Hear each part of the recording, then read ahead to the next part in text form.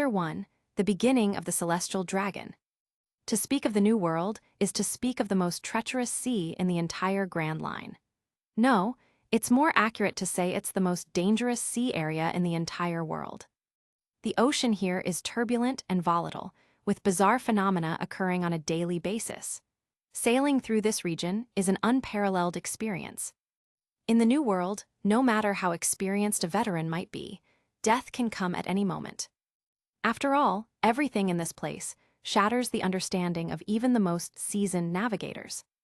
Whether it's an island suspended in the sky, or a sea suddenly splitting open, or a sudden hailstorm larger than ships under a clear blue sky.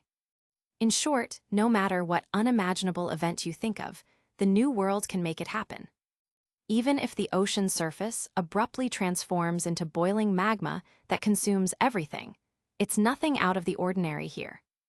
And the sea is fair in its ruthlessness.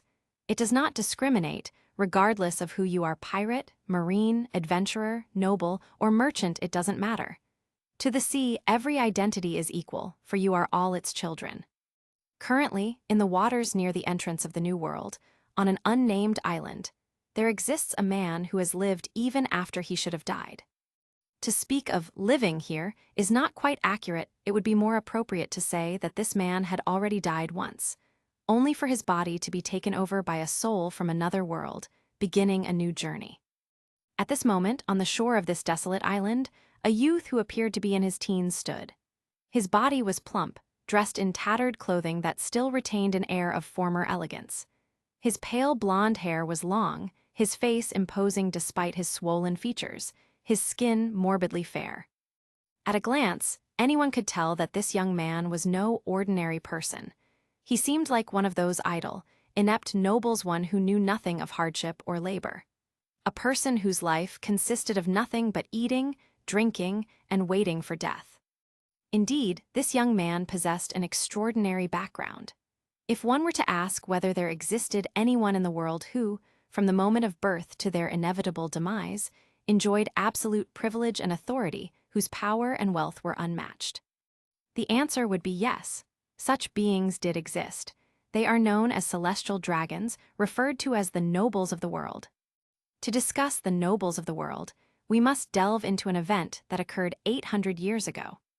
It is said that 800 years ago, the royal families of 20 kingdoms banded together to form a new regime with the goal of establishing a new world order, the world government. Since then, this world government has ruled the entire globe for 800 years. During this period, the descendants of those 20 kings were given illustrious titles like the descendants of the Creator, or the descendants of the gods.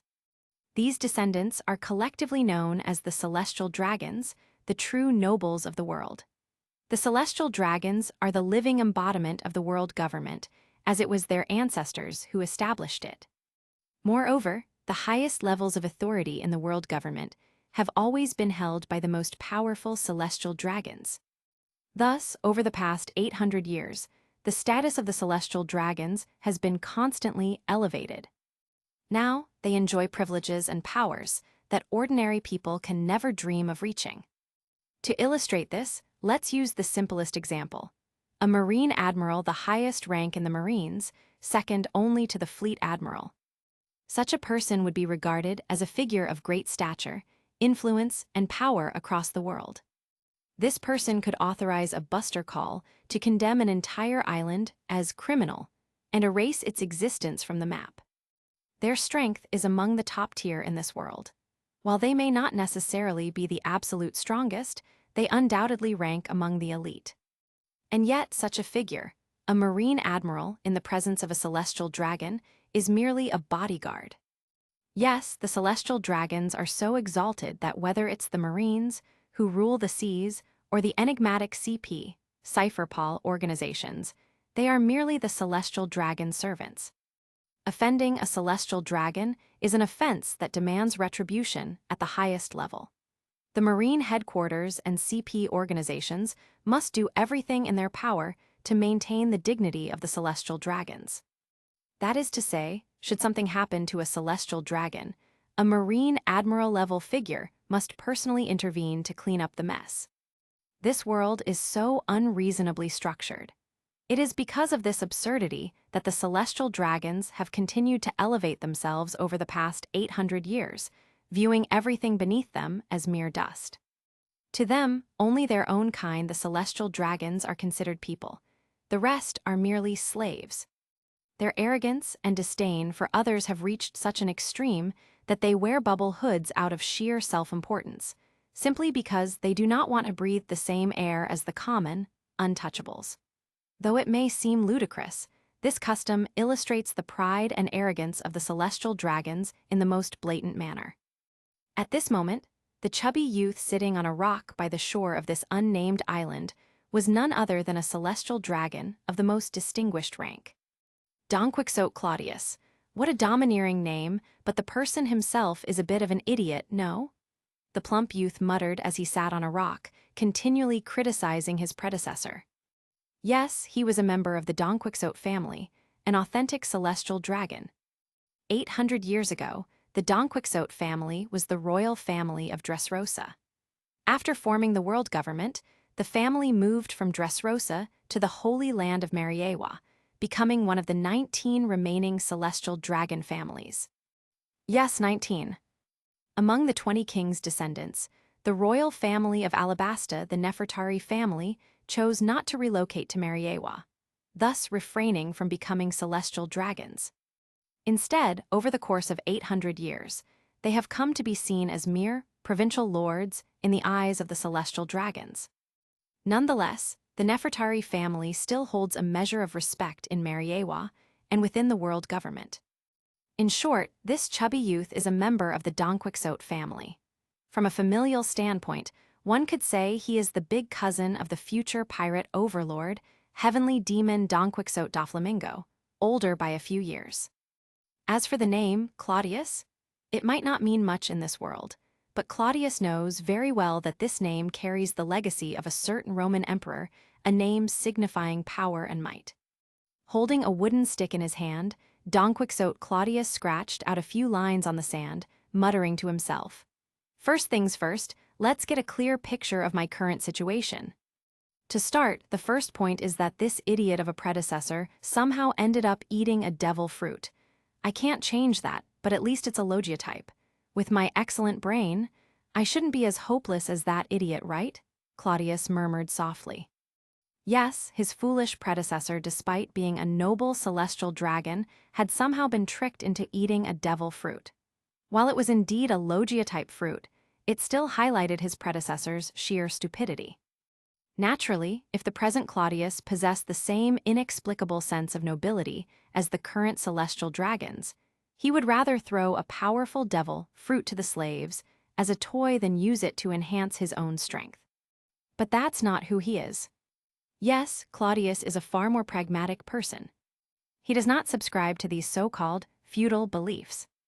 Moreover, having arrived in the world of One Piece, how could he not relish the opportunity to experience the sensation of wielding devil fruit powers and the extraordinary mysteries they entail? Thus, if his predecessor hadn't foolishly consumed a devil fruit, Claudius would still have dreamed of developing something like the thunder fruit to play with.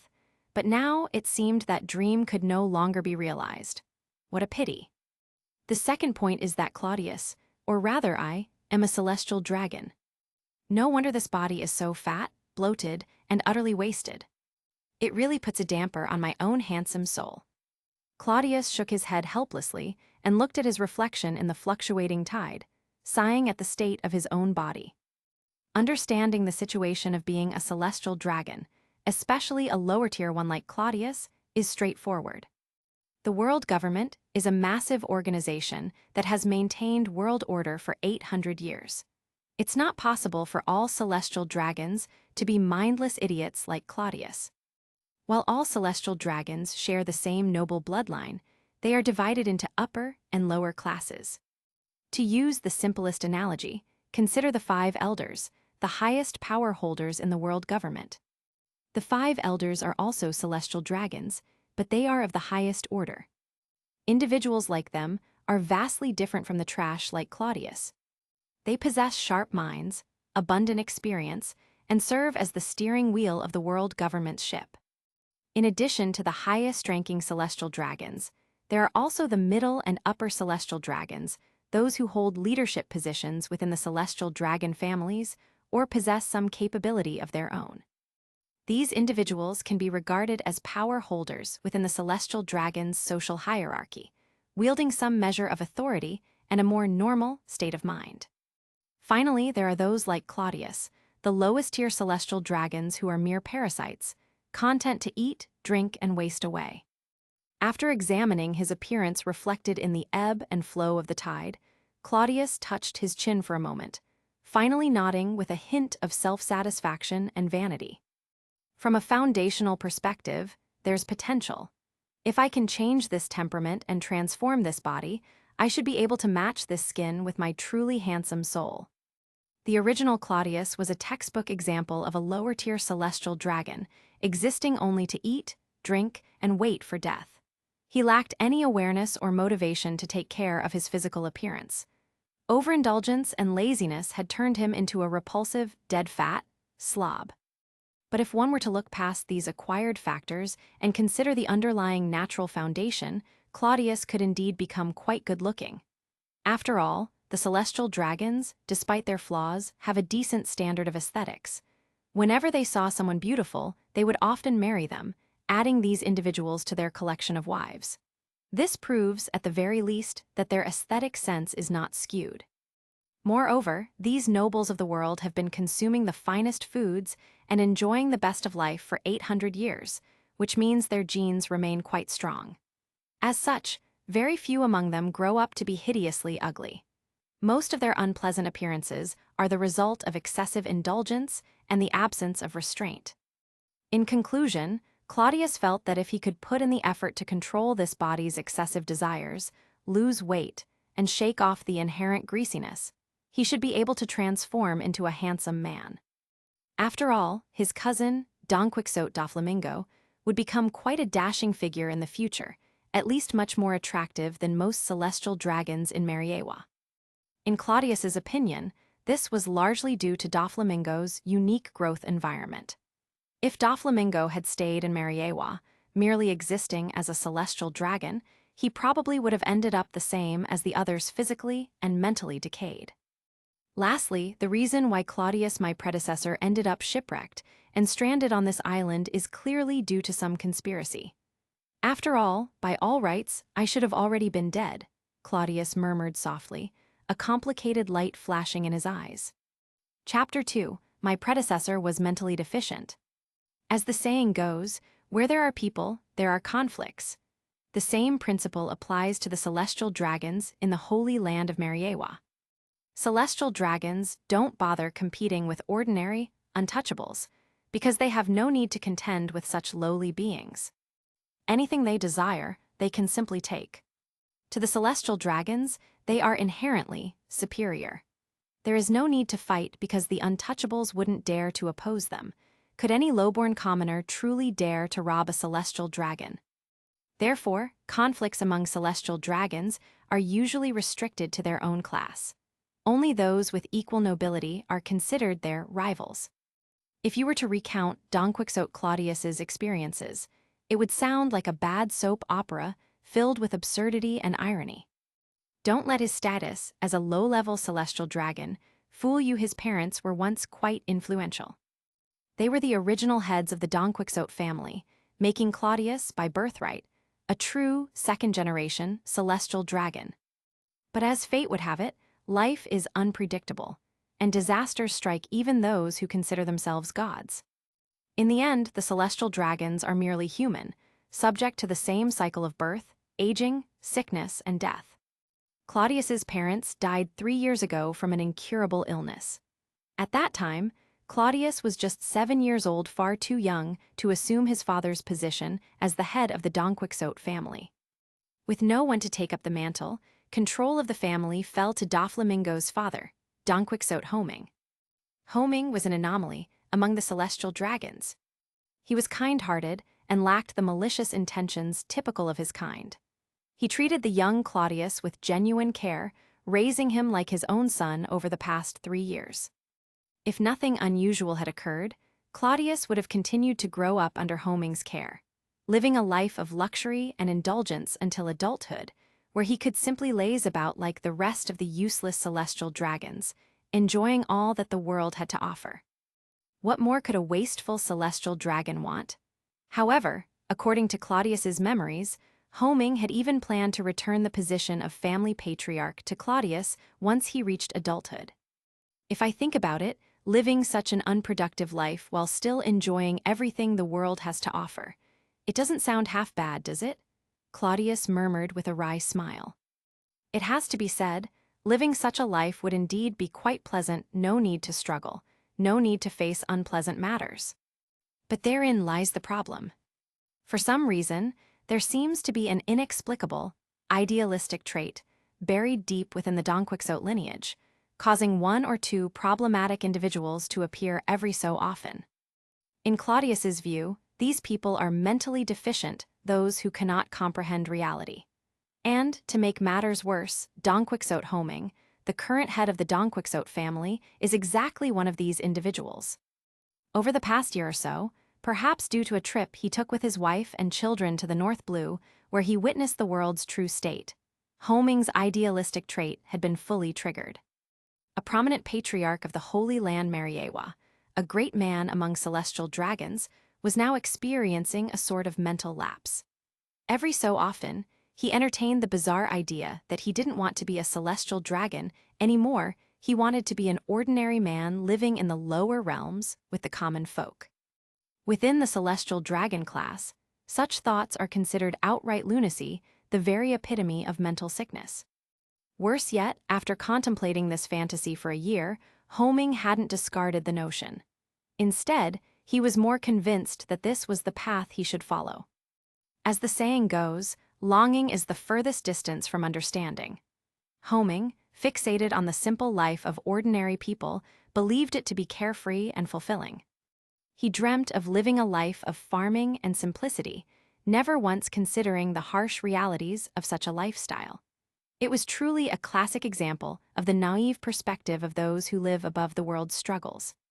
After all, how could a celestial dragon, born at the pinnacle of the world, possibly understand the hardships of the common people? It was the same as if a king told a starving peasant, "Why don't you eat meat instead?" Due to this delusional fantasy, over the past year, Homing had begun making arrangements to create a fallback plan for the Donquixote family. As the current head of the Donquixote family, Homing did have some sense of responsibility. He wasn't planning to simply disappear and leave everything behind. Instead, he began organizing the handover of the family's power and wealth. During this process, the previously inconspicuous Claudius suddenly found himself in a very unfortunate position. Despite his status as a useless waste, Claudius was still the legitimate heir of the Donquixote family, according to both law and bloodline. And among the celestial dragons, lineage is everything. It's the fundamental basis upon which their entire power structure and class system are built. Thus, when Homing prepared to relinquish his position as head of the family, Claudius was naturally pushed into the spotlight. Homing sincerely intended to return the leadership of the Donquixote family to Claudius. Claudius, in his former state of blissful ignorance, had no sense of the danger and eagerly accepted the arrangement, completely oblivious to the storm brewing around him. Thinking back on it now, Claudius felt utterly speechless. His predecessor was truly a knave and incompetent fool. He didn't even stop to consider that, beyond having a more legitimate bloodline, he had absolutely no qualifications to become the head of the Donquixote family. First of all, there was his age. Was everyone else in the Donquixote family dead? Why else would they need a 10-year-old child to become their leader? Secondly, due to his youth and the early death of his parents, Homing, being the kind-hearted simpleton that he was, had not left Claudius with any capable supporters or advisors. Thus, in terms of power and influence, Claudius had absolutely no foundation. He was just a worthless, powerless child. If Claudius had been a genius, someone who showed promise and potential, perhaps the other celestial dragons might have tolerated his leadership, albeit reluctantly, in the hopes that he could elevate the Donquixote family to new heights in the future. But the former Claudius was a true idiot, someone who could accomplish nothing except eat, sleep, and waste away. So, what did the rest of the Donquixote family think? With a mediocre brat like Claudius leading them, it wouldn't be long before the once prestigious Donquixote family fell to the bottom of the 19 celestial dragon families. Thus, for the sake of both the family's honor and their own power, everyone with a shred of intelligence within the Donquixote family secretly opposed the idea of Claudius becoming the family's head. Claudius understood this sentiment perfectly now. If it had been up to him, he wouldn't have chosen such a waste to be the head of the family either. But that idealist homing couldn't see the truth. He believed that returning the family's authority to Claudius was the rightful choice, that it was a moral duty to restore Claudius's position. And so, events unfolded one after another. First, Claudius was tricked into eating a devil fruit prepared as a mere fruit salad, no less becoming the laughingstock of the celestial dragons. This alone should have been enough, but homing's stubbornness remained unmoved, even after Claudius became a joke among his peers. This only made things harder for those rational-minded celestial dragons who didn't want to see Claudius leading the family. Forced into a corner by homing's stubbornness and Claudius's sheer ineptitude, they had no choice but to resort to drastic measures. Thus, the incident leading to Claudius's shipwreck occurred. After being poisoned with a devil fruit, he was cast out to sea. Given the way things played out, Claudius, a useless waste with no special abilities, should have died. In fact, he did die in that shipwreck. The original Claudius's soul perished, making way for the rebirth of a new one. Sitting on the rocky shore of this desolate island, Claudius felt exasperated as he recalled the absurd events that had transpired in his predecessor's life. If that fool had possessed just a bit of self-awareness and didn't arrogantly believe he deserved to be the head of the Donquixote family, he wouldn't have ended up dead at sea. He wouldn't have eaten a devil fruit, let alone become a laughingstock. But what's done is done. There was no turning back now, and Claudius could only focus on the future. Currently, he was stranded on a deserted island. Building a ship by himself was not entirely impossible, but the problem was that he had no experience with sailing, let alone navigating through the dangerous new world. Attempting to go out to sea would only lead to a quicker death. Thus, from the very beginning, Claudius had no intention of building a ship to sail away. He was left with only two choices. The first option was to do nothing, accept this damn fate, and wait here until he really died. The previous owner of this body had already chosen this path, resulting in the current situation of having a new soul occupy his lifeless shell. The second option was to find a way to survive on this island and wait for rescue. Yes, even if this was a conspiracy, Claudius was still a celestial dragon. Even if it was for appearance's sake, the Donquixote family would definitely send people to search for and rescue him. It's just that the process might be delayed. They would likely wait until everyone was certain Claudius was dead and lost forever before making a move. But that was enough for Claudius. He believed he could survive long enough for the rescue team to arrive and bring him back to Mariawa. Damn it, when I get back to Mariawa, the first thing I'm going to do is announce that I'm quitting this nonsense of being the Donquixote family's patriarch. Whoever wants the position can take it, Claudius cursed angrily. With his current abilities, even if he now had a different soul, it was impossible for him to immediately gain support and become the head of the Donquixote family. Rather than struggle for a position he wasn't suited for, it was better to just give it up, change his mindset, and alter his approach. As for whether he harbored any resentment towards those who orchestrated the downfall of his predecessor, well, not really. After all, he couldn't stand his predecessor's incompetence either. Claudius was a practical person. He wouldn't take on the burdens of his predecessor's debts just because he now inhabited his body. Swearing to avenge the former owner? That's simply not going to happen. Of course, if someone tried to kill him again in the future, well, Claudius wouldn't mind dealing with those who thought they could take him lightly. Well, it's useless to think about it too much now. Let's focus on how to survive until rescue comes. Damn it, a celestial dragon stranded on a deserted island? This is just ridiculous. Claudius laughed at himself bitterly. Chapter 3, King Engine. The deserted island Claudius found himself on was, in a way, rather pleasant. Despite being located in the dangerous waters of the New World, this particular island was a spring island. The climate was mild and temperate all year round, without the extreme shifts between hot and cold. Because of this, Claudius had an easier time surviving on the island compared to what he might have faced elsewhere in the New World. At this very moment, a massive wild boar was desperately fleeing through the dense forest. Its eyes, which held little intelligence, were now brimming with raw terror. Don't let the label of pig fool you. In reality, wild boars are formidable creatures of the wilderness. With their massive tusks, thick fur, powerful muscles, and enormous size, they often stand at the upper echelon of the food chain. Especially the wild boar currently fleeing in fear, it was no ordinary beast. This massive creature was comparable to an elephant from Claudius's previous life. Clearly, this was another mutated creature unique to the pirate world. This world was bizarre, filled with exaggerated and upgraded forms of both flora and fauna. Some animals remained similar to their counterparts from Claudius's past life, while others had evolved into something far more monstrous. For example, sea kings in Zanesha were so enormous that they defied common sense. Even humans here had their own distinct changes. Many of them were extraordinarily tall. Take Claudius's cousin, Donquixote Doflamingo, as an example. If Doflamingo reached his full potential, he would be standing at a height of over 3 meters, a height suitable for a proper admiral, imposing and powerful. And Doflamingo's height was not even considered abnormal in this world. Many others were even taller than him.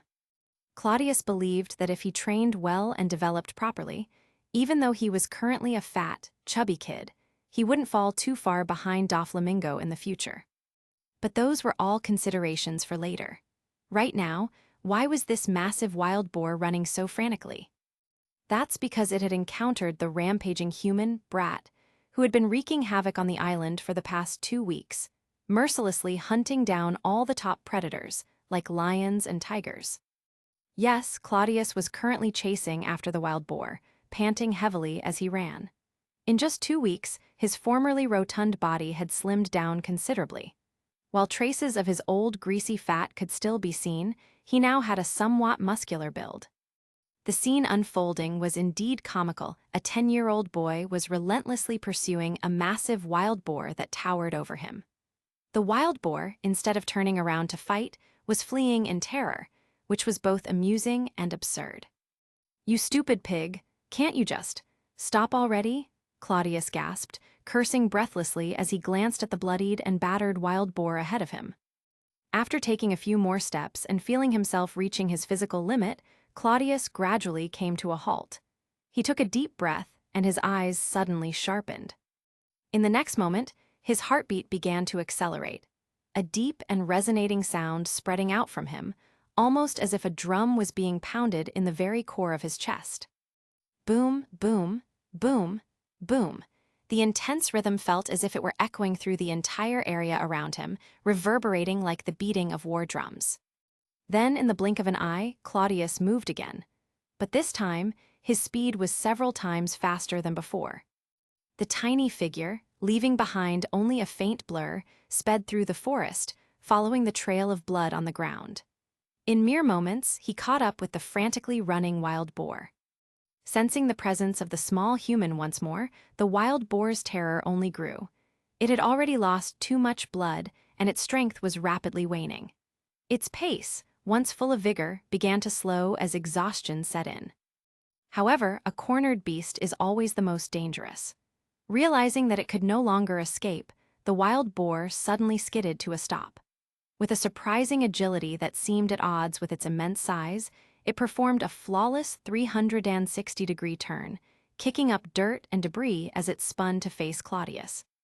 What the hell, since when did wild boars learn how to drift? Claudius thought, surprised by the sight. The wild boar, now using all the strength left in its body, charged at Claudius with deadly intent. Its 4 hooves thundered against the ground as it lowered its enormous, lethal tusks, aiming to skewer Claudius. "A final struggle before death, huh? But it's useless," Claudius murmured, a faint smile appearing on his lips. Just as the wild boar came crashing toward him, Claudius moved again. His feet pushed off the ground as he leaped directly toward the wild boar's head.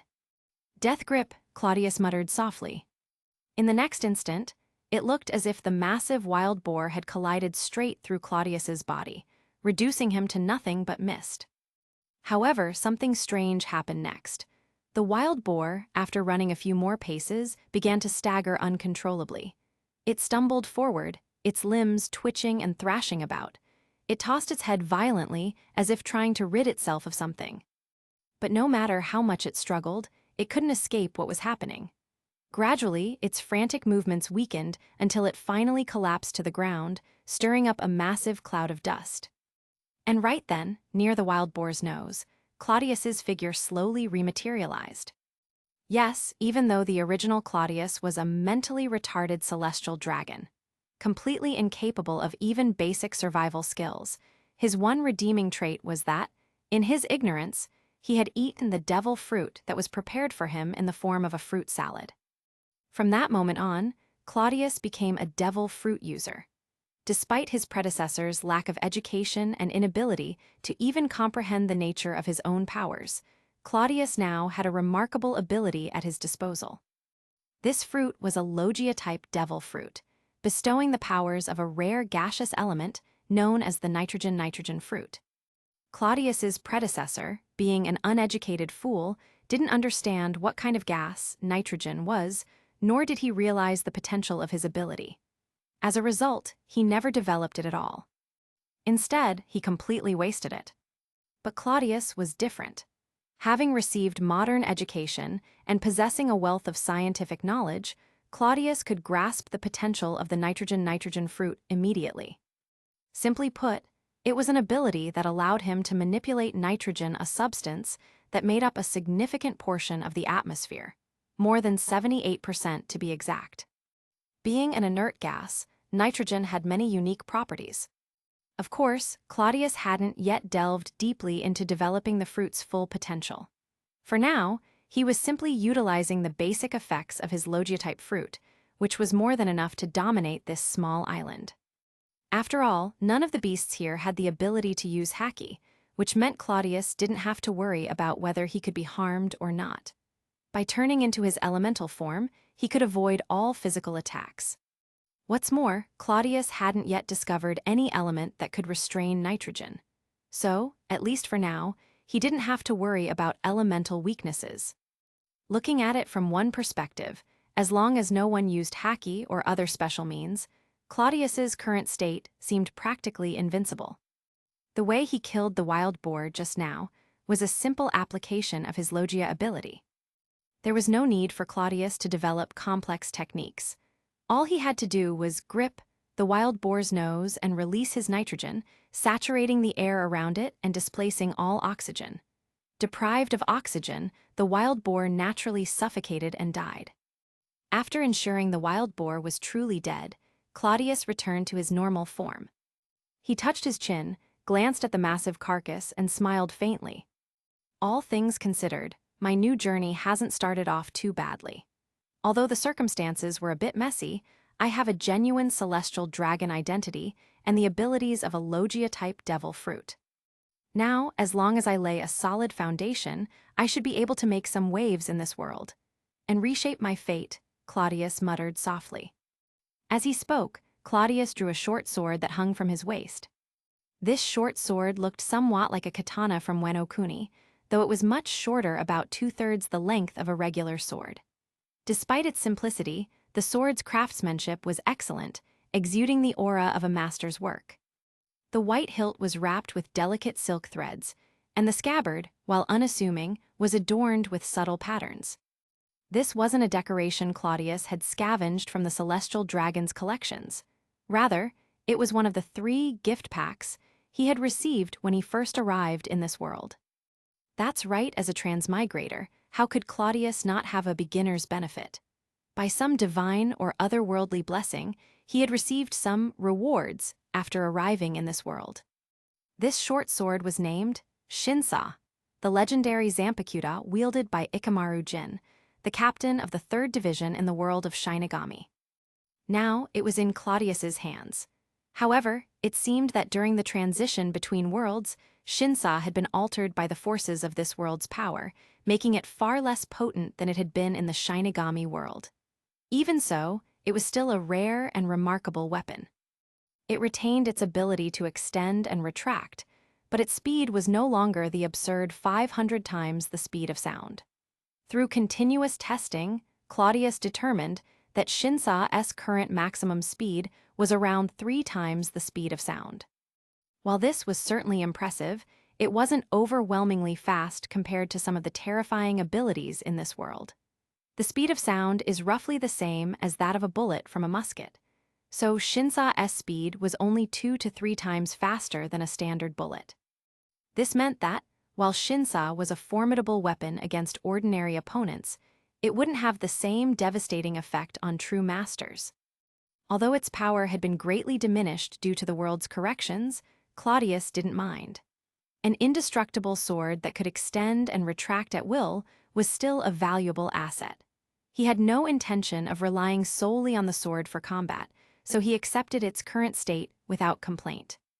After drawing Shinsa from its scabbard, Claudius made a few clean, precise cuts across the enormous wild boar's hide, creating deep incisions that allowed blood to flow freely from the carcass. Bleeding the meat was essential.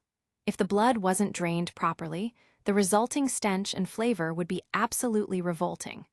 Claudius had learned this lesson the hard way during his early days on the island, so now he took care to bleed the meat thoroughly, even if it meant a bit of extra effort.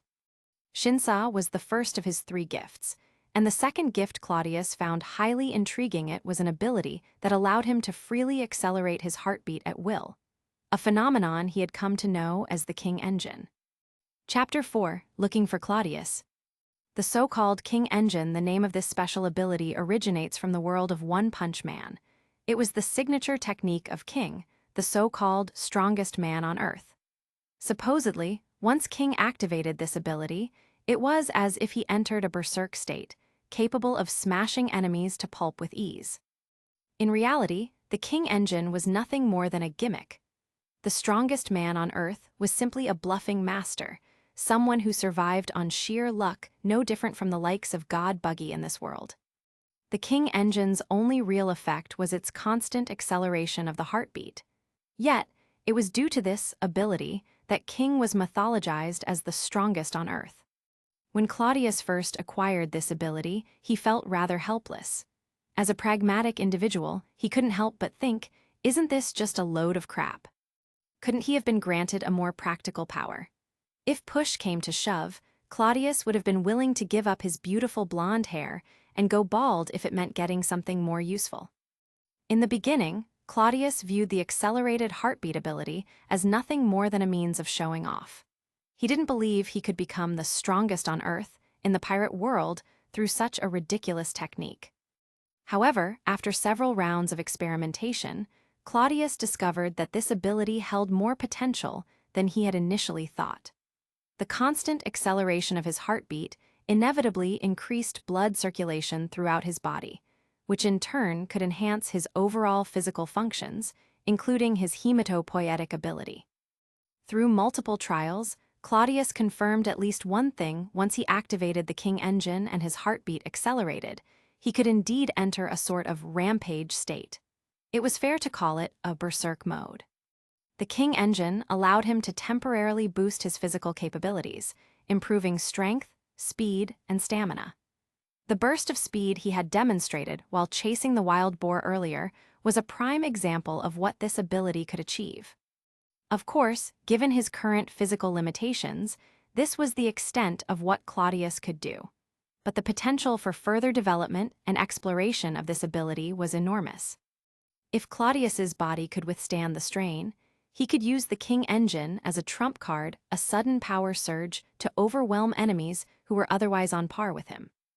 And if he were to add a few flashy catchphrases, like, "I'm getting serious now," or "I didn't think you'd push me this far," the whole dramatic effect would be taken to another level, wouldn't it?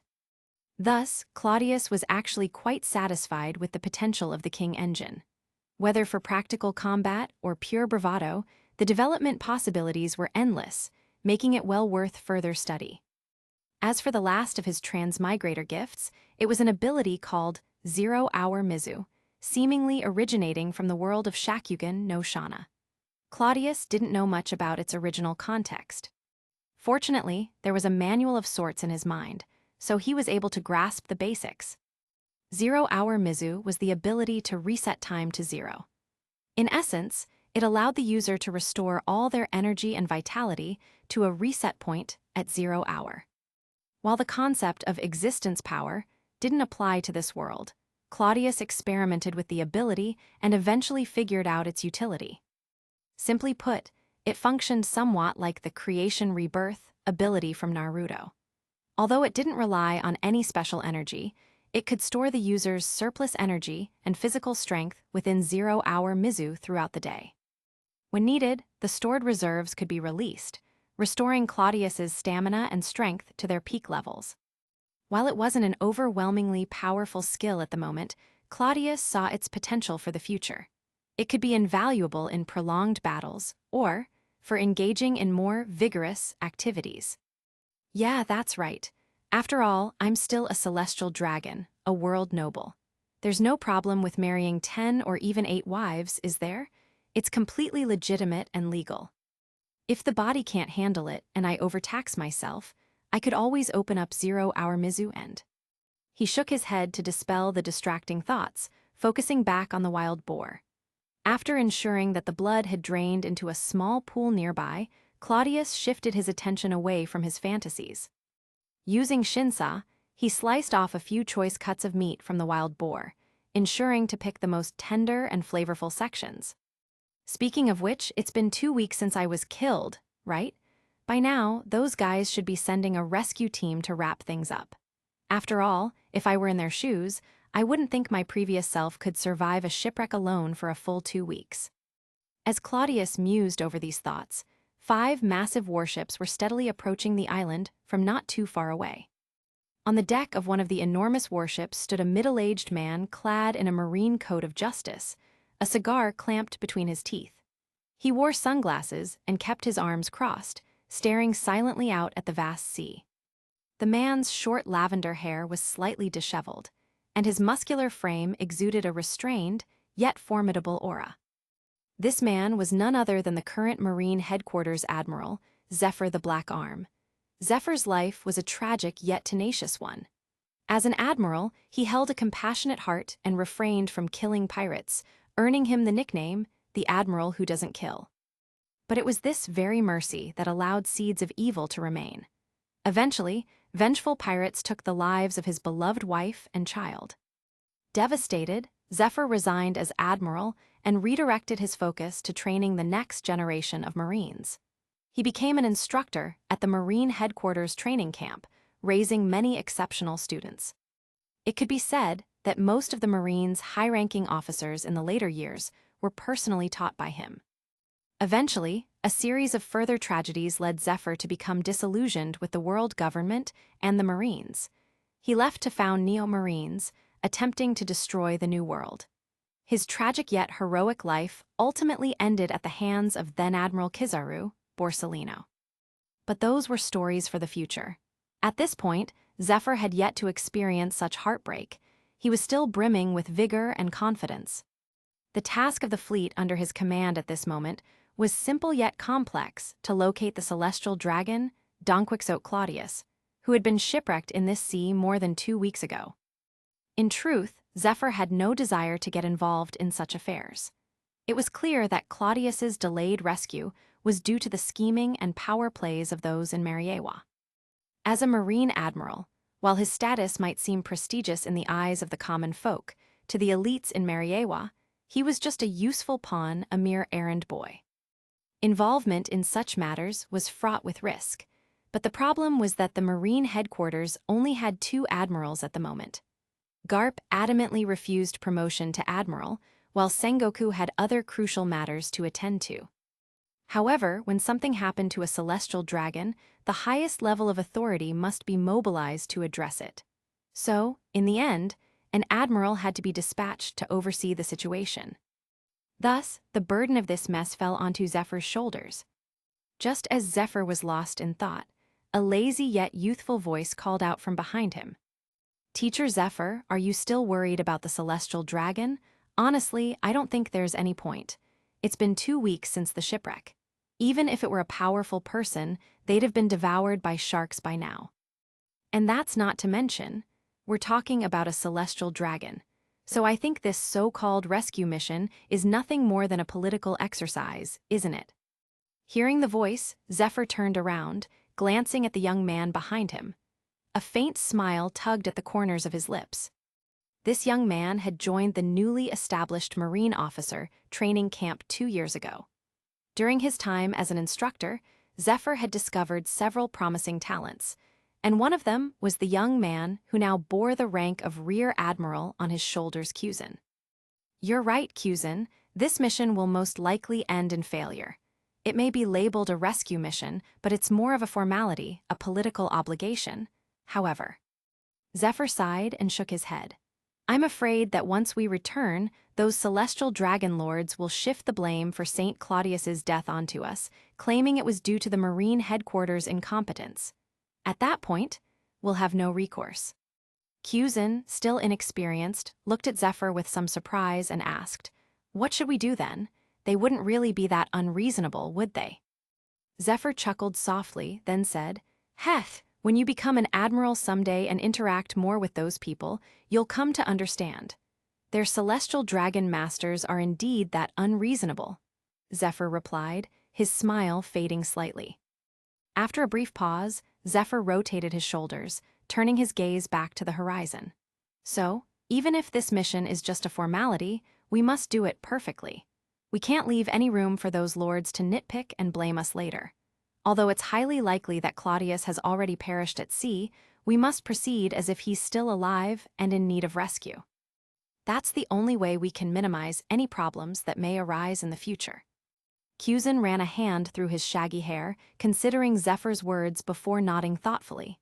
"You're right, teacher. I'm still too young to see the bigger picture. So, what's our next course of action?" Zephyr's eyes narrowed as he glanced at the vast expanse of ocean surrounding them. There's only one deserted island in this sea area. If, and I mean if, by some miraculous 1 in 10,000 chance, Claudius is still alive, he can only be on that island. So, our priority now is to search the surface waters while heading straight to that island. Once there, we'll search thoroughly for any sign of Claudius. Kuzin nodded, understanding the plan. After a moment of contemplation, he looked up at Zephyr and softly asked, "But teacher, what if that 1 in 10,000 chance actually happens? I mean, it seems like some people higher up might not want St. Claudius to return alive." "Stop right there, Kuzin," Zephyr interrupted sternly, his expression turning serious as he fixed his gaze on his disciple. After a tense pause, Zephyr's expression softened slightly. He placed a firm hand on Kuzin's shoulder and spoke in a low but earnest tone. "Kuzin, you're still young, and there's much you don't yet understand. But there's one thing I want you to remember. Never get too involved with those celestial dragons. Maybe some people above us don't want Claudius to survive, but we only need to do our duty." He looked deeply into Kuzin's eyes, as if trying to imprint the gravity of his words into his disciple's mind. "All we need to do is what's expected of us. Even if the chances are slim, if Claudius is still alive, then we must bring him back to Mariawa safely. Understand?" Kuzin had immense respect for his teacher, and after hearing Zephyr's heartfelt admonishment, he nodded earnestly. "I understand, teacher. I'll remember your words." "Good," Zephyr said, giving Kuzin a reassuring pat on the shoulder. The veteran admiral turned back to face the sea, his gaze distant and contemplative as the fleet continued its steady approach toward the lone island. Chapter 5, The End of the Sea Circle Calendar 1490. When the silhouette of the desert island appeared on the horizon, Zephyr and Kuzin's expressions both froze. They spotted black smoke rising from the island, a telltale sign that someone was lighting a fire. "No way, did we just stumble upon that 1 in 10,000 chance?" Kuzin muttered incredulously. Zephyr's eyes narrowed thoughtfully before he gave a decisive order. "It might just be what we're thinking. Quickly, tell the warship to increase speed." "Couldn't it just be a lightning strike or something? I mean, the chances of lightning starting a fire are probably higher than St. Claudius being alive." Cusin said, smacking his lips in disbelief. Whatever it is, we need to check it out, Zephyr responded, quickening his pace as he prepared to land. The warship surged ahead, closing the distance to the desert island. Meanwhile, atop the mountain on the island, Claudius sat, grilling the wild boar he had hunted. He gazed out at the ocean, scanning the horizon from his high vantage point.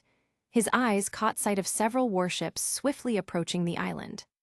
Taking a bite of the poorly cooked boar meat, Claudius let out a deep sigh and muttered to himself, "Finally! After all this waiting, they're coming. Have they sent someone to rescue me, or is this just to confirm my death?" But Claudius made no move to meet the ships. After all, he was a celestial dragon.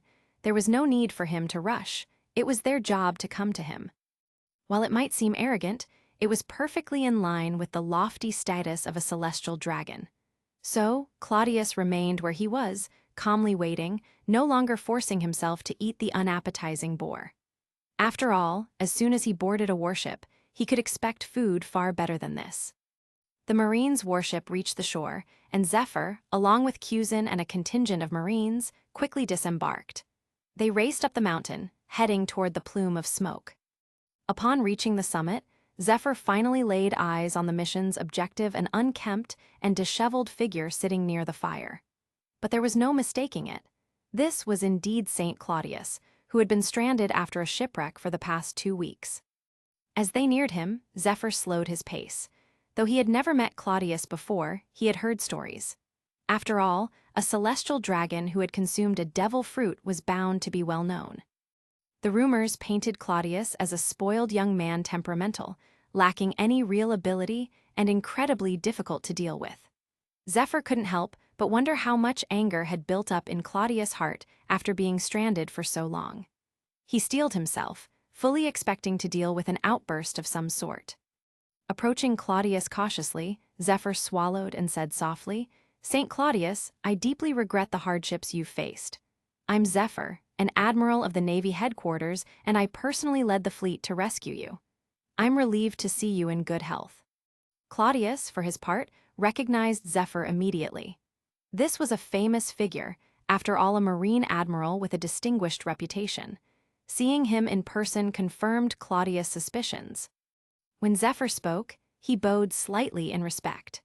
Though Marine admirals generally received some level of respect from the world government, they still couldn't avoid showing deference to the celestial dragons. However, Zephyr was not required to kneel. Rear Admiral Cusin and the other Marines accompanying Zephyr, on the other hand, did not enjoy such privileges. Despite feeling somewhat disgruntled, Cusin lowered his head, preparing to give a formal bow. But before they could complete the motion, Claudius spoke up. "It's fine, there's no need for such formality." Zephyr and Cusin blinked in surprise, momentarily taken aback. The Marine officers froze as well. However, the soldiers had already fallen to their knees, bowing in submission before the celestial dragon. Watching this scene, Claudius couldn't help but feel conflicted. While his memories told him that people often bowed and scraped before him, seeing it in reality for the first time left a different impression. These Marines, symbols of justice and strength at sea, were now groveling in front of him. It was a stark reminder of how much power the celestial dragons wielded. Claudius had no desire to indulge in such theatrics. Forcing these men, especially potential rising stars like Cusin, to debase themselves would bring him no real benefit. He might derive some fleeting satisfaction, but it would come at the cost of resentment. A man like Cusin was destined for greatness, likely to become a Marine admiral in the future. It was far better to show a little leniency and avoid fostering bad blood between them. Seeing the stunned expressions on Zephyr and Cusin's faces, Claudius waved his hand dismissively. "Let's not waste time. I appreciate you finding this island and rescuing me, but I've had enough of this place. I want to return to Mariawa immediately." Claudius' unexpected display of good temper threw Zephyr for a loop. He had braced himself for insults or worse, but was met with unexpected civility instead. Still, Zephyr didn't dare question it. Nodding quickly, he replied, "Of course, St. Claudius. We'll see to it that you're safely escorted back to Mariawa without delay." As Zephyr gave the command, the Marines swiftly prepared to set sail. Glancing around the island, Zephyr noticed the remnants of a fire, some half-cooked wild boar, and bones scattered about. It seemed the celestial dragon had truly been surviving on his own these past weeks. I get the feeling Claudius isn't like the other celestial dragons, Cusin mused quietly. Zephyr nodded in agreement. Indeed, he's not quite what I expected, but maybe this experience humbled him, who knows. They both shared a chuckle, Cusin adding, yeah, maybe. Still, it's rare to meet a celestial dragon like him. I guess I was just curious. Well, enjoy it while it lasts. You'll probably never want to see a celestial dragon again after this, Zephyr said with a smile. Meanwhile, aboard the warship, Claudius was soaking in a bath, finally able to relax after weeks of hardship. While he had been able to find water on the island, proper toiletries had been out of the question. Now, he was relishing the chance to finally rid himself of the grime and exhaustion. Zephyr and Cusin, with the two of them here, I can rest easy. They'll get me back to Mariawa without any issues, Claudius murmured, sinking deeper into the warm water. After a long, satisfying soak, Claudius stood up and examined himself in the mirror. I've changed a bit these past 2 weeks, he noted, poking at the fat around his stomach. Though he still carried a bit of extra weight, the time spent roughing it on the island had clearly toughened him up. He'd shed some fat, and his arms and legs now had a bit of muscle tone. Maybe with some proper training, I can finally shake off the greasy label, Claudius said to himself with a small grin. He dressed in the luxurious clothes the Marines had provided, finding them a bit loose after his weight loss. Nevertheless, they were still far more comfortable than anything he had worn on the island. Stepping out of the bathroom, Claudius noticed that every Marine he passed immediately bowed their heads in respect. He acknowledged them casually, more to prevent them from dropping to their knees than out of any real courtesy. Eventually, he arrived at his room on the ship. Despite being aboard a warship, the accommodations were surprisingly spacious and comfortable. This room's probably the result of the 2 weeks they spent preparing to rescue me, Claudius thought with a smirk. Without looking back, he called out to the Marines standing outside his door, "Go prepare a proper lunch for me, and invite Admiral Zephyr to join me for the meal." The Marine saluted and quickly replied, "Yes, St. Claudius, I'll convey your orders immediately." Once alone, Claudius sat down and took a sip of the tea that had been prepared for him. He murmured to himself, "See Circle Calendar 1490. I know a few things about what's to come, but it's best to confirm them with Zephyr." Chapter 6, Lunch with Zephyr. At the end of 1490, in the Sea Circle Calendar, it was truly an interesting time. Claudius knew well that the Rocks Pirates, once the strongest pirate group ruling the seas, had fallen after the infamous God Valley incident a few years back. After Roger and Garp teamed up to take them down, Rocks, their captain, had met his end. Since then, all the big names from the Rocks Pirates had gone solo. If Claudius remembered correctly, the Big Mom Pirates had already been established. Kaido had also formed the Beasts Pirates, and Whitebeard, now in his prime, had started taking in sons. Apart from them, Golden Lion Shiki had risen to prominence.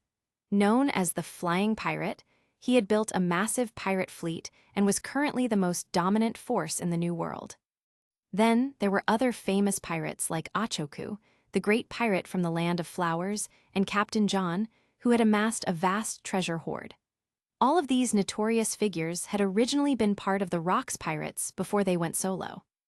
And of course, there was the Roger Pirates, an odd bunch in comparison. While most of these large pirate crews were vying for control of the New World, the Roger Pirates were wandering the world, seemingly at random. Sometimes they appeared in the New World, and at other times, they would pop up elsewhere, leaving everyone wondering what they were really up to.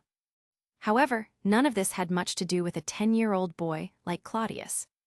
Now dressed in his celestial dragon tiger skin coat, Claudius was powerless to influence such major events. The storms of the outside world were too far away for him to care. What he needed to focus on was securing his footing when he returned to Mariawa. Based on Claudius's calculations, in less than half a year, his family led by Patriarch Donquixote Homing would likely leave for North Blue with his cousins, Doflamingo and Rocinante, in search of their so-called heaven on earth. Compared to the chaotic struggles in the seas, this event was much more pressing for Claudius. It concerned his own future. Before homing left, Claudius needed to settle his matters with the Donquixote family once and for all. There were two possible approaches to this. The first was to convince homing to abandon his ridiculous dreams. Even if one were a celestial dragon, they should keep their feet on the ground. Pursuing an idealistic, new world with no practical plan was bound to end in disaster. Homing would likely return crying in a year, having been rejected by the world. In the end, his wife would die of illness, his son would take his own life, and the Donquixote family would be brought to ruin.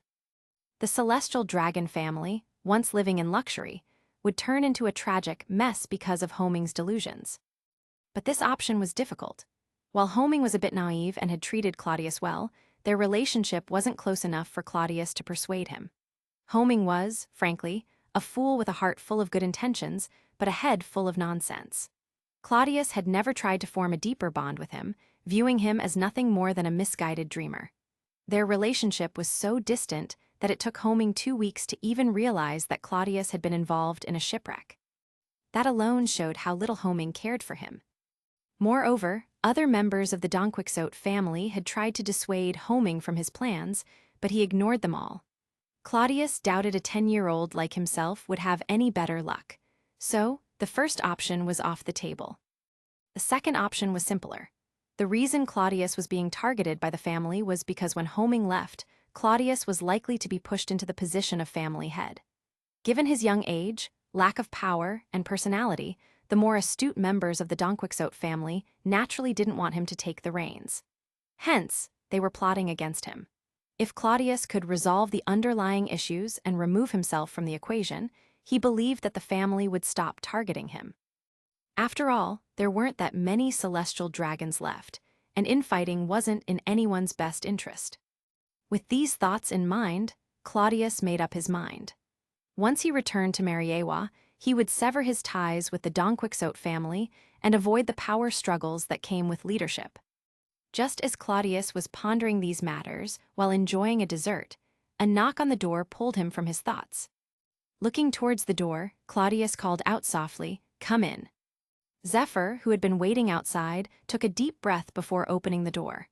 As he entered, he saw Claudius, already seated at a luxurious dining table, enjoying his snacks. Zephyr hadn't expected this celestial dragon to already be indulging in dessert before their meal. But considering it from the perspective of a celestial dragon, perhaps it was their way of showing hospitality. Still, Zephyr wasn't here to curry favor. He wasn't that kind of person. He also knew that Claudius's situation wasn't great. "St. Claudius, thank you for your invitation," Zephyr said, bowing slightly. Claudius smiled and waved his hand. "Zephyr, you are my savior. I've already told you, you don't need to salute me." Zephyr was surprised for a moment but gladly accepted. Constantly bowing was tiresome after all, so he smiled and replied, "Thank you, St. Claudius." "Please sit," Claudius gestured with a wave. Zephyr nodded, and without too much formality, sat across from Claudius. The two chatted casually for a while, and the atmosphere became more relaxed. Through this small talk, Zephyr found himself surprised. This celestial dragon, though only 10 years old, spoke with a maturity beyond his years.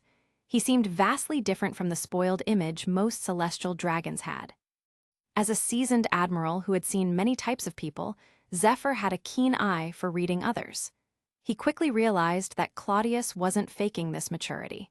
He wasn't pretending to be kind or reasonable. It seemed to genuinely be his character.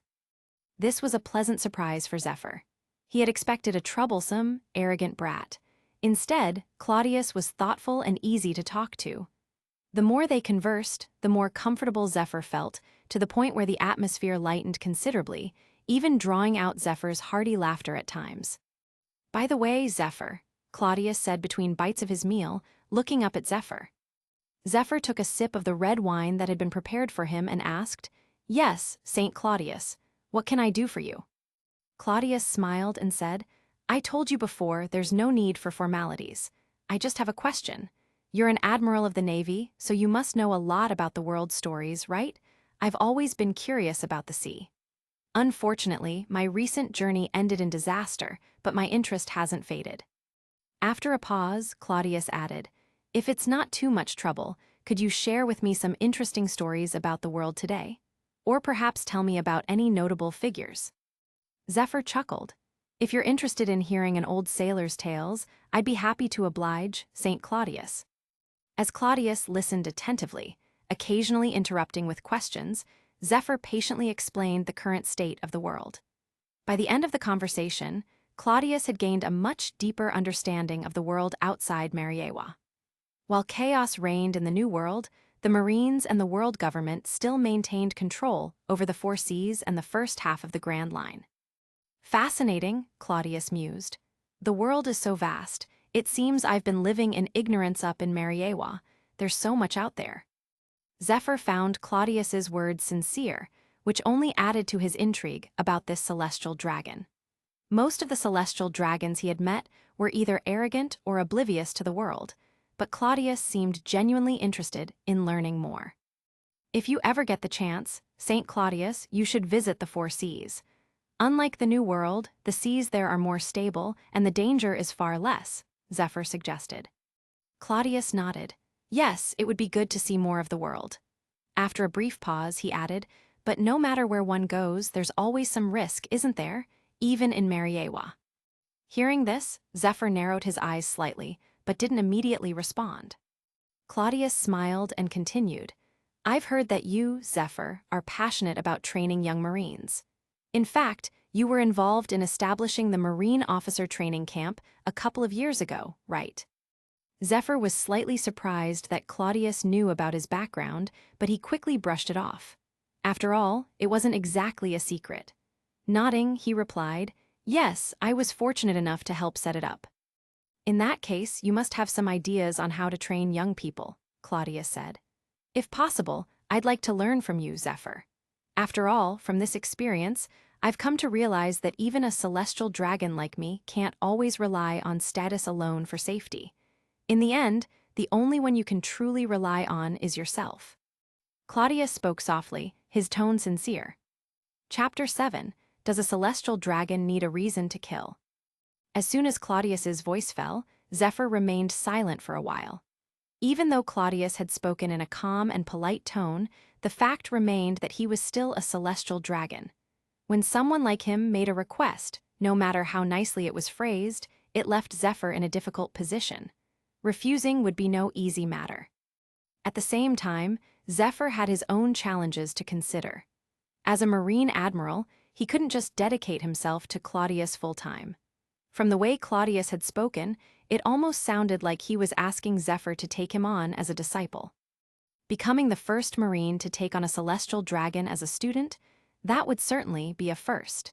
Zephyr had never heard of such a thing happening before. Plus, he wasn't eager to get involved in the complexities of Mariawa, which made the situation rather awkward. If Claudius knew what was going through Zephyr's mind, he might have laughed. Not only was Claudius not asking to formally become Zephyr's disciple, but even if he had been, it wouldn't have been all that outrageous. If anything, Zephyr should learn from his colleague, Sengoku. In a few years, Sengoku wouldn't just accept a celestial dragon into his ranks, he'd go as far as adopting his little cousin, Rocinante, as his own son. Now that's what you call open-minded. But noticing the uncomfortable look on Zephyr's face, Claudius realized that the admiral was overthinking things, probably assuming that Claudius wanted to recruit him as some kind of personal backer or bodyguard. So Claudius smiled and clarified, "Zephyr Admiral, I believe there's been some misunderstanding. I don't expect you to stay in Mariawa and personally guide me step by step. What I'm asking for is far simpler. I just need learning materials and the benefit of your experience." He paused before adding, "I know that as an admiral, you're busy with your duties, and I wouldn't want to impose on you too much. But I'll have a lot of time once I return to Mariawa, and I don't want to waste it. That's why I hope you can share your knowledge with me before then." Hearing this, Zephyr visibly relaxed. With a lighter tone, he responded quickly, "Thank you for being so understanding, St. Claudius. As you said, I cannot stay by your side all the time, but if it's just providing information and sharing my experiences, I'd be more than happy to help. Once we arrive in Mariawa, I'll make sure to prepare everything for you." Claudius smiled, satisfied with the answer. That was all he needed. Mariawa was full of skilled individuals, even among the slaves, and the hidden masters in the CP organizations were formidable as well. If Claudius wanted to learn and grow stronger, finding teachers wouldn't be difficult. However, he understood that building a solid foundation was key. No matter how skilled someone was, without a proper base, it would be impossible to make progress. Without laying the groundwork, how could he expect to grow stronger? Across the world of pirates, Zephyr might not be the strongest in terms of sheer combat prowess. However, when it came to training future talents and laying solid foundations, few could rival him. As a celestial dragon who wasn't willing to waste his resources, Claudius had made a smart decision in seeking Zephyr's expertise. Many people would love the opportunity to learn from Zephyr, but such a privilege was rare and hard to come by. Being a marine admiral, Zephyr's time and attention weren't something just anyone could demand. But Claudius, as a celestial dragon, stood at the very top of the world's hierarchy. Even so, he was careful not to take such a valuable resource for granted. After all, if he was going to lay a foundation, it needed to be the best. Zephyr, for his part, seemed relieved to avoid getting tangled up too deeply with Mariawa politics. He could see that Claudius was straightforward and not the type to drag others into unnecessary trouble. Feeling a little guilty for his earlier hesitation, Zephyr added, "Though I'm quite busy, if there's ever something you don't understand, I'd be more than happy to come and teach you personally." His offer was clear. While Zephyr couldn't stay by Claudius's side all the time, he was willing to make occasional trips to Mariawa to offer guidance if needed. This was a gesture of goodwill, a way to show that he valued Claudius's potential. From what Zephyr had seen, Claudius wasn't like the typical celestial dragons he had encountered. Perhaps this young man had the potential to accomplish something significant in the future. Claudius smiled warmly. "That's excellent news. I'll be sure to rely on your help then, Zephyr." With that settled, their conversation shifted to the basics of training. Zephyr explained the principles behind strength training, and Claudius eagerly soaked up the knowledge. Although the exercises Zephyr described push-ups, running, and weight training sounded simple, there were countless techniques to optimize them. Zephyr was pleased to see that Claudius was so receptive to learning. His natural inclination as a teacher took over, and he gradually became more enthusiastic about sharing his knowledge. Over the next few days, Claudius didn't even need to summon Zephyr. With little to occupy his time on the sea, Zephyr voluntarily sought Claudius out every morning. He would wake Claudius early and take him to the deck for training, giving him hands-on guidance. As Claudius trained, Zephyr would sit nearby, compiling all the training materials Claudius would need once he returned to Mariawa. That way, Claudius could continue his training independently. Once Claudius had laid a solid foundation, Zephyr planned to summarize more advanced techniques for him. Before long, the warship was approaching the red line. From the deck, one could already see the endless crimson cliffs rising from the horizon. Claudius, with a towel around his neck, stood shirtless on the deck. Under Zephyr's guidance, a few days of regular exercise had started to show results. His body had lost most of its excess fat, and though he wasn't muscular yet, the lazy, weak aura he once had was gone. Now, at least, he looked like a young man with energy and drive. "We'll reach Mariawa soon, right?" Claudius asked quietly, his gaze fixed on the towering cliffs of the red line in the distance. It wasn't Zephyr who answered, but Cusin, who had taken an interest in Claudius. "Yes, St. Claudius. At this speed, we should reach Mariawa in no time," Cusin said with a grin, standing not far behind him. "Good," Claudius replied with a smile. "As much as I've enjoyed these past few days, there are things I need to take care of in Mariawa. Only after that will I be able to rest easy." As the warship slowly pulled into port, a large contingent of Mariawa servants had already gathered to welcome Claudius. The moment the ship docked, a sharp-faced man who looked like a butler hurriedly led a group of servants. They rolled out a fresh, bright red carpet from the dock all the way to the bubble elevator. Armored guards lined up on both sides of the carpet, seemingly acting as an honor guard. Claudius stood on the deck, watching the scene below with a flash of disdain in his eyes. HMPH, quite the display. Where was all this effort before? He muttered under his breath. Kyuzin, seeing the extravagant display for the first time, couldn't help but be surprised. Though he was aware of the status and privilege of the celestial dragons, seeing it in person where even something as simple as disembarking from a ship required this much fanfare was something else. Zephyr, who had interacted with the celestial dragons several times before, was unfazed. Once the gangway was in place, Claudius reached out and grabbed a short gun handed to him by a marine. Then, without hesitation, he led the way off the ship. The sharp-faced butler rushed forward to greet him the moment he saw Claudius.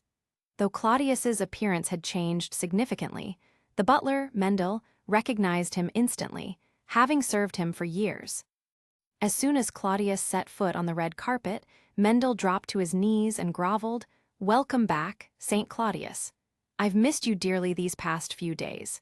It's been agony not being able to serve you." Claudius glanced down at the butler with a look of disgust, speaking softly. "Really?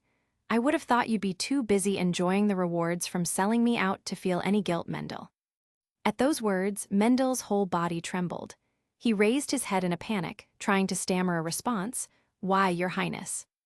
"Shut up, I don't want to hear a single word from your filthy mouth." Claudius's voice was filled with cold disdain. Without a moment's hesitation, Claudius raised the short gun in his hand and aimed it at Mendel's head. He didn't need evidence to confirm that Mendel had been complicit in betraying him and sending him off on that ill-fated voyage to the New World. The conclusion was obvious from his memories. This butler had seen him as nothing more than a fool, an easy target to manipulate. And since Claudius didn't need evidence, he saw no reason to let the man live. Without waiting another second, he pulled the trigger. Boom! The sound of the gunshot echoed through the port. Blood sprayed into the air as Mendel's head exploded, and his lifeless body collapsed onto the bright red carpet. Claudius tossed the still-smoking short gun onto the carpet without so much as a glance at the butler's corpse, and calmly walked forward as if nothing had happened. After all, for a celestial dragon, killing someone like that wasn't out of the ordinary. He didn't need a reason. This was the privilege of being a celestial dragon, absolute power over life and death. Watching Claudius's back as he walked away, Kyuzin couldn't help but murmur, "Now I've finally seen the true nature of a celestial dragon." Zephyr, standing next to him, glanced at the body on the ground before shaking his head. No matter how approachable he may seem, in the end, if something displeases him, a life can be taken just like that. You're right, this is more like the celestial dragons I remember. Chapter 8, Mariawa. Mariawa is vast. At this moment, Claudius was strolling through the social square of Pangaea Castle. This square was primarily used for hosting emissaries from various nations and served as a place of interaction during the World Summit, held every 4 years. It was where the royal families from across the globe gathered to communicate with one another. After passing through Pangaea Castle, one would see an imposing high wall. This high wall faced the main entrance of the castle and was guarded by heavily armed soldiers. The gate in this wall was called the Gate of the Celestial Dragons. Once you pass through the gate, you've entered the sacred residence of the celestial dragons in Mariawa, also referred to as the Land of the Gods. This area was strictly off-limits to anyone except celestial dragons, their slaves, and their immediate families. It was often regarded as the heart of Mariawa and was sometimes called the House of God. Within this divine abode, all kinds of facilities were available: top-tier hospitals, world-class opera houses, and even a coliseum where slaves fought for the amusement of the nobles. Essentially, one could live here for an entire year without ever feeling the need to leave.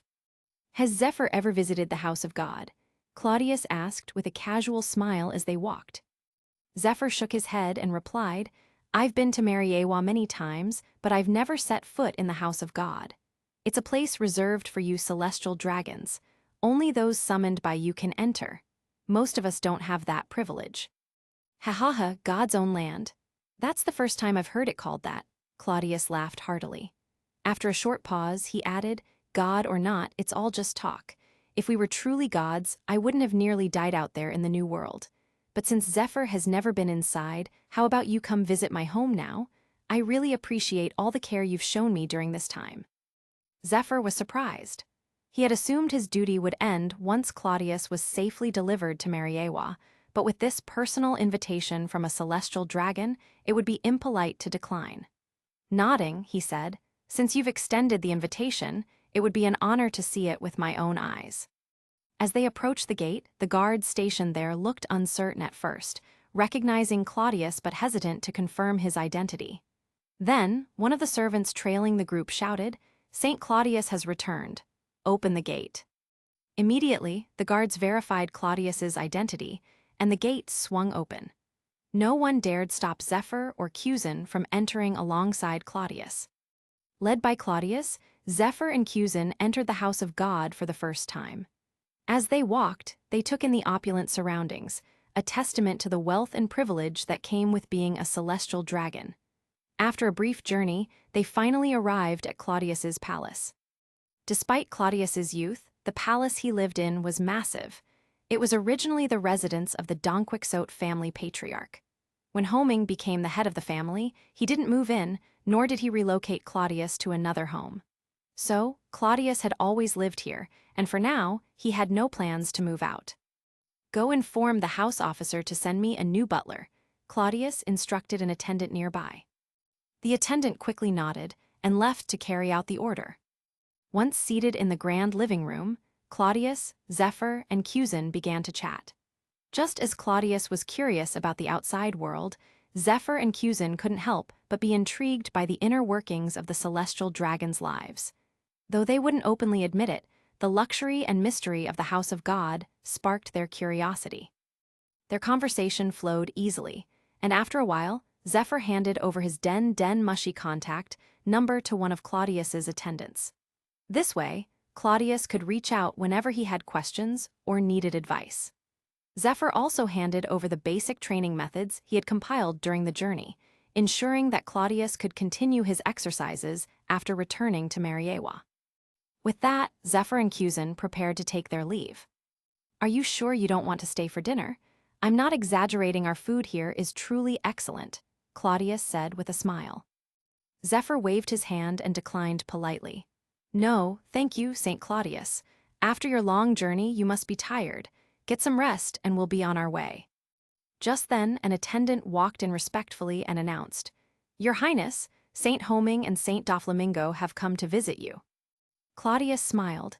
"It seems dinner will have to wait. Zephyr, Cusin, will catch up another time." Zephyr nodded. "We'll let you get back to your family matters."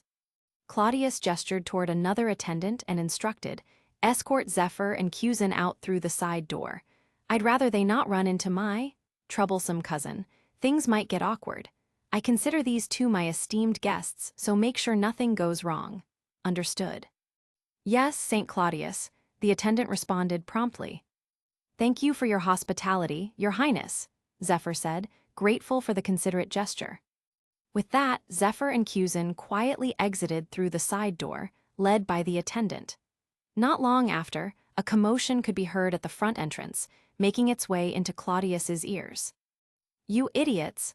My cousin's been missing for 2 weeks, and none of you thought to report it to my father." A young boy with short blonde hair, wearing small orange sunglasses and dressed in lavish clothes, marched into the living room, berating the attendants as he entered with an air of arrogance. Trailing behind him was a middle-aged man with a kindly face, smiling warmly. There was no mistaking them. The first was Claudius's cousin, Donquixote Doflamingo, and the second was Patriarch Homing of the Donquixote family. Doflamingo, even as a young boy, was already domineering. Given that Claudius's former self had also been an arrogant troublemaker, it wasn't surprising that the two cousins had been thick as thieves, causing havoc wherever they went. They had been quite close. "Cousin, I'm so glad you're all right. If something had happened to you, I wouldn't have anyone to play with. Rocinante is no fun at all. He's always getting in my way. You treat me better," Doflamingo shouted excitedly as he rushed toward Claudius. Watching the scene, Claudius felt a bit exasperated. Every time Doflamingo called him cousin, Claudius had the urge to call him something far less polite. He couldn't help but think to himself, "My predecessor was really a fool to be so close to you. Rocinante may be a bit shy, but he's a genuinely good person. You, on the other hand, are a brat with no trace of your parents' kindness. Claudius, are you all right? You've lost weight. You must have suffered out there, huh?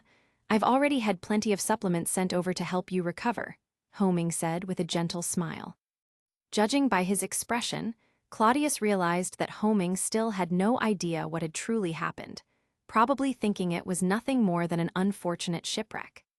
Claudius didn't want to drag things out or bring up past grievances, so he smiled and replied, "Thank you for your concern, Uncle Homing." After exchanging a few pleasantries, Claudius quickly grew tired of talking to Homing, whose unrealistic ideals grated on him. Meanwhile, Doflamingo kept boasting about his recent exploits, including a new slave he'd acquired a captain, no less, whom he wanted Claudius to watch fight in the Colosseum. Claudius could only groan internally. "I'm glad you made it back safely," Homing said, his tone turning serious. "There's something I want to tell you. I've made up my mind to leave Mariawa. Regarding the Donquixote family, your father and I." Before he could finish, Claudius interrupted him. "Uncle Homing, I have no intention of becoming the head of the Donquixote family," Claudius said flatly. Homing was taken aback. "What are you saying? You're the most legitimate heir to the Donquixote family." "I think being the patriarch is too much work and no fun at all.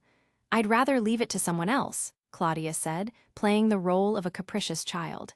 He rambled off a string of excuses, but the message was clear: I won't be the patriarch. Homing, ever the simple and kind-hearted man, finally sighed and relented. "If that's how you feel? Well, there were some who opposed the idea anyway. I'll give the position to Lancelot instead." "Great, that works for me," Claudius replied quickly. Donquixote Lancelot was a much more competent and clever individual than Homing, at least in Claudius's eyes. If the Donquixote family were to be handed over to Lancelot, perhaps the family could thrive in the future. And if that were the case, Claudius could still benefit from it without the burdens of leadership. Doflamingo, however, didn't seem pleased. "Why do we have to go live down in the lower realms?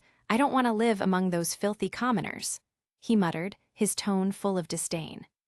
Homing, ever the optimist, smiled warmly at his son and said, "Doffy, living with your mother, father, and younger brother will be a wonderful experience.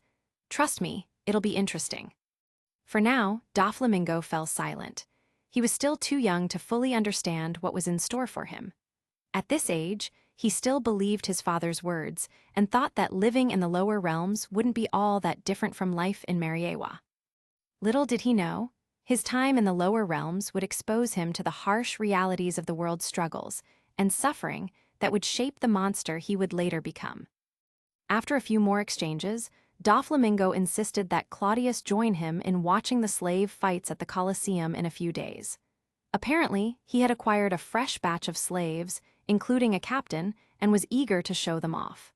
Claudius, tired of his cousin's antics, agreed just to get through the conversation. "Well, I'm glad you made it back safely," Homing said, smiling softly. "There's something else I wanted to talk to you about." Claudius, not interested in rehashing the past, waved his hand dismissively. "Uncle Homing, I really don't care about all that. Let's leave it at that." After sending away the knave and sweet Homing, Claudius finally felt a sense of relief. "Now that I've declined the role of family head and Lancelot's likely to take over, I shouldn't have to worry about internal threats anymore," Claudius murmured to himself. "That should settle most of the mess in Mariawa." After thinking for a moment, Claudius raised his voice and spoke to the empty room. "Bring me the best world map you can find and hang it right there on that wall." His voice had barely finished echoing when an attendant standing outside the door quickly responded, "Yes, St. Claudius." Chapter 9, The Luxury of Celestial Dragons. The palace where Claudius resided was one of the finest in the house of God. Especially now that Claudius had been reborn with a new sense of taste, his life had taken on an air of refined luxury. He was no longer the wasteful celestial dragon he had once been. In the center of the hall stood a table carved from the finest mahogany, upon which rested an intricately designed dragon-shaped incense burner. A single stick of incense burned slowly within, releasing a faint fragrance that filled the entire room, calming the mind and soothing the soul. This single stick of incense could burn for a full day and was worth a staggering 20 million buri. Nearby, a tea set sat on the table, simple in appearance but steeped in extravagance. The tea itself was of the highest quality, specially picked from the Kano country. Brewed from the most tender leaves, just one sip left a lingering fragrance in the mouth. Even when set beside the incense, the subtle scent of tea could still be detected. Beside the table was a rattan rocking chair with a velvet cushion. Claudius lounged half-reclined in the chair, holding a history book in his hands, a rare and valuable volume that recorded knowledge lost to most of the world. Even if it were placed in the famed Tree of Knowledge on Ohara Island, it would be considered a treasure. Yet Claudius handled the book with indifference. Whenever he found something interesting, he simply folded the page's corner as a marker. Had he a pen, he might have even scribbled notes directly in the ancient tome. To a scholar, his careless treatment of such a precious artifact would have been blasphemy. But after a while, Claudius lost interest. He closed the book with a sigh, shaking his head in disappointment. It's all surface-level stuff lacking any real depth. It seems the history of this world is tightly controlled by the world government. Even as a celestial dragon, I can't easily delve into the truths of the past. He tossed the priceless book casually onto the table and picked up a cup of tea, taking a slow sip. Claudius had once thought that, as a celestial dragon, he would have no trouble uncovering the mysteries from 800 years ago, the secrets buried deep within the pirate world. However, he had clearly underestimated the world government's stranglehold on such knowledge. For the past month or so, Claudius had dedicated himself to self-improvement. Every morning, he followed the foundation-building exercises Zephyr had taught him. In the afternoons, he practiced mastering his devil fruit powers, and in the evenings, he immersed himself in reading. Despite all his efforts, Claudius had found little to no answers regarding the world's ancient mysteries. It seemed even the lower-ranking celestial dragons, like him, were kept far from the hidden truths of the past. By now, it had been more than a month since Zephyr had rescued him from the New World. Just as Claudius had predicted, after Homing announced that Claudius would not be taking over as the head of the Donquixote family, all internal strife had disappeared. In fact, the number of servants around Claudius had mysteriously dwindled. Of course, it wasn't because Claudius had gone on a revenge spree, executing them all. Rather, they had simply vanished, presumably killed off. Claudius had a strong suspicion that Lancelot, the new head of the family, was behind it. It wasn't hard to understand. Lancelot had never intended to kill Claudius. He wasn't a bloodthirsty man. The earlier attempts to remove Claudius from the family's affairs were purely out of necessity for the Donquixote family's future. But now that Claudius had willingly stepped aside and posed no threat, there was no reason for Lancelot to continue targeting him. On the contrary, Lancelot had even gone out of his way to make amends. Over the past month, he had sent gifts to Claudius every few days, everything from luxury items to personal trainers when he heard that Claudius had started exercising. Claudius accepted the gifts without complaint after all.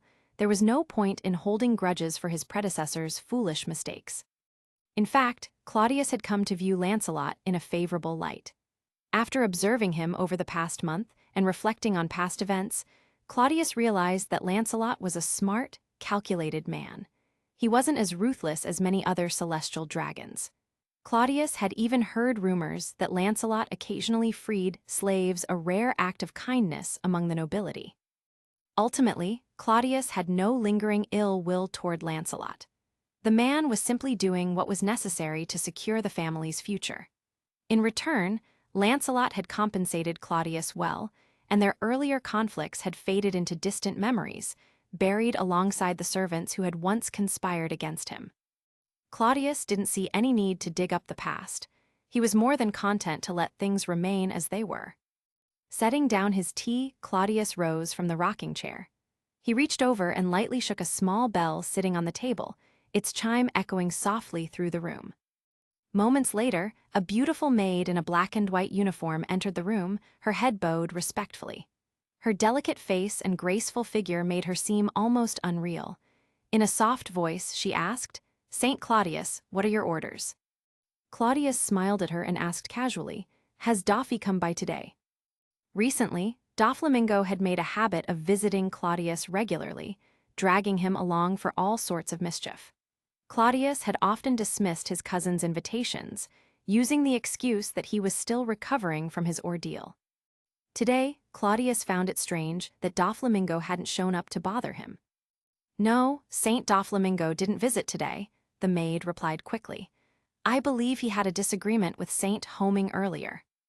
"Ah, I see. That's not too surprising," Claudius nodded thoughtfully. Doflamingo was certainly the odd one out in his family. His father, Homing, was a kind and simple man, too kind, in fact. His mother was similar, and his younger brother, Rocinante, was the perfect image of a noble, a complete contrast to Doflamingo's violent and cruel nature. It wasn't unusual for Doflamingo to butt heads with his father, especially since he regularly did things that Homing disapproved of. Unlike his family, Doflamingo was notorious for his sadistic tendencies. He enjoyed tormenting slaves, making them fight to the death in the Colosseum, and often found creative ways to torture anyone who crossed him, including his own servants. No wonder he preferred Claudius's company. In Doflamingo's mind, his cousin was just as cruel and twisted as he was. Noticing that Claudius seemed in a good mood, the maid gathered her courage and spoke again. "Your Highness, won't you be going for a walk today?" Claudius looked at her in surprise. It wasn't often that a maid would dare make such a suggestion. Her boldness stood out, something that was incredibly rare among celestial dragon servants, who usually acted more like mindless automatons than people. This particular maid had only recently been assigned to Claudius after he shot his former butler at the harbor. Understandably, she had been terrified at first, knowing the reputation of Saint Claudius. The rumors surrounding him, his tyranny, his unpredictability had made her fear for her life. But over the past month, her perception had changed drastically. Claudius wasn't the brutal figure the rumors made him out to be. He wasn't tyrannical, and he wasn't a lazy waste like most of the celestial dragons. If anything, he seemed approachable. His demeanor didn't exude the usual arrogance of the nobility. She had begun to see him as a much more reasonable master than she had expected. It was perhaps because of this growing familiarity that she had dared to ask such a question, but as soon as the words left her mouth, she regretted them, fearing that she had overstepped her boundaries. Claudius, however, found her boldness refreshing. He smiled at her. "Nia, don't be so scared. I'm not going to bite you. As for taking a walk..." He glanced out the window at the sky, then shook his head. "No, I think I'll stay in today, maybe another time." The maid, Nia, breathed a quiet sigh of relief. Though Claudius had declined her suggestion, she felt a sense of accomplishment, like the distance between her and her master had shrunk ever so slightly. "From tomorrow, stop bringing me these history books. Instead, I want books about the customs and cultures of other countries. That's where my interest lies now," Claudius said with a smile. "Yes, Your Highness, I will follow your orders," Nia replied quickly, bowing respectfully. Chapter 10. People who have no worries must have foresight. Early in the morning, with the assistance of the palace maids, Claudius completed his morning routine of washing and dressing. He didn't wear the iconic white robe of the celestial dragons, nor did he wear the customary bubble helmet that most of them used to protect themselves from the filthy air of commoners. Instead, he opted for simple, practical clothes that allowed for easy movement. At the moment, Claudius was performing basic exercises in his vast courtyard. To the people of Mariawa, Claudius's behavior seemed odd, and though there were whispers about him, nobody took it too seriously. Why? Well, it was simply a part of the reputation the Donquixote family had earned over the centuries. Among the celestial dragons, the Donquixote family was considered a bit eccentric. For over 800 years, they had consistently produced individuals who, in the eyes of other celestial dragons, seemed a bit unhinged. Take, for example, his uncle Homing, who was preparing to move to North Blue. Then there was Lancelot, who pardoned slaves as if it were a casual gesture. Now, Claudius was counted among these oddities because of his new lifestyle. So, when Claudius chose not to wear the typical holy robes, refused to don a bubble helmet, and instead spent his time in physical training, other celestial dragons dismissed it as just another odd quirk of the Donquixote family. At most, they might gossip about him during idle conversations over meals. Claudius himself couldn't care less. He wasn't the type to leave his estate unless absolutely necessary, and he wasn't concerned with the rumors. Let people say what they wanted. As a celestial dragon, and a member of the Donquixote family no less, as long as he didn't cross any major lines, no one would interfere with whatever nonsense he decided to indulge in. After completing a set of exercises based on the instructions left by Zephyr, Claudius wiped the sweat from his brow. His training had left him feeling refreshed but slightly fatigued. As he caught his breath, Nia, the maid who had recently become more familiar with Claudius, approached with a stack of freshly laundered towels, fragrant and soft. Over the past few days, Nia had noticed significant changes in her interactions with Claudius. Not only did he seem to genuinely appreciate her presence, but he even joked with her occasionally. Perhaps the most notable change was that Claudius had allowed her to sit and eat with him during meals, a privilege that made the other servants extremely envious. Nia had come to understand his temperament and now felt far more at ease around him, replacing her initial fear with a sense of camaraderie. "Your Highness," Nia said gently, watching Claudius wipe his sweat, "I've heard that it's possible to overdo the foundation training. If you push yourself too hard, it might actually harm your body.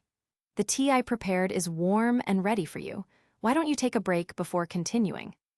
Had it been a few days earlier, Nia wouldn't have dared to make such a suggestion. But now, she spoke with ease, knowing that Claudius would take her words in stride. Claudius chuckled and threw the towel back to her. "Is that so? Well, if you say so, I'll rest for a bit." He knew his own limits. Over the past few days, he had been studying his devil fruit abilities alongside his physical training. While his stamina was bolstered by the regenerative effects of his fruit, he wasn't in any rush. He was content to progress slowly and steadily, building his foundation step by step. He sat down at a small table in the courtyard, taking a few sips of the warm tea Nia had prepared. In the world of pirates, people often believed that sheer hard work alone could move mountains and part seas. But the truth was more nuanced. Hard work was essential, yes, but talent was just as important. And on top of that, material resources played a crucial role. Claudius had no shortage of talent. Ever since he had awakened to his new life, he had been diligent in honing his skills. As for material resources, well, as a celestial dragon, those were practically endless. Wealth and influence were at his disposal without him even needing to ask, and those in Mariawa who sought favor with him would scramble to shower him with gifts and assistance. In his experience, achieving mastery often involved some level of injury or wear and tear on the body. This was where resources became invaluable. Without the right support, it was easy to develop lingering injuries. But with the right tools, one could unlock their full potential. Take the tea he was sipping, for example. It wasn't just a drink. It was specially formulated to enhance the benefits of physical training, unlocking latent potential in the body. While Marine soldiers might dream of having access to such luxuries, even they couldn't afford to match the level of extravagance that Claudius enjoyed daily. This was the stark reality of power and wealth. It was the same in Marine headquarters. Talented recruits were weeded out through rigorous selection processes, and the best were sent to elite programs like the officer training camp, which monopolized high-ranking Marine positions. The Marines funneled their best resources into these select few, ensuring that they had every advantage on their path to greatness. Without such backing, it would be impossible to succeed so easily. Claudius was in a similar situation.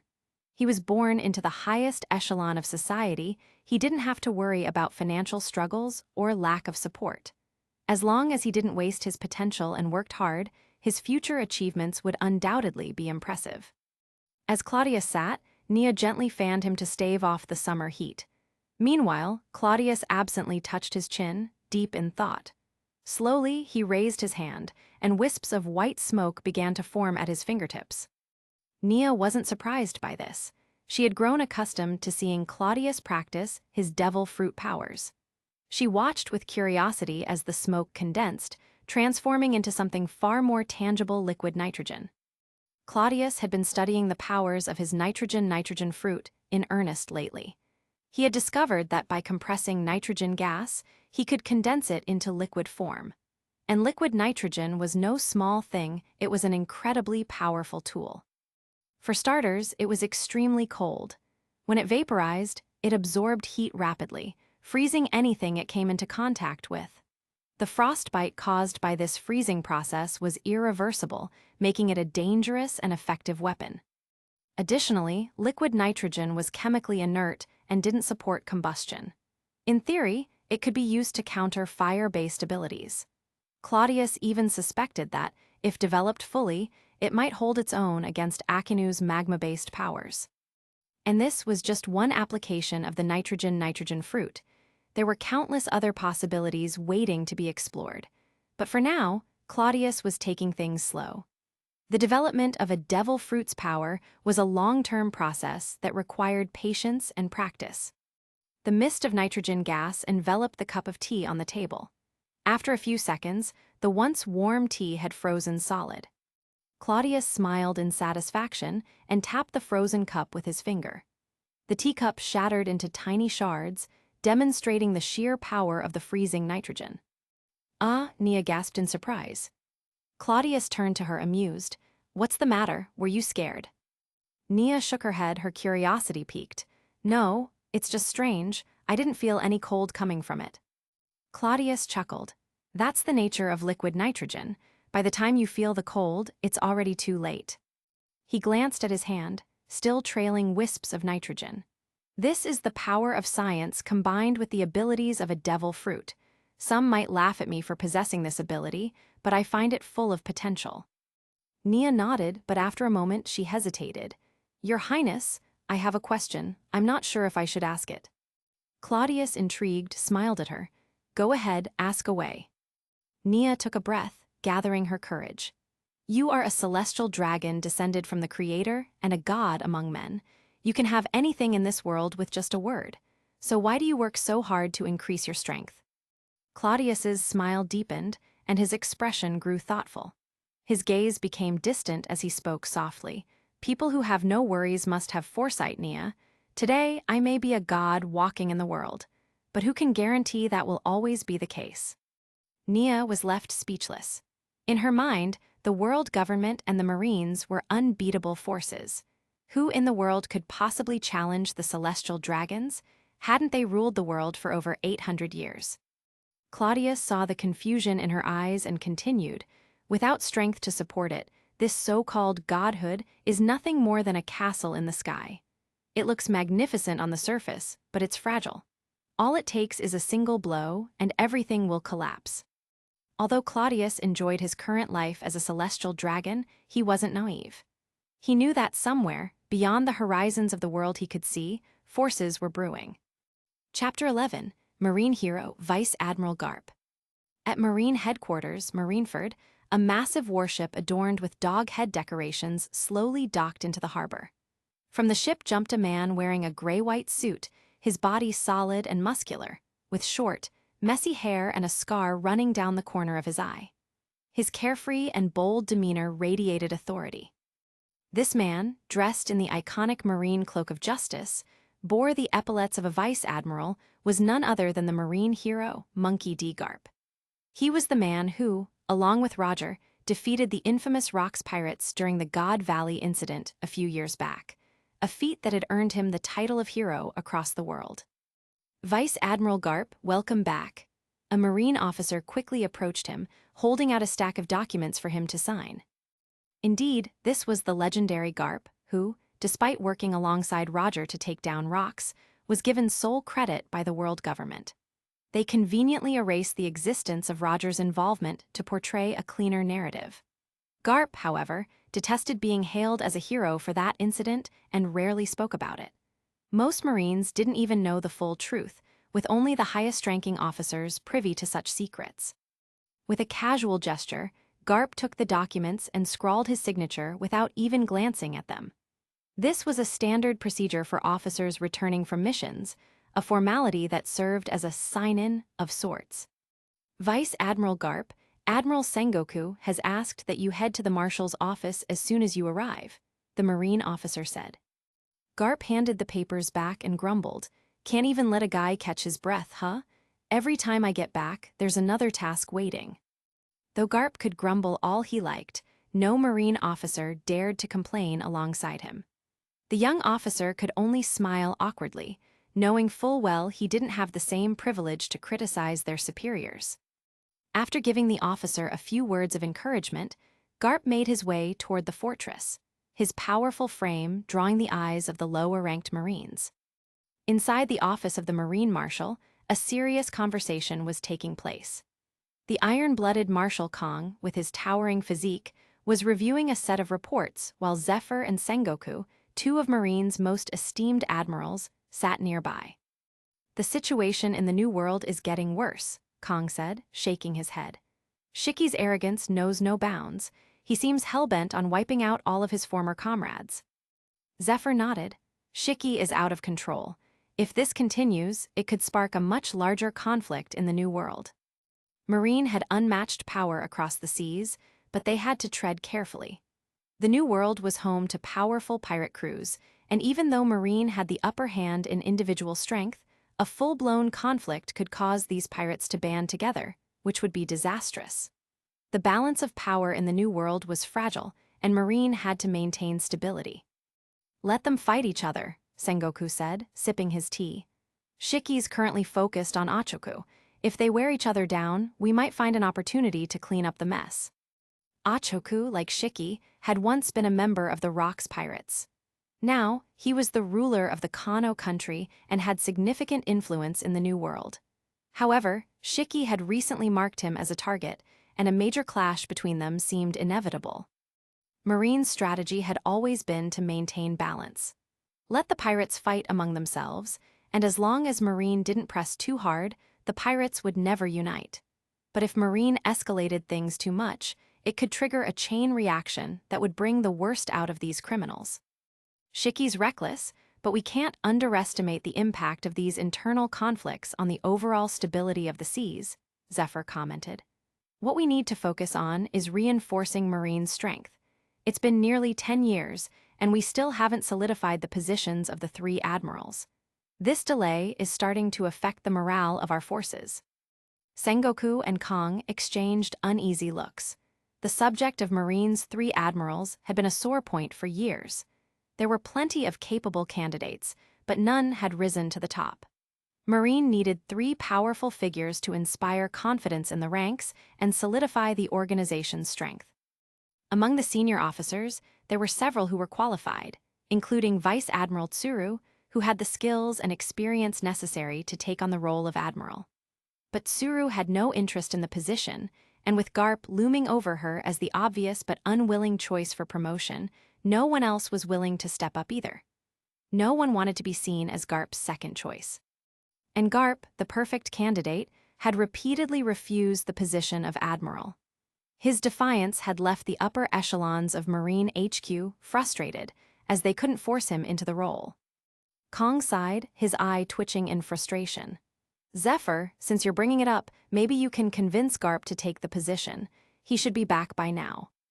Sengoku, frowning, said, "His pursuit of Roger's crew in South Blue was a bust. Roger's pirates are getting better at slipping through our nets. I have a feeling they'll be an even bigger problem than Shiki in the future." That was Garp's mission. He had spent months chasing Roger's crew through South Blue, but ultimately came up empty-handed. The pirates had vanished without a trace, leaving Garp with little choice but to return to base. "Trouble in the future," Kong muttered, his face grim. For a moment, the room was steeped in silence as the weight of Sengoku's words sank in. Suddenly, the door to the office was banged on a few times before swinging open. Without waiting for permission to enter, Garp casually strolled into the room, one hand digging into his nose while the other closed the door behind him. "Can a guy get a break? First thing after I get back, you all want to drag me into another meeting," Garp complained loudly. Sengoku shot him a glare. "Garp, can you at least try to maintain some level of decorum?" Garp laughed heartily. "Ha ha ha ha, come on, Sengoku, we're all friends here. What's the point of acting all formal?"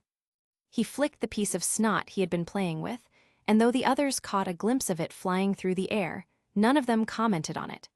Garp's irreverent attitude was well known among his comrades.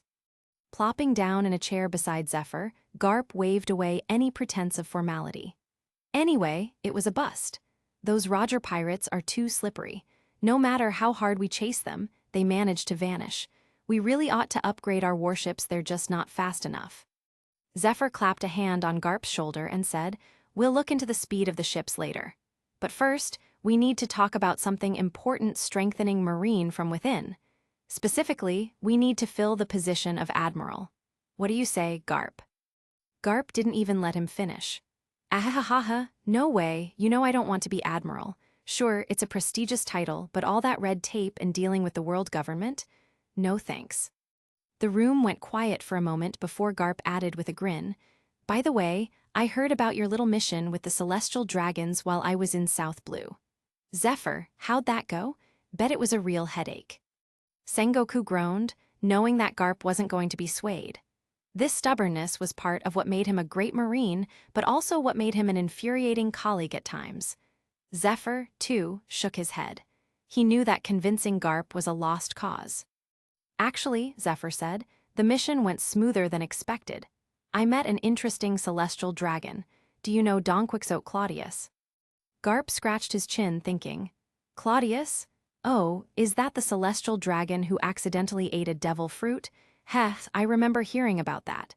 Bit of a joke, isn't he?" Indeed, Claudius wasn't well known outside of Mariawa.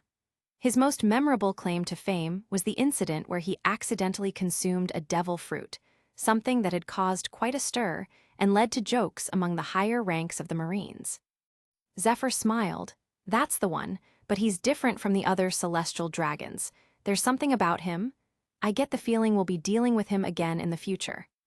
Sengoku and Garp exchanged looks. When Zephyr spoke about someone's potential, it was worth paying attention. "Interesting," Garp mused, filing the name away in his mind. "We'll see what happens." Chapter 12, Monkeys Are Dangerous. In the holy land of Mariawa, inside the residence of the gods, Claudius sat comfortably in his study, leisurely reading a book. Naturally, he was unaware that, thanks to Zephyr's remarks, he had gained quite a reputation within the naval headquarters. The book Claudius held in his hands was one of many that Nia had recently provided. It detailed the customs and governance of the world, specifically introducing the various national situations of the more than 170 countries allied with the world government. Although slavery was officially abolished, it's not just the celestial dragons who blatantly disregard this decree. Even among the ordinary nobles, there are still slaves to be found.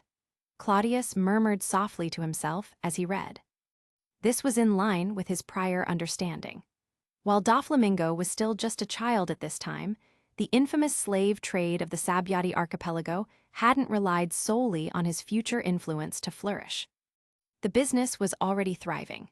Celestial dragons often bought slaves when visiting the island, and when they weren't around, the nobles served as the primary clientele.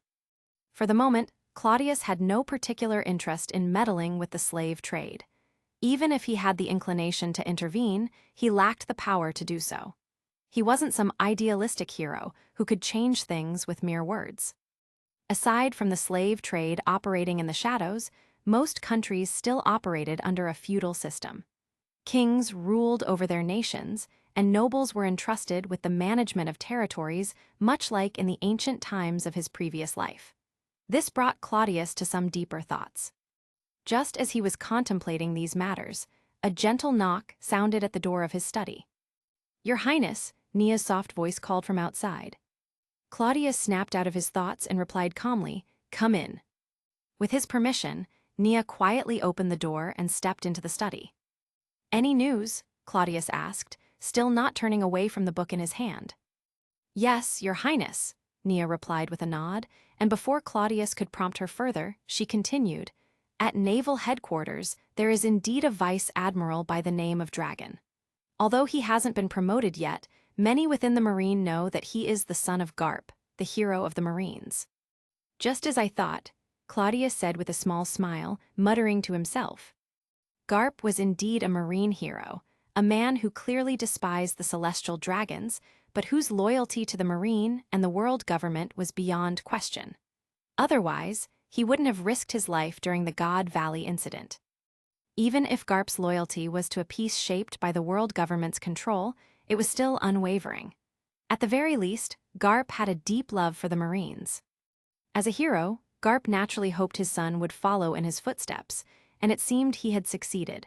Dragon was already a vice admiral, a clear indication of his talent. Judging by Dragon's age, he should be in his early 20s, probably around 23 or 24. Even without Garp's influence, Dragon's position as vice admiral was well earned. So Claudius wasn't particularly surprised by the news. "Why does your highness have such interest in Garp's son?"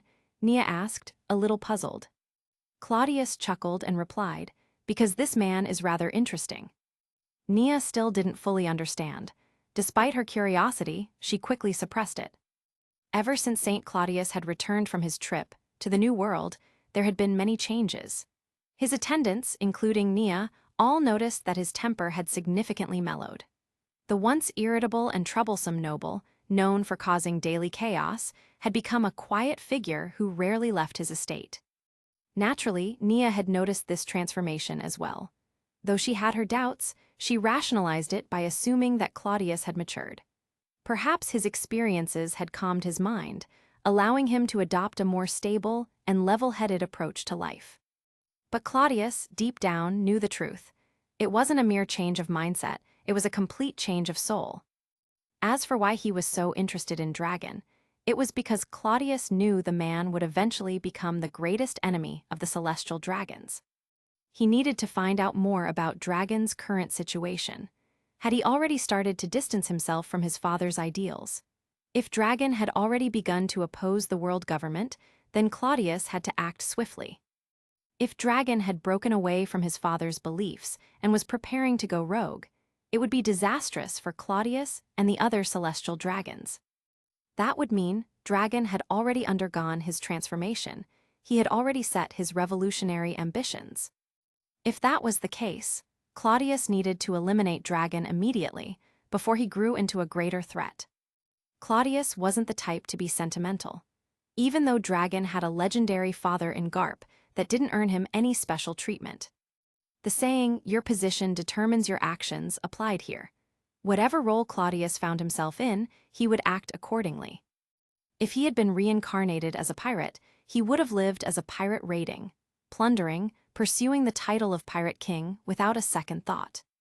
Had he been reborn as a Marine, he would have donned the cloak of justice, worked his way up to Admiral, and used the power of the Buster Call to annihilate anything he found displeasing. And if he had been born in Dragon's time and ended up under his command, Claudius might have devoted himself to revolution, fighting to overthrow the corrupt powers of the old world. But none of those scenarios had played out. Claudius had been born as a celestial dragon, with all the wealth, power, and privilege the world had to offer. Thus, his role was clear: protect the celestial dragons and maintain the status quo. As long as the world government stood strong, he could continue to enjoy the privileges that came with his title. The choice was simple. There was no need to hesitate. That meant anyone who threatened the celestial dragon's way of life had to be dealt with, no exceptions. Claudius knew that while the celestial dragons were untouchable now, that might not be the case in 20 or 30 years. The winds of change would eventually sweep through, and whether the world government could withstand the coming storm was uncertain. If the world government fell and the celestial dragons lost their power, everything Claudius enjoyed now would be taken away. Worse yet, in the aftermath of the revolution, the rulers of the old regime, the celestial dragons, would be hunted down. The fate of Donquixote Homing and his family was a stark reminder. Even though they had voluntarily given up their celestial dragon status, they were still hated by the common people, who wanted nothing more than to see them dead. If the world government collapsed, Claudius could easily imagine what would happen to him and the rest of the celestial dragons. This was why Claudius was determined to ensure the survival of the world government and the celestial dragon's rule. From his memories and understanding of the world, Claudius could identify several key factors that might lead to the downfall of the world government. At the top of the list was Garp, and his family, the monkey family. Their influence on the world was undeniable. Garp was a hero in the Marine, one of the strongest figures of the time. His son, Dragon, although currently a Marine vice admiral, would eventually become the leader of the Revolutionary Army, waging war against the celestial dragons and the world government. And then there was Garp's grandson Monkey D. Luffy, the future pirate king. Though still unborn at this time, Luffy's fate was sealed. With his protagonist's luck, he was destined to become a major player in the world's future. Between Garp, Dragon, and Luffy, the monkey family had their hands in all three major power structures: Marine, revolutionaries, and pirates. It was only a matter of time before they shook the very foundations of the world. Of the three, Claudius wasn't too worried about Garp. By the time the revolution began in earnest, Garp would be old, likely retired. Having spent his entire life serving the Marines and the world government, it was unlikely that Garp would suddenly become an enemy. In fact, Garp could even be an ally, one of the few who could help hold the world government together when the time came. Dragon, on the other hand, was a different story. Once he fully embraced his revolutionary ideals, he would become a direct threat to the celestial dragons. As for Luffy, Claudius had already made up his mind to stay out of the boy's way. The protagonist's aura was too strong, and getting involved with him would only invite trouble. Still, if Luffy continued down the path to becoming the Pirate King, Claudius wouldn't hesitate to eliminate him before he could cause too much damage. But I'll have to give Garp some face, Claudius thought. Once Luffy enters the new world, I'll have no choice but to deal with him, whether it's in Alabasta or Enai's lobby. Well, perhaps by that time, my actions might change his fate entirely. As for Dragon, Claudius mused, once he becomes a true threat, I'll have no choice but to deal with him decisively. If I can handle him before he establishes the Revolutionary Army, all the better. For now, however, Dragon was still a Marine vice admiral. He was young, still bound by the ideals of justice instilled in him by his father. If Claudius played his cards right, perhaps he could even sway Dragon to his side, or at the very least, neutralize his ambitions before they fully developed. It's not like I can just kill him right now, though, Claudius thought. He's still Garp's son, and Garp, despite his disdain for celestial dragons, is fiercely loyal to the Marines and the world government. If I somehow managed to eliminate Dragon through underhanded means, Garp would no doubt lose his mind and come after me. Claudius could already imagine the enraged Marine hero storming Mariawa, fists swinging, ready to punch him into oblivion. I need to be careful, Claudius thought, his expression growing serious. But I also need to act before it's too late. Thus, his plan began to take shape. Watch Dragon closely. Steer him if possible, and if not, eliminate him before he could truly threaten the world government and the celestial dragons. With his mind made up, Claudius let out a sigh, already feeling the weight of the decisions he would need to make in the future. Chapter 13, Civil Rights. Claudius held an optimistic view of the future transformations in this world. Looking at the trajectory of history, these changes were undoubtedly inevitable. 8 centuries of rule had accumulated a vast number of contradictions. When these tensions could no longer be suppressed, they would inevitably trigger a massive backlash, one so turbulent that no human effort could halt it. Claudius didn't delude himself into thinking he was powerful enough to single-handedly suppress the wave of an entire era. For the various systems set in place by the world government, whatever was meant to change in the future would certainly still change. However, Claudius had no intention of passively accepting all these changes. There were different types of changes. The first would be bottom-up, sparked by the revolutionary army that Dragon would one day establish. The clash of iron and blood would bring about a direct change in the ruling dynasty. At that time, while the world government might survive in some organizational form, its current rulers would be doomed. The second type of change would be top-down. This was the method Claudius favored: a transformation initiated from within, allowing the system to adapt to the changing era, thereby revitalizing itself. This was the path Claudius was leaning toward, and it might be the approach he would take in the future. Even if the world changes, it should be guided by divine hands, Claudius muttered softly. Your Highness, Nia, standing by his side, looked at him in confusion, unsure how to respond to his cryptic words. Claudius smiled, setting aside the book in his hand. Don't mind me, I was just thinking out loud, Claudius's plan was clear. He intended to seize the right moment to initiate a top-down transformation that could adapt to the tidal wave of the new era. But before that, he needed to make preparations.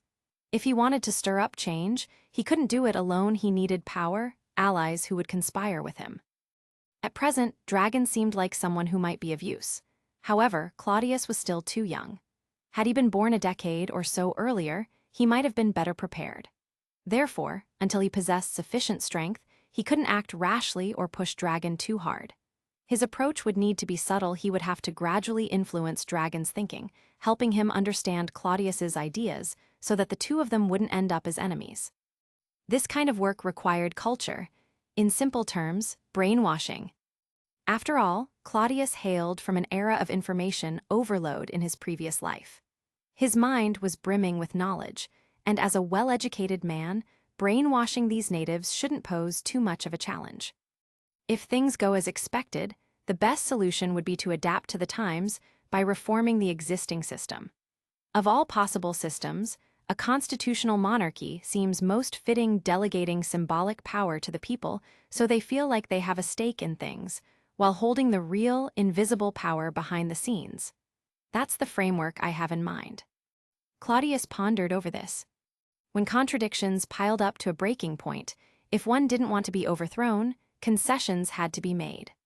The biggest flaw of the current system was that the world government wielded too much power, and the celestial dragons were completely unrestrained, making them utterly lawless.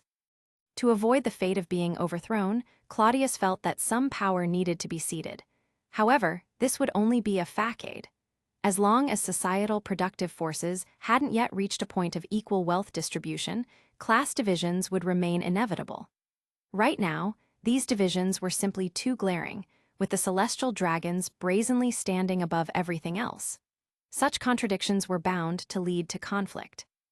Although Claudius temporarily believed in delegating power, he had no intention of dismantling the upper class. His goal was to stabilize their power through the redistribution of authority. He would use wealth to control power discreetly after the system was reformed. In short, Claudius intended to use constitutional reform as a facade to create a pseudo-capitalist system. Outwardly, there would be no obvious power on display, but in reality, he would still control the true power wealth. By that time, with one hand holding the illusion of symbolic authority and the other holding real economic power, coupled with Marine waving the flag of justice, it would appear that significant changes had occurred. But in reality, he would still be at the top. That would be enough. Of course, Claudius knew better than to let Dragon in on these deeper thoughts. He had to wrap these ideas in the rhetoric of the new era and make them seem progressive. After all, what's more effective than using lofty ideals to manipulate others? This kind of trickery was easy enough. It appeared grandiose, but it wasn't too complicated, certainly not for Claudius. Once Claudius understood this, he realized that gaining Dragon's cooperation would be his first major goal. The best way to do this: books. Dragon was still serving as a vice admiral in the Marine, meaning his ideological views hadn't solidified yet. His values were still being shaped, largely influenced by Garp. That was perfect. At this stage, before Dragon fully discovered his path, Claudius could rewrite his thoughts using books that resonated with him. As someone who came from an information-rich era, Claudius had more than enough material in his head to compose a book that could sway someone like Dragon. But for this plan to work, the content had to fit this world. It couldn't be too outlandish. Thus, Claudius had Nia continually gather books from this world for him, expanding his knowledge and preparing for the task ahead. This was just the beginning. First, he would write a simple work to enlighten Dragon. He'd find a way to ensure that Dragon stumbled upon it naturally, arousing his curiosity. That would be the first step. Later, when he was strong enough to travel freely, Claudius would traverse the world, writing a more substantial book, one that could genuinely inspire Dragon. The best outcome would be co-publishing a book with Dragon, tying him firmly to these ideals. I really am devious. Tusk. Claudius touched his chin, smiling wickedly. For now, lacking the strength to act openly, he had to rely on this cultural approach. It was the only path available to him. Of course, Claudius knew that without real power, all of this was mere talk. If this path succeeded, it would be ideal. But if it failed, he would have to explore other means to secure his interests. Mass murder, Claudius muttered. The first approach, a top-down transformation, was the kingly path ruling through benevolence, enlightening the people and guiding them with reason. The second, more brutal path was hegemony. If reasoning failed, Claudius would have to use raw power to enforce his will. Whoever tried to overthrow him would be eliminated. These were thoughts Claudius kept to himself, weighing each option carefully. In the end, though, all roads led back to one conclusion: strength was essential. With that thought, Claudius snapped back to the present. Nia was still standing quietly beside him, waiting patiently. "Nia, bring me my pen and ink," Claudius said. Nia blinked in surprise. "Your Highness?" She thought he had been focusing on martial arts recently, and now, suddenly, he wanted to write. Could he be thinking of composing a book? She was momentarily confused, but in the end, it didn't matter. Claudius was a celestial dragon. Whether he was writing or even burning books, no one would dare question him. Pushing aside these thoughts, Nia quickly fetched the pen and ink. Claudius took the pen, paused for a moment, and thought to himself. If he wanted to influence Dragon's idealism, he needed a title that sounded grand. After a few moments of consideration, Claudius made his decision and wrote 2 large characters on the paper: civil rights. But when he looked at his handwriting, Claudius froze. While the words themselves were fine, the writing was atrocious, practically illegible. My predecessor was truly useless, a noble who can't even write properly. It's embarrassing, Claudius muttered to himself. Frustrated, he set the pen down. "Nia, you do it." "Me?" Nia was taken aback. "But Your Highness, I'm not sure what you want to write." "I'll dictate it to you. My handwriting is too awful to show to anyone. You can write decently, right?" Claudius asked, smiling. Nia nodded hesitantly. "We do have to learn proper calligraphy in the Ministry of Internal Affairs, along with music, chess, painting, and so on." Claudius wasn't surprised. As a steward for the celestial dragons, it made sense for her to be highly skilled. After all, if one of the celestial dragons was in a good mood and asked you to play a tune or paint something, you couldn't very well say no. Otherwise, they might kill you for being useless. "Good, then you can write for me," Claudius said with a grin. Nia sat down in the spot Claudius had vacated. After neatly writing the words "civil rights," she paused, waiting for Claudius to continue dictating. Claudius stood behind her, his voice calm and measured as he spoke. "The people are like water, and the ruler is the boat. Dynasties may rise and fall, leaders may change, but the people endure. Water can support a boat, but it can also overturn it. Therefore, the well-being of the people must always come first, while the ruler serves as their guiding light." Claudius continued to dictate in a low voice while Nia diligently recorded his words. If Claudius wanted to influence Dragon's idealism, he had to craft this carefully, blending grand ideals with practical rhetoric. The title and the text needed to sound profound enough to inspire someone like Dragon. Nia, listening intently to Claudius's words, couldn't help but feel a growing sense of disbelief. Initially, she thought Claudius's sudden interest in writing was just a passing whim, perhaps some lofty rhetoric praising the greatness of the celestial dragons. But these words. The more Claudius spoke, the more shocked Nia became. His thoughts, his philosophy, seemed almost radical. As a member of the celestial dragons, Claudius's ideas about the people being the foundation of society, about rulers needing to adapt or face ruin, were astonishing, almost blasphemous. She kept her composure, though, continuing to write, her pen moving steadily across the paper as she recorded every word. Chapter 14, Generous Cousin. The grand and opulent palace Claudius resided in was originally named the King's Palace, but he found the name far too ostentatious. Claudius believed that until he achieved some measure of success, it was best to keep a low profile. He didn't want to attract undue attention from the 5 elders, or, worse, Emu, who he had never seen but knew held great power.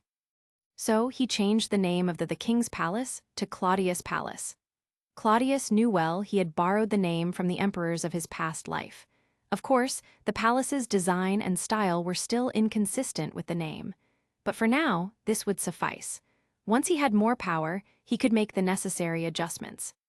In the palace courtyard, Claudius gripped a wooden sword, repeatedly swinging it in powerful, simple movements. After 3 months of recovery and training, his body had undergone notable changes.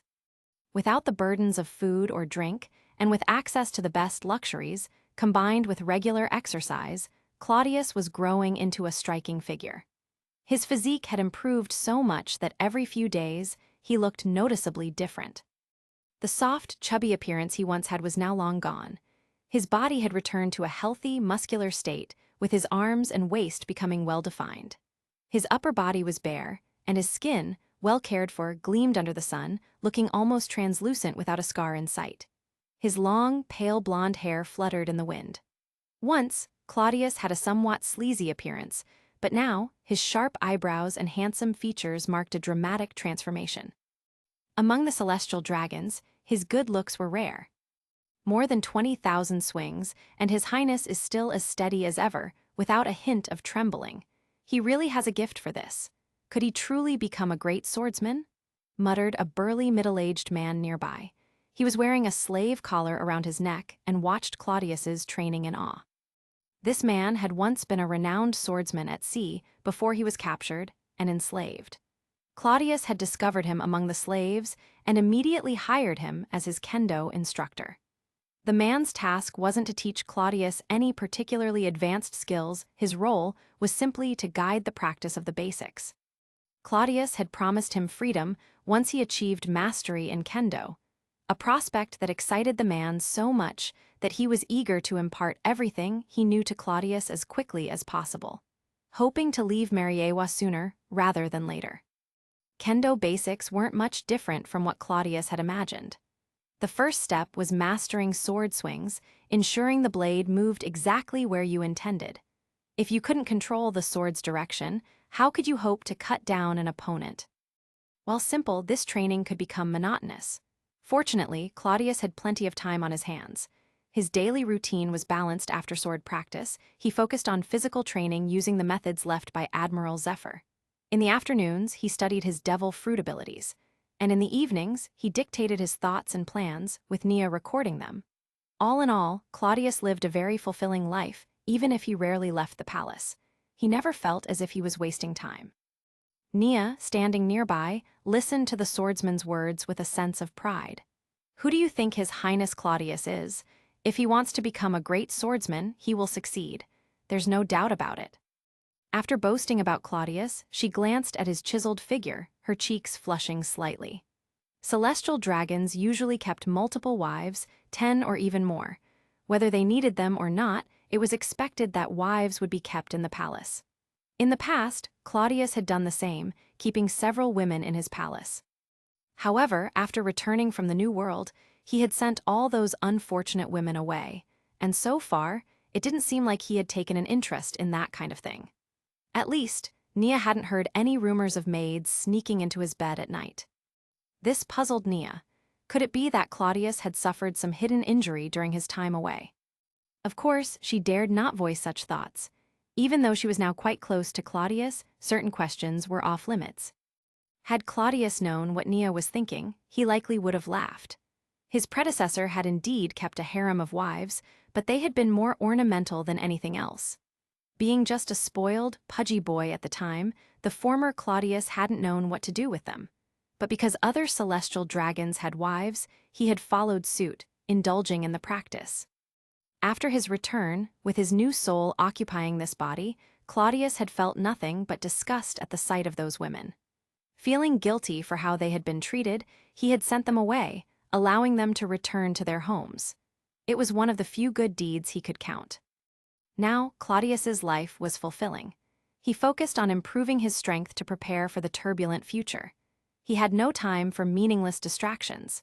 He was also well aware of his age, still too young to risk damaging his body by overindulging. Better to avoid those temptations now, so that when he reached his prime, he wouldn't face physical decline. Claudius had heard stories of celestial dragons in their 30s and 40s who had turned to increasingly perverse behavior. They had opened up too early, without moderation, and the resulting decay of their bodies had driven them into a cycle of violence and depravity. Claudius planned to avoid that fate. Once he had matured fully, he could find a suitable beauty and enjoy life to the fullest. Besides, with the 0 hour embedded within his body, the pleasures of life would be endless. There was no need to rush. As Claudius continued to practice his sword swings, Nia got lost in her own thoughts. A loud and arrogant voice echoed from the courtyard entrance. "It's been 3 months. My cousin is supposedly bedridden, yet here I see him practicing his sword skills. I thought you were ill. Get out here before I have to kill someone." Claudius stopped mid-swing, smiled helplessly, and looked toward the gate. Sure enough, swaggering in with his trademark orange sunglasses and short blonde hair was none other than Donquixote Doflamingo, his younger cousin.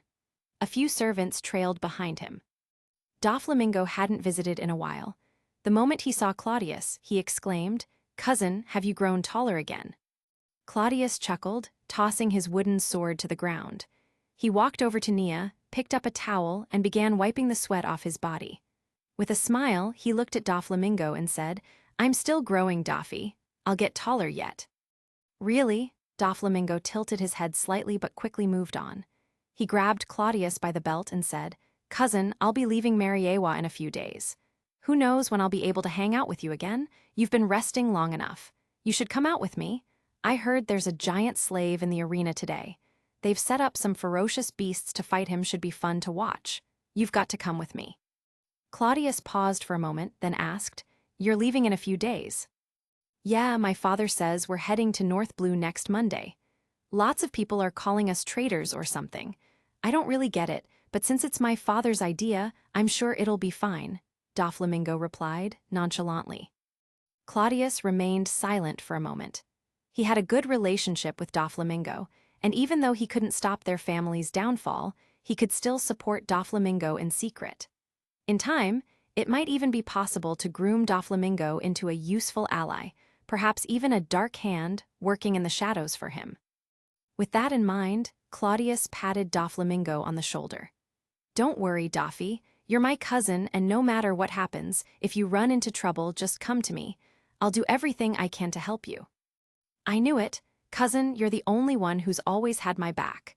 While others see me as a traitor, you see me as family," Doflamingo said with a grin. "Of course, you're my brother," Claudius replied casually. "Then, as my brother, you have to come to the arena with me today," Doflamingo insisted, pulling Claudius along. I know. Give me a moment to change," Claudius waved his hand, laughing. With Nia's help, Claudius quickly dressed, though neither he nor Doflamingo wore the typical celestial dragon garb, no ridiculous bubble hoods or flowing white robes. They walked out as they were, and anyone unfamiliar with them might not have recognized them as celestial dragons. Fortunately, the large group of servants trailing behind them marked their noble status. After all, no one but celestial dragons would dare to parade around Mariawa with such disregard for decorum. As they walked, Doflamingo continued talking to Claudius. "Since I'm leaving soon, I can't take my slaves with me. Why don't I give them all to you, cousin? I still have 2 mermaid slaves. They cost me quite a fortune at the slave market." "Mermaids?" Claudius raised an eyebrow, then smiled. "Well, thank you very much, Doffy." Claudius's predecessor had owned plenty of slaves, but they had been more for show than for any real use. Most were treated as mounts, a typical pastime for the wasteful celestial dragons. But since returning, Claudius had found such practices distasteful.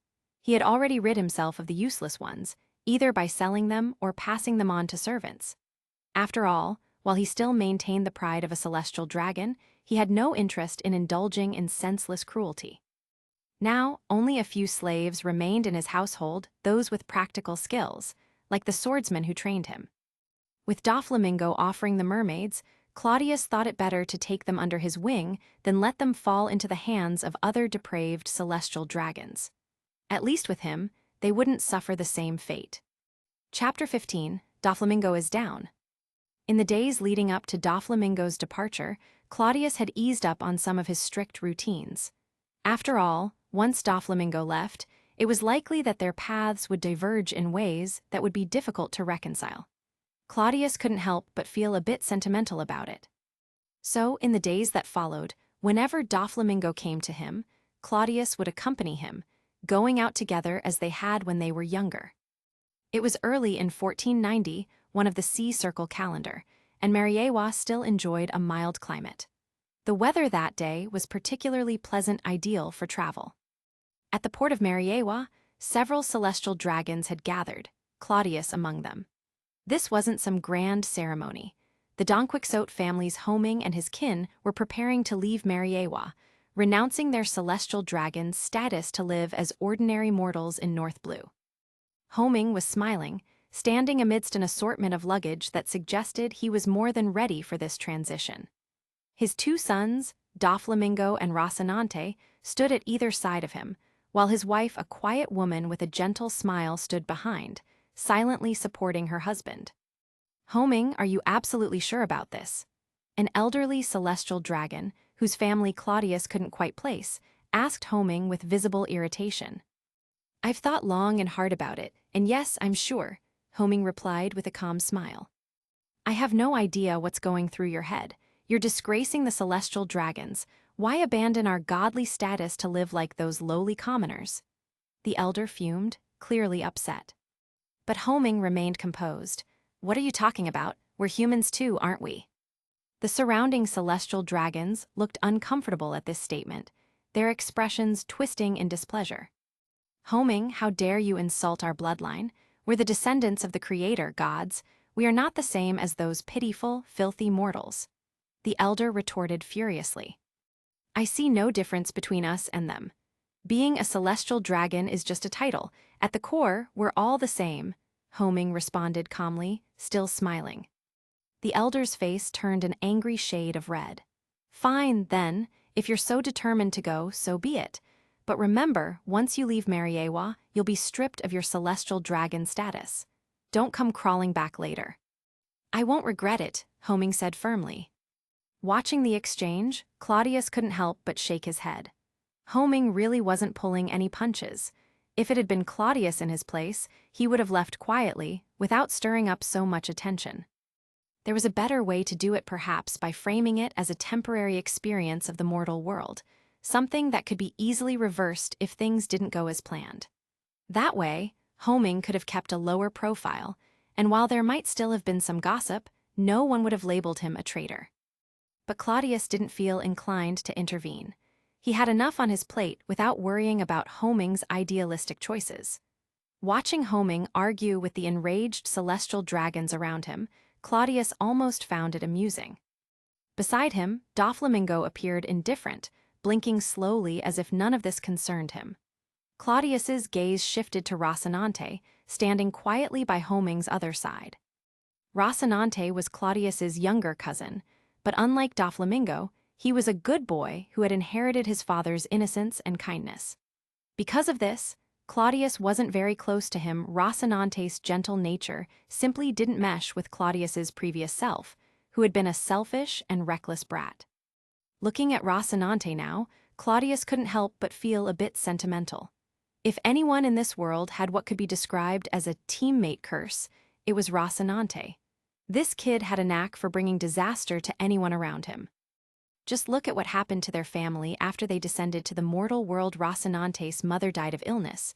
His father was shot by none other than his brother, Doflamingo, and then the family was scattered to the winds. Later, Rocinante somehow ended up as an adopted son of Marine Admiral Sengoku, only to go undercover and nearly ruin Doflamingo's operations in North Blue. He also almost lost the Hope fruit, which was a crucial asset. And if that weren't enough, after betraying Doflamingo and helping Trafalgar Law escape, he inadvertently sabotaged Sengoku's mission, leading to the complete failure of the Marines' operation on the island. Doflamingo escaped capture, and the valuable Hope fruit was consumed by Law instead of being recovered by the Marines. From the outside, Rocinante seemed to be acting on noble intentions, but from the perspective of those involved, he was an absolute disaster magnet. Claudius had no doubt that if Rocinante hadn't died on the island, Trafalgar Law's fate would have been similarly cursed by prolonged association with him. And the root of it all, Claudius thought, was that Rocinante was too idealistic, too much of a saint. He meant well, but lacked the skill to back it up, constantly meddling in things beyond his control and dragging those around him into messes they didn't ask for. With a sigh, Claudius averted his gaze from Rocinante. He had no intention of getting involved with him, not with the curse of misfortune that seemed to follow him everywhere. If Claudius wanted to avoid being dragged down, it was best to stay clear of Rocinante's troubles.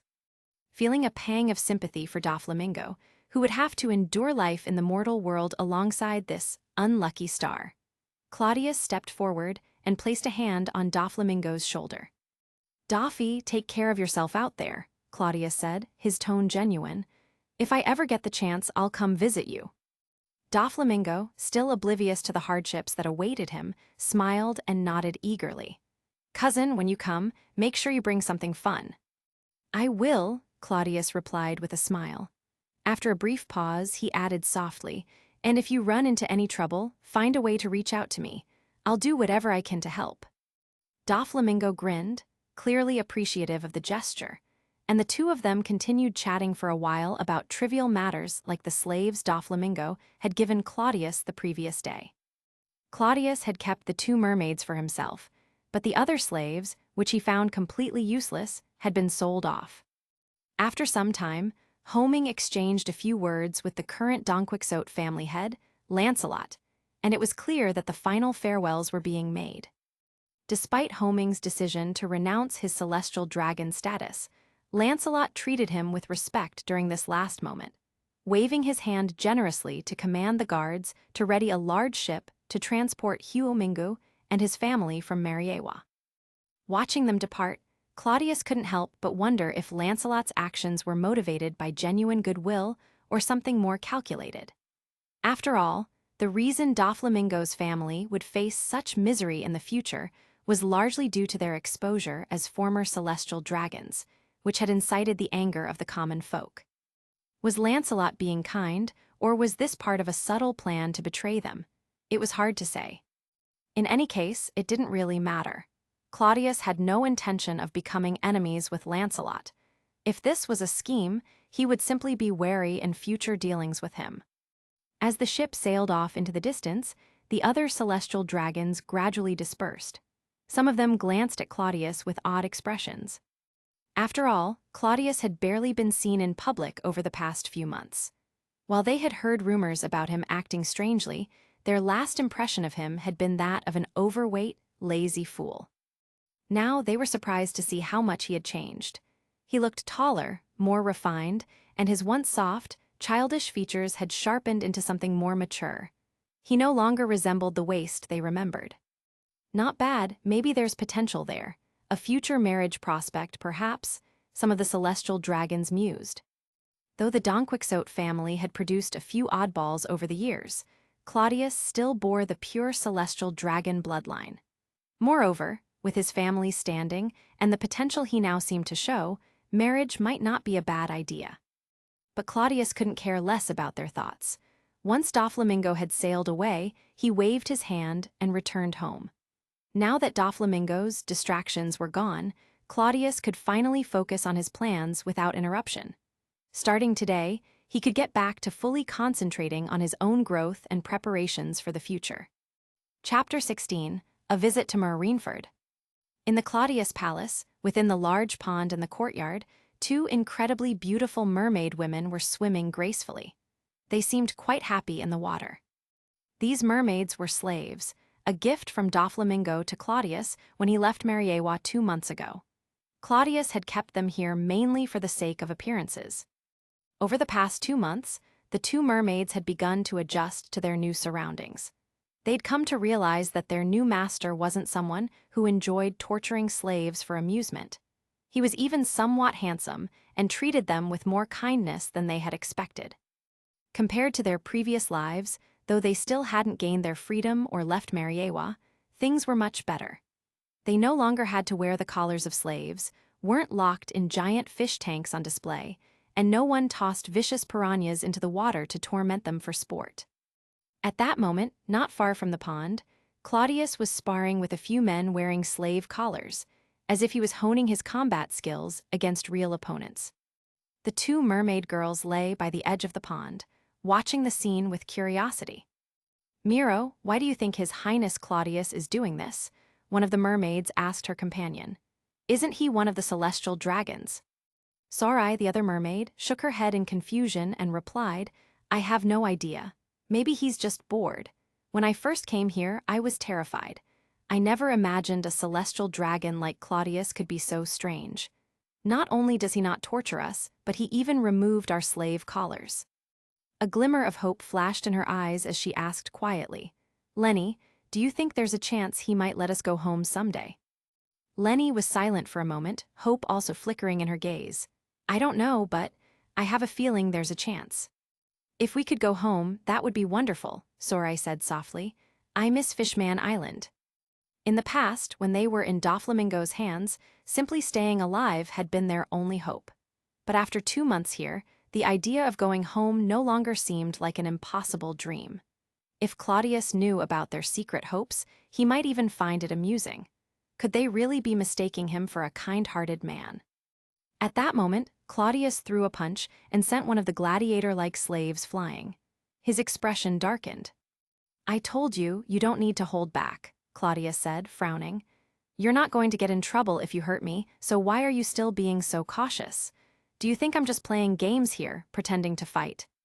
The slaves, trembling in fear, knelt down in the courtyard. Their bodies were drenched in cold sweat, too terrified to respond. Watching this, Claudius felt a wave of disgust. These slaves had been stripped of their courage and hope. Especially the ones with some fighting ability, they'd been rigorously trained for celestial dragons, conditioned never to resist or show aggression. They'd been taught to fear causing any harm, lest they pay with their lives and bring ruin upon their fellow slaves. Even though Claudius had promised rewards, even their freedom, if they could defeat him, none of them dared to truly fight. They treated it like a game, performing flashy moves before deliberately leaving themselves open to be easily defeated. On the one hand, they didn't trust Claudius. He was still a celestial dragon, after all. They couldn't believe that beating him in a fight would lead to freedom. More likely, it would end in their deaths.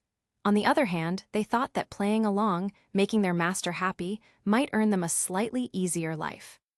Claudius, seeing them act like mindless drones, felt even more bored and frustrated. He waved to his steward, Nia, and said, "Take them to the arena. I don't want to see these pathetic creatures anymore." Nia nodded quickly.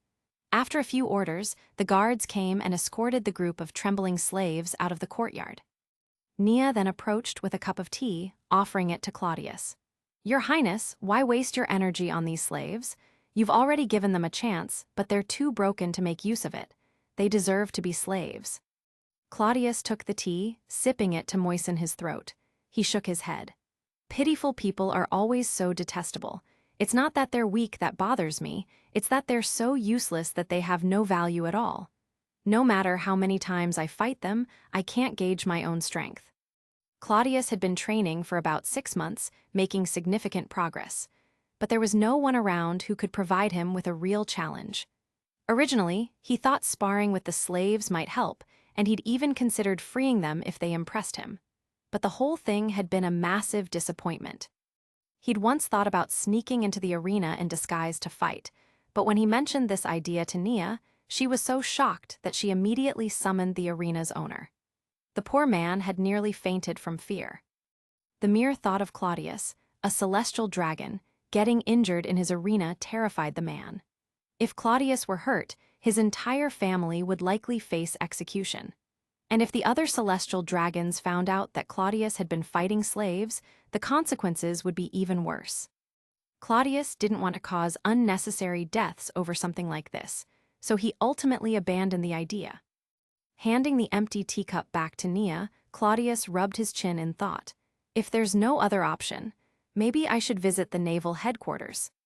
"Naval headquarters?" Nia repeated, surprised. "Yeah, why didn't I think of that earlier? I could go in disguise and ask Zephyr to set me up with some promising marine recruits." "It's such a simple solution," Claudius said, his eyes lighting up at the idea. While Nia found the notion a bit far-fetched, her duty was to serve. If His Highness had made up his mind, all she had to do was carry out his wishes. "Very well, Your Highness. I'll fetch the phone transponder so you can contact Admiral Zephyr, Nia replied. Meanwhile, at Naval Headquarters in Marineford, Fleet Admiral Kong was reviewing some documents in his office. A few months ago, a fierce conflict had erupted in the New World between the pirate fleets of Achoku and Golden Lion Shiki. The battle had been chaotic, but it now seemed like Shiki's forces were gaining the upper hand, while Achoku's power had nearly been wiped out. Maybe in a month or two, we'll see a winner between them, Kong mused, glancing over the reports. Just then, there was a knock on the door. Admiral Zephyr walked in, wearing an odd expression. "What's going on, Zephyr? You look unusual," Kong remarked, raising an eyebrow. "Something strange has happened. A celestial dragon from Mariawa is coming to visit us here at Marineford," Zephyr said, still sounding puzzled. Kong blinked, searching through his papers. "What? I didn't receive any notice about that." While it wasn't unheard of for celestial dragons to visit naval headquarters, it was a rare occurrence, often happening only once in a decade. And when it did, it was usually with a lot of pomp and ceremony, something the fleet admiral would definitely be aware of. Zephyr chuckled. "No, this isn't an official visit. He contacted me privately." "Privately, you have a direct line to a celestial dragon?" Kong asked, surprised. But then he paused, a thought crossing his mind. "Wait, is it that Claudius from the Donquixote family?" Zephyr nodded. "Yes, that's him. He called me out of nowhere, saying he wanted to visit, but asked that we not go overboard with preparations. He even said he'd be coming incognito and didn't want anyone to know he was a celestial dragon." Kong let out a slow breath, shaking his head in disbelief. "A private visit, disguised? This Claudius really is unlike any other celestial dragon I've ever heard of." Zephyr scratched his head. "I know, right? He said he wants me to arrange for some marine recruits to spar with him. Apparently, he wants to test his skills." Kong stared at him, speechless. "A celestial dragon wants to come here to naval headquarters just to fight?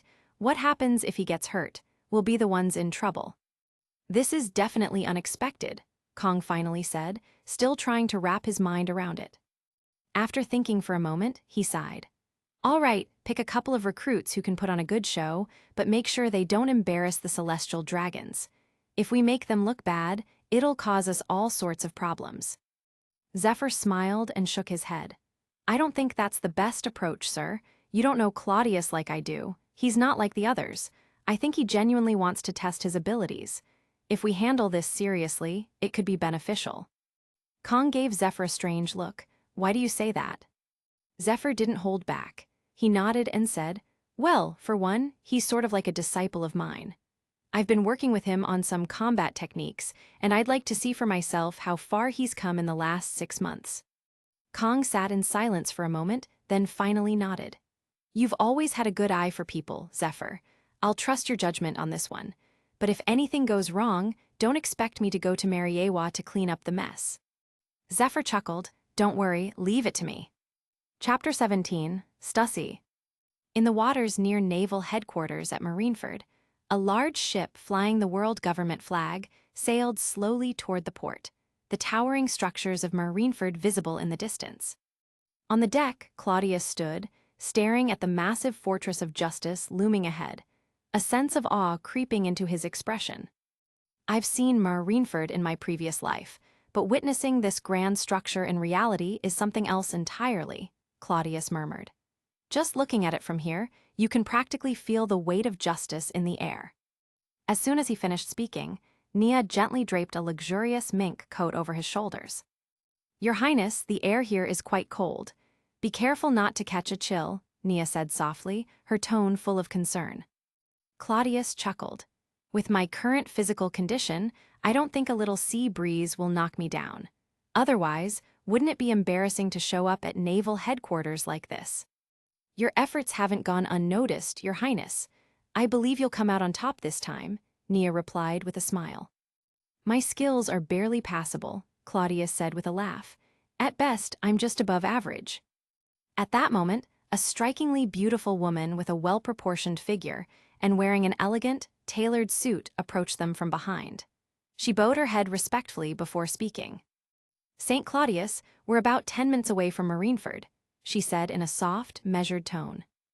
Claudius turned to look at her and nodded. "Thank you, Stussy, for the escort." "It's an honor for CP0 to be of service, Your Highness." "Thank you for remembering my name," Stussy replied, her head still lowered in deference.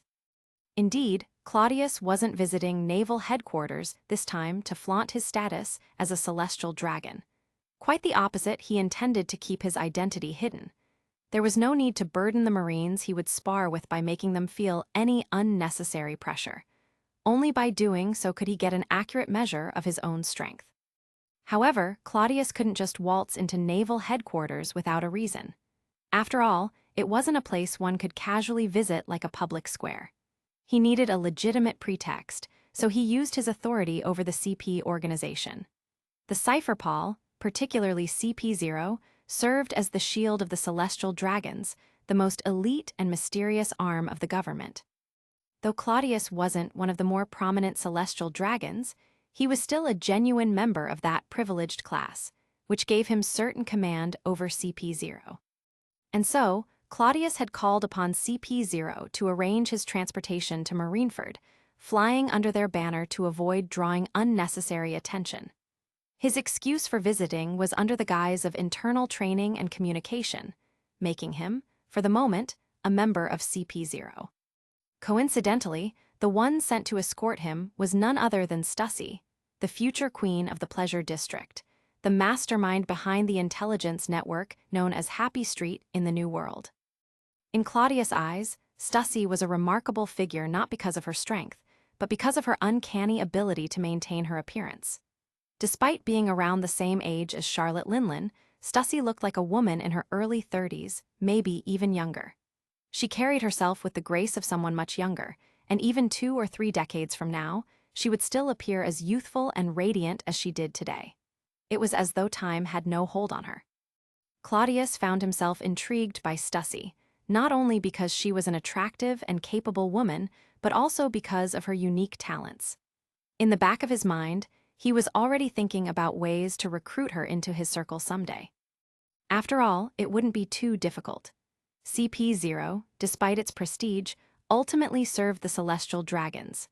Even if Stussy held a high-ranking position in CP0, Claudius had the authority to pull her out of her role and assign her as his personal guard or assistant. The only challenge would be shifting Stussy's loyalty. As someone born and raised within CP0, her devotion was undoubtedly to the celestial dragons as a whole. Claudius would need to gradually cultivate her loyalty to him personally, much like he had with Nia. When Nia first arrived, she had been a standard butler, strictly loyal to the system she served. But now, her loyalty was solely to Claudius, and she was the one person he could fully trust. Claudius gazed at Stussy silently, these thoughts running through his mind. Stussy, feeling the weight of his stare but unsure of his thoughts, remained still, growing slightly nervous. It wasn't wise to make a celestial dragon uncomfortable. After a long pause, Claudius finally made up his mind. There was no need to rush. He would establish a connection with Stussy first and let things develop over time. For now, he didn't have the power or resources to fully bring her into his fold. It was better to let her continue growing within CP0, accumulating experience and strength. With this thought in mind, Claudius smiled. "I have a good memory when it comes to beautiful women, so of course, I'd remember your name." Stussy raised her head slightly at his teasing remark, a professional smile still on her lips. "Thank you for your kind words, St. Claudius. Once we arrive at Marineford, remember not to reveal my true identity to anyone. Just treat me like your subordinate during our time here," Claudius instructed, his tone becoming more serious. "Of course, Your Highness, I'll make sure of it," Stussy replied immediately. Despite Claudius' interest in her, Stussy herself was also quite intrigued by him. She was an ambitious woman, after all. In her career within CP0, she had dealt with many celestial dragons, and Claudius was nothing like the others. From what she knew, he had once been a typical, brainless celestial dragon, causing trouble and indulging in excess. About a year ago, he had been tricked into eating a devil fruit and had almost lost his life during an incident in the New World. But after his return to Mariawa, he seemed to have transformed completely. First, there was his appearance. Gone was the fat, sluggish figure, replaced by a strikingly handsome young man. His demeanor had changed, too. Claudius no longer had the arrogant air of the other celestial dragons. He carried himself with a sense of purpose, and his physical fitness was surprisingly good for someone of his status. It was clear that he had undergone rigorous training under the guidance of someone strong. Moreover, the way he interacted with people was different. He didn't look down on those around him. Even his relationship with his butler, Nia, was notable. Nia didn't seem like a mere servant. There was a bond of trust and mutual respect between them, something Stussy had never seen with other celestial dragons. But what fascinated Stussy the most was the reason for this visit. Claudius wasn't coming to Marineford to flaunt his status or conduct an inspection. He was coming to spar with the Marines, to test his own abilities. In her more than 10 years with CP0, Stussy had never seen a celestial dragon voluntarily visit naval headquarters to train. It was almost unbelievable. As their ship docked at Marineford's military port, Claudius disembarked, walking down the gangplank calmly. Zephyr, who had already been informed of Claudius's arrival, stood waiting for him at the port. There was no formal reception, just a quiet meeting as Claudius had requested. As soon as Zephyr saw Claudius, his eyes lit up with surprise. As a Marine admiral, Zephyr had a sharp eye for detail, and the changes in Claudius were obvious. It wasn't just that Claudius had slimmed down or gained muscle. It was the way he carried himself, his solid stance, his confidence, the subtle signs of rigorous training. In just 6 months, Claudius had undergone a dramatic transformation. Zephyr, an experienced instructor, could immediately tell that Claudius had been working hard. His progress wasn't something an ordinary person could achieve in such a short time. It's a pity, Zephyr thought to himself. If he weren't a celestial dragon, with this level of talent and his devil fruit powers, Claudius could have become an admiral candidate alongside Sakazuki, Kyuzin, and Borsellino. Pushing the thought aside, Zephyr stepped forward to greet him. Just as he was about to bow, Claudius interrupted with a grin. "Zephyr, it's been a while. I've missed you, old man," Claudius said cheerfully. "No need for all the formalities. Didn't I tell you before? When I'm here, treat me like anyone else. I'm not here as a celestial dragon, so keep that under wraps, all right." The warmth in Claudius's tone caught Zephyr off guard, but pleased him. Smiling, the admiral replied, "Looking at you now, Your Highness, I'm proud of the progress you've made." Chapter 18, The Future Vice Admiral. Claudius and Zephyr chatted casually as they made their way deeper into naval headquarters. There wasn't a grand welcoming committee or any big names showing up to greet them, given that Claudius wanted to keep his identity under wraps. After all, if a celestial dragon suddenly appeared for internal discussions, with the CP agency, it would be odd not to have the admirals or even the higher-ups like Sengoku and Kong in attendance. That would raise too many questions. Though they didn't show up, the likes of Sengoku and Kong were certainly aware of the situation. They knew a celestial dragon had arrived at Marineford, likely here to test his strength against their Marines. Claudius followed Stussy closely, keeping a low profile and playing his role as a subordinate to CP0. He didn't draw much attention this way, which was just how he wanted it. Laughing and chatting along the way, the group arrived at the officer training camp. This camp had only been in operation for a few years and wasn't yet fully developed. Before Zephyr officially retired and took over as the primary instructor, the training structure hadn't solidified. For now, different high-ranking officers would drop by to teach whenever they were free. Even the legendary Garp would show up occasionally to train the new recruits. Today, it was Rear Admiral Kyuzin's turn to instruct. He stood on the training field, watching over a group of Marine recruits as they practiced military combat techniques in unison. The sound of synchronized movements echoed across the field. As Zephyr and his group approached, Kyuzin turned his head and immediately recognized Claudius. His eyes lit up in recognition, but Zephyr quickly gave him a subtle look, signaling to keep quiet. Kyuzin understood instantly and pretended not to know anything. With a casual smile, Kyuzin called out, "Mr. Zephyr, who do we have here?" Zephyr grinned and replied, "The CP agency has come to engage in some internal discussions with us. This here is Crow, a promising talent from CP0. Why don't you find a few good men to spar with him and see if our Marines can hold their own against the CP agency?" Cusin wasn't slow to catch on. He immediately realized what was going on. St. Claudius wanted to spar with the Marines under the guise of a CP0 member. "Sure thing," Cusin replied smoothly. He glanced over the recruits on the field before raising his hand and calling out, "Mamanga, come here." Claudius's ears perked up at the name. Mamanga, he recognized the name immediately. In the future, this man would become a vice admiral in the Navy.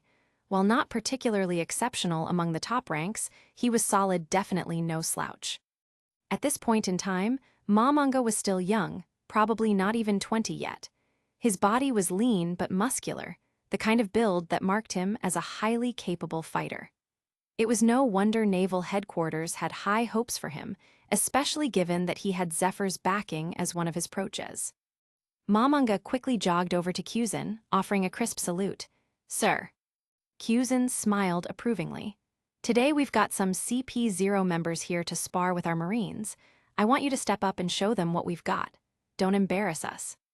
Mamanga looked a bit surprised but quickly composed himself. He nodded firmly. "Understood, sir. Everything for the sake of justice." Zephyr chuckled from the side.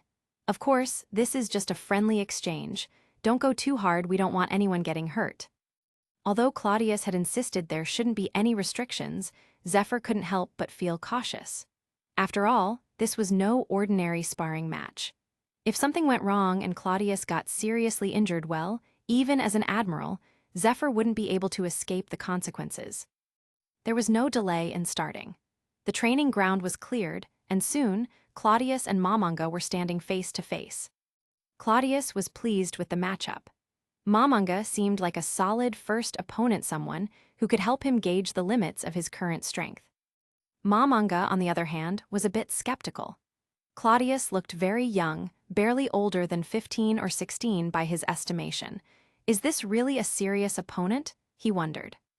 The reality was that Claudius had developed rapidly over the past few months, thanks to his disciplined regimen of good food, exercise, and training. But in truth, Claudius was only just about to turn 11. "Naval Headquarters, Mamanga," the young Marine greeted, introducing himself with a salute. Claudius nodded in response. "CP0 Crow, let's have a good match." With the formalities out of the way, the atmosphere between them grew tense. Mamanga wasn't one to hesitate. As soon as Cusin gave the signal, he shot forward with a burst of speed, aiming to take the initiative. In an instant, he closed the distance between them and delivered a sharp kick toward Claudius's chest. Claudius didn't back down. He didn't use his devil fruit abilities to dodge, instead opting to meet the kick head-on with one of his own. Their legs collided with a loud thud, and both men were forced back a step. Mamanga blinked in surprise. He hadn't held back, yet this seemingly younger fighter had managed to match him blow for blow. "This kid's no joke," he thought. Claudius, too, was impressed. The force of Mamanga's kick had sent a jolt of pain through his leg. It was clear that, in terms of raw physical strength, Mamanga had the upper hand. But not by much, Claudius noted. Given that Mamanga had been training with the Marines for 2 years, while Claudius had only been at it for half a year, the gap in their abilities didn't seem that large. "I can keep up," Claudius thought confidently. Their thoughts only lasted a split second. The moment both fighters regained their footing, Mamanga launched another attack. This time, he disappeared from Claudius's sight in an instant. Shave, Claudius recognized the move immediately. Sure enough, Mamanga appeared behind him in the next moment, his clawed hand reaching for Claudius's shoulder to pin him down. But Claudius was ready. He, too, had mastered the basics of the Marine 6 styles. With a burst of speed, Claudius vanished from Mamanga's grasp, appearing a short distance away. Mamanga smiled to himself. "You've got the 6 styles too, huh?" He wasn't surprised, though. Despite being known as Marine 6 styles, the techniques were also taught within the CP organization. Marines and CP agents often exchanged skills and techniques in training. What Mamanga didn't know was that Claudius hadn't learned his 6 styles from the CP agency, but from Zephyr himself. To Zephyr, the 6 styles were more than just combat techniques, they were a powerful foundation for physical mastery. Through rigorous training, one could develop superhuman strength and speed, laying the groundwork for mastering Haki and even forging one's unique combat path. Zephyr himself, as well as Garp, had followed that path. So when Claudius asked for something to help him in his training, Zephyr had been more than willing to teach him the 6 styles, along with all the insights he had gained over the years. And judging by Claudius's current performance, he hadn't squandered that opportunity. Claudius dodged Mamanga's next attack with a sidestep, but he wasn't done yet. "Finger pistol," he called out, throwing a sharp kick instead of a punch. While it was called finger pistol, Claudius had adapted the move, channeling the force through his heel. Mamanga reacted quickly, taking a defensive stance. "Iron body," he declared, hardening his muscles like steel. A metallic clang echoed through the training ground as Claudius's kick struck Flying Squirrel's chest. Though the blow was powerful, Mamanga held firm, barely moving an inch. His iron body is strong, Claudius thought, pulling back. Mamanga, now taking the fight seriously, reached for his sword. Drawing his blade in one swift motion, he shouted, "One sword style, Flying Squirrel slash." With a quick slash, he sent a powerful arc of energy toward Claudius, a combination of his swordsmanship and the Tempest kick technique. Claudius's eyes widened.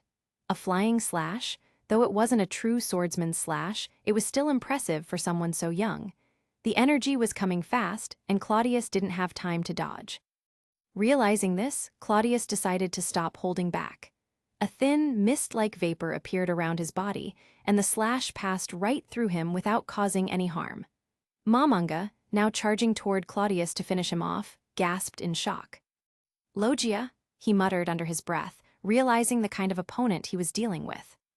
Logia Devil Fruits were rare and incredibly powerful, often considered the strongest of the 3 devil fruit types. While he had some skill with Haki, it wasn't enough to deal with a Logia user of Claudius's caliber.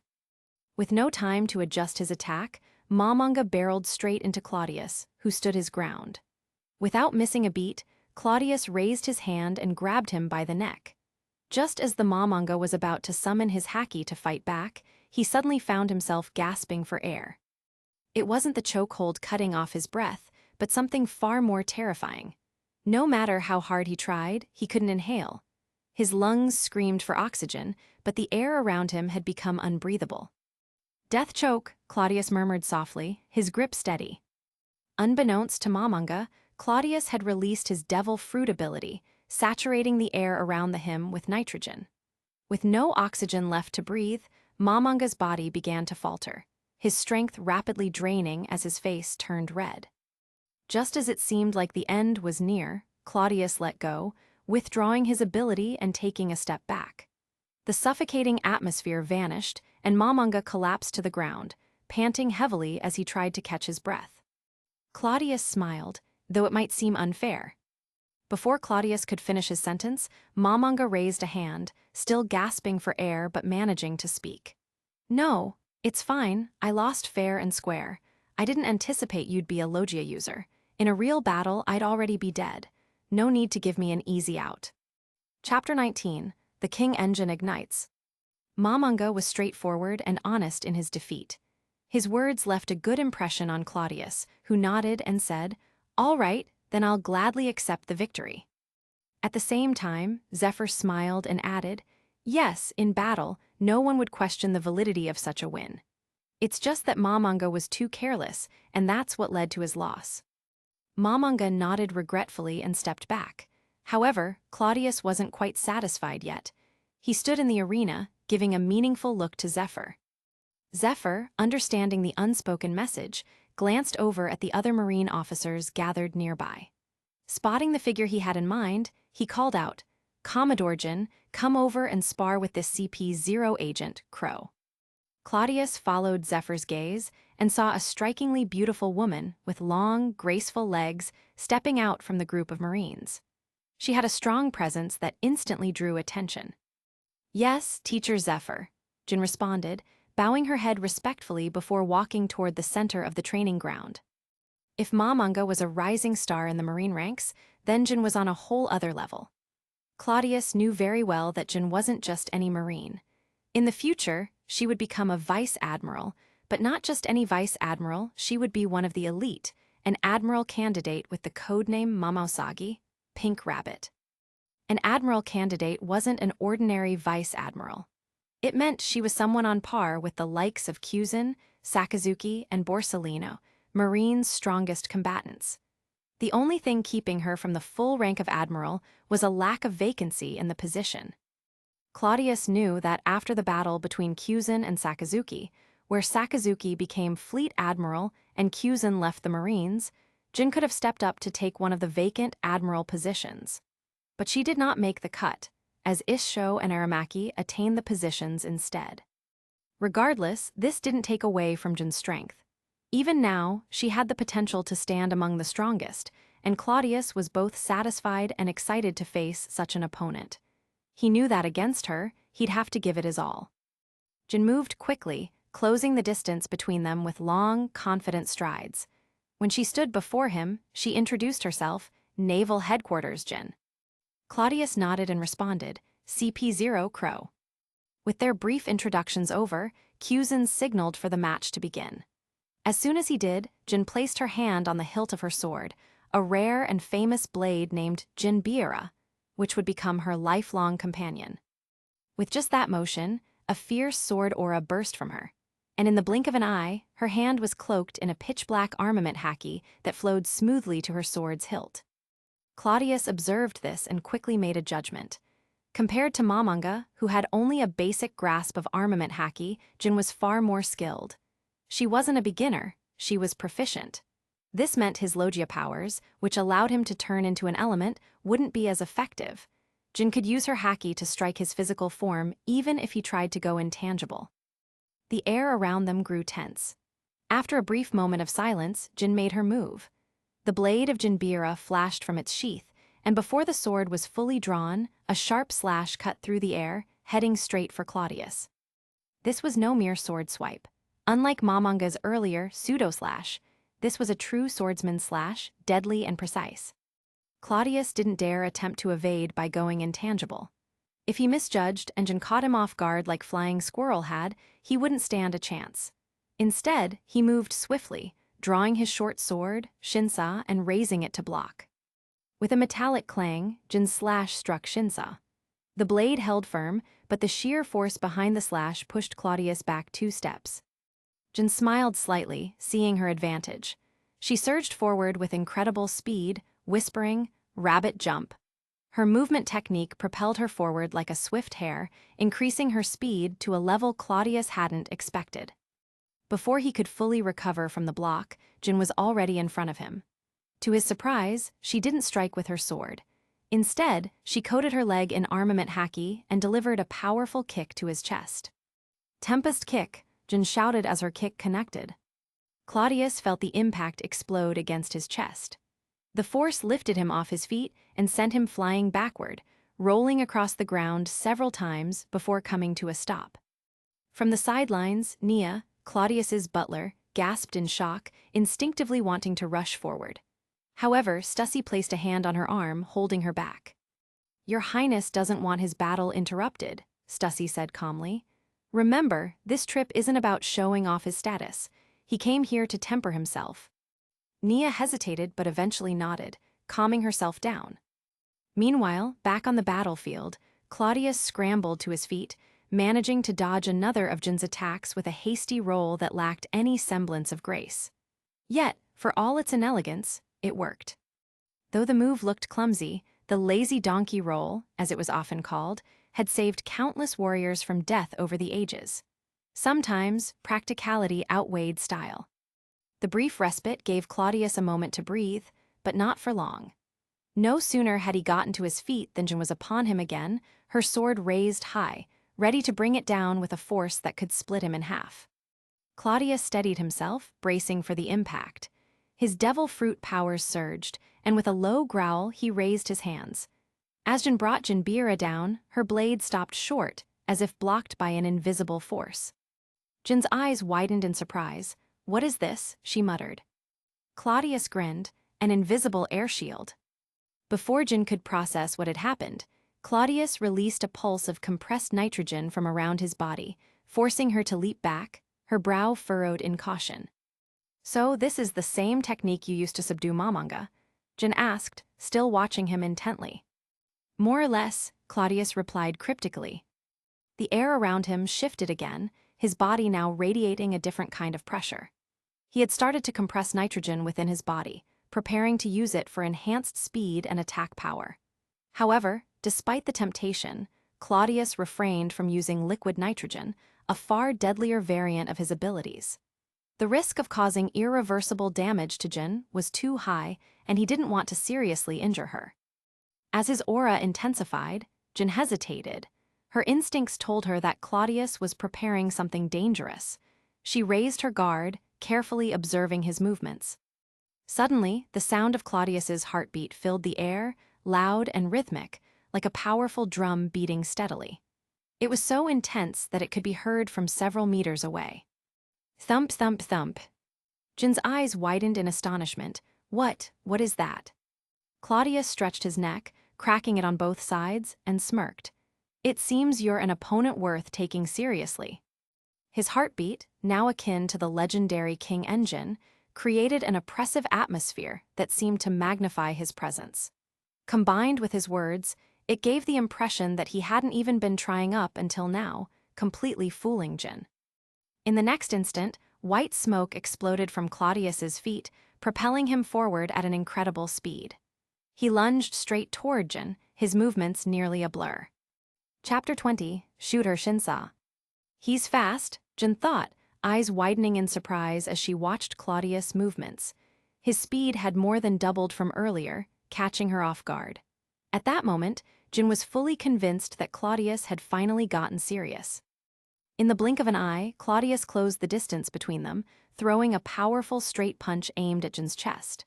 Reacting quickly, Jin stepped back to avoid the hit, thinking she'd successfully evaded the attack. But just as she prepared to counter, a sharp pain shot through her chest. Despite missing her by a hair, the punch carried an invisible force that struck her hard, sending her flying backward. As Jin was knocked back, realization dawned on her. So this is the power of his Logia Devil Fruit, she thought, gritting her teeth. Claudius's ability was invisible, colorless, and intangible, making it a serious threat to anyone without strong observation Haki. Claudius hadn't even touched her directly, but his ability to manipulate nitrogen gas had extended the range of his attacks, allowing him to hit from a distance without making physical contact. He showed no mercy, and another burst of white smoke erupted from his feet as he shot forward again, closing the gap almost instantly. Jin found herself on the defensive, struggling to keep up as Claudius launched a series of relentless attacks, using his invisible nitrogen manipulation to disrupt her every move. The pressure he applied was intense, and her momentum from earlier had been completely crushed. Each strike forced her to react quickly, but the unseen nature of his attacks made it nearly impossible to regain control. As she continued to evade, Jin realized something else. The air around her was getting thinner. She could feel the suffocating pressure building up. Claudius was manipulating the air, depriving her of oxygen. If this kept up, she'd be in serious trouble.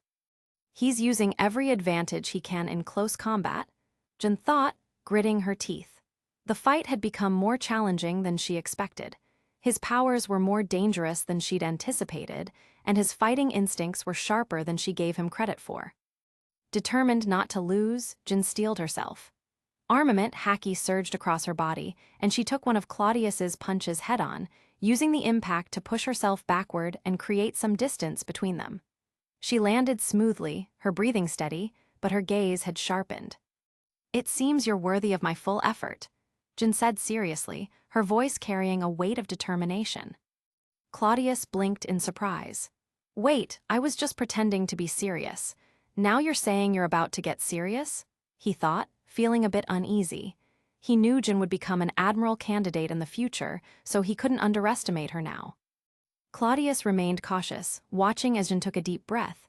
"Rabbit," she whispered. Suddenly, the air around Jin shifted.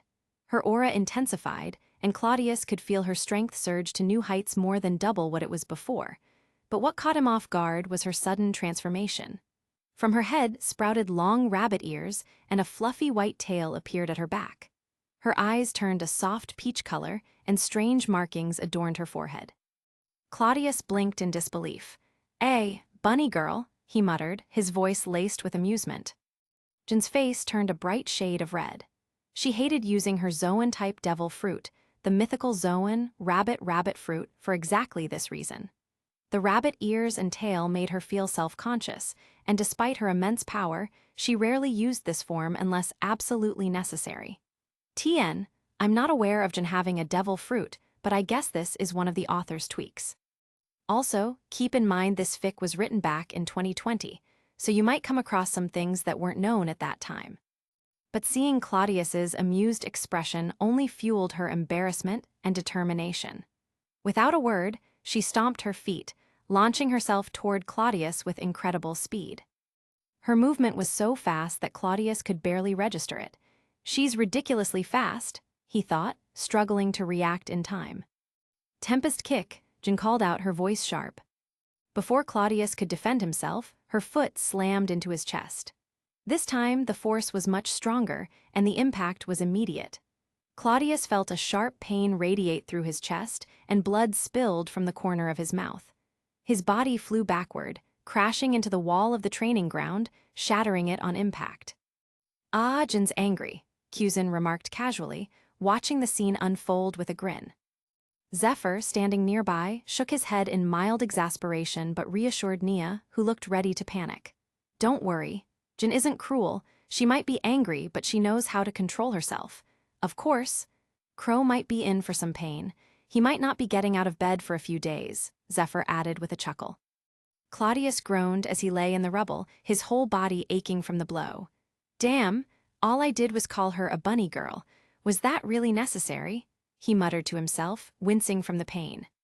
Despite the pain, Claudius wasn't ready to give up. Struggling to his feet, he pushed the debris away and spotted Jin leaping into the air, preparing to land another devastating attack. What is this? Is she going to drop out of the sky and crush me? Claudius quipped, unable to resist a sarcastic comment even in the face of danger. His body reacted instinctively, white smoke trailing from his feet as he rolled out of the way just in time. The spot where he had been lying moments before exploded as Jin landed, her fist crashing down with enough force to create a massive crater. Claudius watched the scene with wide eyes. She would have turned me into a pancake if that hit me, he thought, shivering at the thought. Jin straightened up, pulling her fist from the ground, her eyes still full of fury. Claudius swallowed nervously. I thought carnivorous Zoan fruits were supposed to be the violent ones. How is a rabbit this terrifying? Taking a deep breath, Jin calmed herself, addressing Claudius with a stern tone. Since you're an opponent worthy of my full strength, I'll tell you, I'm not just a regular rabbit Zoan. This is a mythical Zoan, she said, her voice steady. Before Claudius could respond, Jin's figure blurred again as she launched forward with another punch. Claudius barely had time to react, turning his body to gas as the punch passed through him, avoiding damage. However, elementalizing his body couldn't save him for long. As soon as Claudius returned to his physical form, Jin was right behind him. Her rabbit paw, now transformed into a furry hand, landed squarely on his shoulder. I've got you now, Jin whispered, a triumphant smile on her lips. Claudius was shocked. He could feel the pressure of her armament Haki locking onto his physical form. There was no escaping this time. In a flash of desperation, Claudius drew his short sword, Shinsa, intending to strike back, but Jin was one step ahead. She grabbed his wrist, forcing the blade away, and pinned him in place. Any last moves? If not, this battle is mine, Jin said confidently, tightening her grip. Claudius grinned despite the pain. Are you sure about that? HMPH, go ahead and try. I'm not afraid, Jin replied, though she remained on high alert. Well, I wasn't planning on using this move, but you've hurt my pride a little. So? Claudius whispered, his tone soft yet ominous. Jin's grip tightened even more, ready for whatever Claudius had up his sleeve. She wasn't going to let him escape. Shoot her, Shinsa, Claudius murmured, his voice barely audible. In the next instant, a flash of blood-red light filled the space between them. Jin's eyes widened in disbelief as she felt a cold, sharp pain in her abdomen. Shinsa had extended, piercing both Claudius and Jin simultaneously. She hadn't anticipated such a reckless move. Shinsa, with its unique ability, had struck both of them, and Claudius had used the blade's lengthening power to surprise her. Claudius, now free of her grip, took advantage of the moment. He twisted around, grabbing Jin's wrist and locking her in place. With his other hand, he pressed Shinsa's edge lightly against her neck, the blade still dripping with blood. He leaned in, his voice low and slightly strained. "Looks like you forced me to use this. Now, you've lost." Jin stood frozen, shocked by the sudden turn of events. She hadn't expected Claudius to have such a trick up his sleeve. Chapter 21. What a coincidence. On the top floor of Marineford's Naval Headquarters Hospital, in the most advanced ward equipped with the best medical technology, Claudius lay on a hospital bed in a patient gown, looking relaxed. It would be hard to believe that just a few hours ago, he had been fiercely battling Jin in a high-stakes training match, narrowly winning with a risky, self-sacrificing move. The aftermath of that fight had nearly given several bystanders a heart attack, especially those aware of Claudius's true identity. Zephyr himself had almost suffered a heart attack from the shock. After all, Claudius was pretending to be a CP0 recruit. If he were genuinely just a potential agent, even with all his promise, an accidental death during training wouldn't have been the end of the world. Marineford could handle that without too much pressure. But Claudius wasn't just any recruit, he was a celestial dragon. If he were injured, people might grumble, but if he died, it would be an entirely different story. The fallout would be catastrophic. Despite the tension, after Claudius had executed his mutual destruction move and pierced both himself and Jin, he still managed to stand victorious. Zephyr, using his seasoned eyes, could see that though Claudius was seriously injured, it wasn't life-threatening. To avoid exposing Claudius's identity, Zephyr had to restrain Nia, Claudius's panicking butler, as well as Stussy, who had been quietly freaking out. Zephyr's impression of Claudius had shifted over time. When they first met, Zephyr had pegged him as just another spoiled celestial dragon, a troublemaker. But after their encounter in the New World, Zephyr had seen a glimpse of Claudius's potential and had passed down to him valuable training techniques. Now, after seeing Claudius fight again, Zephyr's opinion had changed dramatically. Claudius wasn't just talented, he was fearless and ruthlessly determined. The fact that Claudius was willing to stab himself to ensure victory in what was essentially a sparring match left a deep impression. At that moment, Zephyr realized that Claudius wasn't just a typical celestial dragon. He was the kind of person who had the grit and drive to push through pain, hardship, and limitations. He had both talent and tenacity, a combination Zephyr admired. If Claudius had been a Marine, Zephyr would have groomed him to become a future admiral, maybe even a fleet admiral. It was a shame such potential was locked within the confines of the celestial dragons. By Claudius's bedside, Nia attended to him, offering him tea and keeping him comfortable. Despite the battle he had just endured, Claudius appeared at ease, though there was still a hint of soreness in his movements. However, Nia's expression darkened every time her eyes flicked to the other bed in the room. Under her breath, she muttered curses aimed at its occupant. This was a 3-person ward, the most elite medical facility in Marineford. Normally, only top officers like admirals or the fleet admiral would use it. But in cases of injury, it was also made available to those Marines deemed promising future leaders. Lying on the other bed was none other than Jin, the Commodore who had been defeated by Claudius in their intense sparring match.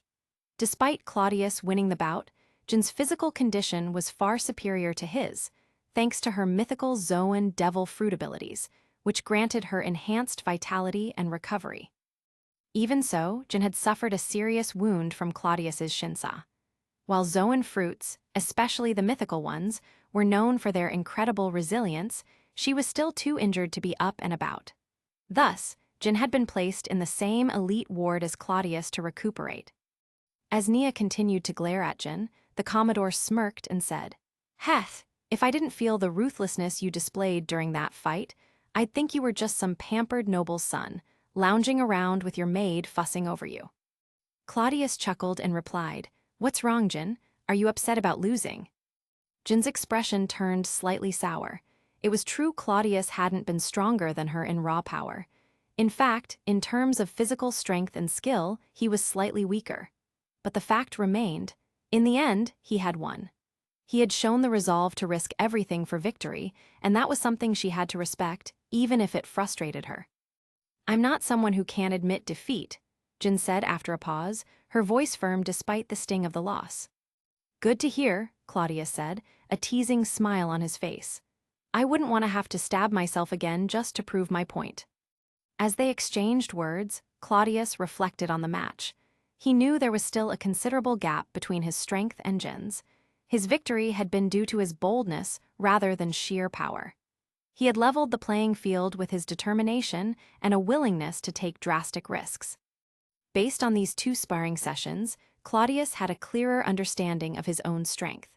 Compared to the average Marine Commodore, he was undoubtedly stronger. In terms of raw power, he was well above someone like Mamanga, but he still had some ground to cover before reaching the level of the top-tier Commodores like Jin. Nevertheless, he wasn't discouraged. He knew that with more training and effort, he would eventually surpass even someone as formidable as Jin. After a brief exchange, Claudius turned his attention away from Jin. As impressive as she was both as a fighter and as a beautiful woman, he found his thoughts drifting toward the man lying in the third bed in their shared ward. That man was none other than Monkey D. Dragon, the future revolutionary leader who would one day be considered the world's most dangerous criminal. To Claudius, the coincidence of running into Dragon here felt almost too good to be true. Dragon, the son of marine hero Garp, was a figure surrounded by mystery. At this point, Dragon was still a respected marine with a promising future ahead of him, someone people believed would one day become an admiral or perhaps even the fleet admiral. His presence in this elite ward was no surprise, given his status and potential. However, it seemed Dragon's injuries weren't too severe, as he was up and about, helping himself to tea and snacks while occasionally chatting with Jin. Claudius had noticed they were on familiar terms, which made sense. Jin had a close relationship with Garp, often referring to him casually as Little Garp. It was no surprise she knew Dragon well, too.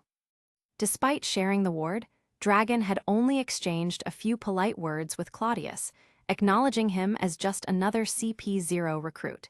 He hadn't given Claudius much attention since then. As Dragon quietly read a book, his serious expression gave off a scholarly air. He didn't resemble the man who would one day be the leader of a worldwide revolution. Without the familiar blood-red tattoos on his face courtesy of Garp's infamous slipper discipline, Dragon looked more like an intellectual than a soldier. Claudius, watching Dragon out of the corner of his eye, couldn't help but laugh inwardly. "What luck! I was just wondering how I could get closer to this guy, and now we're stuck in the same hospital room. Patient friends, huh? Perfect." Indeed, before coming to Marineford, Claudius had prepared himself for a potential encounter with Dragon, though he hadn't expected it to happen so soon or under such circumstances. Putting thoughts of Jin aside, Claudius shifted his focus to Dragon. He had to make his move carefully so as not to waste this golden opportunity. "Now that Dragon's here, Jin's not my priority anymore," Claudius mused. He turned to his butler and said, "Nia, could you grab that book I brought with me? I'd like to read a bit." Nia, quick as always, nodded and asked, "Which one would you like to read, Mr. Crow?" Claudius pretended to think for a moment before replying, "How about civil rights?" As soon as Claudius said the title, Dragon's eyes flickered with interest. Though he tried to maintain his composure, Claudius noticed his subtle reaction. Nia hurriedly fetched the book from Claudius's bag and handed it to him. Smiling, Claudius opened the book and casually read aloud a famous quote. "The people are the most valuable, society comes second, and the ruler is the least important." Dragon's eyes sharpened at the words, his curiosity clearly piqued.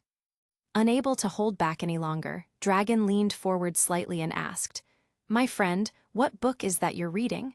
And where can I find a copy?" Claudius smiled inwardly, hook, line, and sinker. Feigning mild confusion, Claudius looked up at Dragon and replied, "Oh, this. It's called Civil Rights, but I doubt you can find it in any stores." Chapter 22, Artistic. Dragon raised an eyebrow, intrigued by Claudius's response. Could this really be an original work? The thought surprised him. The few lines he had overheard earlier carried ideas that seemed radical, even rebellious ideas that would be considered dangerous by the world government. The fact that this text wasn't widely available made it even more compelling. Dragon couldn't help but wonder how Claudius had gotten his hands on such a book. It was certainly the kind of work that might be banned, given its subversive nature. And judging by what he'd overheard earlier, Claudius wasn't just an ordinary CP0 agent. His position seemed somewhat unique, especially considering Zephyr's respectful treatment of him. But still, could someone with such a connection to the world government be holding onto this type of literature? Dragon's mind raced with possibilities, but he didn't jump to conclusions. After all, it wasn't every day you encountered a member of CP0 in a hospital ward with a book like this. Though curious, he kept his questions light for now. "Really?" Dragon asked, a hint of regret in his voice, assuming that the book might be a rare or even one-of-a-kind piece. Claudius, noticing Dragon's interest, smiled and said, "The book isn't particularly rare for me. If you're interested, feel free to borrow it." With a simple gesture, Claudius nodded to Nia, who promptly fetched the book and handed it to Dragon. Without hesitation, Dragon accepted it. "Thank you, my friend," he said sincerely. "By the way, I didn't catch your name." "Crow, interim member of CP0, Claudius replied with a smile. "Interim member?" Dragon repeated, finding the title a bit curious. However, he didn't press the matter. It wasn't unusual for someone to be placed in a transitional role within CP0, especially if they had other tasks ahead of them. Perhaps Claudius had some important assignment coming up, or maybe he was still in training. Whatever the case, Dragon decided not to pry too deeply into it just yet. "Monkey D. Dragon," Dragon introduced himself in return, Vice Admiral of Naval Headquarters. Dragon, though young, had already risen to the position of Vice Admiral. He was just a few years older than Kuzin and had been brought into the Marines by his father, Garp, from an early age. At only 20-something, he was already a highly respected figure within the Marines, and many believed he was on track to become an admiral in the future. However, despite his impressive career, Dragon had been feeling more and more disillusioned with the way the Marines, and by extension, the world government were functioning. Though he hadn't yet fully defined his own revolutionary ideology, he was in the midst of a personal crisis, seeking answers to the questions that troubled him. That's why the moment he overheard Claudius reciting lines from that book, his curiosity had been piqued. He was searching for something that could guide him or clarify his thoughts, and this book seemed like it might hold the answers he was looking for. Claudius pretended to be surprised at Dragon's introduction. "Monkey, as in the son of Vice Admiral Garp?" he asked, though he already knew the answer.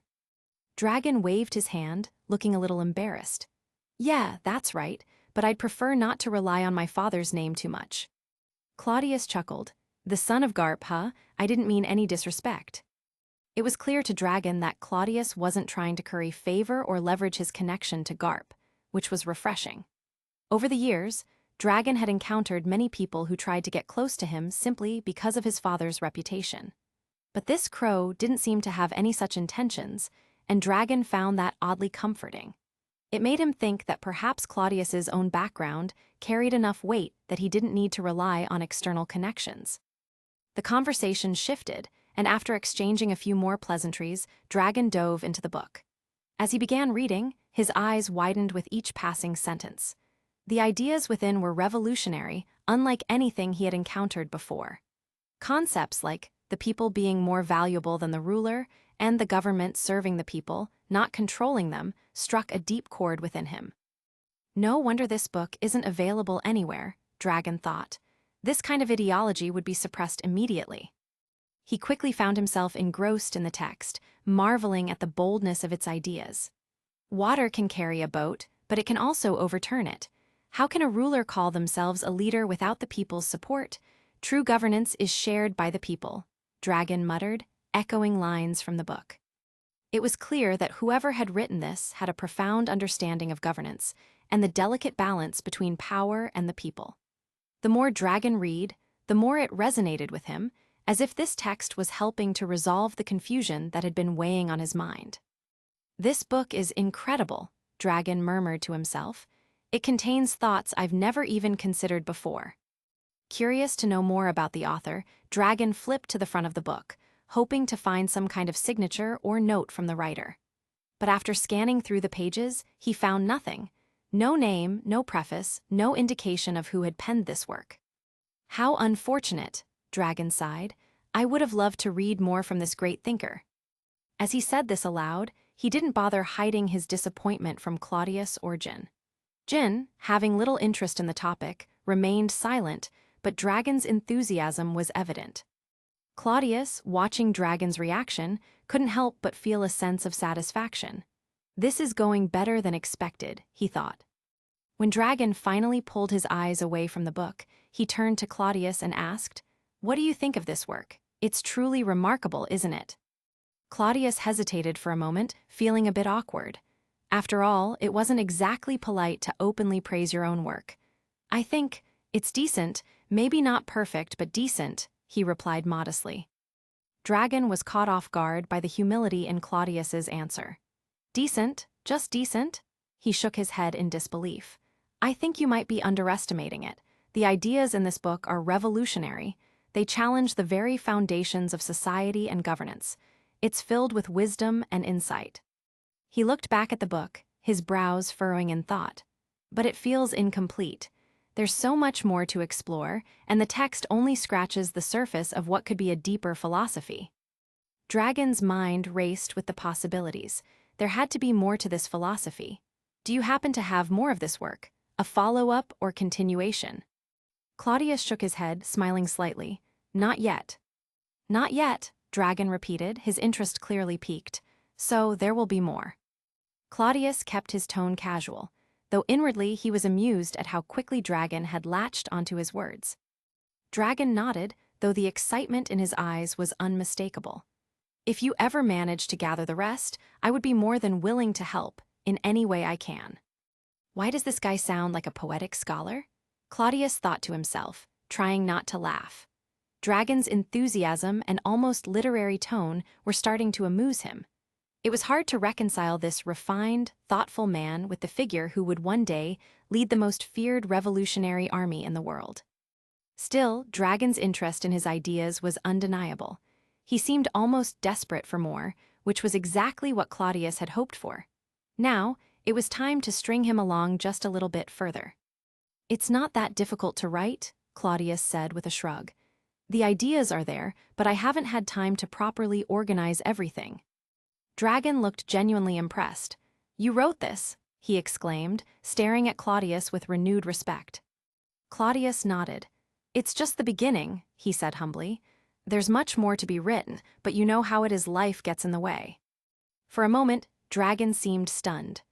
The man sitting across from him was the author of the very text that had just blown his mind. The fact that Claudius had written something so profound only added to the mystery surrounding him.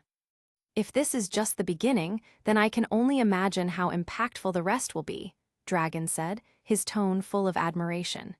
"You've already given me so much to think about." Claudius smiled inwardly. "You haven't seen anything yet." Out loud, he replied modestly, "I'm just exploring some ideas. If you'd like, we can discuss them further sometime." Dragon nodded eagerly. "I'd be honored too." Chapter 23, To Teach and Educate People. Claudius ended up staying at naval headquarters for 7 days, though 6.5 of those were spent in the hospital. By the third day, Jin, the beautiful Commodore who had been injured alongside him, was discharged. She was growing impatient in the high-end ward. There were 3 people sharing the ward: Claudius, Dragon, and Jin, but Jin felt out of place, like an outsider. Claudius and Dragon seemed to hit it off immediately, spending most of their time deep in conversation about ideas that Jin had little interest in.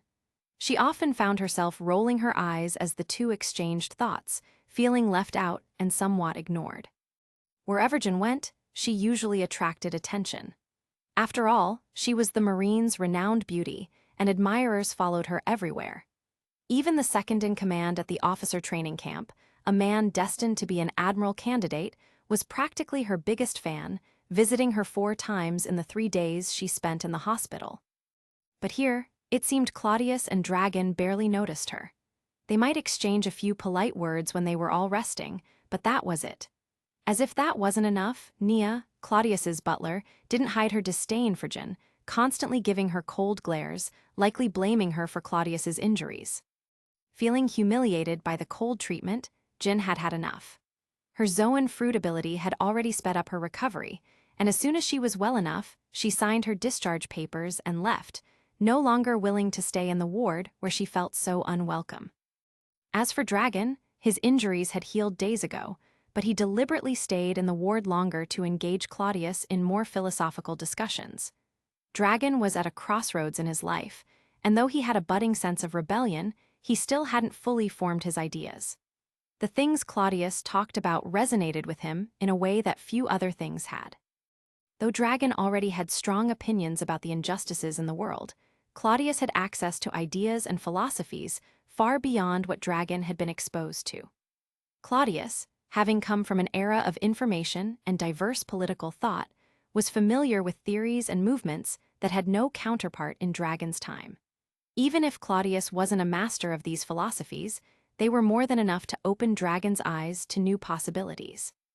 By the end of the 7 days, Dragon had developed a deep respect for Claudius, not for his strength, but for his ideas and his way of thinking. Just as Claudius and Dragon were wrapping up one of their discussions, an unexpected visitor arrived at the ward. It was none other than Garp, Vice Admiral of the Marines and one of its strongest combatants. His arms were crossed, and his nose was tilted up arrogantly as he sat on Dragon's bed, clearly there to reprimand his son. "You idiot, what kind of injury do you have? You should have been discharged from the hospital 5 days ago, but here you are, loafing around for another 5 days. What are you trying to do, dodge your duties as a vice admiral? How am I supposed to face the world if my son acts like this? You're getting out of this hospital today, whether you like it or not. There's a mission waiting for you." As Garp said this, he glanced over at Claudius on the other bed, deliberately avoiding mentioning the specifics of the mission. It wasn't that Garp was worried Claudius might leak the information. After all, Claudius was Celestial Dragon, a position that came with access to far more classified details. No, Garp didn't want to risk Claudius showing too much interest in the mission and deciding to tag along. The last thing Garp wanted was to babysit a Celestial Dragon on a dangerous operation. There was also another reason for Garp's reluctance: his long-standing disdain for the Celestial Dragons. After the God Valley incident, Garp's contempt for the world nobles had only deepened.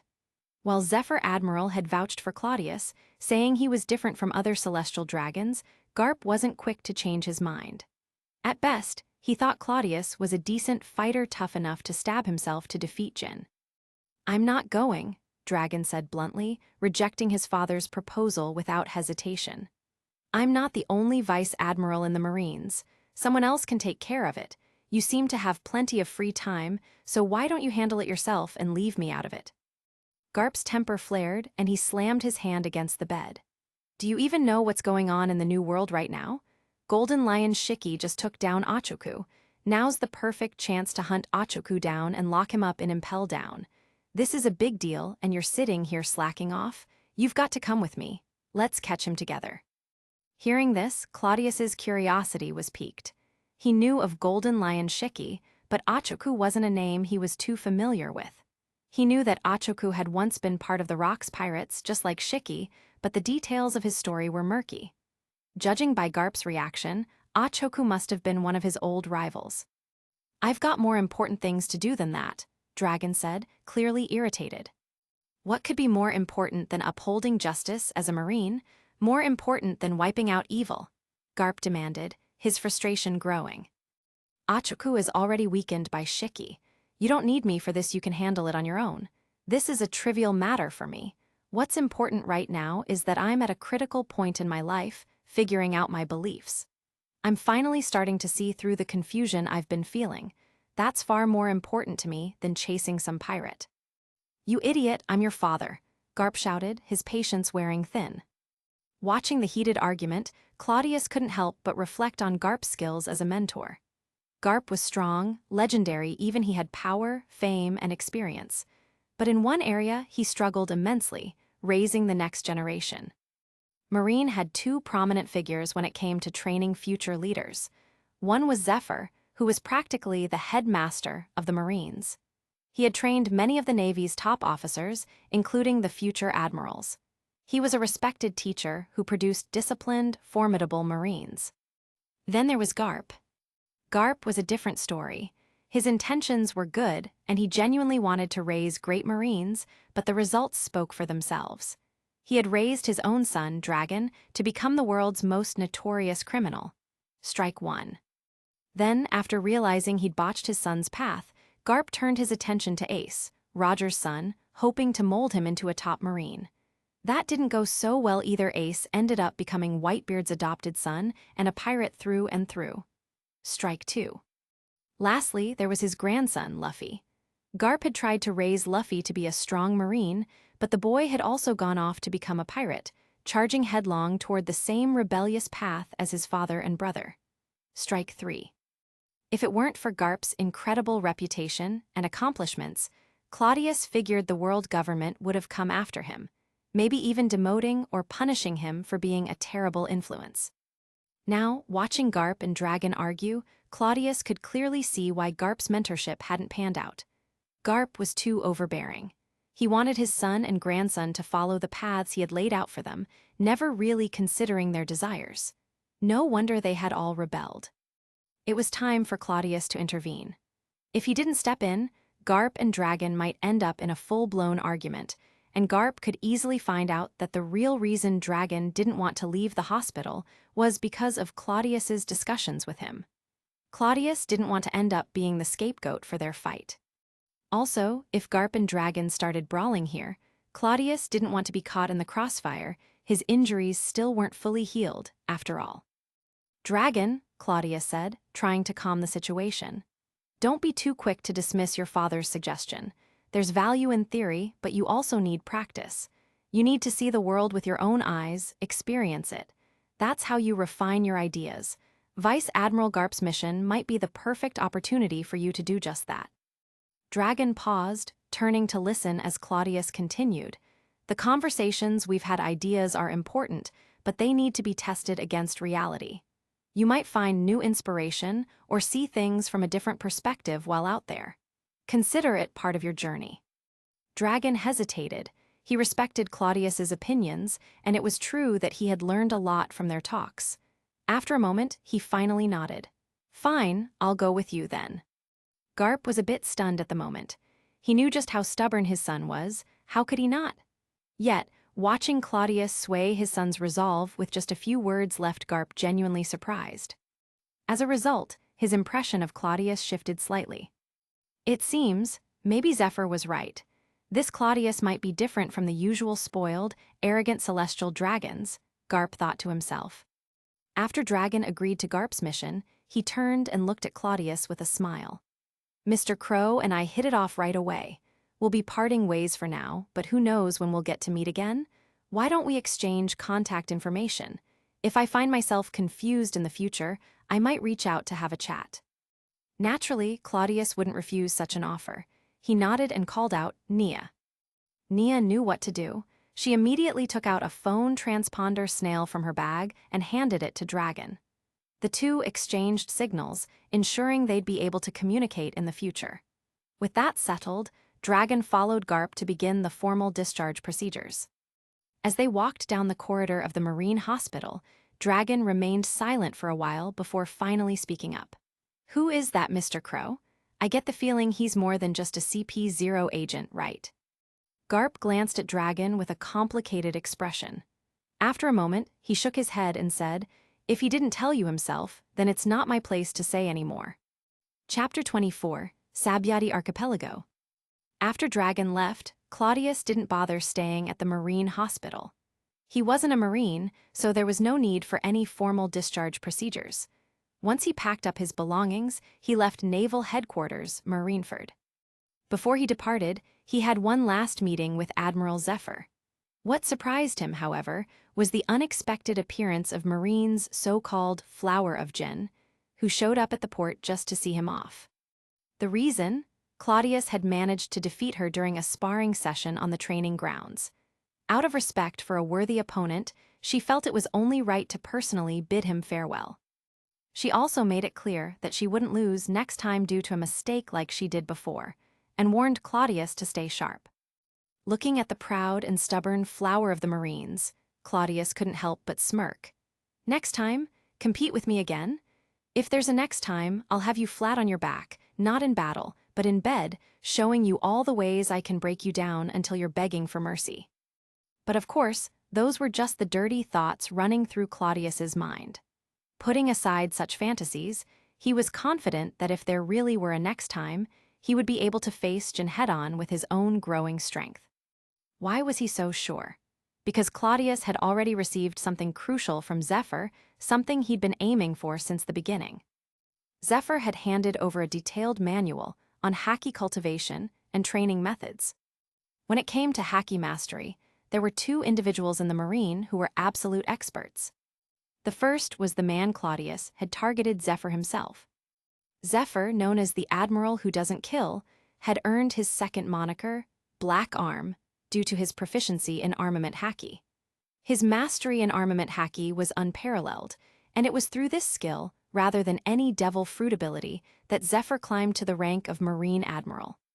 His powerful Conqueror's Haki was an extension of his life experience, and while Claudius hadn't even awakened his Conqueror's Haki yet, Zephyr's manual provided insight that was invaluable for future training. The other Marine expert who could match or even surpass Zephyr in Haki mastery was none other than the hero of the Marines and Dragon's father, Vice Admiral Garp. Despite holding the rank of Vice Admiral, Garp's strength was on par with, or even above, the Admiral's. He was the unchallenged powerhouse of the Marine. So why didn't Claudius go to Garp for Haki training? The reason was simple. Garp wasn't exactly known for being the most diligent or articulate instructor, at least not when it came to teaching others. In contrast, Zephyr's manual was filled with detailed explanations. He had poured in all his experiences and insights, even adding personal advice tailored to Claudius's abilities and potential based on their interactions over the past few days. It was clear that Zephyr truly cared about Claudius, whether due to his passion for teaching or a genuine respect for Claudius's status as a celestial dragon. Regardless of the reason, Zephyr had spared no effort in helping him. Thus, Claudius was more than willing to view Zephyr as a true mentor. "I'll find a way to repay Zephyr someday," Claudius murmured to himself as he stood on the deck of the ship, watching Marineford slowly recede into the distance. He glanced down at the manual filled with Zephyr's wisdom and insights, a thoughtful look in his eyes. Zephyr's generosity had genuinely touched him, so much so that Claudius was determined to protect the man's family, no matter what.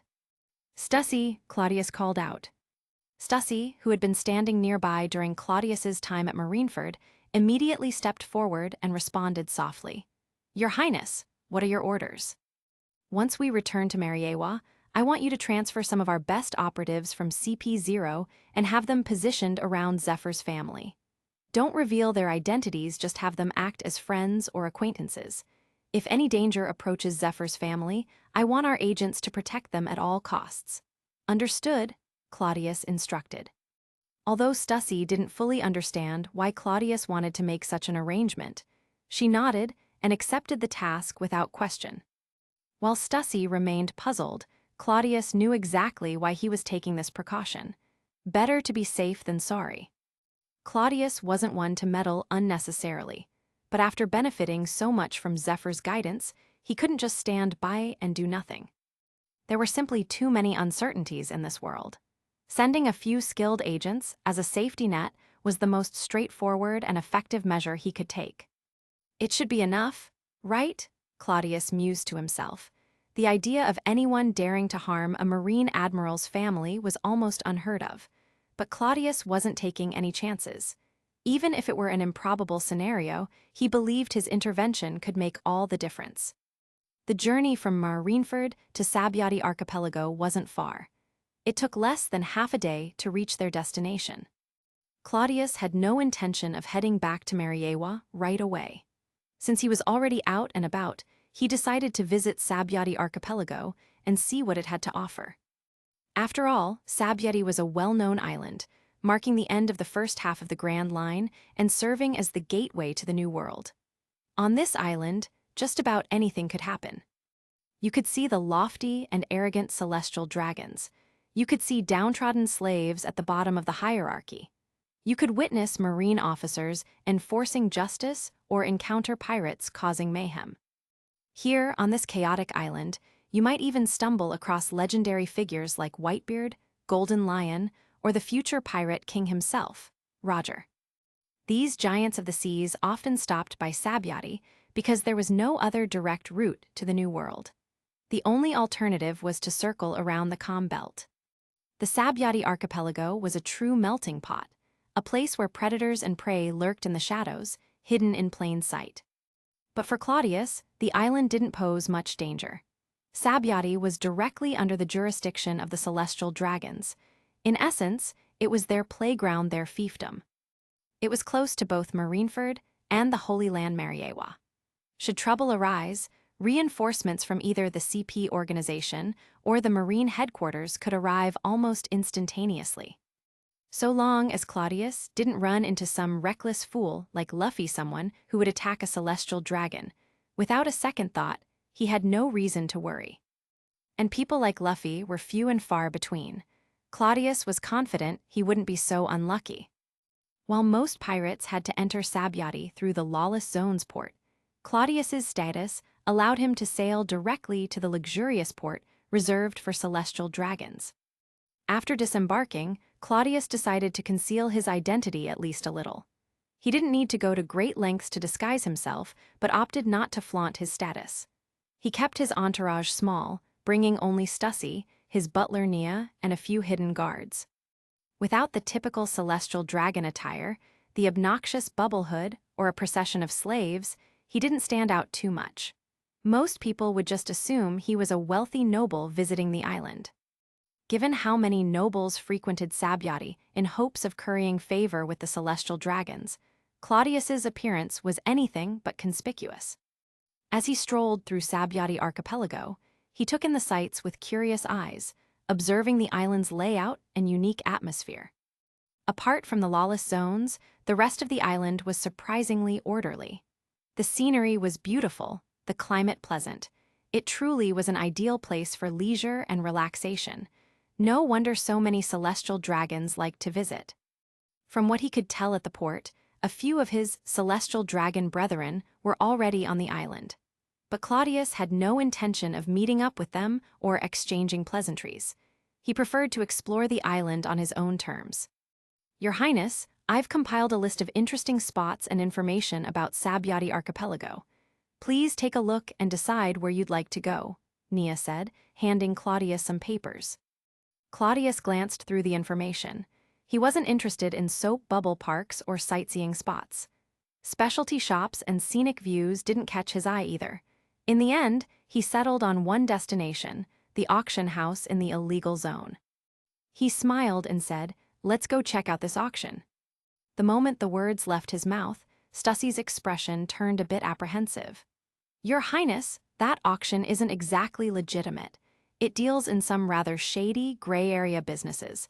And more importantly, it's located in the lawless zone. It's dangerous there." Sabyati's illegal zone was still chaotic at this time. The auctions there weren't particularly well regulated, and the slave trade wasn't as refined as it would be in the future. Claudius figured that later on, when his big cousin, Donquixote Doflamingo, eventually extended his influence into Sabyati, he would formalize and dominate the slave trade market, turning it into a more structured employment agency. But for now, these auctions were still a hodgepodge of activities, selling everything from slaves to rare treasures. Claudius wanted to take a look, just to see if there was anything of value. "It's fine. With you around, Stussy, what could possibly go wrong? Is there anyone out there who'd dare to harm me?" Claudius said with a grin. Stussy sighed in resignation, smiling wryly as she replied, "I'll certainly do everything in my power to protect your Highness. But if we encounter a situation I can't handle, please don't hesitate to reveal your true identity to avoid unnecessary trouble." "Don't worry, I promise," Claudius nodded with a lighthearted smile. With that, they made their way to the illegal zone of the Sabyati archipelago. Chapter 25, Demon Blade Shinda. After stepping into the lawless zone, Claudius could feel the chaotic energy that permeated the area. However, with Stussy accompanying him and a few discreet guards trailing behind, no one dared to provoke him. Truth be told, the chaos in the lawless zone rarely affected those who appeared to be well off or of noble descent, like Claudius. Most of the violence and crime targeted people who were destitute and alone those whose deaths would go unnoticed. People like Claudius, who exuded the aura of a noble, were seen more as potential patrons in the eyes of the scum of this area. After all, the lower rungs of society depended on these wealthy individuals for their income, and since nobles were not to be trifled with lightly, trouble tended to steer clear of them. There was no hassle when they entered the auction house. Stussy handled negotiations with the auctioneer, and it wasn't long before Claudius and his group were led to the front row of the venue. Though Claudius didn't explicitly reveal his identity as a celestial dragon, he was seated right behind the reserved area for them, in the second row, just shy of the most prominent seats in the house. He glanced at the two celestial dragons occupying those seats ahead of him. They seemed young, probably no more than their 20s. Claudius couldn't immediately recognize who they were just from seeing their backs, but he could already tell that they were of the same mold as his predecessor typical celestial dragons, wasteful and utterly useless. Understanding their nature, Claudius had no interest in introducing himself or exchanging pleasantries. Instead, he simply sat back in his seat and waited for the auction to begin, paying no attention to the chatter between the two celestial dragons in front of him, who seemed to be boasting about their slave purchases. With nothing better to do, Claudius closed his eyes and began to reflect on his interactions with Dragon over the past few days. Had he made any real impact? Yes, definitely. Through sheer persistence and rhetoric, Claudius had at least planted some seeds of doubt and introspection within Dragon, but expecting to fully rewrite Dragon's future would be naive. First and foremost, Dragon was a strong-willed individual. While he might acknowledge some of Claudius's points in the short term, someone like him wouldn't be easily swayed. Claudius could sense that Dragon was more interested in testing his own beliefs against Claudius's arguments rather than blindly accepting them. He was absorbing the conversation, seeking common ground while still maintaining his own distinct ideals. But for now, this was enough. All Claudius wanted was to establish a rapport, a foundation of friendship. If he could guide Dragon in the future, he would. If not, at least there would be some room for negotiation instead of immediate hostility. Just having a space for dialogue was sufficient for now. Thinking that he probably wouldn't see Dragon again for a while, Claudius let out a quiet sigh and put those thoughts aside. He focused on resting and quietly waited for the auction to begin. Soon enough, the auction hall filled up, and the auctioneer wasted no time starting the event. Claudius had never participated in an auction before, but he had heard plenty about their typical routines. As expected, the initial items were rather mundane and uninteresting. Claudius paid no attention to the early bids for treasures and slaves, finding nothing remarkable among them. The same held true for the two celestial dragons in front of him. They didn't bother bidding on anything either. The ones truly engaged were the nobles seated further back, eagerly vying for things Claudius couldn't care less about. The gap in wealth and power is obvious. The nobles in this world aren't as sophisticated as I'd imagined. Celestial dragons really are on another level, Claudius mused. Just as he began to question if he'd come to the wrong place, the auction finally presented something of interest. The first major highlight of the night was a giant slave, towering and muscular. The giant had a rough yet dignified air about him, giving off the aura of a seasoned warrior. His arms and legs were bound with thick chains, and a massive slave collar encircled his neck. The moment the giant appeared, Claudius noticed the two celestial dragons ahead of him perk up with interest. From what Claudius knew, aside from rare mermaid slaves, giants were among the most valuable slaves in the market, with a starting price of 50 million berries. For most ordinary nobles, this was an astronomical sum, but for celestial dragons, it was a trivial amount. Even lower-tier celestial dragons like Claudius received a monthly allowance of 500 million berries just as pocket money. And with the world government, and countless wealthy merchants constantly fawning over them, celestial dragons rarely had to spend their own money on luxuries or treasures. Instead, merchants and officials would scramble to present these items as gifts. There was no way they would dare to ask the celestial dragons to pay for anything themselves. As a result, Claudius had barely touched his monthly allowance in the past 6 months, saving up a substantial fortune that he intended to use as seed money for his future endeavors.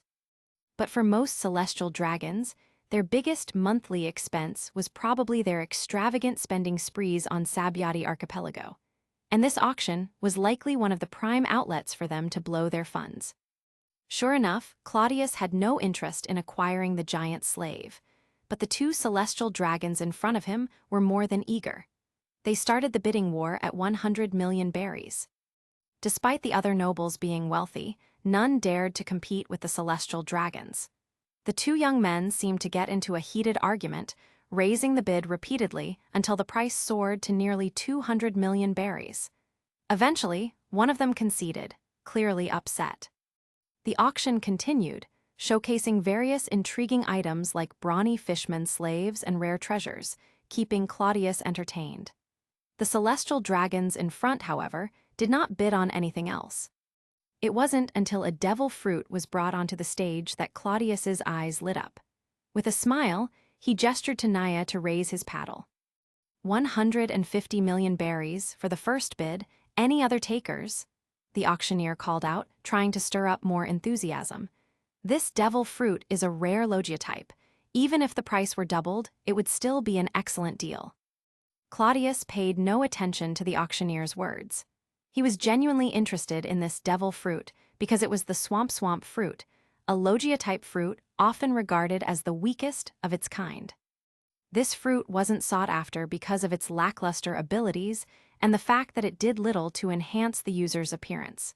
But even so, it was still a Logia type, making it inherently valuable. The fruit had potential in the right hands, and if Claudius couldn't find someone suitable to eat it, he could always give it to the Marine science team once they acquired the brilliant scientist, Vegapunk. In time, they developed the technology to transfer devil fruit abilities into objects. At the very least, this fruit could be turned into a tool, effectively creating a piece of equipment with a storage capacity similar to a bag of holding. If nothing else, it could even be used to set up someone Claudius didn't like, perhaps in a manner reminiscent of how he had been dealt in the past. Becoming a celestial dragon for the past 6 months had rubbed off on Claudius in some ways. He wasn't above using underhanded tactics now. Logia Devil Fruits, no matter how trash they seemed, were still worth hundreds of millions. They were valuable and rare, so why not grab it? Without revealing his identity as a celestial dragon, Claudius's bids weren't met with any special treatment. But after a few rounds, he secured the swamp fruit for a final bid of 300 million berries. The win revitalized his interest in the auction. He leaned forward slightly, eager to see what would come up next. Soon, the next item made its appearance, a beautiful, ominous sword. Ladies and gentlemen, please feast your eyes on this extraordinary blade, one of the 21 great grade swords. This is the famed demon blade, Shinda. The auctioneer's voice boomed with excitement. This blade was acquired at a high price from the black market, but be warned, it's not just any famous sword. Shinda is a cursed blade. According to legend, it was forged by a notorious pirate blacksmith centuries ago. The blade has been used to commit countless atrocities, becoming imbued with a dark, malevolent aura. However, as the years have passed, the curse seems to have weakened. We believe it's time for this demon blade to be reborn, and we are seeking the one destined to wield it here tonight. The auctioneer's fervor was palpable as he introduced the sword. Claudius's gaze settled on the blade. At first glance, it looked exquisite. The scabbard was crafted from ebony wood, deep black with subtle golden patterns that gave it an elegant, almost mystical aura. A few dark green gemstones adorned the sheath, enhancing its beauty without seeming ostentatious. The handle, wrapped tightly in blood-red threads, exuded a low-key sense of luxury. Even from a distance, Claudius could feel the faint, lingering malevolence emanating from the blade. This truly is one of the 21 great grade swords, a top-tier weapon, Claudius murmured, his interest growing. He'd already made up his mind he had to get his hands on it. Seeing the look in Claudius's eyes, the butler Naya hesitated for a moment before speaking up. "Your Highness, this sword may look magnificent, but it's a cursed blade. They say cursed swords bring misfortune to their wielders. Are you sure?" "Ha ha ha ha, what's there to be afraid of?" Claudius interrupted with a hearty laugh. "I refuse to believe that a sword, no matter how cursed, can be my undoing." The starting price for Demon Blade Shinda was set at an impressive 300 million berries. Claudius didn't bid immediately, but instead observed the room, assessing his potential competition. Initially, a few of the wealthier nobles entered the bidding, and the price quickly rose to 400 million berries. However, before long, the celestial dragon who had previously bid for the giant slave joined in. With a single bid, he raised the price by another 50 million berries, clearly showing his intent to claim the blade. The rest of the attendees, intimidated by the involvement of a celestial dragon, soon fell silent, unwilling to risk offending such a powerful entity. But just as Claudius was about to make his move, a new voice suddenly called out from the back of the auction hall. 500 million berries. Claudius turned, his gaze locking onto a strikingly handsome, middle-aged man seated in the last row. The man's presence radiated confidence and composure, his aura distinct from the rest of the audience. At first glance, Claudius was taken aback by how good-looking the man was, but on closer inspection, he realized something even more shocking. "Silver's Rayleigh," Claudius muttered to himself, eyes widening in recognition. Chapter 26, I'm a Celestial Dragon too. Claudius wasn't the only one who recognized Rayleigh. If the legendary swordsman hadn't spoken up, sitting quietly in the last row, it was likely no one would have noticed him at all. But as soon as Rayleigh placed his bid against a celestial dragon, he attracted the attention of everyone present. Rayleigh wasn't just some random nobody. He was the vice-captain of the Roger Pirates. Years ago, his name might not have been as widely known, but after the Battle of the Valley of the Gods, the Roger Pirates, though defeated by the world government, had become a major force, gaining a spot on the government's blacklist. In recent years, the Roger Pirates had been constantly pursued by marine hero Garp and had clashed frequently with other powerful pirate crews, such as Whitebeard and Golden Lion. Their infamy had grown, and Rayleigh, once just a skilled swordsman, was now widely known as Silver Rayleigh. At this point in time, he hadn't yet earned the epithet Dark King, but his reputation as a formidable pirate was well established. His bounty was set at 1.2 billion berries, a testament to his notoriety. To put things in perspective, the bounties of prominent figures like Whitebeard, Golden Lion, and the future emperors like Big Mom and Kaido hadn't yet skyrocketed to the 4 billion mark. Whitebeard's bounty, for instance, was around 2 billion berries, bolstered by his participation in the Battle of the Valley of the Gods. The others, like Kaido, were hovering around the 1 billion range. So Rayleigh's bounty, during this period, was considered extremely high, full of prestige. Isn't that the deputy captain of the Roger Pirates? It's Silver Rayleigh. No wonder he dared to bid against a celestial dragon. Should we inform the Marines? Marineford isn't far from here. While Claudius was still processing his surprise, he noticed more details about the group surrounding Rayleigh.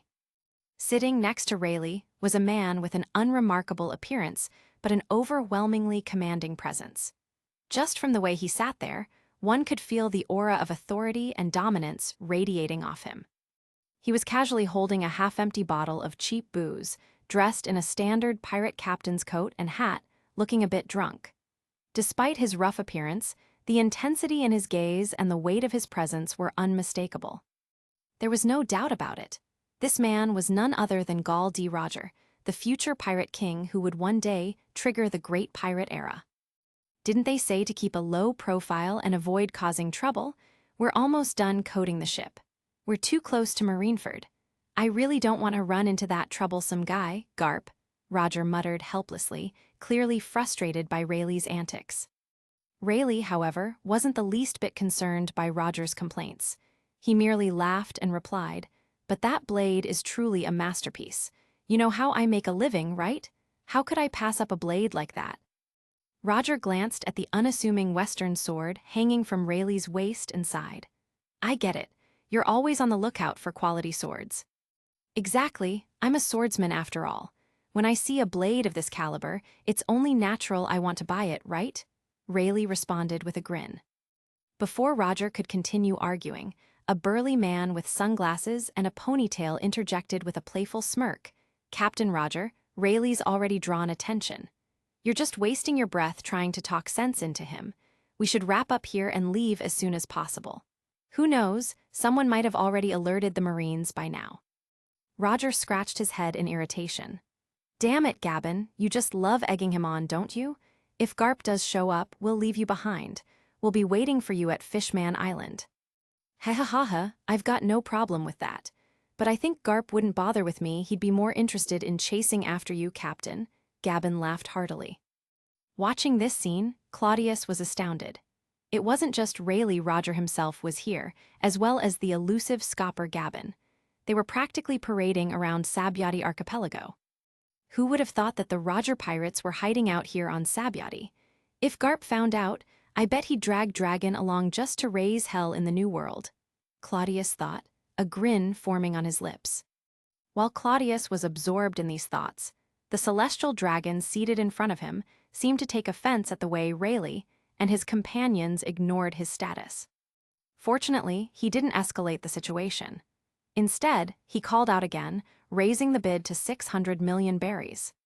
Claudius couldn't help but shake his head in exasperation. The behavior of these lower-level celestial dragons always embarrassed him. Instead of participating in a proper auction, where financial power determined the winner, they resorted to flaunting their status and attempting to intimidate others. It was pathetic. And considering who Rayleigh and his group were, these tactics would have no effect. They wouldn't back down just because a celestial dragon tried to throw his weight around. If anything, it just made the celestial dragon look even more foolish. Sure enough, Rayleigh casually raised the bid by another 50 million berries, completely unperturbed. Just as I thought, the Roger pirates aren't exactly swimming in wealth, Claudius mused. The Roger pirates, after all, were notorious for not engaging in traditional trade or business ventures. Any funds they had likely came from looting and pillaging. No way they could casually toss out hundreds of millions of berries without blinking. Most of their money probably came from plundering other pirates or wealthy merchant caravans. If Claudius remembered correctly, there were even rumors of the Roger pirates toppling entire nations.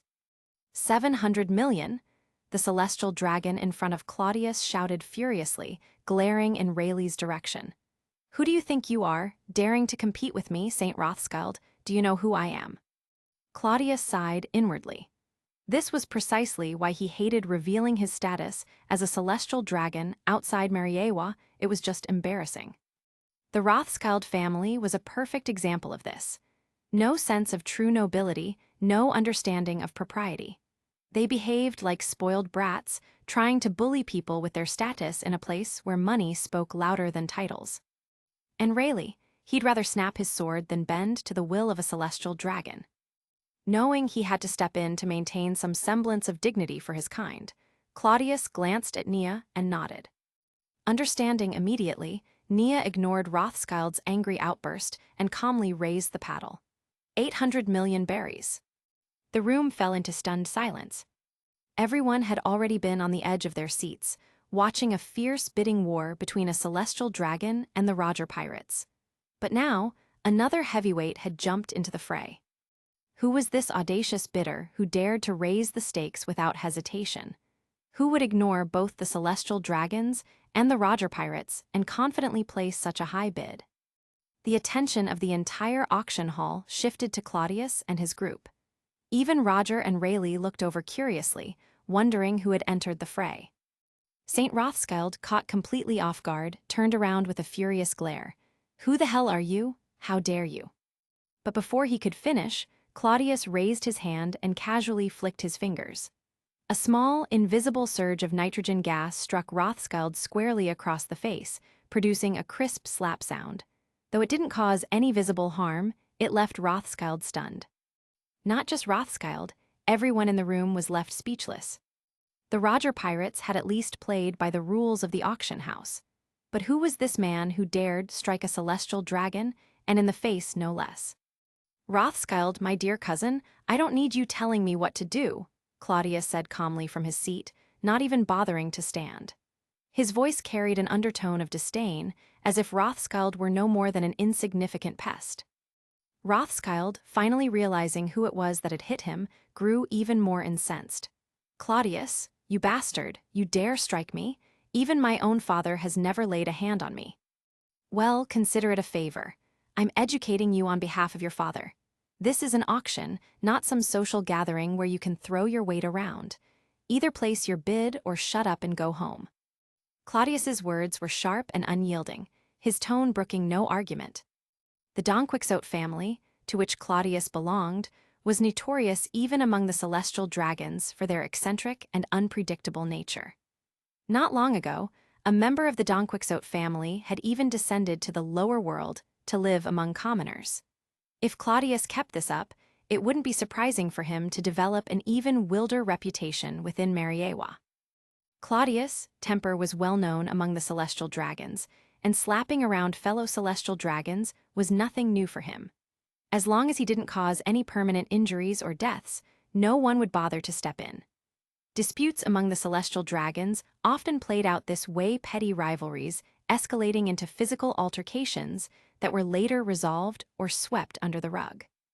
The most critical factor here was the family background, and in this regard, the Donquixote family was far more influential than the Rothschild family. Among the 19 celestial dragon families, the Donquixotes were in the top tier, while the Rothschilds languished in the bottom ranks. Rothschild knew this well.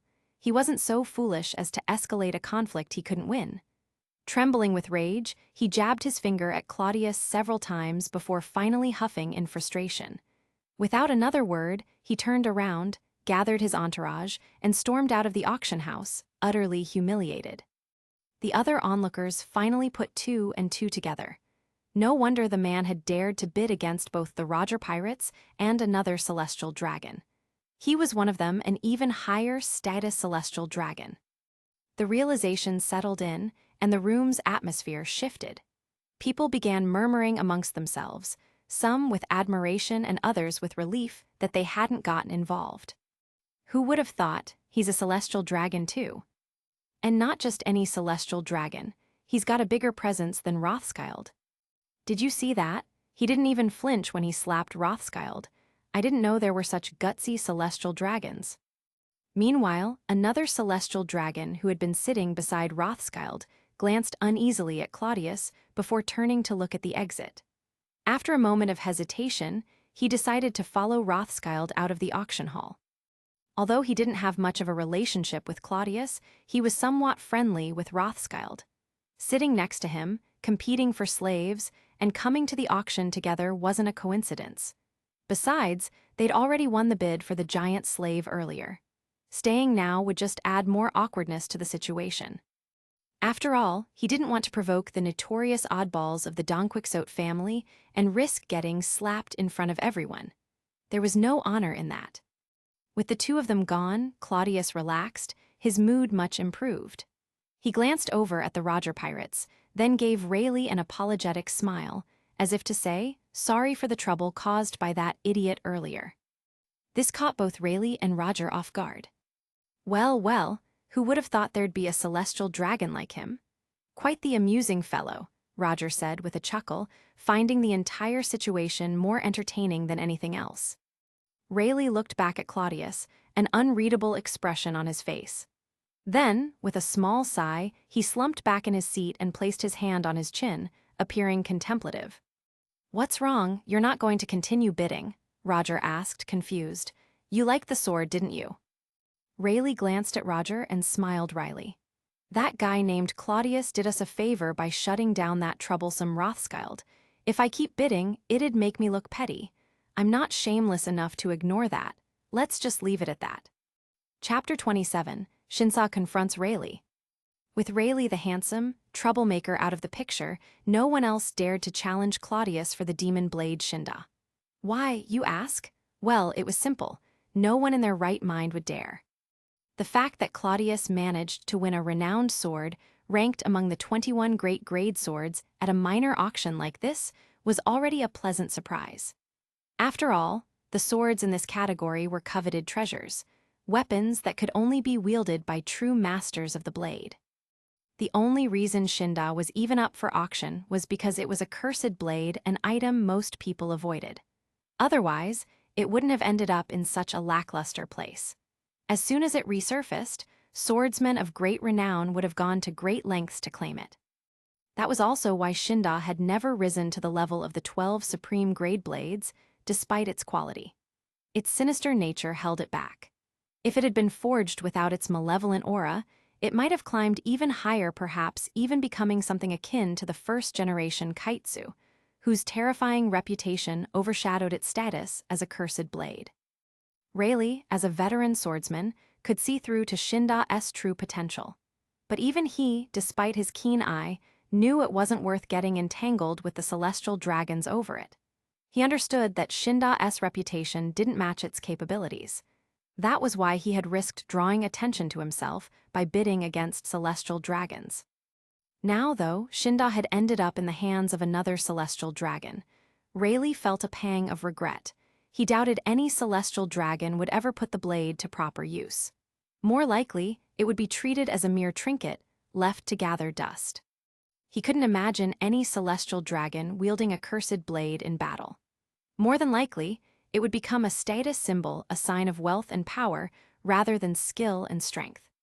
After the auction concluded, Claudius had Stussy arrange for the transport of his newly acquired items, including the Logia-type swamp fruit and the demon blade Shinda.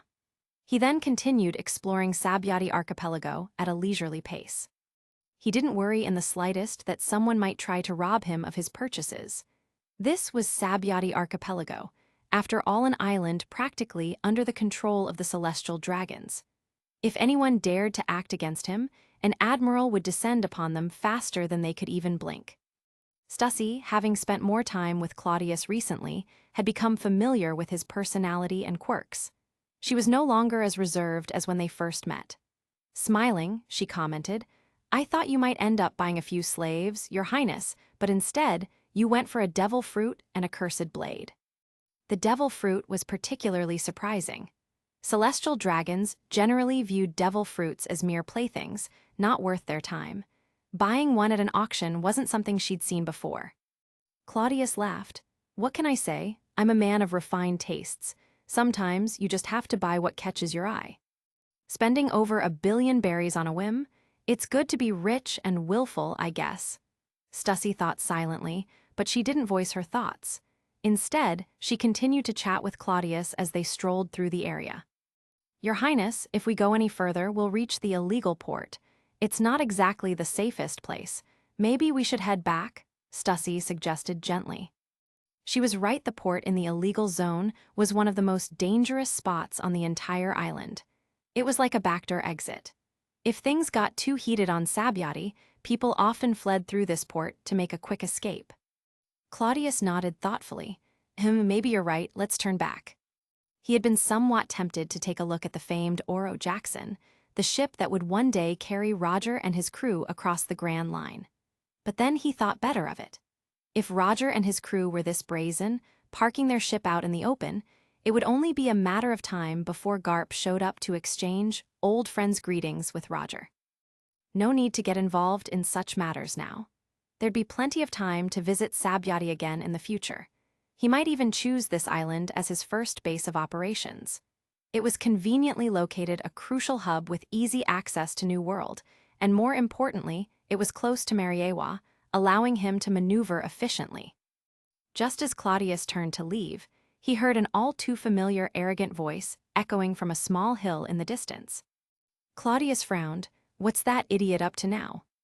The arrogant voice belonged to none other than Saint Rothschild, the fool Claudius had slapped earlier at the auction. Curious, Claudius gestured for his group to follow him up the hill to get a better view. What he saw left him incredulous.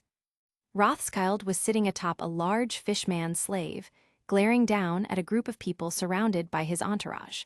And those people just so happened to be members of the Roger Pirates. Saint Rothschild was ordering his servants around like a wannabe general, boasting that none of the pirates would leave Sabyati alive. He promised to capture every last one of them and haul them back to Mariawa as slaves. Is this guy out of his mind? Claudius thought, genuinely stunned.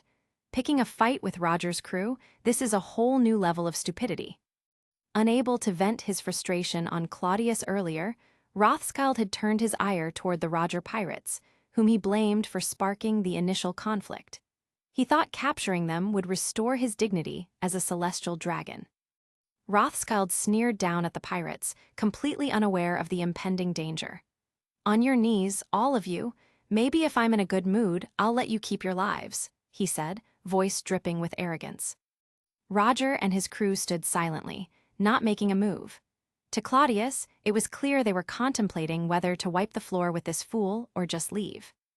But to Rothschild, their silence was a sign of fear and submission. His smug smile widened. "See, they're scared stiff. They know they can't afford to anger me." On the other side, Rayleigh glanced at Roger. "What's the plan, Captain?" "Just kill them," grunted Douglas Bullet, the hulking newcomer of the Roger pirates. Douglas Bullet was a fierce addition to the crew. Though he was one of the junior members, his strength was undeniable. He was a former soldier who had gone rogue after being betrayed by his commanding officer. After decimating the forces that had wronged him, he had been marked as a highly dangerous criminal by the world government. Eventually, he ended up joining Roger's crew. His style was brutal and direct. For someone like Bullet, killing a celestial dragon was just another day at the office. After all, with the bounties on their heads, they were already condemned men. What difference did one more crime make? However, Roger shook his head. "There's no need to kill him, but we can't just walk away either. Let's rough him up a bit enough to make him wish he was dead. The world government can heal him up later. As long as he's not dead, it'll blow over." Rayleigh chuckled at Roger's confident tone. Typical Roger, brimming with bravado even when discussing breaking a celestial dragon. But Roger was right. As long as they didn't kill Rothschild, they wouldn't stir up as much trouble. They could still carry on with their journey. "Let me handle this one," Rayleigh offered, stepping forward. He didn't even bother drawing his sword. Using his blade on trash like Rothschild would be a disgrace. With a single step, Rayleigh closed the distance. He moved with such speed that it seemed almost casual. He didn't need to go all out. Crippling a celestial dragon hardly required his full strength. But just as Rayleigh was about to deliver his blow, something happened. A flash of steel, faster than the eye could see, shot out from a distant hill. "Shoot to kill, Shinsa," Claudius murmured softly. A silver light zipped across the air, targeting Rayleigh with pinpoint accuracy. The sword extended impossibly fast, its blade glinting in the sunlight as it aimed for Rayleigh's chest. Rayleigh's eyes widened in surprise. Even with his enhanced vision and observation Haki, the speed of the blade caught him off guard. It wasn't a slash, it was as if the entire blade had been shot straight at him, the tip hurtling towards him at breakneck speed. "Damn," Rayleigh grunted, channeling armament Haki into his hand. He caught the blade just before it could pierce his skin. The force of the strike pushed him back several steps, his feet digging deep furrows into the ground. Claudius, witnessing the scene, was momentarily stunned. He had fully expected Rayleigh to dodge, never imagining he would try to catch Shinsa with his bare hands. But before Rayleigh could fully comprehend the situation, Claudius' thoughts commanded Shinsa, and in an instant, the blade retracted back to its original form, resting peacefully in its scabbard. Rayleigh stared at his empty hands, feeling a bit awkward. He had just attempted to catch the strange, flying blade, but before he even realized what was happening, it had already vanished. Did he really fail to catch it? If Claudius could hear what Rayleigh was thinking, he might have laughed out loud. Seriously, did Rayleigh actually think he could just snatch Shinsa out of his hands? This wasn't some ordinary weapon, this was like a piece of bound gear from a game. Did Rayleigh really believe he could simply take it away? He was definitely overestimating himself. Chapter 28, A Little Low. After Rayleigh's attack was blocked, he didn't make another move. Instead, he looked up at Claudius and his group on the hill, his expression a mixture of confusion and surprise. He couldn't quite understand why Claudius had stepped in to stop him. Wasn't this the same guy who slapped another celestial dragon earlier? By all logic, there shouldn't be any good blood between the two, so why defend him now? You're the guy from the auction house, aren't you?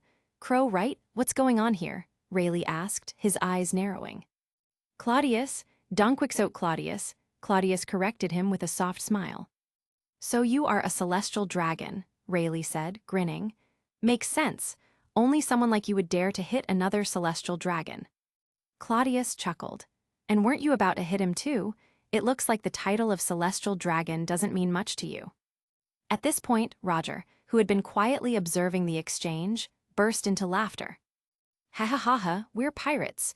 Obeying laws isn't exactly our thing. Whether we hit your celestial dragons or not, the Marines will come after us anyway. If we lay a hand on them, it won't make much of a difference.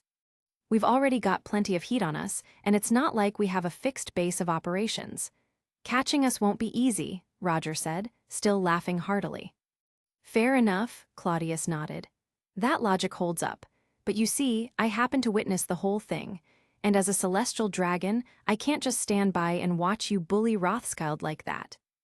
Rayleigh raised an eyebrow, his surprise evident. Didn't you just bully him yourself not too long ago? Claudius glanced at Rayleigh, then calmly explained, That's different. I'm a celestial dragon. How I handle him is an internal affair. But you guys, you're pirates. If you attack him and the world sees, it'll be a disgrace to all celestial dragons. And if our reputation is tarnished, that includes me. So, of course, I have to step in. Rayleigh blinked in understanding and nodded slightly. Before he could respond, Rothschild, still furious, jumped into the conversation. Claudius, don't meddle in my affairs. Do you think these filthy pirates can actually bully me? I have twice as many servants as they do. Rothschild spat, pointing an accusing finger at Claudius. What an idiot, Claudius muttered under his breath, utterly unimpressed. Roger, meanwhile, was laughing so hard he could barely catch his breath. Ha ha ha ha, exactly, what an idiot. I always thought all celestial dragons were like him, but I didn't expect someone like you among them, Roger said, wiping a tear from his eye. But just as his laughter subsided, an intense pressure began radiating from him. It was a force so powerful it seemed to distort the very air around them. Claudius felt the pressure settle heavily on his chest, as if an invisible weight was pressing down on him. Stussy, standing beside Claudius, gasped in shock, her eyes wide. Conqueror's Haki, that's Conqueror's Haki. Claudius wasn't particularly surprised. After all, this was Gall D. Roger, the man who would eventually become the Pirate King. Of course, he would possess the legendary Conqueror's Haki. Still, the force wasn't directly aimed at Claudius, and even Nia, his butler, only felt a slight strain from the pressure. However, on Rothschild's side, things weren't so easy. Roger's Haki swept through the area, causing all of Rothschild's servants to collapse unconscious, leaving him standing there alone and utterly bewildered. What did you just do? Rothschild stammered in fear. Claudius shook his head in frustration. While there were certainly powerful figures among the celestial dragons, idiots like Rothschild made Claudius wonder how long he could survive being associated with such incompetence. See now, your servants are useless. Get out of here already, Claudius snapped at Rothschild. Rothschild, sensing that the tides had completely turned against him, no longer had the arrogance from earlier. With Claudius berating him and Roger's overwhelming power looming over him, he hastily ran towards Claudius, leaving his unconscious servants behind. Claudius turned to the Roger pirates and said calmly, You've settled your score. No one is stopping you now. Why haven't you left yet? Unless you're thinking of following me back to Mariawa. Roger, still intrigued by Claudius, studied him with curious eyes. While he had crossed paths with celestial dragons before, especially during the God Valley incident, he had never met one like Claudius. This one was different. After a brief silence, Roger grinned and suddenly asked, You know, being a celestial dragon seems pretty boring. Why don't you come with us? The world's a big place, and we're setting out to find its end. It'll be an adventure like no other. What do you say? For a moment, Claudius was taken aback. Did Roger just invite him one of the celestial dragons to join his pirate crew? Was he serious? Not only was Claudius stunned, but so was everyone else around them. Rayleigh quickly snapped out of it and scolded Roger, "Roger, are you out of your mind? If he gets on our ship, we'll never be able to escape. The world government and Marines would hunt us down like never before." Rayleigh had a point. If Claudius joined the Roger pirates, the world government would undoubtedly label it as a kidnapping, and the Marines would stop at nothing to destroy the crew. Plus, if word got out that a celestial dragon had become a pirate, it would be an enormous blow to the world government's prestige. Roger rubbed the back of his head with an awkward smile, realizing his mistake, while Claudius finally snapped back to reality. Did he want to join Roger's crew? If he weren't a celestial dragon, living a cushy life in Mariawa, he might have seriously considered it. If he were just some random guy living in Sabyati, he'd probably be begging Roger for a spot on the ship right now. The chance to see the end of the world and uncover its secrets. It was a tempting thought. But the reality was, Claudius was a celestial dragon. He had power, status, and a life of luxury awaiting him. Joining the Roger pirates was a fool's errand. So Claudius remained silent, and Roger, realizing how absurd his offer had been, let the moment pass. The tension in the air became awkward, and the group fell into silence. It was at that moment that Copper Jabba spoke up. "Captain, someone probably called the Marines after the scene at the auction house. If we don't leave soon, things might get troublesome." Roger blinked as if suddenly reminded of their situation. "Ah, right, I've got a feeling Garp's already on his way here." With that, the Roger pirates made a quick decision to leave the island before the Marines arrived. But before they left, Roger called back to Claudius with a grin. "Hey, what I said earlier still stands.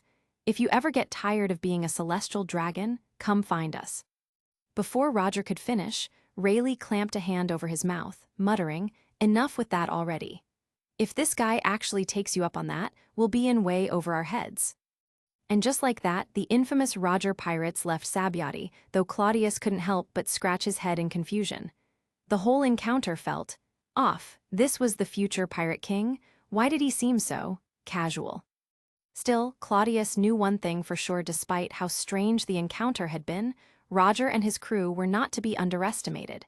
Today, things had gone oddly smoothly, but that didn't mean future encounters would be so harmless. These men were dangerous, no doubt about it. Just as Claudius was lost in thought, his butler Nija received a phone call.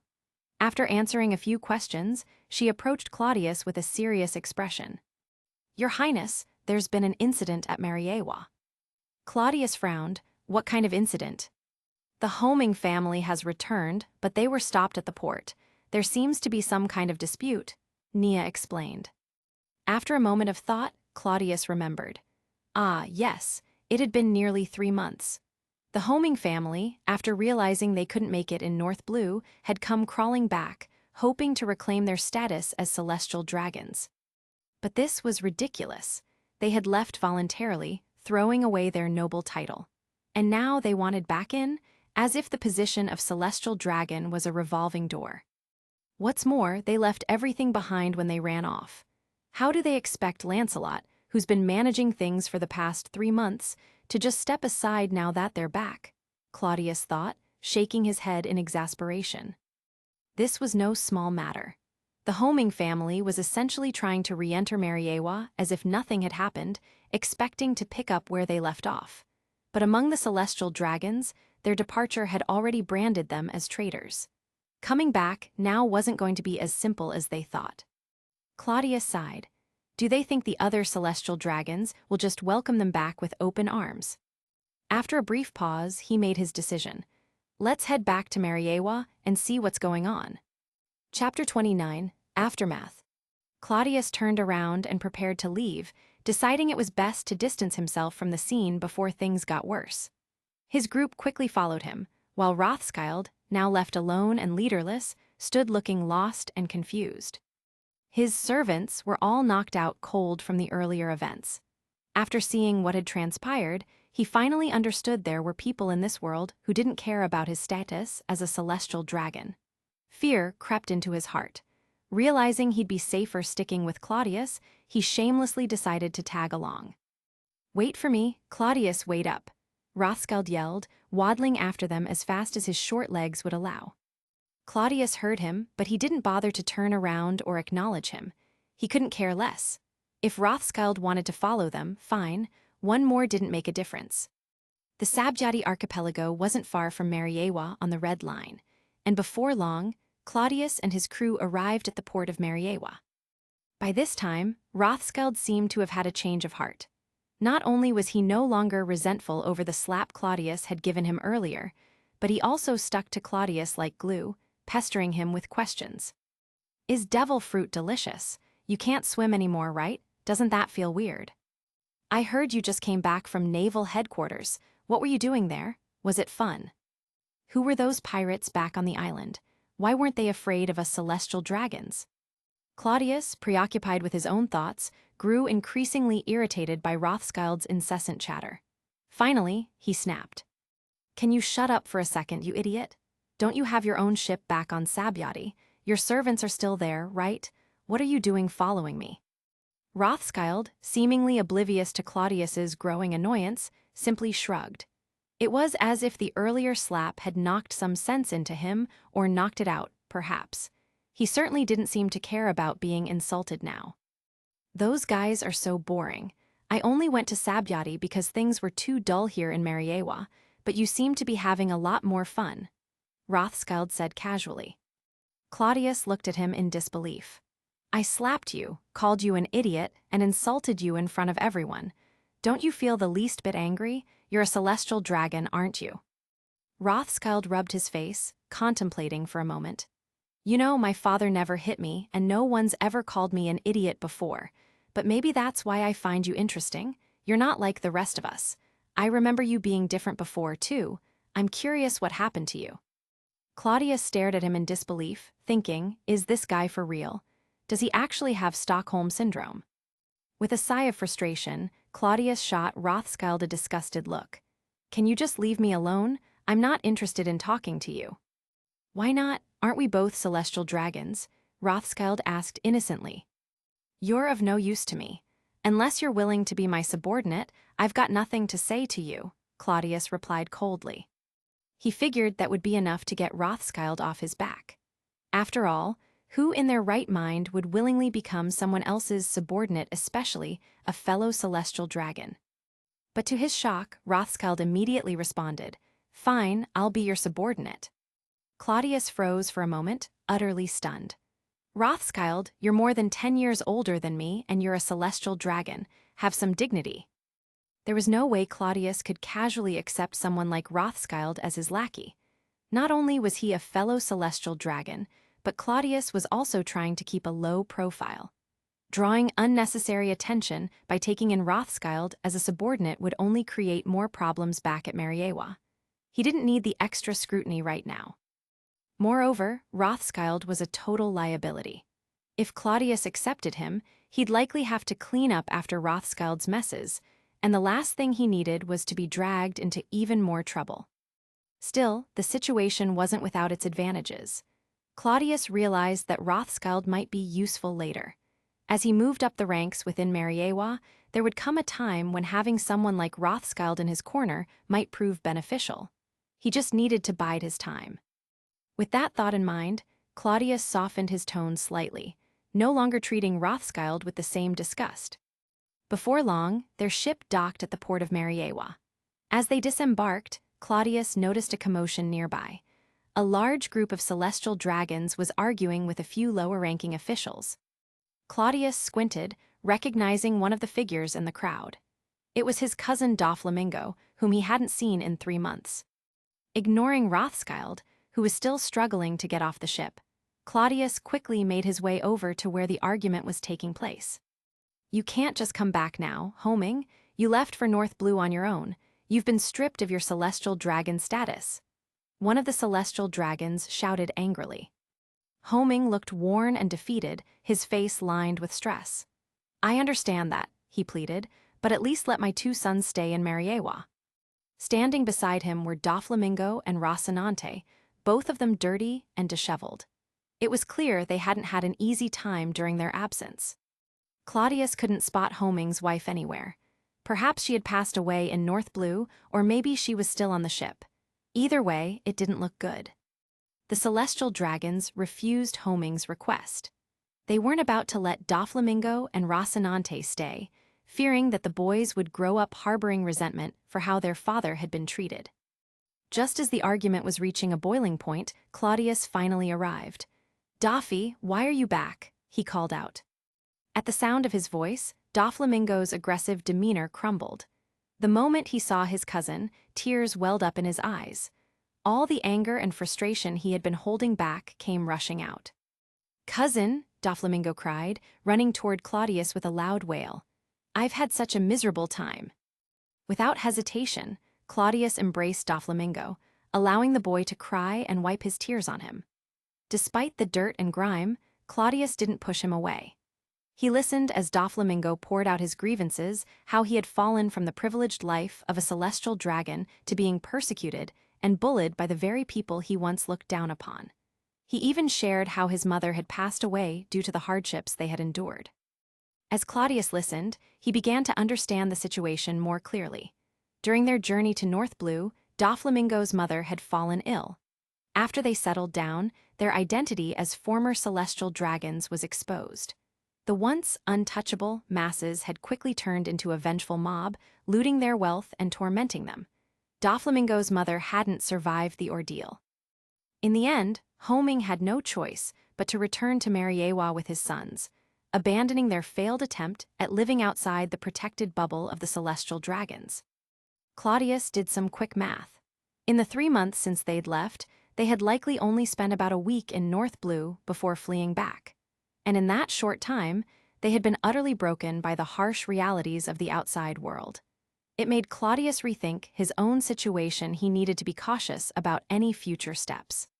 Claudius glanced at Doflamingo and Rocinante, feeling a pang of sympathy for the two boys. Not only were they dealing with their mother's death and their father's failed ambitions, but now they had to carry the burden of his grand proclamations as well. No wonder, in the future, celestial dragons would still refuse to let Doflamingo and Rocinante return, even after Homing's death. Claudius had always wondered why the Donquixote family had been so thoroughly rejected. But now it made sense now. Even if he died, the stigma he left behind would prevent Doflamingo and Rocinante from ever being accepted back into Mariawa. Homing, clearly overwhelmed by frustration, dragged his sons away without another word.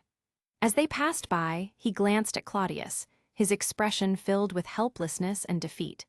He tugged Doflamingo along, and the boy reluctantly let go of Claudius, his tear-streaked face still looking back at his cousin. Claudius sighed deeply as he watched them walk away. He quickly instructed his butler, Nia, to gather all the money they had on hand. Stepping forward, he shoved the small pouch of Bailey into Doflamingo's arms. "Doffy, this is all I can do for you right now.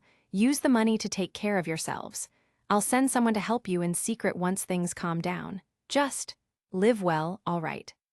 Doflamingo looked up at his cousin, his eyes filled with gratitude. He nodded, wanting to say something more, but before he could speak, Homing tugged him away again, pulling him and Rocinante back toward their ship. Chapter 30, Doffy, You Are My Brother. See Circle Calendar, mid-1496. It had been 5 years since the Doflamingo Homing family caused a stir by trying to return to Mariawa. According to the original course of events, by 1493, Doflamingo would have grown tired of watching his father, Homing, continuously fail, blaming him entirely for their family's downfall.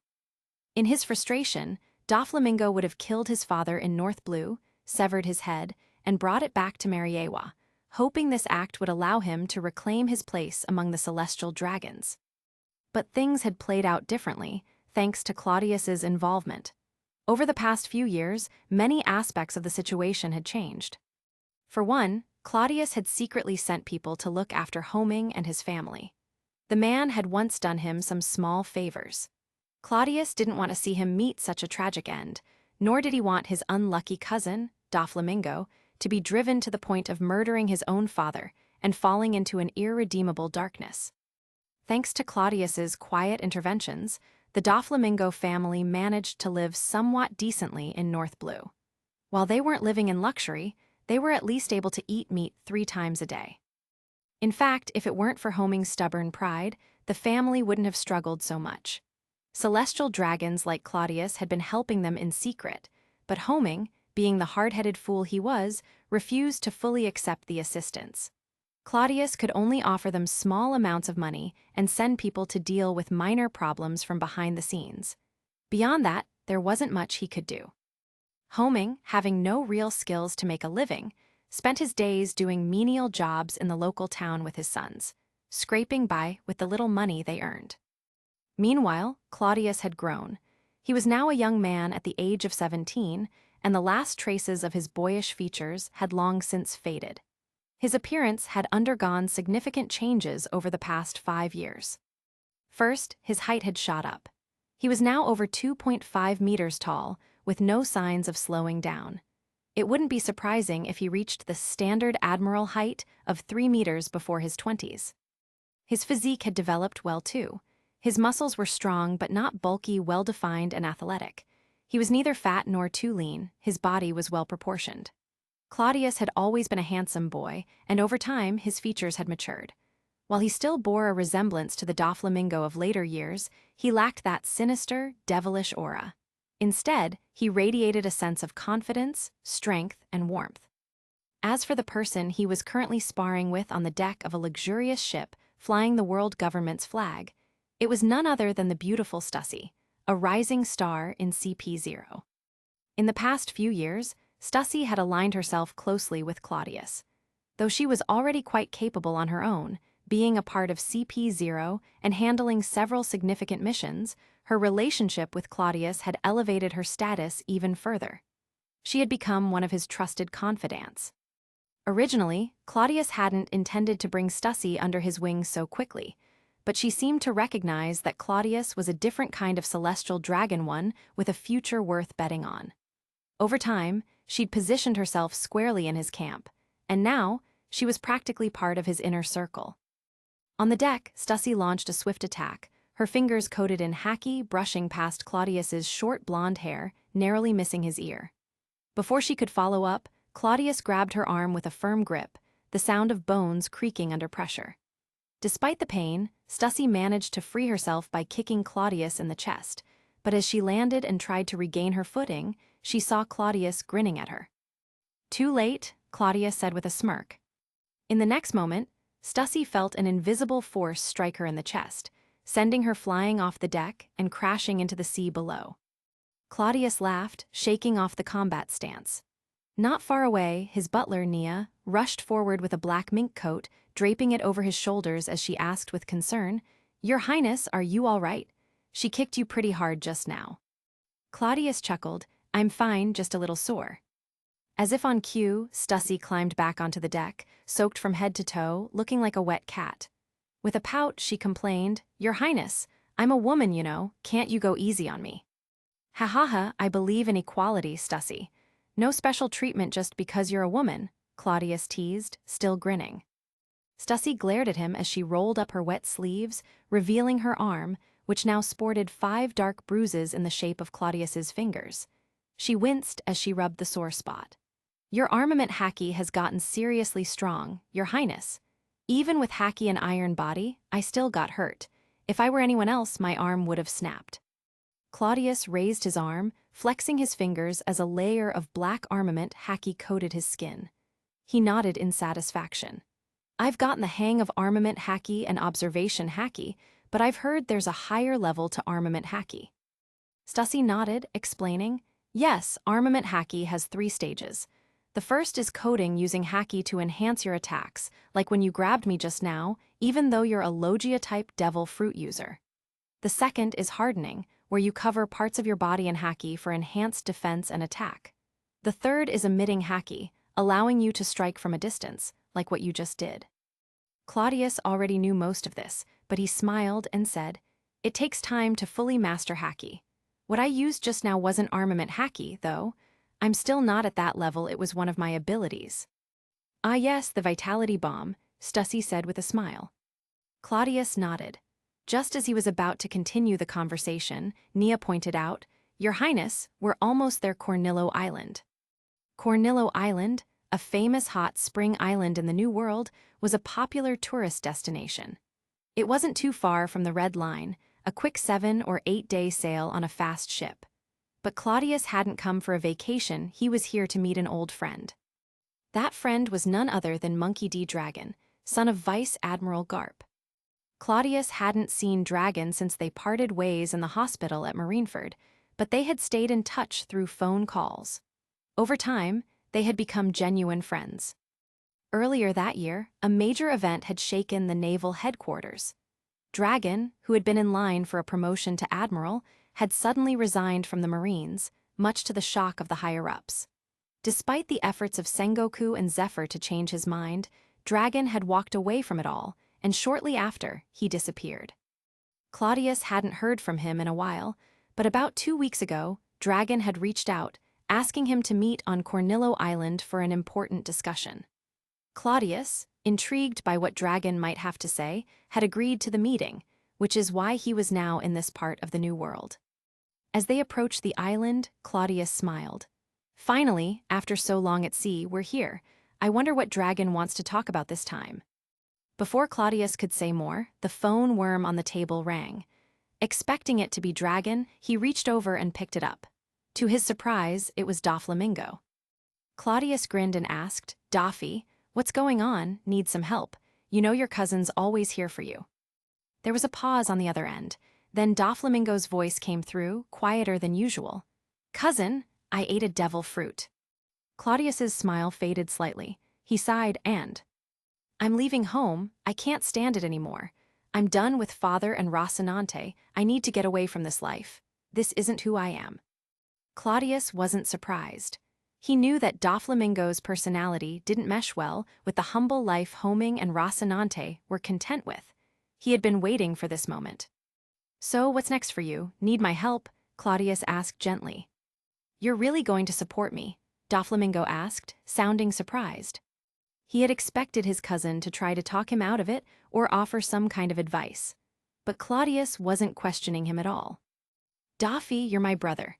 No matter what you decide, I'll support you," Claudius said with a soft smile. Chapter 31, Plans. "So, what if I said I wanted to take revenge on Mariawa?" Doflamingo's voice came hesitantly through the phone. He paused for a moment, as if waiting for Claudius's response, but before Claudius could answer, he quickly added, "Of course, not revenge on you, cousin. I know you've always treated me well. If it weren't for your support over the years, I probably wouldn't have made it this far. And if my father hadn't stubbornly refused your kindness, we wouldn't have ended up living in such a miserable state." Claudius didn't hesitate. Doflamingo wanting revenge on Mariawa made sense to him. After all, Claudius himself had plans to turn Mariawa upside down when the time was right. He wasn't planning on staying a celestial dragon forever. A few years ago, he'd been too young, still figuring things out. Back then, Claudius lacked the strength and influence to make any real moves. But now, things were different. He might not be at the peak of his power yet, but he was more than capable of holding his own in this vast ocean. If he were in the Navy, he figured he could easily hold the rank of Vice Admiral by now. His age was no longer a limitation, and he was beginning to think it was time to start laying the groundwork recruiting allies, building up his own forces. Claudius knew it would be a long process before he had enough power to pull off what he was planning, but that was fine. He was still young, and there was plenty of time. Now, with Doflamingo at a breaking point with his family and ready to strike out on his own, things were aligning in Claudius's favor. Doflamingo needed time to rise to power, to establish himself. Perhaps, by the time Doflamingo succeeded, he would be a valuable ally in Claudius's own plans. So, rather than stopping him, Claudius fully intended to support him. Their bond had grown stronger over the years, and Doflamingo essentially saw Claudius as the only family member who truly understood him. Sure, Doflamingo might want to carve his own path for a while, aiming to create his empire, but Claudius was confident. When Doflamingo eventually realized he needed more, there was a high chance he would fall under Claudius's banner completely. This was the perfect time for investment. "I've already told you, Doffy," Claudius said with a smile. "You're my brother, the person I trust most. You know you're my only family. So, whatever you decide to do, even if it's taking revenge on Mariawa, I'll support you. In fact, I wouldn't mind seeing those pompous fools taken down a peg myself. Maybe our timing will be perfect. The only family, Doflamingo whispered to himself. His eyes reddened. Despite his resolve to strike out on his own, he was still just a 13-year-old boy. His mother had passed away. His father had dragged their family from the heights of privilege to the depths of despair. His younger brother, Rocinante, didn't understand him at all, holding on to naive ideals and fantasies that Doflamingo found insufferable. If he were to count the people who truly understood him, only his cousin Claudius came to mind. Now, hearing Claudius call him his only family stirred something deep within Doflamingo's heart. Though he still had his father and brother, none of them were like Claudius. Claudius was the only one who really understood him, the only one who was truly family. If Claudius had known what Doflamingo was thinking, he might have felt a pang of guilt. It was true that he had some thoughts of using Doflamingo for his own purposes, but it was also true that, aside from that, Doflamingo really was his only family. Claudius didn't consider Homing or Rocinante as family. In his eyes, they were more like burdens or nuisances. "I knew it, cousin. I knew you'd support me," Doflamingo said, his voice filled with excitement. "Let's turn this world upside down together, the two of us." "Ha ha ha, exactly," Claudius laughed. "We'll turn this world on its head." After a moment, Claudius's tone shifted as he asked, "So, what's your plan? What do you need from me? Just tell me, Doffy." Doflamingo paused for a second, then said, somewhat shyly, "Cousin, do you know about Haki?" "Huh, of course I do. You should know I've always been interested in that sort of thing," Claudius replied. "Good, something strange happened recently. While I was fighting a mob that was bullying Rocinante, I suddenly awakened this power called Conqueror's Haki. Because of that, a few people approached me. They seem to think I have the potential to be a king. They've pledged their loyalty to me, calling me young master. With them by my side, I'm ready to make my move." As Doflamingo explained, Claudius felt a wave of disbelief wash over him. He had spent years honing his skills, pushing himself to the limit, but he hadn't managed to awaken Conqueror's Haki. Meanwhile, his cousin, after suffering in North Blue, had accidentally unlocked it, and on top of that, had people lining up to pledge their allegiance to him. Claudius couldn't help but compare their experiences. He had worked so hard to earn every bit of power, even managing to recruit Stussy into his circle. But Doflamingo, despite his miserable circumstances, had managed to awaken Conqueror's Haki and gain followers just like that. Claudius thought, with a wry smile, "Why is no one falling over themselves to be my follower?" Then he remembered Rothschild, the celestial dragon who had begged to be his subordinate back on Sabyati Archipelago. Claudius had turned him down, of course. Maybe he shouldn't have been so quick to refuse. Doflamingo really does have the protagonist's template if only he wasn't a villain, Claudius thought with amusement. Born into a celestial dragon family, cast down into hardship, and now rising through sheer force of will. And now, he's awakened Conqueror's Haki. Claudius sighed inwardly. In a different world, Doflamingo could have easily been the main character of some epic saga. He even has me behind him, like some powerful mentor figure. Damn, the kid's got it all. Cousin, are you still there?" Doflamingo's voice interrupted Claudius's thoughts. "Ah yeah, sorry, just lost in thought for a moment," Claudius said, brushing it off. "So, what's your next move?" "I'm going to form the Donquixote family. I'll start by taking control of the area where we've been living. I'll become the biggest power in the region's underground, and from there, I'll keep growing," Doflamingo explained. His voice was filled with determination, and it was clear he'd been thinking about this for a long time. Claudius listened carefully. Everything was pretty much as he'd expected.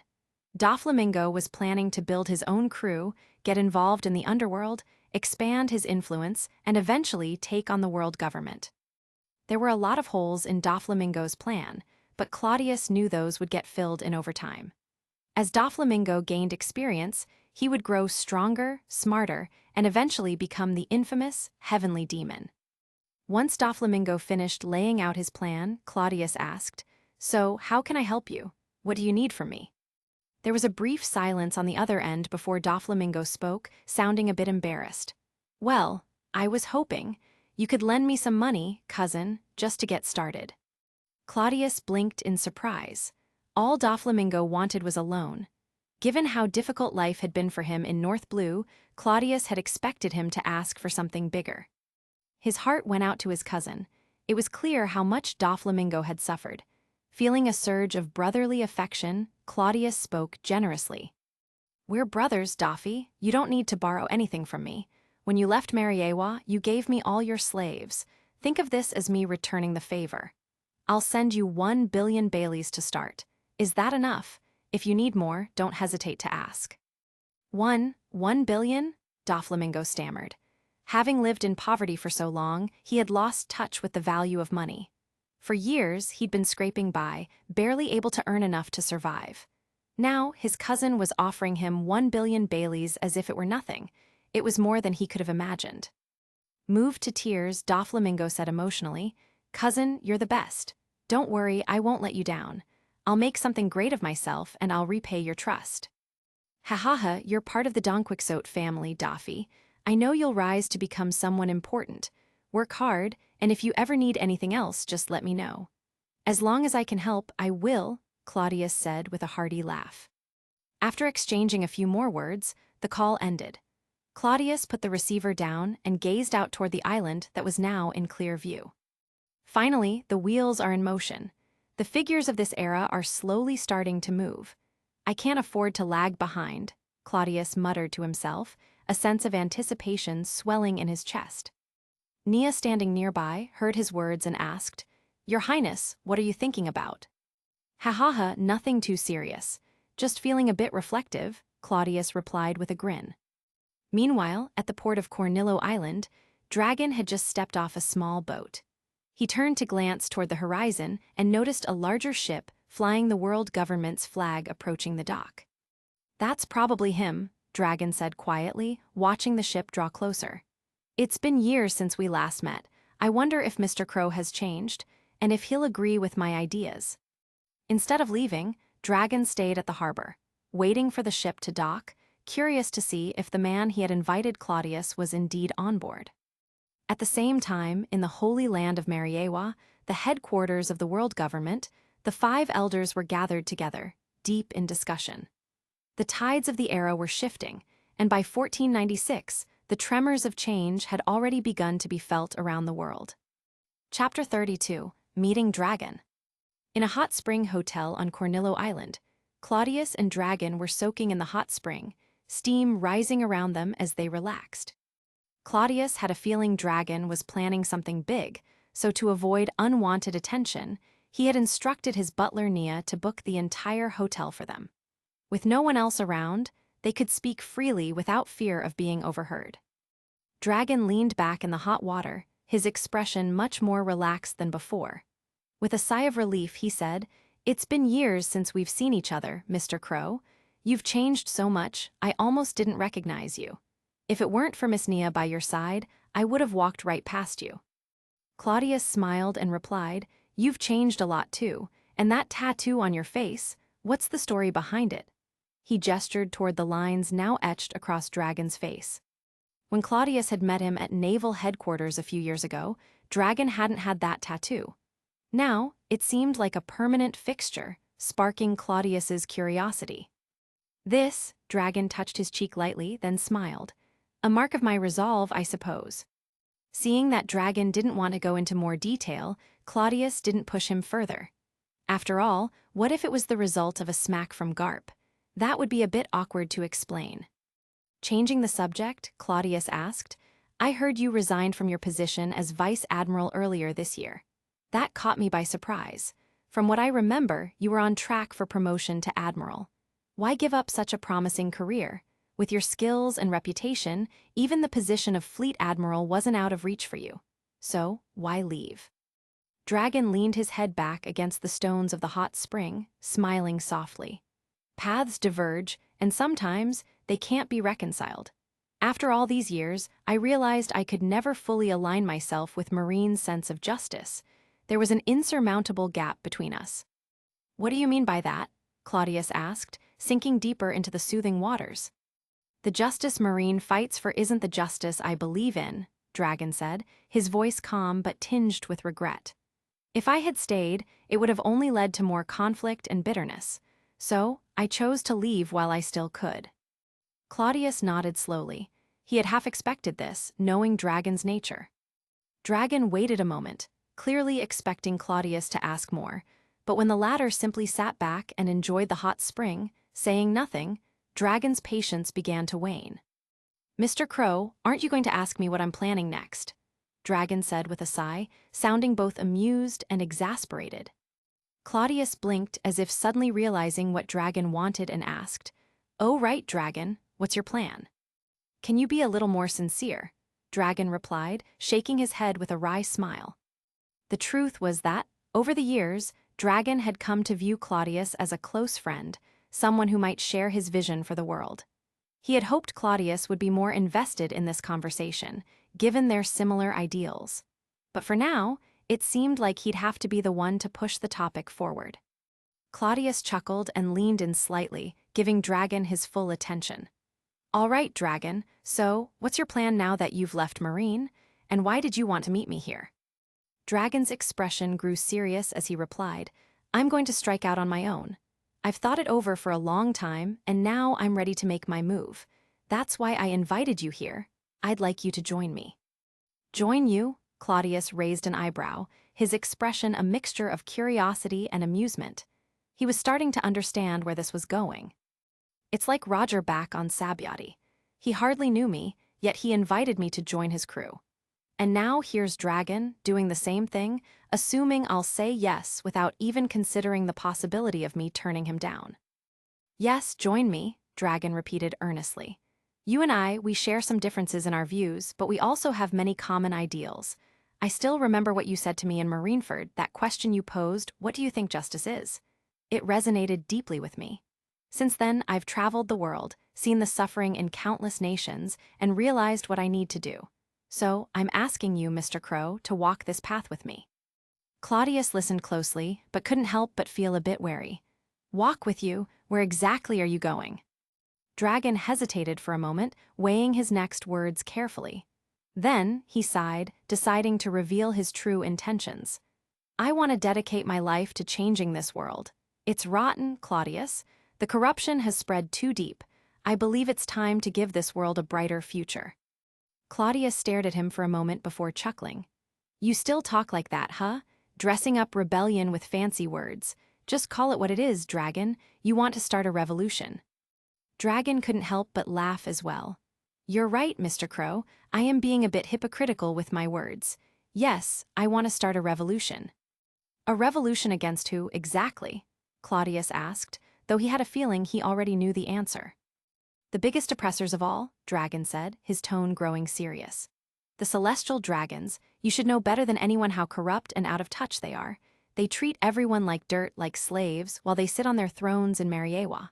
For 800 years, they've ruled with cruelty and arrogance. I can't stand by and watch them destroy more lives. My mission is to take them down. I want to free the world from their chains." Dragon's words hung in the air, heavy with purpose. Claudius sat quietly, absorbing it all. After a long silence, Claudius finally spoke. "Dragon, you know I live in Mariawa, right? You know who I am, and you're still telling me this?"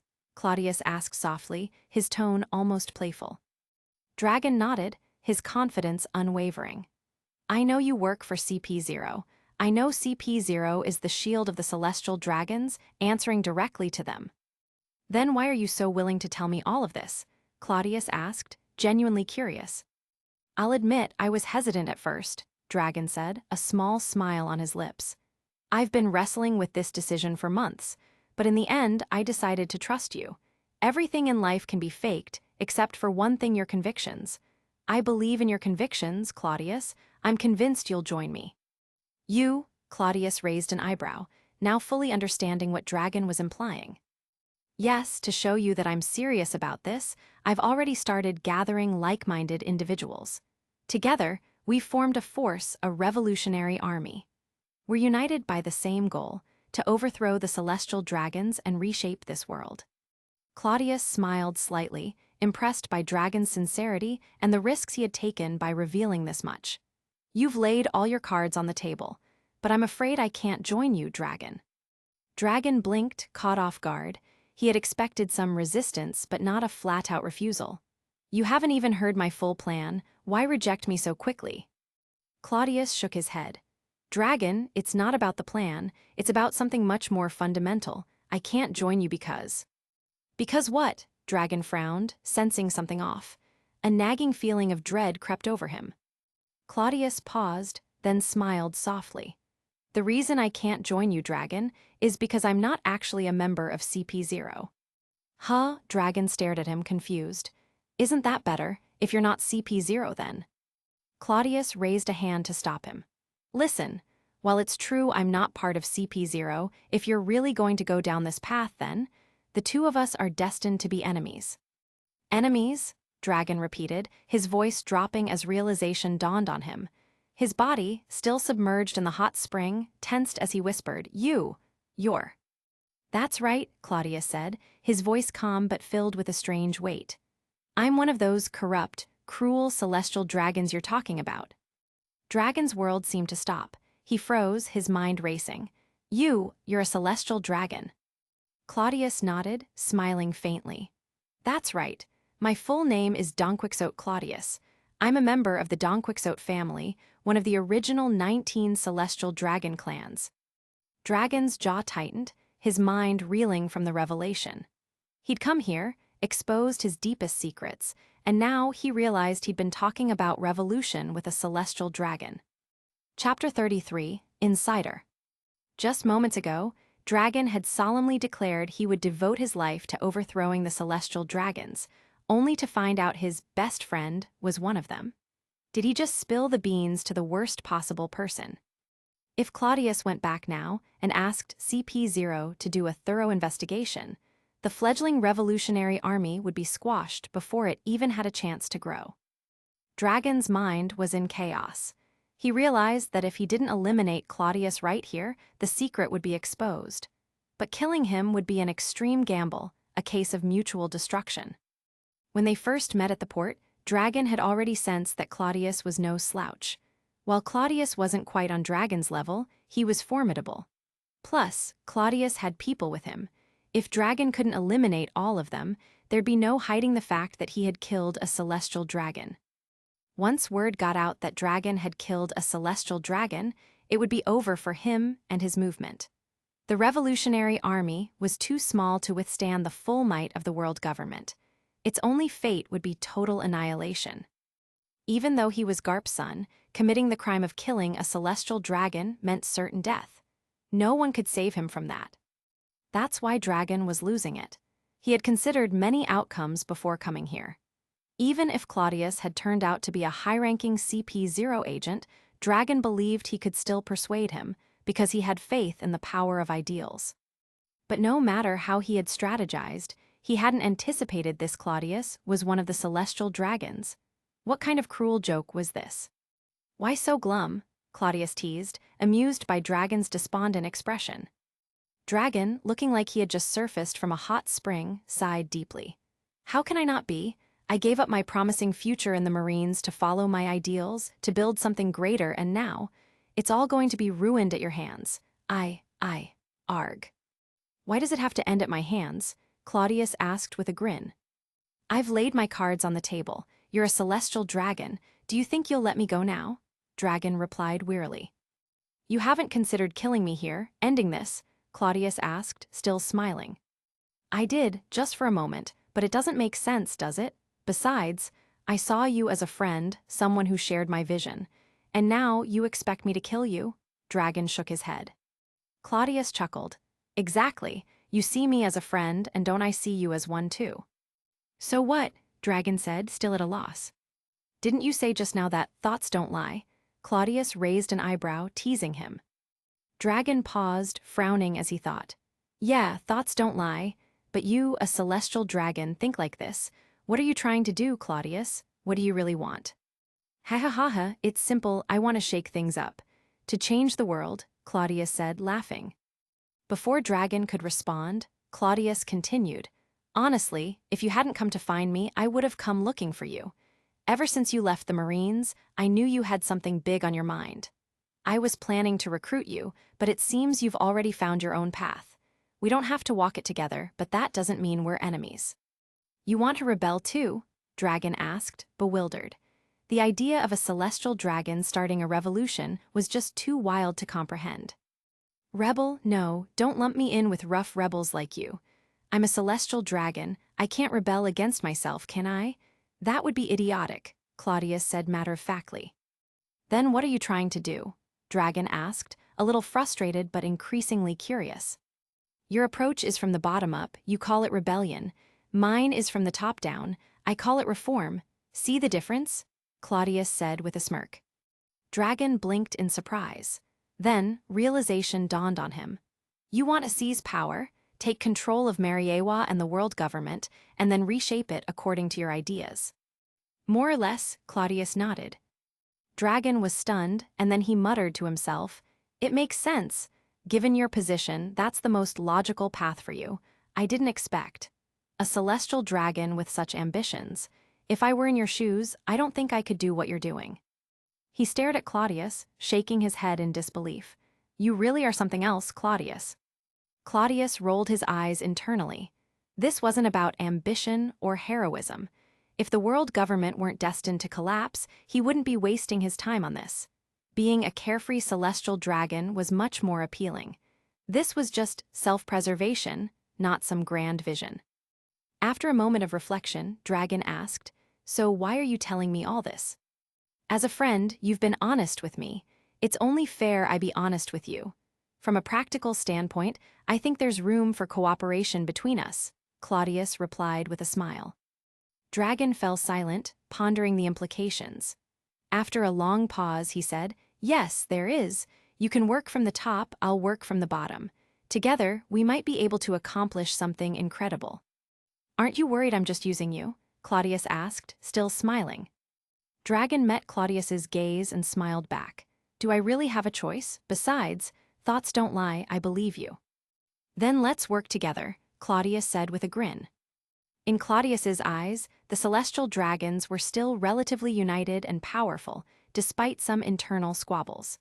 This stability, while beneficial to most of the celestial dragons, was inconvenient for someone like Claudius, who had other plans. It made it harder for him to maneuver and limited his room to grow. Breaking this stable status quo from within was difficult, but with Dragon, someone outside the system, Claudius could find opportunities to disrupt things.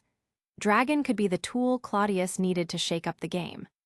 For example, if Claudius wanted to secure his rightful place as the head of the Donquixote family, he could leak the whereabouts of someone like Lancelot, a highly secretive celestial dragon, to Dragon. Dragon could arrange for a ruthless pirate to take care of Lancelot, clearing the way for Claudius to assume power. Once he rose to a higher position, the snowball effect would kick in. Nobody would suspect that the revolutionary army had a man inside Mariawa, right? The potential benefits were immense. Dragon, too, saw the advantages. Claudius's cooperation was invaluable, essentially having a spy in the heart of Mariawa. It was an opportunity too good to pass up. As Dragon pieced it all together, he suddenly burst out laughing. What's so funny? Claudius asked curiously. Just a few minutes ago, I thought meeting you, a celestial dragon, would be the end of me. But now I see it clearly this was meant to happen. It's fate, Dragon said, laughing heartily. Claudius shook his head. Now I see why your son turned out to be such a dramatic guy. He clearly got it from you. What son? Stop making stuff up. I'm still single, no wife, no kid, Dragon retorted indignantly. In the end, despite the unexpected twists, both Claudius and Dragon walked away with something valuable from their meeting. It was, in every sense, a win-win situation. After a bit more conversation, Dragon asked, So, what's your next move, Claudius? I need reliable people to work for me. There's no shortage of talent in Mariawa, but I just don't trust them. Right now, I'm looking for people I can depend on, Claudius explained. That makes sense. Better to have someone with less skill but complete loyalty, Dragon agreed. Was there anything else you wanted to discuss? Claudius asked. Not really. The revolutionary army is still in its early stages. We need time to grow and gather strength. I have a feeling that someday soon, the world will change dramatically. We need to be ready for that, Dragon replied. All right then, if that's the case, I'm heading out, Claudius said, nodding. Chapter 34, The Ruthless Admiral Sengoku. At the Holy Land Mariawa, on the top floor of the World Government Headquarters, the 5 elders were gathered, discussing pressing matters. The 5 elders were the true power behind the world government. Above them was a figure known only as Imu, an enigmatic individual whose existence even most of the celestial dragons were unaware of. Imu rarely intervened, only appearing when it was necessary to extinguish certain threats, to erase individuals or ideas deemed too dangerous. So, unless it was an existential crisis for the world government, most decisions were handled by the 5 elders themselves. These 5 men were the highest authority within the celestial dragons, often referred to as the supreme celestial dragons. The 5 elders of today, though not as old and frail as they would appear in later decades, were still no longer in their prime. The intel has come in. 6 months ago, the Roger pirates had another encounter with the Whitebeard pirates in the New World. The bearded elder began with a grim expression. But what's troubling is the presence of the Wano Kuni samurai on Whitebeard's ship. Kazuki Odin has indeed joined them. We were right about the Roger pirates. The bald elder sighed in frustration. First Douglas Bullet leaves the Roger pirates, and now they've gained another powerhouse. It's like they're playing a game we can't win. That's not the real issue here, the elder with the sword cut in. The problem is that Roger's crew has been scouring the seas, seeking the world's secrets. They're after the final island, Raftel. Normally, this wouldn't concern us much since even if they found the historical poneglyphs, they wouldn't be able to read them. But now, with Kazuki Odin aboard, that changes everything. He could be capable of deciphering the ancient text.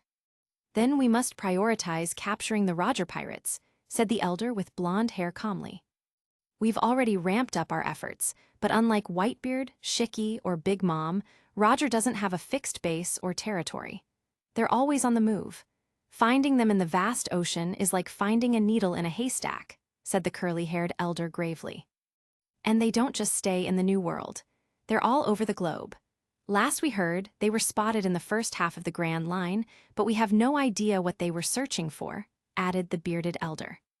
What else could it be? They're clearly after more poneglyphs, the bald elder replied with a deep frown. In fact, the Roger pirates were currently in Water 7, but not for anything related to the poneglyphs. They were there to commission a ship from the legendary shipwright, Tom. Contrary to what Claudius had thought, the famous Oro Jackson hadn't been built yet, and that's what Roger and his crew were in Water 7 to get their new, faster ship.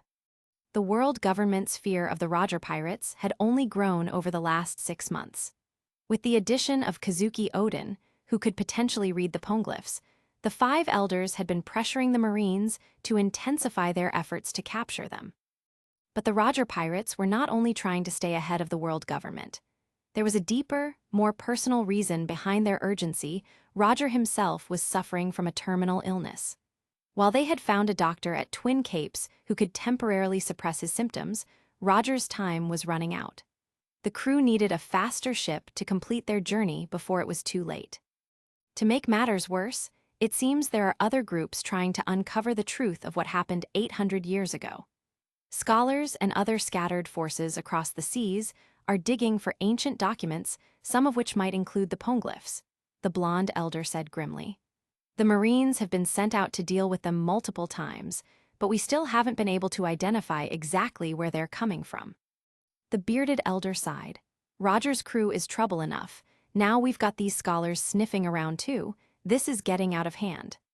Could it be O'Hara? The bald elder asked after a pause. After all, O'Hara is the most renowned center for archaeological study. They might have the knowledge to decipher these ancient texts. I've considered that possibility as well, the blonde elder responded. But at this point, it's only suspicion. O'Hara is an esteemed hub of history and culture. Moving against them without concrete proof could cause a significant backlash. The truth was, they couldn't afford to act recklessly when it came to O'Hara. The island had a prestigious reputation, and any rash actions taken without evidence would undoubtedly stir up problems, not only within the academic community, but possibly across nations that valued O'Hara's historical contributions.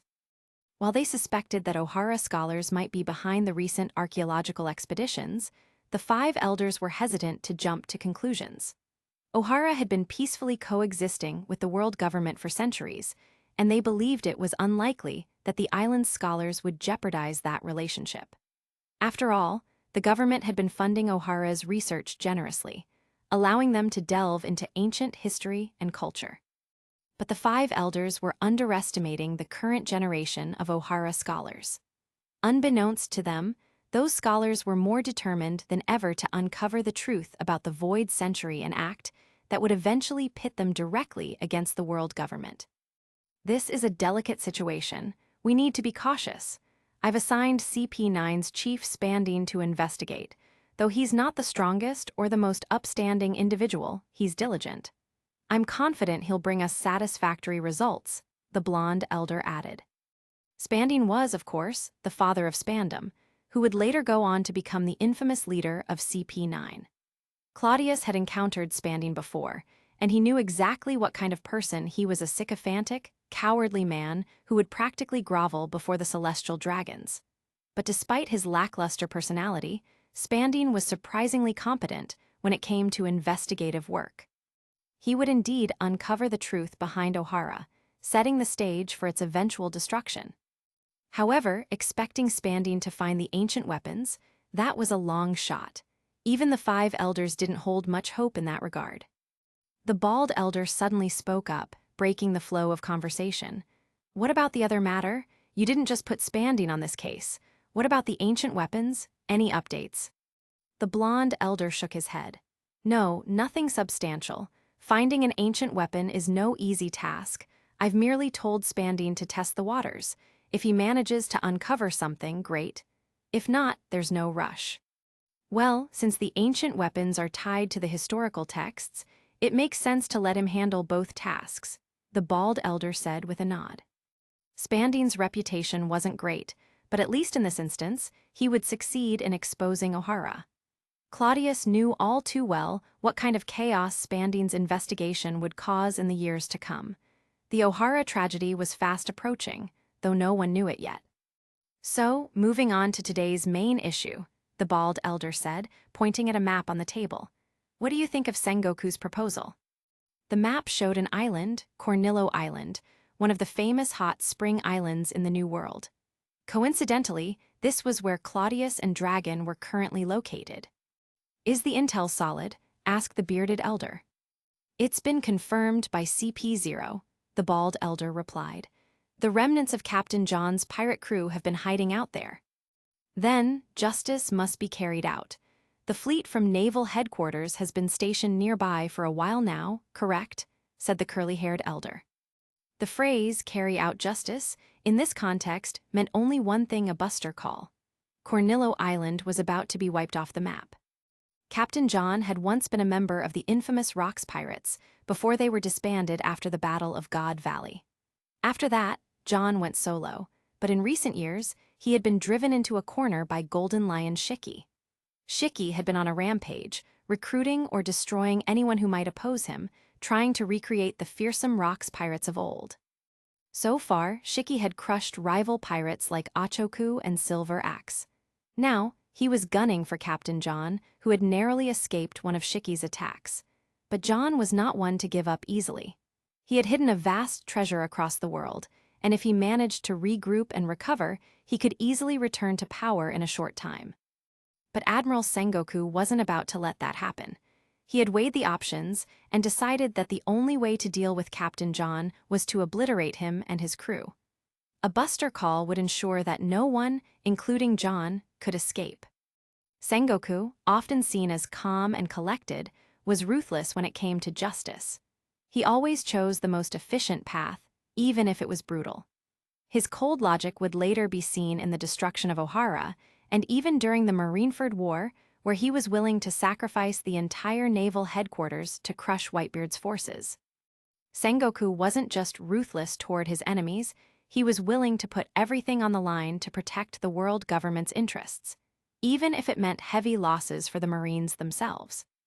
Chapter 35. Did a celestial dragon just get hit with a buster call? In the waters near Cornillo Island in the New World, a massive marine fleet was gathered. Sengoku, the marine admiral, stood on the deck of a colossal warship, his expression unreadable as he seemed to be waiting for news. Behind him stood Borsellino, the future biggest slacker in the Marines, though now a Marine vice admiral. Since Dragon left, Borsellino had become a top candidate for the position of admiral. Despite his incredible potential, his lazy and indifferent attitude was a major flaw. The only person capable of keeping him in line was Sengoku. "Admiral Sengoku," Borsellino said casually, "the longer we wait, the more likely it is the remnants of the John pirates will realize something's up. And not just them. Shiki's flying pirates are scouring the seas too. It won't be long before Golden Lion Shiki himself shows up. That could complicate things." Sengoku kept his gaze on the horizon and replied, "We wait." Borsellino raised an eyebrow. "What exactly are we waiting for?" "Waiting for peace of mind," Sengoku muttered, clearly conflicted. Though Sengoku had proposed the buster call to the 5 elders, it wasn't a decision he had taken lightly. It was the rational choice, but it weighed heavily on his conscience. Part of him hoped the 5 elders would reject the proposal, but if they approved it, well, he wouldn't hesitate to carry it out. What Sengoku didn't know was that on this very island, not only was Claudius a celestial dragon present, but so was Dragon, the son of his good friend, Garp. If Sengoku had known that, he certainly would have thought twice before pulling the trigger on the buster call. Just as these thoughts swirled in his mind, Sengoku's transponder snail began to ring. After a brief conversation, Sengoku's face turned cold, his decision made. He ended the call and spoke without turning to Paluzolino. "Return to your warship. Prepare for battle," Sengoku ordered. Borsellino sighed, his eyes briefly narrowing. Without another word, he transformed into golden light and zipped toward his warship. At the same time, Sengoku pulled out a golden transponder snail from his pocket. With a single press, the snail emitted a high-pitched screech. In response, the 10 massive warships of the Marine fleet began to spread out, encircling Cornillo Island. The buster call had officially begun. Unaware of the chaos that was about to unfold, Claudius and Dragon were relaxing on the island. Initially, Claudius had planned to leave after chatting with Dragon, but Dragon had convinced him to stay a bit longer, saying it would be hard to meet again after this. Dragon wanted Claudius's advice on how best to grow the revolutionary army. Claudius, having nothing urgent on his plate, agreed. He decided to spend a few more days on the island, resting while discussing Dragon's plans. In hindsight, maybe leaving earlier would have been better, as they were now about to be caught in the middle of a full-blown buster call. Elsewhere on the island, Stussy was out shopping near the port with Nia. The streets were oddly quiet. "Nia, don't you think the island has been emptier these past 2 days?" Stussy asked, glancing around. "It's much quieter than when we first arrived." Nia looked around at the sparsely populated port. "You're right, there are far fewer ships arriving. I wonder what's going on." This island relies almost entirely on tourism to keep the local economy alive. If fewer ships are coming, maybe the weather's bad out at sea, affecting the routes, Stussy mused, but something felt off. In the unpredictable seas of the New World, odd weather patterns could halt travel for days. But this situation was starting to feel unusual, even for the New World. As they talked, Nia suddenly pointed toward the water, her eyes wide. "Isn't that a Marine ship?" Stussy turned to look. "Yes, those are Marine ships, 3 of them, and that huge one in the middle is an Admiral-class ship. Only an Admiral can command one of those." Before she could finish her thought, the 3 Marine warships suddenly unleashed a barrage of cannon fire. The sky filled with black dots as shells arced toward the island. As a seasoned CP0 agent, Stussy's eyes widened in horror. "Nia, run, get back to His Highness. The Marines are attacking." The port, which had been relatively calm moments ago, was obliterated by the first volley of cannon fire. The anchored ships were completely destroyed in the blink of an eye. "They've destroyed the port," Stussy muttered, fear creeping into her voice. "They're cutting off our escape routes." Without wasting another moment, Stussy grabbed Nia's hand, and the 2 of them ran back toward the hot spring hotel where Claudius and Dragon were staying. Back at the hotel, Claudius and Dragon had been startled by the thunderous booms of the bombardment. They rushed to the window to see what was happening. The hotel, built on the side of a mountain, gave them a clear view of the marine warships shelling the port. "Is that the Marines?" Dragon said in disbelief. He had expected pirates or some other threat, but the sight of marine ships bombarding the port shocked him. "What the hell are they doing? Why are they attacking the port?" Claudius asked, just as confused. The bombardment continued, with the warships gradually expanding their range, blasting away at the coastline. Suddenly, Dragon's eyes widened in realization. "It's a buster call. That's Marine's buster call." As a former vice admiral of the Marines, and nearly an admiral candidate, Dragon recognized the pattern of attack immediately. The indiscriminate, devastating bombardment was unmistakable. "A buster call," Claudius echoed, stunned. Dragon quickly explained, "A buster call is an extreme measure authorized only by the highest-ranking Marine officers. It involves an admiral leading 5 vice admirals and 10 warships, all loaded with elite troops. Once it's triggered, the island and everyone on it will be annihilated. Nothing survives a buster call, everyone, and everything deemed a threat to the world government gets wiped out." Of course, Claudius knew what a buster call was. He was just shocked that he, a celestial dragon, had gotten caught in one. In his memories, buster calls had only been launched a few times. Once against Douglas Bullet, again at O'Hara, another time at Anai's lobby, and then later again for Bullet after his escape. But here he was, a celestial dragon, randomly hit with one. This was beyond absurd. "Are you kidding me? I'm a celestial dragon. Am I going to be the first celestial dragon to get wiped out by a buster call?" Claudius cursed under his breath. Dragon, deep in thought, added, "There must be some dangerous criminals hiding on this island. The world government wouldn't issue a buster call without a serious reason. Whoever it is must have been deemed a grave threat." Claudius shot him a glance and said sarcastically, "Could it be that some traitor from your revolutionary army got found out? Aren't you the grave threat here?" Dragon rolled his eyes. "As long as you haven't sold me out, I'm still clean. I'm the former vice admiral of the Marines. No way they'd hit me with a buster call." "If I had sold you out, do you think I'd still be standing here, waiting for the buster call with you?" Claudius snapped back. Despite the looming danger, the two didn't seem overly concerned. They bantered back and forth as if a buster call wasn't about to flatten the entire island. The truth was, buster calls didn't have a perfect track record. Despite their destructive power, they hadn't always lived up to their reputation. Except for O'Hara and the battle with Bullet, most buster calls hadn't delivered the crushing results the Marines had hoped for. That lackluster history made Claudius feel a little less worried. After all, as long as he wasn't blown to bits right away, he was still a celestial dragon. Once the Marines landed and realized who he was, he'd be fine. As for Dragon, he was in a similar mindset. As long as his revolutionary ties weren't exposed, the Marines would have no reason to go after him. He still had enough credibility within the Marine ranks to avoid becoming a target. While Claudius and Dragon strategized how to deal with the situation, elsewhere on the island, in a hidden cave, a group of ragged pirates gathered around their leader Captain John's remnants.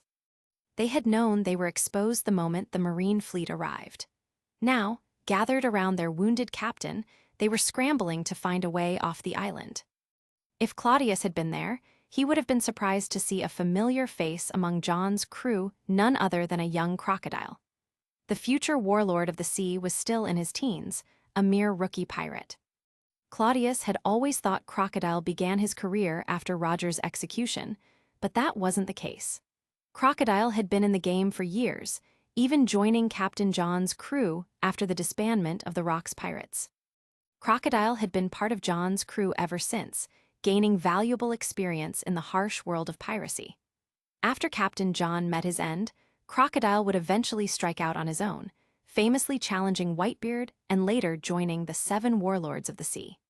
He was one of the oldest and most experienced pirates among the warlords, having been in the game long before some of the other notorious names made their mark. Chapter 36, Hot-Blooded. At this time, Crocodile was far from becoming the ruthless desert king that the world would come to fear. He had only recently set out to sea, and somehow he'd gotten his hands on the Logia-type sand fruit. Captain John, recognizing the potential in him, had taken Crocodile under his wing, grooming him to be a future right-hand man. Captain John wasn't wrong in his judgment. Crocodile had immense potential. A Logia-type Devil Fruit user, especially in a crew full of seasoned pirates, was a major asset. If trained properly, Crocodile could have become John's most trusted lieutenant. But right now, the immediate concern was escaping the Marines.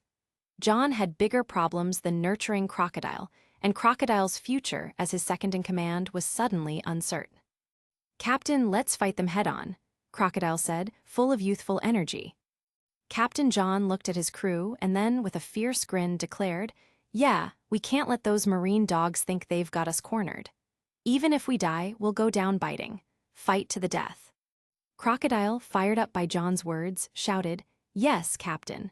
Let's show them we're not to be trifled with." But John wasn't about to charge into a suicidal battle. He was a cunning man, and he'd long anticipated that they might be forced into a situation like this. He had already made preparations for a secret escape route. "Of course, we won't just throw our lives away," John said in a low voice, his eyes gleaming with a calculating light. "There's a secret port on this island. We can use a submarine I've hidden there to make our escape." John was always careful to leave himself an out. In every situation, he made sure he had an escape plan. Here, on this island, was no different. But the submarine was too small to carry everyone. His plan was simple: leave a group of his men behind to act as a distraction while he slipped away with a few chosen ones. One of the younger crew members perked up. "A secret port, as expected of the captain," he said, impressed. "Of course," John continued, keeping his voice steady. "But we can't just flee without a fight. That would make us look weak. Here's the plan: I'll take a few of you to the submarine while the rest stay behind to hold off the Marines. Once their warships are close enough, we'll attack them from the submarine, cause some chaos, and grab one of their ships to break through their blockade. Afterward, we'll head to East Blue, where I've got a stash of treasure buried. With that treasure, we can rebuild the crew and come back stronger." John's plan sounded inspiring, but it was full of holes. If anyone had stopped to think about it for a moment, they would have realized that most of them were being set up to be cannon fodder. Claudius, if he were here, would have seen through the scheme immediately. John was setting his crew up as decoys while he made his own escape. As for the treasure in East Blue, there might have been something there, but more likely than not, John was just spinning tales to keep his crew motivated. Even Crocodile, who would later become a master of manipulation himself, didn't pick up on the deception. At this point in his life, he was still a hot-blooded teenager, full of idealism and loyalty to his captain. Perhaps it was this very betrayal that would later shape Crocodile into the ruthless and untrusting man he would become. Maybe it was Captain John's betrayal that taught Crocodile not to place his faith in others. "In that case, let me lead the charge," Crocodile declared, eager to prove himself. Captain John blinked in surprise. He hadn't planned on sending Crocodile to his death, just yet Crocodile had too much potential. John had intended to take him along on the submarine and let the others die buying them time. But here was Crocodile, volunteering to lead the suicide mission. John tried to stop him.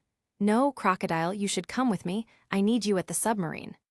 But before John could finish, Crocodile thumped his chest and said, "Captain, do you think I'm weak? I'm a Logia-type Devil Fruit user. It's my job to be at the front lines. I'll draw the Marines' attention and buy you time. Just be sure to move quickly on your end." John was at a loss. Crocodile's words made sense. Logia users were notoriously hard to kill, and if anyone could buy them time, it would be him.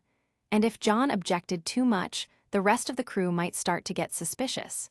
He couldn't afford to reveal his true intentions now. "Since you're so eager, I can't argue with that," John finally said, patting Crocodile on the shoulder. "Once you've dealt with those Marines, I'll make you my first mate." Crocodile's eyes lit up at the promise. "You got it, Captain. I'll do you proud." With that, Crocodile rallied a group of the John pirates' remaining men and led them out of the cave, determined to face the Marines head-on. As soon as they left, John let out a sigh of relief. "All right, let's get to the submarine," he muttered to the few remaining men he had chosen to accompany him. Back at the Hot Spring Hotel, Claudius and his group were gathered in the main room. Nia was looking around in confusion. "Your Highness, where is Mr. Dragon?" Claudius answered casually. He said he didn't want the Marines to harm too many civilians, so he's gone to help evacuate people. Nia was about to ask more questions when Stussy entered the room, holding a transponder snail. "Did you get through?" Claudius asked, glancing at her. "No luck," Stussy replied with a frustrated shake of her head. "The entire island's transponder snail signals have been cut off. I tried contacting Marine headquarters, but they're using encrypted lines. I can't access them." Claudius had anticipated this. When the Buster call started, he had immediately ordered Stussy to try to contact the world government to let them know that a celestial dragon was on the island. If they knew he was here, they would definitely call off the bombardment. But as expected, the Marines had cut off all communication in the area as soon as the Buster call was initiated. It made sense. Even if they were targeting the remnants of the John pirates, wiping out an entire island, especially a civilian hot spring resort, would be a huge scandal. The Marines didn't want any word of this getting out. Afterward, they could easily blame the destruction on natural disasters. Cornillo Island was, after all, a volcanic island. Once the mission was over, they could have someone like Akinu trigger a volcanic eruption to bury the truth, quite literally. "Well, if we can't contact them, we'll just have to sit tight and wait for the Marines to land. Once they see who I am, they won't dare continue this nonsense," Claudius said with a sigh. While a Buster call sounded like the end of the world, Claudius wasn't too worried.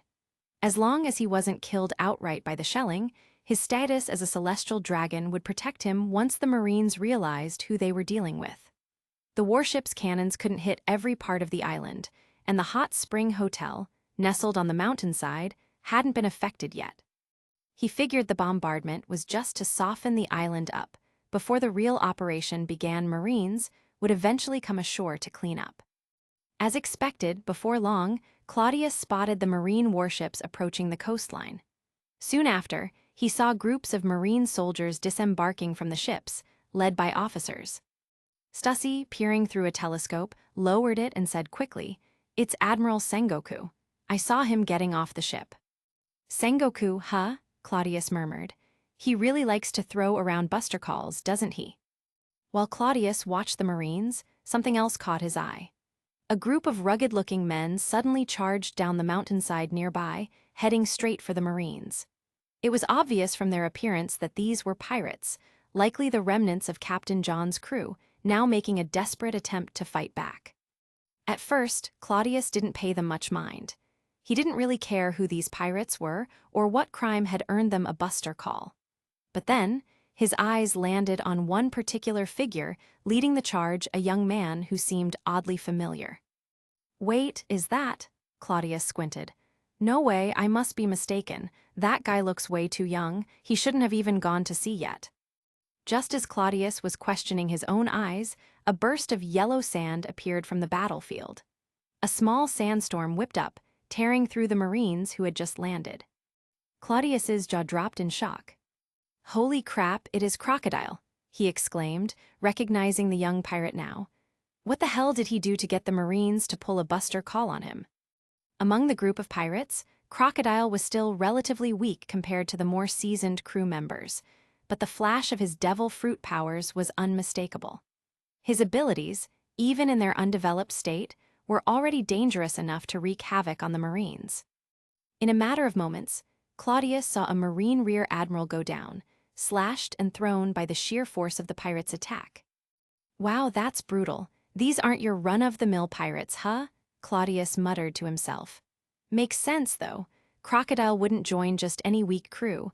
If he's on board, they've got to be pretty strong." Claudius observed the battle for a few more seconds, his eyes narrowing thoughtfully. Then, a grin spread across his face. "Well, well, looks like fate has brought you to me, Crocodile," Claudius said to himself, chuckling. "You're still so young, caught up with pirates like this. What a waste of talent."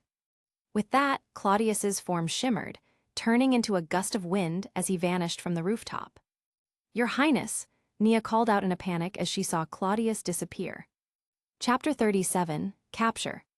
Nia stood there, completely dumbfounded. Just a moment ago, everyone had agreed to stay put, wait for the Marines to land, reveal their identity, and then make a quick exit. And now, in the blink of an eye, His Highness had enthusiastically transformed into wind and vanished. At that moment, Stussy spoke up, trying to calm Nia. "Don't worry, His Highness isn't weak. He probably sensed something interesting. He won't do anything too dangerous. Let's just wait for the Marines here." Meanwhile, Crocodile, full of energy and bravado, was about to charge the Marines head-on and show them what he was made of. But suddenly, a strong gust of wind blew past him, scattering his body into countless particles of yellow sand, sent whirling into the air. It took Crocodile a moment to pull himself back together, reforming his body. When he did, he noticed someone standing a short distance away. His first instinct was to think this was a Marine, but on closer inspection, this person looked more like a noble. Crocodile didn't care. He raised his hand, forming a blade from yellow sand, and without a word, launched it at the stranger, intending to cut him down. Claudius smiled, amused by Crocodile's immediate aggression. "This guy's really fierce attacks first without even asking a question," he thought to himself. The sandy blade sliced through Claudius's body, but he remained unharmed. Seeing this, Crocodile's eyes widened in surprise. "Logia," he muttered.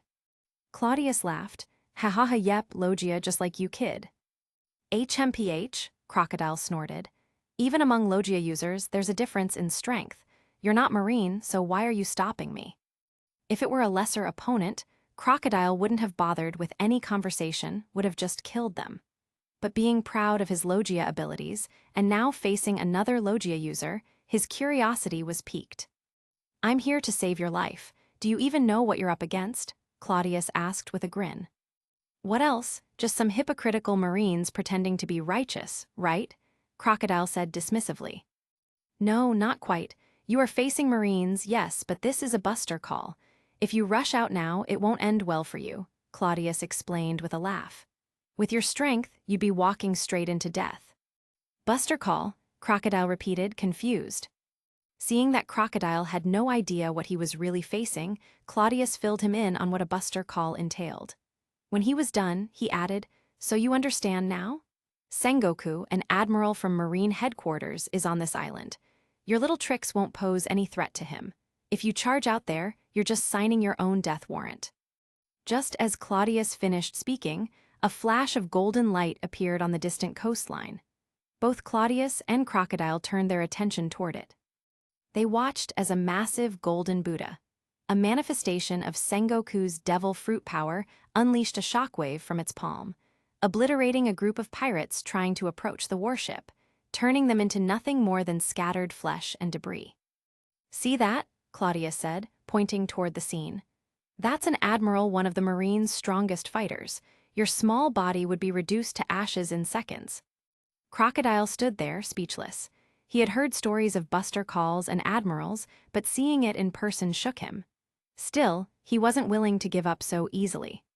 "Our Captain John won't go down without a fight," Crocodile shouted, still clinging to hope. "He'll strike from the submarine soon, and we'll hit the Marines from both sides. Wait, why am I telling you this? Get out of here." "Captain John, that explains the buster call. His name alone would be enough to justify it. But a submarine attacking from both sides? You're dreaming, Crocodile," Claudius thought to himself. Before Claudius could respond, Crocodile raised his hand and sent another sandy blade flying toward him. This time, the sand was infused with armament Haki, adding more force to the attack. "Idiot," Claudius said calmly. "You've been duped by your captain. He's never coming to save you. He's abandoned you." With those words, Claudius reached for the sword at his waist. Instead of dodging the incoming sand blade, he stood his ground, raising his weapon.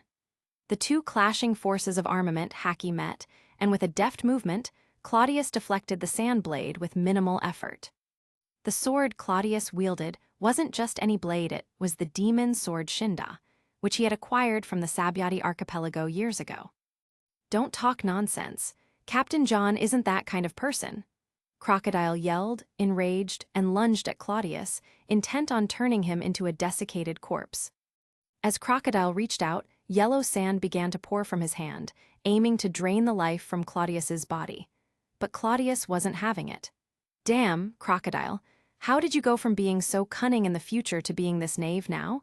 Can't you see you're being played?" Claudius thought. Realizing that words weren't going to get through, Claudius decided it was time to end this. His expression turned serious as the full force of his devil fruit power erupted. A cold mist began to swirl around him, and he extended his arm toward Crocodile. "Eternal frost," Claudius muttered. A white mist shot from his arm, engulfing Crocodile. Crocodile tried to retreat, but it was too late. His arm was caught in the mist, and a sudden, bone-chilling cold spread through it.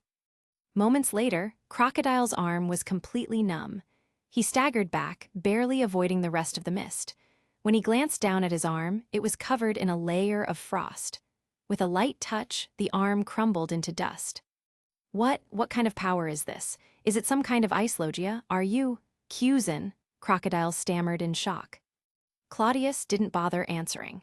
He knew Crocodile could regenerate his arm with his sand powers, and indeed, within seconds, Crocodile had reformed his limb using yellow sand.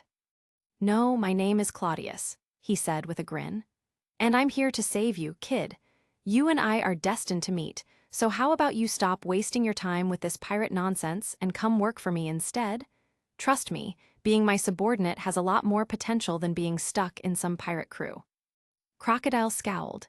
"Don't underestimate me," he roared, summoning 2 large sand whips that lashed out at Claudius from both sides. At this point, Claudius had had enough. He wasn't going to keep playing around. While Crocodile's powers were impressive, he was still inexperienced. Claudius knew every trick in Crocodile's playbook, but Crocodile didn't know anything about him. Letting the sand whips strike him, Claudius didn't even flinch. The attacks bounced off an invisible barrier, leaving him unharmed. Crocodile's momentary triumph faded into confusion as he realized his attack had failed. Before Crocodile could react, Claudius drew a plain-looking short sword from his side. "Shoot him, Shinsa," Claudius said softly. In a flash, Crocodile felt a sharp pain in his shoulder. Blood spattered across his vision, and he instinctively shut his eyes. "Not good," Crocodile thought, panicking. Before he could open his eyes again, he felt a hand clamp around his throat, lifting him off the ground. "Now you're done," Crocodile thought triumphantly. "Once I drain him, it'll be over." But something was wrong. Instead of drawing the life from Claudius, Crocodile felt a crushing pressure in his lungs. Something was being forced into his nose and throat, cutting off his air supply. He gasped, trying to cough, but the choking sensation overwhelmed him. "The choke of death," Claudius said quietly. "Forced coma." Crocodile's world began to blur as the lack of oxygen took its toll. His body went limp, and he slipped into unconsciousness. In truth, Claudius wasn't that much stronger than Crocodile at this point in time. The key difference was that Claudius knew all of Crocodile's techniques, while Crocodile knew nothing about his. It was no wonder that Crocodile, still inexperienced, had been bested so quickly. Well, isn't this convenient?" Claudius said with a satisfied grin, holding Crocodile's unconscious body. "I was just wondering where I could find someone with potential, and here I stumble across both dragon and crocodile on the same day. What luck." In truth, if Claudius hadn't interfered, Crocodile would never have been caught by the Marines. He would have used his abilities to slip away underground and escape unscathed. Only later would Crocodile realize he had been betrayed by Captain John, someone he once trusted. This betrayal twisted his personality, pushing him to go out to sea on his own. His first claim to fame would come from hunting down and killing Captain John, the very man who betrayed him. From there, Crocodile would go from being just another rookie pirate to a rising star on the seas. His journey would be marked by significant events. First, he would cross paths with Douglas Bullet. Although the outcome of that fight remained unknown, it would be a key moment in his rise. After lying low for a few years, he would reemerge to clash with Whitebeard, a battle that would cement his reputation. His fame would eventually catch the attention of the world government, leading to their invitation for him to join the ranks of the 7 warlords of the sea. The rest, as they say, is history. Ultimately, his fall from grace would come at the hands of Luffy, who would beat him down and send him to the underwater prison Impel Down. But right now, things were taking a different turn. Claudius had found Crocodile early, young, inexperienced, and full of potential. And now that Claudius had him in his grasp, Crocodile's destiny was sure to change in ways neither of them could foresee. Chapter 38, Celestial Dragon's Hoof. Inside the Hot Spring Hotel, Admiral Sengoku sat facing Claudius and his entourage, clearly a bit on edge. It wasn't every day that a situation like this cropped up, and he was visibly unsettled by the implications. St. Claudius, my deepest apologies. The Navy had no idea you were vacationing on this island. The buster call was purely a tactical decision, Sengoku began, his voice carrying a slight tremor. He knew what was at stake here. On the surface, it was about wiping out the remnants of the John pirates. However, Claudius, a celestial dragon, was present something no one had expected. The issue wasn't that Claudius had been harmed in any way he hadn't, but if this escalated, it could be viewed as a conspiracy. If word got out that a buster call was launched in an area where a celestial dragon was present, it could be seen as an act of treason. Even though the order was sanctioned by the 5 elders, if the celestial dragons in Mariawa wanted someone to take the fall, not even the 5 elders could protect Sengoku. Worse still, the entire Marine Command might have to face the consequences. After all, one of the Marines' primary duties was to protect the celestial dragons. To have a buster call potentially harm one, that would be catastrophic. But Claudius, much to Sengoku's relief, wasn't planning on blowing things out of proportion. He smiled and said, "No need to apologize, Sengoku. If anything, this was my fault for being too unpredictable. I ended up causing the Marines quite a bit of trouble." Sengoku exhaled a quiet sigh of relief. Claudius wasn't making this into a big deal. "I'm grateful for your understanding, St. Claudius." If I recall correctly, your buster call this time was targeting the John pirates, correct?" Claudius asked thoughtfully. "Yes, that's right. Kizaru and the others are currently searching for them," Sengoku responded, a little surprised at the question, but he saw no reason to withhold any information. "In that case, I should tell you something I just learned. Captain John and some of his crew have escaped the island in a submarine," Claudius said calmly. "Submarine?" Sengoku's eyes widened slightly. He furrowed his brow and asked, "May I ask where you got this information, Your Highness?" Claudius gave a light chuckle and gestured towards Crocodile, who was sitting in the corner of the room, shackled in sea-stone cuffs, his expression one of deep frustration. "I got it from him. He used to be one of Captain John's close confidants. Lucky for me, I caught him before he could escape." "Used to be is right," Crocodile growled angrily. "That bastard John used me as a pawn. I was ready to risk it all for him, but he just ran without so much as a warning. Lol, you were the one at fault." The bitterness in Crocodile's voice was palpable. He had once been loyal to Captain John, but realizing he had been abandoned without a second thought had turned that loyalty into rage. "Sengoku," Claudius continued, "it's clear this kid's not lying." Sengoku eyed Crocodile for a moment, taking in the scene. Claudius hadn't hidden Crocodile's identity, nor could he.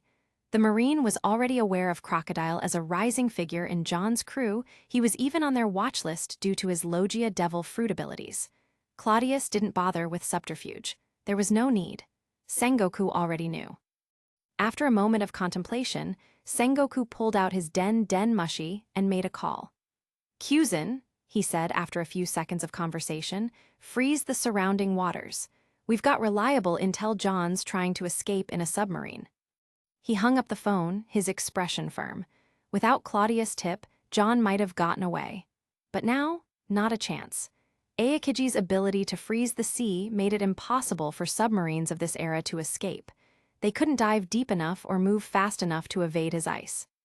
"Thank you, St. Claudius," Sengoku said, bowing his head slightly. "I'll make sure to report this to the 5 elders." Claudius nodded, then smiled. "So, about this buster call?" Sengoku chuckled, a little ruefully. "Well, there's no choice now. We'll have to abort it. I think this is the first time in history that a buster call has been called off mid-action." "Really?" Claudius raised an eyebrow. "This was your first time using the buster call?" "Yes," Sengoku admitted. "The buster call is a drastic measure, after all. If it weren't for the elusive nature of John and his crew, I wouldn't have used it in the first place. And if it weren't for your tip, we might have failed to catch them anyway." Claudius found this somewhat amusing. He'd always imagined Sengoku as the kind of man who'd used the Buster Call multiple times, especially given his cold reputation. After all, Claudius knew that Sengoku had authorized the destruction of Ohara without batting an eye. Yet here he was, admitting it was his first time calling for such a strike. Technically, a Buster Call couldn't be stopped once initiated, but Claudius' position as a celestial dragon overruled that. His mere presence was enough to cancel the entire operation. Sengoku, however, wasn't just calling it off for Claudius' sake. Now that they knew John was escaping via submarine, the focus was on capturing him. Killing innocents on the island would do nothing to achieve that. So, halting the Buster Call not only appeased Claudius, but also helped the Marines avoid unnecessary bloodshed. At least now, Sengoku could rest easier knowing they hadn't caused undue harm. I suppose Dragon will have a better opinion of me after this, Claudius mused to himself. He'd noticed Dragon earlier, secretly helping civilians caught in the chaos. Claudius, however, had done one better. He had stopped the Buster Call entirely. While others might not grasp the full implications of what had just happened, Doreg would undoubtedly understand and remember Claudius' intervention. Of course, Claudius had no intention of mentioning his encounter with Dragon. That particular meeting would be a secret he intended to bury in history. After all, if anyone discovered in the future that he had met Dragon, who will lead a revolution, things could become very complicated. So, what's the plan for John's crew? Claudius asked after a moment's thought. Sengoku smiled faintly. Normally, if we caught them, we'd send them to impel down. But given the scale of this operation, the orders from above are clear: total extermination. The aim of the Buster Call was to completely wipe out the John pirates. Even if they were captured, execution was the only option. There was no room for leniency this time. Really? Claudius raised an eyebrow, his gaze shifting to Crocodile. In that case, Admiral Sengoku, this kid here, I don't think he's completely rotten yet. He's crossed paths with me, and well, I promised him his life if he gave up the information. I'm not one to go back on my word, so how about letting him go? Before Sengoku could respond, Crocodile spat angrily. Claudius, you're full of it. I'm not some snitch, I'm no traitor. Before he could finish, Stussy shot out her leg and kicked Crocodile in the back, sending him sprawling to the floor. How dare you speak so rudely to His Highness, she said coldly. Sengoku looked uncomfortable but tried to remain diplomatic. Your Highness, I understand your intentions, but this boy is still a pirate. A dangerous one at that. He may be young, but he's a Logia Devil Fruit user. Letting him go wouldn't be wise, especially given the orders we've received to completely eliminate the John pirates. Claudius understood Sengoku's hesitation. He imagined it was tough for Sengoku to let a pirate go, even if a celestial dragon was asking. Claudius smiled inwardly, knowing full well that if he weren't a celestial dragon, Sengoku would have crushed Crocodile without a second thought. So, if he weren't a pirate, you'd let him go, right? Claudius asked, leaning in slightly. Crocodile's response was immediate and defiant. Don't even think about it. I'm a pirate, through and through. Kill me if you want, but I'll never abandon my freedom. Your Highness, Sengoku said with a resigned sigh, as you can see, he's made his choice. Even if I wanted to, I can't let him go. The boy has no intention of leaving his life of piracy. Claudius smiled slyly. Oh, I wouldn't be so sure about that. You seem to forget who I am. If he won't switch careers willingly, I can convince him, Nia. Nia stepped forward. What do you require, Your Highness? Bring me the celestial dragon's hoof, Claudius said, a wicked smile creeping onto his face. As soon as those words left his mouth, Crocodile's expression twisted in confusion. He didn't quite understand what Claudius meant, but Sengoku's face darkened. Your Highness, surely you don't mean. Sengoku began, but Claudius waved him off casually. I'm just being practical, Sengoku. If this kid doesn't want to abandon his pirate ways, then I'll give him a little incentive to reconsider his career path, Claudius replied smoothly. Nia gave a quick bow and turned to leave the room, ready to carry out the order. Meanwhile, Crocodile, still ignorant of what was about to happen, glared up from the floor.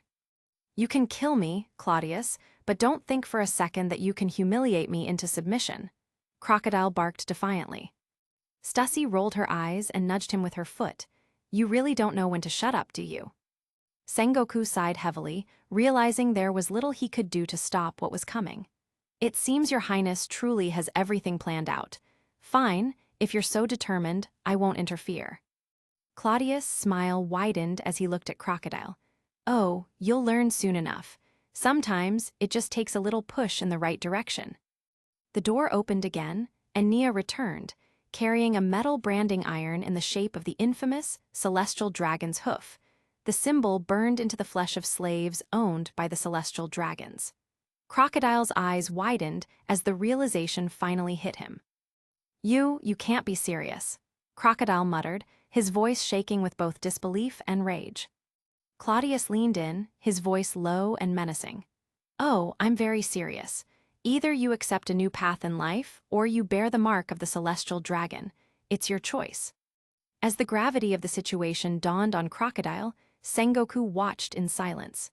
Claudius had laid out his terms, and there was no escaping them now. Chapter 39, Am I a Slave Now? Nia stepped out to complete her tasks, while Crocodile sat huddled in the corner, his expression vacant, clearly trying to process what was happening. Meanwhile, Claudius and Admiral Sengoku continued their conversation in high spirits, almost as if nothing out of the ordinary was taking place. Before long, Sengoku received a report from Kyuzin. John's submarine had been apprehended, and Kizaru and Sakazuki were on their way to support the operation. At that moment, Sengoku felt a wave of relief wash over him. With Kyuzin, Sakazuki, and Kizaru working together, John and his crew wouldn't stand a chance. They were young but undeniably powerful. John's fate was sealed. This was probably the first real conversation Sengoku had ever had with Claudius. They'd crossed paths before, but any interactions were mostly formal or through Zephyr, who had a better relationship with Claudius.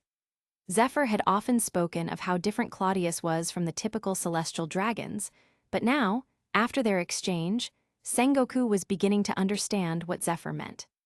Claudius wasn't just physically strong for a celestial dragon.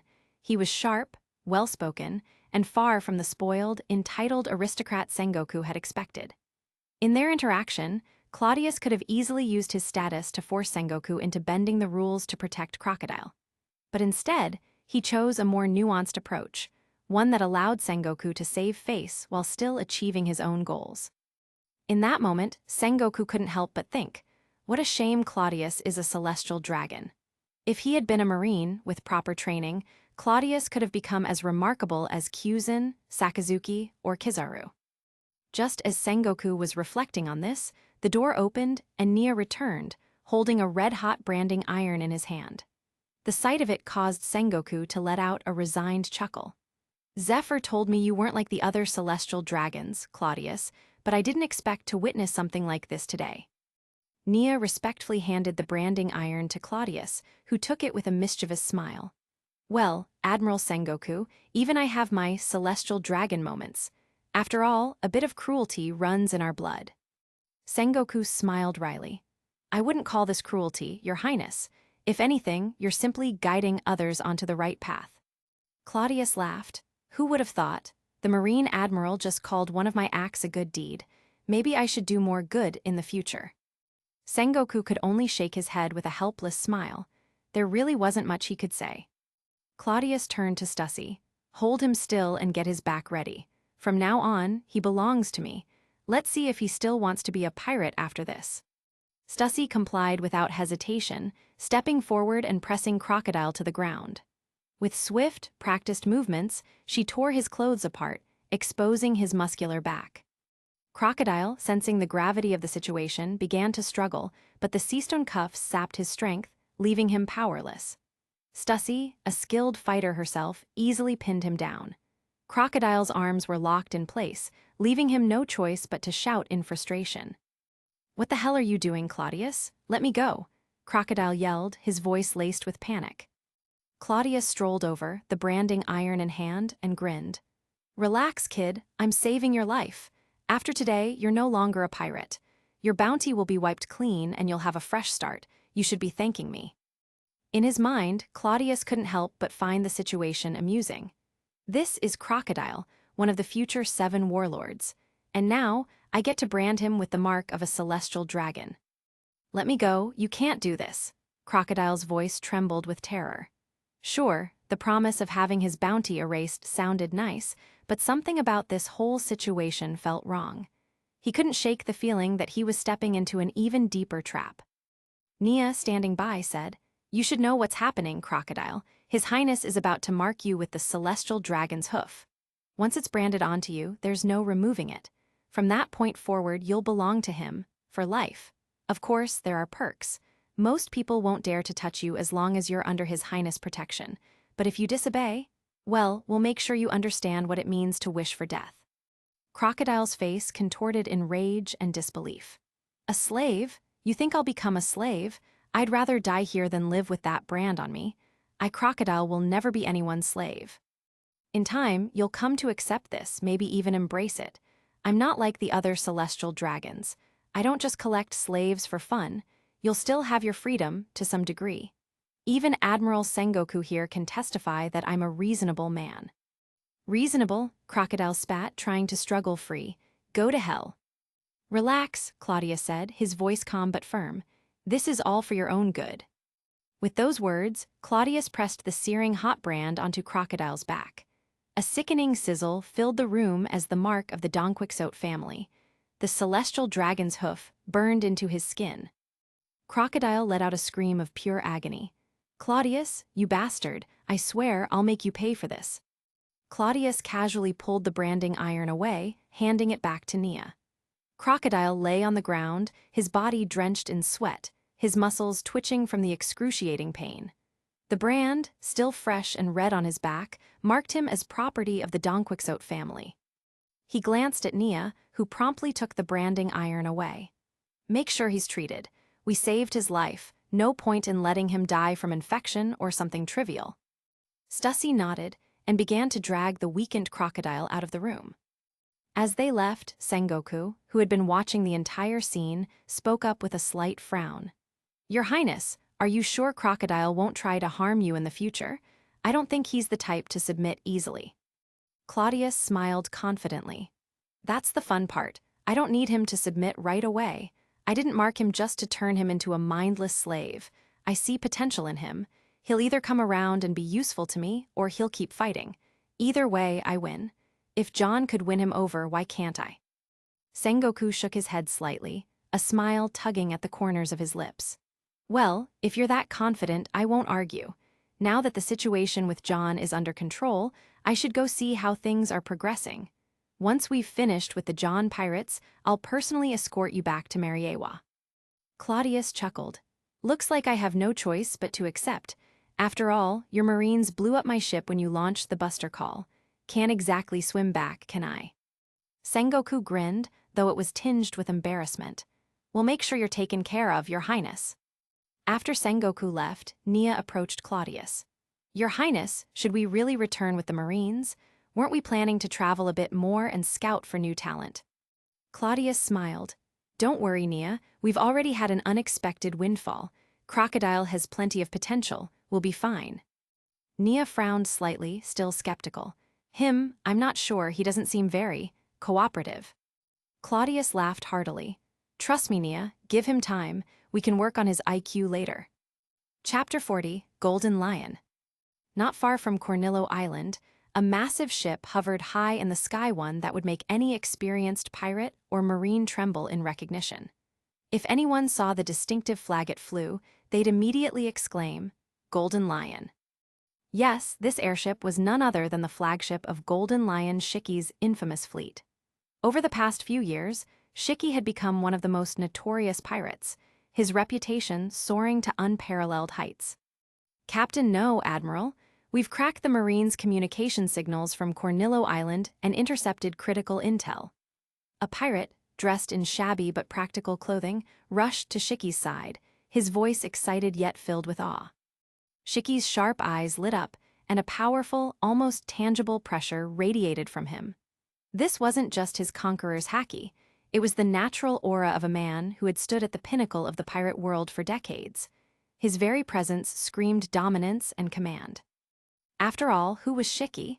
He was the Golden Lion, a pirate whose name had made even the strongest heroes retreat in fear. His pride and aura were overwhelming, even when not consciously unleashed. The sheer force of it nearly made the young pirate kneel on the spot.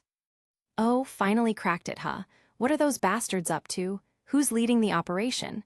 Is it connected to that old dog John?" Shiki asked, his voice carrying a commanding edge. The young pirate swallowed hard, steadying himself under the weight of Shiki's presence. He couldn't help but feel that with a leader like this, the Golden Lion fleet could one day rival the glory of the Rock's pirates, perhaps even dominate the seas like never before. He quickly pushed those thoughts aside and got to the point. "Yes, Captain, it's related to John. The Marines completed their mission and are preparing to return to base. The fleet's being led by none other than Admiral Sengoku." "Sengoku?" Shiki's eyes widened briefly before a wicked, confident smile spread across his face. "Jihahahaha, Sengoku, in the New World? Well, isn't this my lucky day?" The reason why Golden Lion Shiki was feared across the seas wasn't just his ruthlessness, it was the overwhelming power of his devil fruit. His float fruit ability made him a menace in naval battles. At this moment, not even Whitebeard, the so-called strongest man in the world, had as much influence as Shiki. Some even believed Shiki's fruit was the strongest paramecia devil fruit in existence. When it came to sea warfare, Shiki's dominance of the skies gave him an insurmountable edge. He didn't need to engage in a direct battle with Sengoku. All he had to do was drop heavy objects from the sky onto the Marine fleet, crushing their ships one by one. And Sengoku, even as a user of the legendary Zoan-type devil fruit, he was still bound by the sea's curse. Once his ship went under, even Sengoku would be powerless to stop Shiki's onslaught. Normally, the whereabouts of Marine admirals like Sengoku were kept top secret. The New World was vast, and the odds of running into Sengoku on a random day were slim. But now, Shiki felt like fate had handed him a golden opportunity. He had originally come to hunt down Captain John, who had slipped through his fingers. But if he could destroy Sengoku and the Marine fleet, it would be a devastating blow to the world government, one that could shake the seas to their core. "Jihahaha, today's the day Marine learns who really rules the New World." Shiki laughed maniacally, his eyes gleaming with excitement. "Prepare for battle. Sengoku's mine, and so is that traitor John. Let's wipe them out." The young pirate, barely able to contain his excitement at Shiki's bold declaration, saluted enthusiastically. "Yes, Captain No, Admiral Shiki, I'll relay your orders at once." With Shiki's command, the massive airship began to accelerate, powered by Shiki's abilities. Meanwhile, Sengoku and his fleet sailed onward, completely unaware that one of the most feared predators of the sea was closing in on them. Unbeknownst to them, Golden Lion Shiki had set his sights on them, ready to launch a full-scale assault. The John pirates were already finished. John himself was nothing more than a corpse. Sengoku hadn't even bothered asking him about the so-called legendary treasure. John's demise had been swift and unceremonious. But Shiki was hunting for blood. On one of the warships, Claudius and his group were making the best of their situation, now traveling under the protection of the Marines after their ship had been destroyed. Though the buster call was unprecedentedly halted, the mission was still a complete success. The John pirates have been completely eradicated. "The 5 elders are pleased with our efforts," Sengoku said with a satisfied smile. "And, of course, your Highness played a key role in this. Without your assistance, John might have managed to slip away." Claudius, reclining in a chair, smiled casually. "Is that so? I never thought I'd be the subject of praise from the 5 elders. What did they have to say?" "They commended you briefly. Of course, John's death and the success of the mission will be in tomorrow's papers at the latest. I wouldn't be surprised if your name shows up in the headlines as well," Sengoku replied with a grin. In the past, Claudius would have shied away from such attention. Back then, he was just another celestial dragon, using his noble title to intimidate and manipulate. The last thing he wanted was to be in the public eye, where unwanted attention could cause complications. But now things were different. Claudius had plans, ambitions, and for those plans to succeed, he needed subordinates, people who would work for him. He couldn't do everything alone. But attracting the right people wasn't easy, especially when they saw him only as a spoiled, entitled celestial dragon. The likes of Crocodile, for example, weren't impressed by noble titles. Claudius had gotten lucky with Crocodile, but he couldn't rely on luck every time. If he wanted to recruit powerful individuals, he needed something that inspired respect. Reputation. Without it, Claudius was just another noble. But with a reputation for power and ambition, people might begin to see him as a figure worth following. Just as Claudius was about to respond, the sound of cannon fire echoed across the ship. The sharp blare of alarms followed immediately after, filling the air with tension. Sengoku's relaxed demeanor vanished in an instant. His face turned serious as the alarm blared a sound that only went off when the fleet encountered a powerful enemy. Given that this was a Buster Call fleet, and Sengoku himself was present, that could only mean one thing: they had run into one of the most dangerous adversaries on the seas. "Your Highness, it seems we may be in trouble. Please stay safe. I'm going to investigate," Sengoku said, his voice urgent. Before Claudius could respond, a deafening crash echoed outside. He turned to look out the window and saw a massive sailing ship fall from the sky, crashing into the sea nearby and sending waves crashing against the warships. "What the hell?" Claudius muttered. Sengoku froze in place for a moment, his face darkening with realization. Gritting his teeth, he muttered, "Damn it, it's him, Golden Lion Shiki." High in the sky, a figure floated above the fleet, his presence unmistakable, his aura commanding. His long golden hair blew in the wind, a cigar hanging loosely from his lips. He wore a golden coat draped over his shoulders, exuding the swagger of a man who had ruled the seas for decades. Two famous swords hung from his waist, and before he even spoke, his overwhelming aura blanketed the entire fleet. "Jihahahaha, Sengoku, my old friend. Long time no see, why don't you come out and say hello?" Shiki's voice boomed across the battlefield as he hovered in the air, his laughter echoing through the sky. Sengoku stepped out from the cabin, his expression tense but composed. His body radiated authority and power, the very image of justice incarnate. He stared up at Shiki, his eyes narrowing. "Golden Lion, don't get too full of yourself." Shiki laughed maniacally. "Jihahaha, I was right. Sengoku, you're here. This is perfect. Today's the day I send you to the bottom of the sea." Claudius leaned out of the window, gazing up at the figure floating above the fleet. Even he couldn't help but feel a sense of awe. "So that's Golden Lion Shiki," he murmured to himself. "No wonder they call him one of the pirate overlords. His presence alone is worlds apart from someone like John." Chapter 41, Golden Lion Takes on 4. Looking at the confident Golden Lion Shiki hovering in the sky, Sengoku felt utterly exasperated. "Damn it, did I forget to check the almanac before heading out this time?" First, they nearly wiped out the celestial dragons on Cornillo Island with a buster call. Then, if not for Claudius's timely reminder, the mission to eliminate Captain John would have likely failed. And just when Sengoku thought things had finally settled down, they bumped into Golden Lion Shiki on their way back. Of all the people on the sea, the ones Sengoku most dreaded fighting were Shiki and Whitebeard. It wasn't that they were necessarily stronger than other pirates like Roger or Kaido, but fighting them at sea was an absolute nightmare. Shiki ruled the skies with his floating powers, while Whitebeard could summon tsunamis with a single punch. Neither fight was one you wanted to have on the open ocean. In contrast, Sengoku wouldn't be nearly as worried about running into Roger, Kaido, or Big Mom. But here, in the open waters, facing someone like Shiki, Sengoku knew he was in for a tough battle. And to make matters worse, they had a celestial dragon on board. If Claudius got killed during the fight, even if Sengoku managed to defeat Shiki, it wouldn't matter, there would be hell to pay when he got back to headquarters. That thought alone filled Sengoku with frustration. Though he felt the weight of the situation, Sengoku Admiral didn't let it show.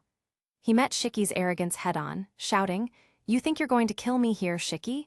You really believe your own hype too much. You shouldn't have come. This time, you're not leaving.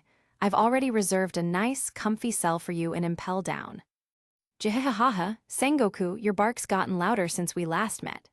Shiki cackled, unsheathing his famous twin sabers, Kagurashi and Odo, the weapons that had accompanied him through countless battles. Without any more chatter, Shiki swung his blades downward, slicing the air itself. The violent slash tore through the sky, a sharp force bearing down on Sengoku and his warship, as if Shiki intended to cleave both in two. But Sengoku wasn't one to panic. If Shiki were easy to handle, he wouldn't be ruling the skies. Just as the slash was about to strike, Sengoku's body swelled up, his form transforming into a towering golden Buddha over 5 meters tall. With a powerful growl, Sengoku raised his hand, releasing a shockwave that met Shiki's slash in midair. The energy from the shockwave and the slash collided, dispersing in a blast of power. But Sengoku didn't stop there. His shockwave continued, shooting upward toward Shiki. Shiki didn't flinch. With a sneer, he covered his free hand in armament Haki, punching the air and neutralizing Sengoku's shockwave. Jihahaha, not bad, Sengoku. Shiki laughed, his voice carrying through the wind. Meanwhile, in the cabin below deck, Claudius watched the battle in awe. It was his first time seeing such a high-level clash, and the sheer intensity was overwhelming. This was nothing like reading about it in mangas back in his old life. This was raw, terrifying power, and it was exhilarating to witness. So that's the power of the mythical Zoan, huh? Admiral-level strength is really something else. And Shiki's armament, Haki, it's the third stage, the external release. I used to think Shiki's Haki wasn't anything special, but it looks like the steering wheel stuck in his head really does start to affect him later on. Claudius's thoughts were racing as he analyzed the fight. Back in the sky, Shiki snorted as he waved his hand, and from out of nowhere, a massive sailing ship came crashing down towards Sengoku's warship. Shiki, using his Fuwa no Mi, had lifted the ship into the sky earlier, and now he hurled it as a weapon. These are the ships from the pirates I've killed. You love catching pirates so much, Sengoku? Well, here, have some. Shiki taunted, sending the ship plummeting down. On a nearby warship, another figure couldn't stay silent any longer. Tall, strong, and filled with fiery rage, this Marine was none other than Vice Admiral Sakazuki, known as the Marine Mad Dog. Great eruption? Sakazuki roared, thrusting his fist upward. A massive blast of magma shot into the sky, obliterating the falling ship in an instant, turning it into a rain of smoldering debris. But Sakazuki wasn't finished. His magma fist continued its ascent, now barreling toward Shiki, who was still laughing in midair. "Bring it on," Shiki yelled, unsheathing his second saber and sending a powerful slash toward the magma fist. The slash cleaved Sakazuki's attack in two, redirecting the molten magma away from him. However, the two halves of the magma attack didn't just vanish, they changed trajectory and hurtled toward another warship. Sakazuki's face twisted in shock. Awakening, he's awakened his devil fruit powers. Surprised, I'm the golden lion. Shiki grinned, brimming with confidence. Before the magma could destroy the ship, a cold blast of freezing energy shot through the air. Two enormous ice pillars rose from the sea, catching the magma in mid-flight and freezing it solid before the magma could hit the warship. The frozen chunks of magma fell harmlessly into the ocean below. Shiki's smile faded slightly as he recognized the new player. That little brat Kyuzin is here too. This could be troublesome. With Kyuzin on the battlefield, the sea was no longer a guaranteed advantage for Shiki. The Marine Admiral could freeze the ocean, making it harder for Shiki to exploit the terrain.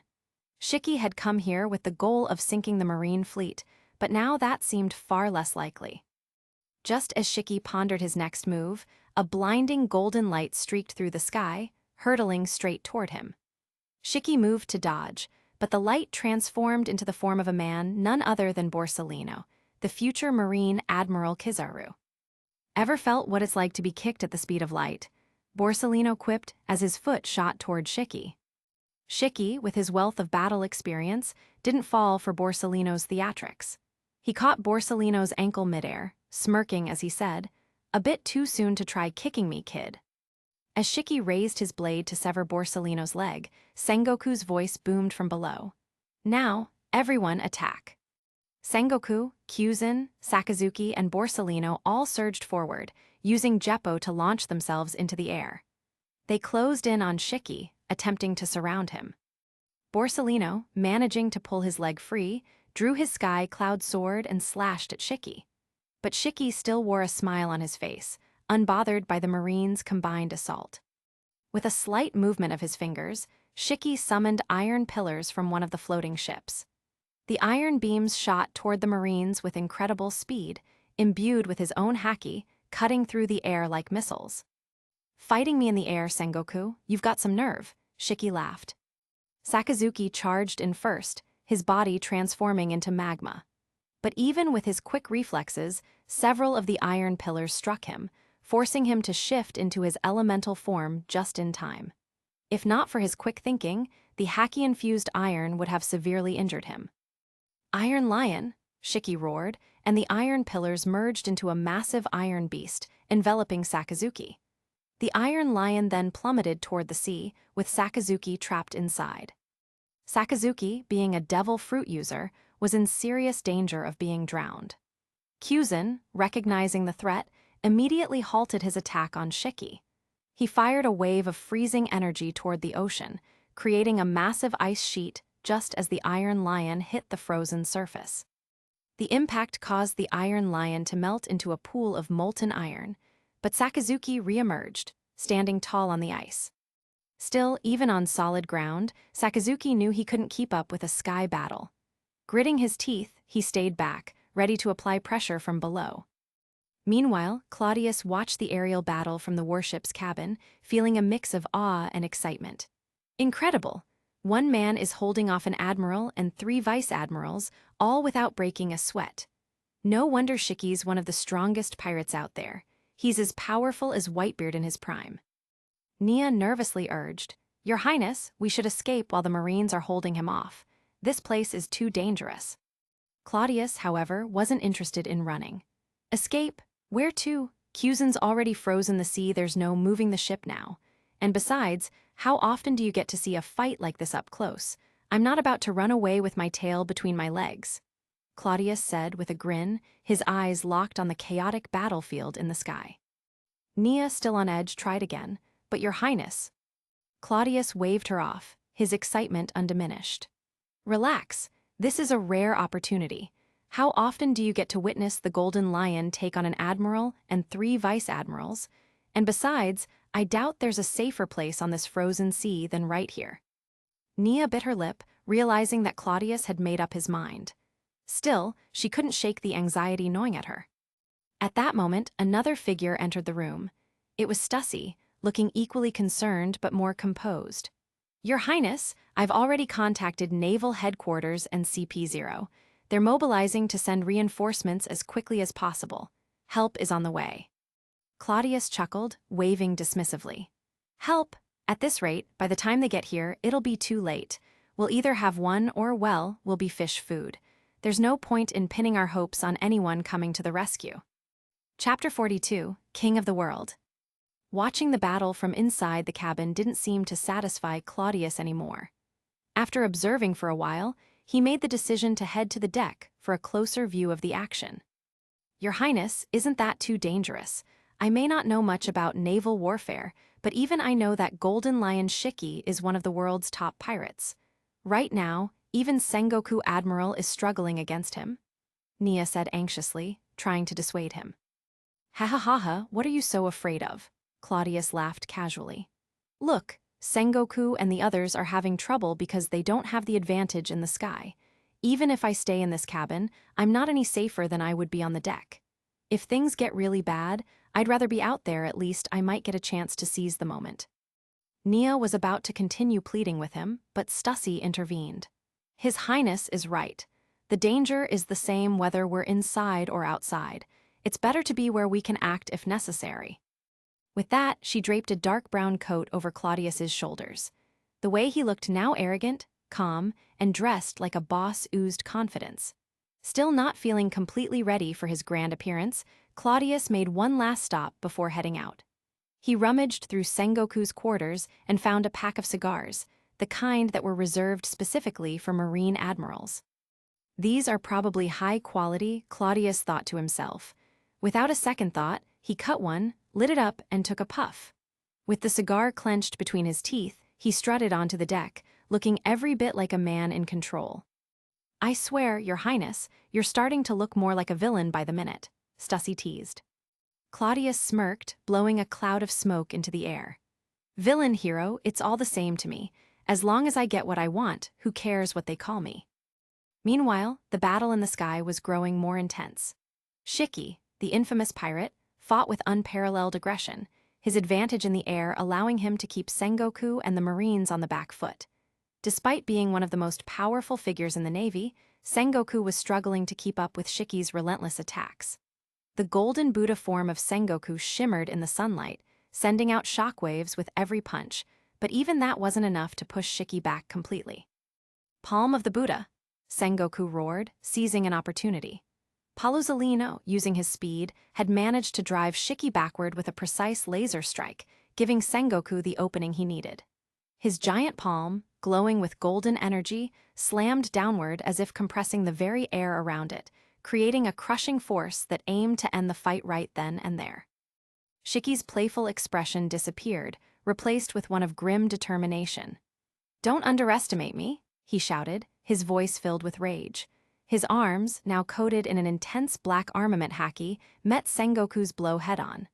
The collision of forces sent shockwaves rippling outward, and at that moment, both Shiki and Sengoku unleashed their Conqueror's haki. The sky above them seemed to tear apart as the sheer force of their haki clashed, creating a whirlwind of energy that blew Borsalino and Kuzan away from the battle zone. The sea itself trembled under the overwhelming pressure, and most of the Marine soldiers on the warships collapsed from the strain of the two Conquerors' hakis. Only the strongest among them, rear admirals and vice admirals, were able to stay conscious, though even they were struggling to move.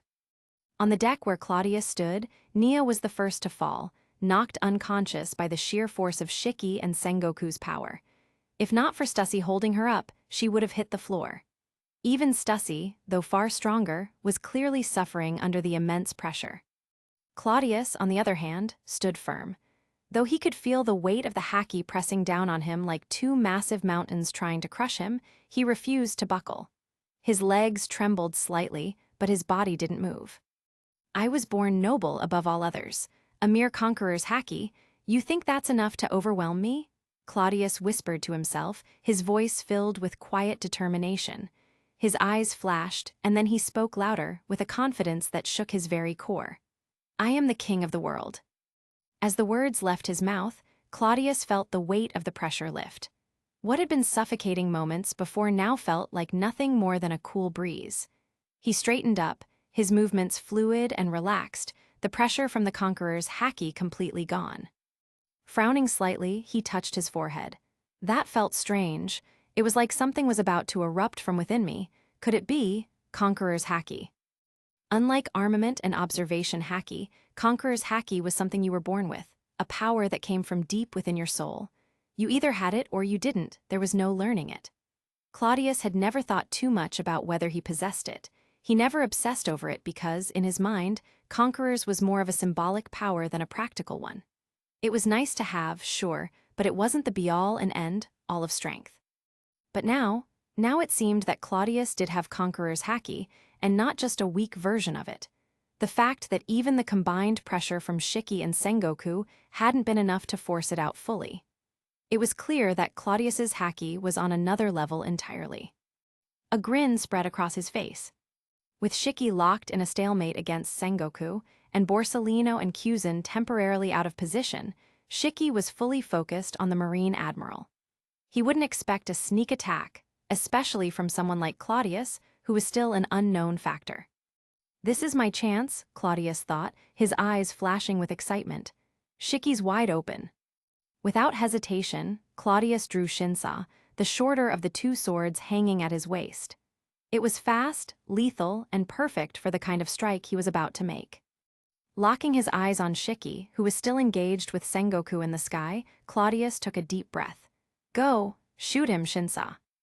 The short blade shot through the air like a bullet, faster than any musket, and aimed directly at Shiki. Shiki's senses, honed over years of battle, screamed in warning. His observation haki flared, alerting him to the danger just in time. Without thinking, he pulled back, narrowly avoiding a fatal blow. But Claudius's attack wasn't a complete miss. The blade grazed Shiki's cheek, leaving a deep gash that dripped blood down the side of his face. It wasn't enough to kill, but it was a message, a clear one. Shiki retreated, gritting his teeth. His sudden movement had given Sengoku the upper hand, and the pressure of the fight had injured Shiki further, blood now trickling from the corner of his mouth. He reached up, feeling the deep cut on his cheek, part of his skull exposed from the wound. His gaze shot downward, focusing on Claudius. A young man stood there, tall and confident, with messy blonde hair, a dark coat billowing around him. He held a short sword in one hand, a cigar in his mouth, and a smile on his face as if he had all the time in the world. It was him, Shiki thought, his eyes narrowing. I didn't think there were any dangerous people in this fleet. I was careless. That brat nearly skewered me. Without any hesitation, Shiki drew one of his swords and unleashed a powerful slash toward Claudius, the blade of energy cutting through the air like a lightning strike. "Saint Claudius!" Sengoku shouted, his eyes wide in horror as he realized the danger Claudius was in. Claudius didn't flinch. As the energy slash tore through the air toward him, he calmly placed his hand on the demon's sword, Shinda, hanging from his waist. His eyes narrowed in focus, and with a deep breath, he murmured, "Let's see just how far apart we really are, Golden Lion." One sword style, just as cross. In an instant, Claudius drew Shinda, his armament Haki coating the blade in a black sheen. His heart raced, the Emperor's engine in his chest pumping out every ounce of potential he had. This strike was everything. As Shiki's attack reached him, Claudius swung Shinda upward, intercepting the slash. The impact sent a shockwave through his body, his arms trembling under the force. The deck beneath his feet shattered and his legs sank into the wood, but Claudius didn't break. "Break!" Claudius roared, his muscles bulging as he pushed back with all his might. In a moment of pure power, he deflected Shiki's slash, sending it careening off into the sky, dissipating harmlessly. Claudius exhaled deeply, his breath ragged, his body trembling from the sheer force of the clash. His legs remained trapped in the ruined deck, but he had managed to block the strike from one of the most powerful pirates in the world. "I actually did it," Claudius muttered, blinking in disbelief as he stared at his trembling hands. His arms felt like they were on the verge of breaking, and his muscles ached in protest, but he had stopped Shiki's attack head-on. Claudius leaned heavily on Shinda for support, his mind racing. The sheer power he had just faced left him in awe, and for a brief moment, he felt the overwhelming gap between himself and the top figures of the world. But the fire in his heart hadn't dimmed, it had only grown stronger. "So this is what it's like?" Claudius whispered, a wild grin slowly spreading across his face. His heart was pounding with exhilaration, his body aching from the strain, but none of that mattered. He had tasted a fragment of true power, and now he wanted more. "I want this kind of strength," he said quietly, almost to himself. "No, I need it. This is the power that rules the world." Chapter 43, Retreat, Golden Lion Shiki. After nearly killing Claudius with a single blow, a flicker of surprise crossed Shiki's eyes. Then, with clear frustration, he sneered, "I thought you were something special. Turns out you're just a silver-plated weakling." Shiki had initially assumed that the person who managed to land a blow on him had to be someone formidable, especially after seeing Claudius standing there so confidently. The air of arrogance, the calm demeanor, it all fooled him into thinking Claudius was a legitimate threat. Even Sengoku, usually sharp, seemed to misjudge the situation, likely because of the way Claudius presented himself. But now, Shiki was irritated. He, the feared Golden Lion, had allowed himself to get scratched by some nobody. A mistake like this could damage his reputation. In a world of pirates, where status and image were everything, this was no minor matter. If word got out, how could he maintain his standing as a top dog? Furious at being caught off guard, Shiki readied his sword to finish Claudius off. But before he could strike, Sengoku launched another attack, forcing Shiki to deal with the Marine Admiral instead. Still feeling the aftereffects of Sengoku's last blow, his internal organs had taken a good hit. Shiki realized this wasn't the time to push his luck. Sengoku wasn't a small fry. If they continued to go head-to-head like this, especially without the clear advantage of air superiority, Shiki could be in serious trouble. Sengoku, on the other hand, was just as furious. If Shiki had killed Claudius, the consequences would have been catastrophic. Going back to Mariawa without him? Sengoku might as well put up the pirate flag and prepare for a swift execution. But seeing Claudius still alive, albeit shaken, gave Sengoku some relief. At least they had avoided the worst-case scenario. Meanwhile, Stussy was helping Claudius back to his feet, pulling him out of the shattered deck. "Your Highness, that was reckless. Shiki might not have noticed you earlier, but now you've practically thrown yourself into his crosshairs. Are you all right?" Claudius, still wobbly but regaining his balance, gave her a lopsided grin. "I'm fine, a bit winded but nothing serious. Just ran out of steam, that's all." Even as he spoke, Claudius could feel his strength returning rapidly, his body recovering at an extraordinary pace. His legs, which had been trembling from the impact of Shiki's attack, were now feeling much steadier. 0-hour Mizu, he thought to himself.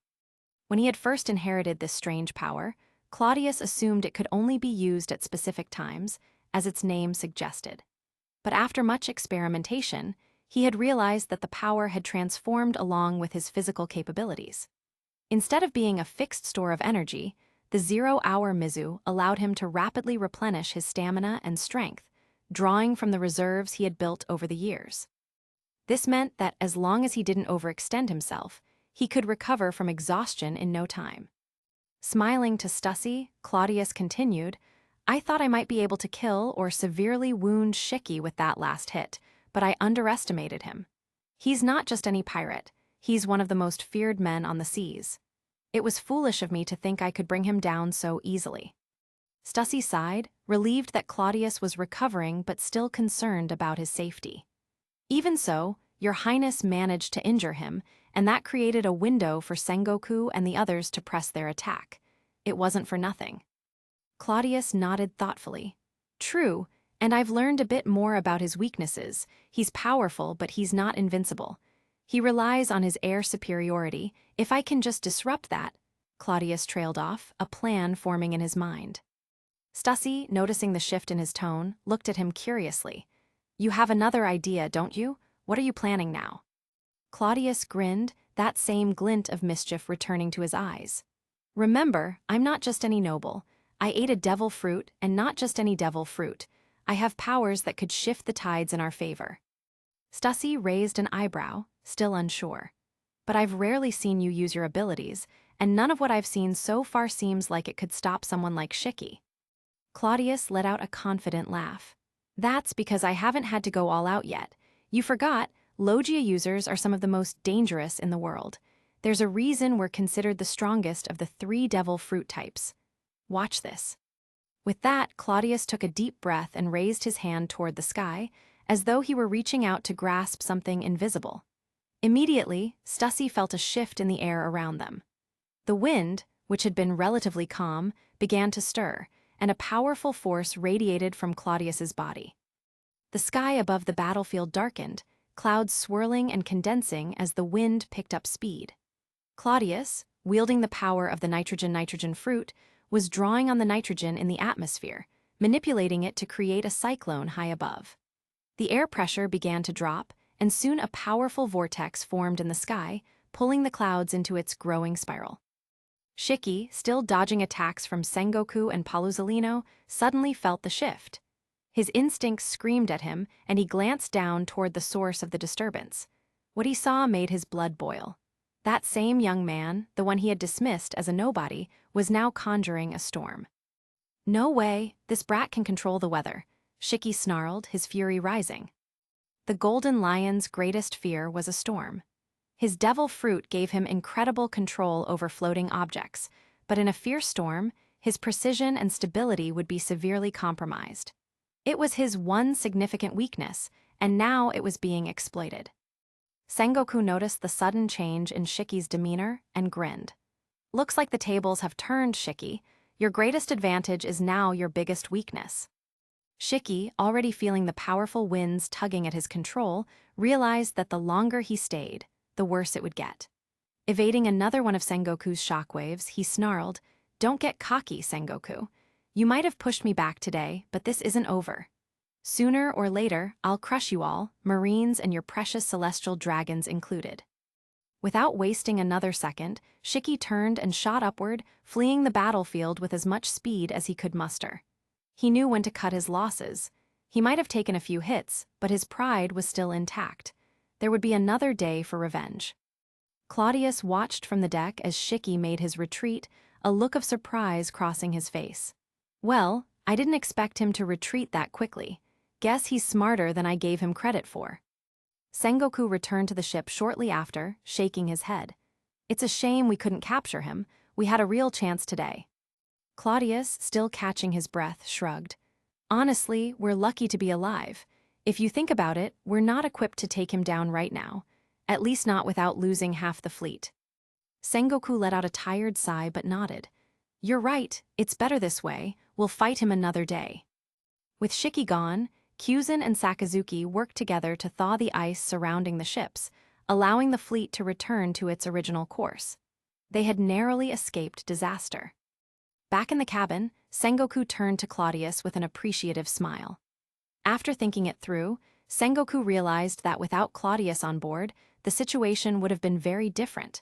If not for Claudius' presence, the Marines would have likely avoided a direct encounter with Shiki altogether. At the very least, they would have had an easier time retreating rather than getting tangled in this dangerous battle.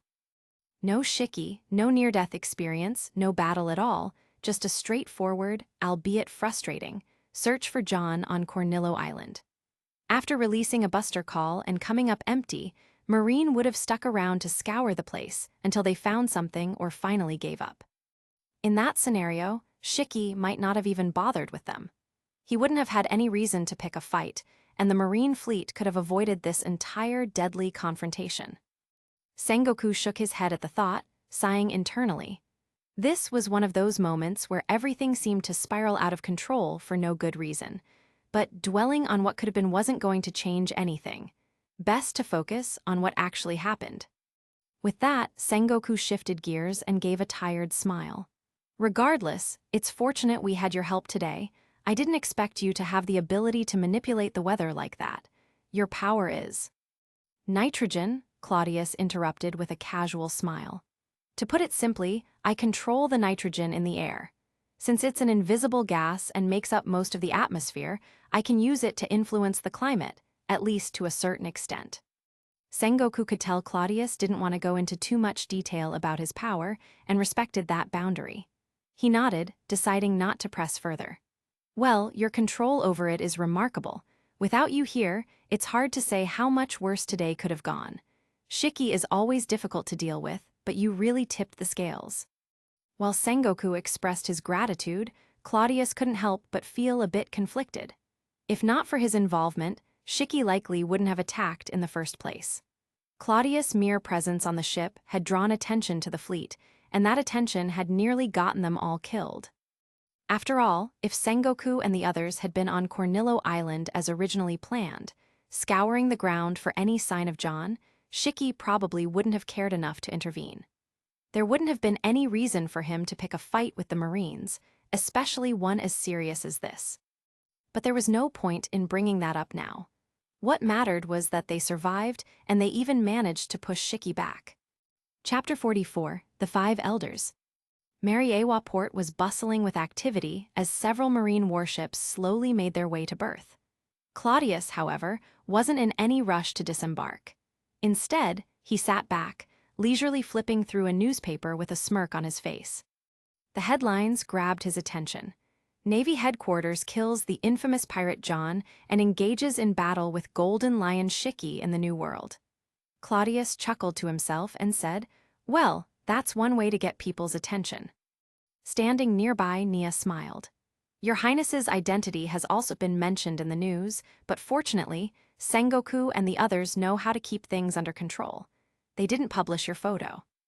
Even though the news of Claudius was spreading, it seemed the Marines had made sure to keep his face out of the papers.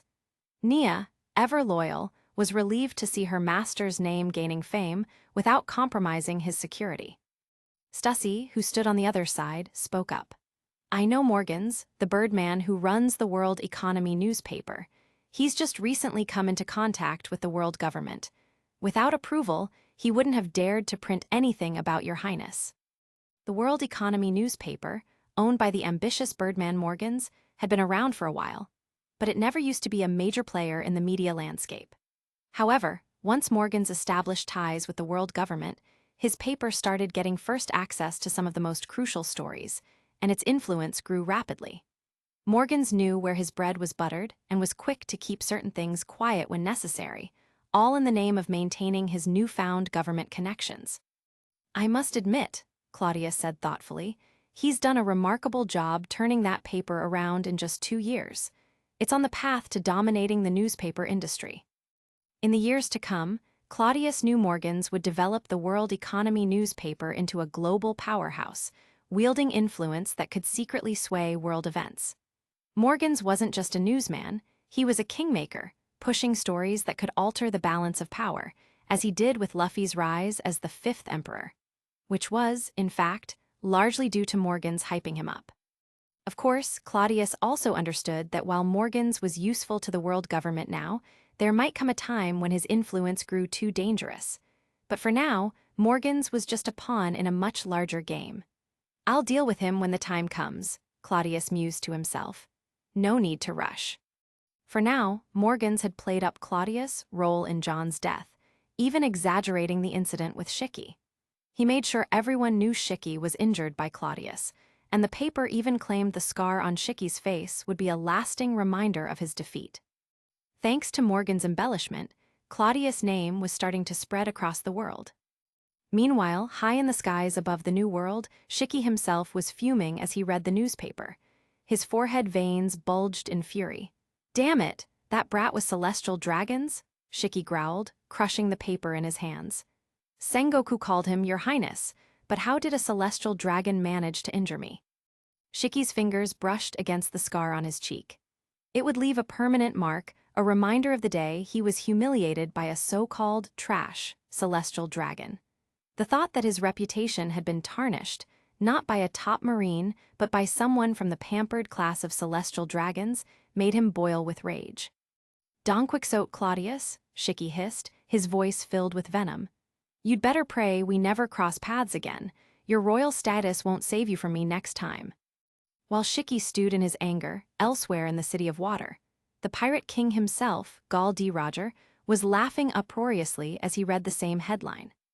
"Ahahaha, Shiki, of all people, got himself hurt by a celestial dragon?" Roger's laughter echoed through the room. "I didn't see that one coming." "Now that name sounds familiar," Roger continued, still chuckling. "Donquixote Claudius, where have I heard it before?" Rayleigh, sitting nearby, glanced up and smirked. "Of course it sounds familiar. We ran into him on Sabyati Archipelago about 5 years ago, remember?" Recognition dawned on Roger's face. "That's right, he was that interesting celestial dragon kid. I even thought about inviting him to join us back then." "Haha, you really should have, Captain," said Scoppergabbin, joining the conversation. "Imagine the look on Shiki's face if we had." Roger thought about it for a moment, then grinned. "Yeah, I should have tied him up and brought him along. He definitely had potential." Rayleigh leaned back, taking a sip from his drink. "He was a strange one, all right. I could tell back then that he wasn't like the other celestial dragons, and now, 5 years later, he's managed to injure the Golden Lion. This era is really starting to heat up." Roger's eyes gleamed with excitement. "That's why we can't waste any more time. The Oro Jackson will be ready soon, and when it is, we'll conquer this sea once and for all. Ha ha ha." Back in the New World, aboard a massive ship resembling a white whale, the infamous Whitebeard, Edward Newgate, was also reading the headlines. "Shiki got himself in trouble again, eh?" Whitebeard said with a wide grin, tossing the newspaper aside. His young crew member, Marco, raised an eyebrow. "I don't believe for a second that Shiki was injured by a celestial dragon. No way. This is probably just the world government adding a little flair to make themselves look good." Diamond Jazu nodded in agreement. "Yeah, the idea of a celestial dragon fighting is hard to swallow." Whitebeard wasn't too concerned. "It doesn't matter who did it. The important thing is Shiki took a hit. He's been getting too cocky lately, taking down Achoku and John. I wouldn't be surprised if I was next on his list." Marco's eyes lit up. "Then why not strike first, Pops? We could take him out and be done with it." Whitebeard waved a dismissive hand. "Nah, I'm not interested in ruling the seas like Shiki or the others. Let him come if he wants a fight. I'll sink him if he does, but until then, I'm not going looking for trouble." Unlike Shiki, Big Mom, or Kaido, Whitebeard had no ambition to rule the seas. He simply wanted to live freely and protect his sons. But even though he wasn't chasing the throne, his confidence in his own power was unshakable. As Whitebeard dismissed the idea of hunting Shiki, many of the other powerful pirates across the world who read the news had similar reactions. They either scoffed at the idea of a celestial dragon being a threat or dismissed it as government propaganda. Back at Mariawa, Sengoku was leading Claudius off the warship, making their way through the port. As they walked, Sengoku turned to Claudius and said, "The 5 elders have summoned you as well. They want to meet you."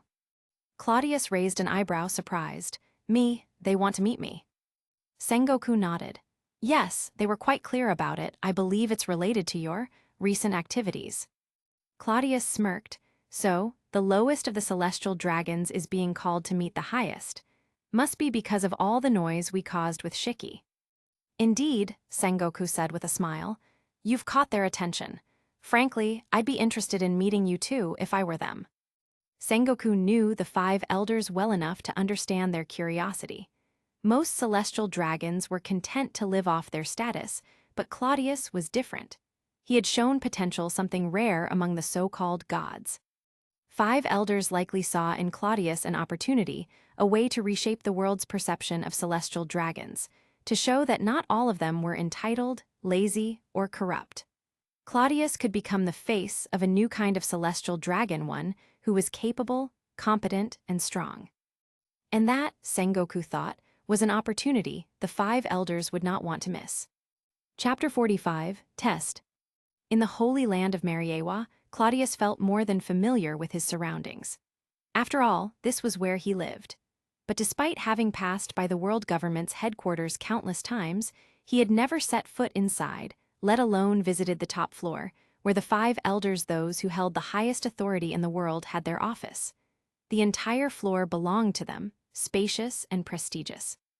Born into the celestial dragons, Claudius, even in his previous life, had never had the privilege of meeting the 5 elders. He was, after all, part of the lowest rung of the celestial dragon's hierarchy. But beside him now was Admiral Sengoku, who walked these halls with familiarity. It was clear this wasn't his first time meeting with the 5 elders. Walking behind Sengoku, Claudius couldn't help but think about how this man was likely the 5 elders' chosen candidate for the next Marine Fleet Admiral. It made sense. If Claudius were in their position, he'd likely favor Sengoku as well. Not only was Sengoku incredibly powerful and intelligent, known as the resourceful general, but more importantly, he was obedient. Among all the high-ranking Marines, Sengoku had the closest ties to the world government and followed its orders without question. Despite his strength and intelligence, Sengoku had always been the most loyal to the world government, even to the point of carrying out a buster call on Ohara, destroying the island without hesitation. For him, following orders was Marine's ultimate duty. It was only later in life, when Sengoku neared retirement, that he started to question these views and began to favor Kyuzen for the role of Fleet Admiral. Unfortunately for him, the world government had other plans, supporting Sakazuki instead. But all that was still in the future. Right now, Sengoku was the model of a Marine officer, someone the 5 elders trusted implicitly and likely intended to place at the top of Marine's command. As they approached the top floor, Sengoku hesitated outside the door of the 5 elders' office. Turning to Claudius, he asked, "Have you met the 5 elders before, Your Highness?" Claudius blinked, then smiled and shook his head. "No, I'm just a minor figure among the celestial dragons. How could I have met them?" "Really?" Sengoku chuckled lightly. "They're not as intimidating as they seem. They're actually quite approachable." Claudius gave a polite nod, but in his mind, he disagreed. "They're only approachable because they like you, Sengoku. They see you as one of their own. Try telling that to Sakazuki when he's being cold-shouldered in the future." Sengoku knocked on the door, and after receiving permission to enter, the two walked in. As expected, all 5 of the world's most powerful figures were present. It was Claudius' first time seeing them in person. While they were already old, they appeared younger than he had imagined from his memories of the future. Despite their age, they radiated a powerful aura that instantly made Claudius feel a little tense, as if standing in front of them made lying impossible. These men aren't like the other celestial dragons, Claudius thought to himself. They exude real authority. They feel like true rulers. The 5 elders didn't spend much time addressing Claudius. They focused mostly on Sengoku, who provided a concise report on recent events. His report wasn't exaggerated or filled with unnecessary praise for Claudius, but it also didn't downplay the contributions Claudius had made, keeping things fair and balanced. Claudius didn't mind. After Sengoku finished, the 5 elders turned their attention to him. Claudius couldn't shake the feeling that there was something like relief in their eyes, though he couldn't quite place why. "Donquixote Claudius, correct?" asked the bald elder who held a sword. He didn't bother introducing himself. It seemed he expected Claudius to know who they were. Claudius, ever respectful, nodded and replied, "Yes, that's correct." "Antonio's son?" the other bald elder inquired, as if recalling a distant memory. Claudius, Father Antonio, had passed away from illness long ago, but it seemed he had made quite an impression on the 5 elders during his time. "Yes, Antonio is my father," Claudius confirmed. "Ah, I thought I remembered correctly," the elder said with a nostalgic smile. "It feels like just yesterday you were a child, and now look at you." "Thank you for remembering, it's an honor," Claudius replied politely. One of the other elders, a bearded man, studied Claudius for a moment before speaking. "Courteous and respectful, it seems you're quite capable, given how Sengoku speaks of you. It's rare to see a young celestial dragon like you. Usually, all we see are those troublemaking brats who embarrass us with their behavior." Claudius managed a modest smile at the compliment, but inside he was processing the situation. It was true many of the celestial dragons were arrogant and reckless, relying entirely on their bloodline to act above the law. Clearly, the 5 elders had little patience for such behavior. The elder continued, "It's good to see a promising member from the Donquixote family for once. Your family has produced more than its fair share of oddballs." He chuckled slightly, clearly thinking of Donquixote Homing, who had forsaken his celestial dragon status and gone to live as a commoner. Claudius chuckled politely, but said nothing. He was fully aware of his family's strange history. After some pleasantries, the 5 elders shifted to more serious matters. Despite their apparent satisfaction with Claudius, they needed to measure the depth of his understanding and ambitions. Without much preamble, the elder with the sword asked, "Claudius, as someone of your status, you must know why it's important to strive for strength. Is it because you're afraid we can't protect you?" Claudius paused for a moment, considering his response. He decided that honesty would serve him best here. "Yes and no," he said. The elder raised an eyebrow. "Explain." Claudius took a deep breath. "You may not be fully aware, but about 6 years ago, I had an accident. I ended up stranded on a deserted island in the New World. It was only thanks to Zephyr Admiral that I was rescued." The 5 elders exchanged looks, but didn't interrupt. "Before that accident," Claudius continued, "I was like many of my fellow celestial dragons living without a care in the world, assuming my status was enough to shield me from anything. But that experience taught me an important lesson." "And what lesson is that?" the bald elder asked, clearly intrigued.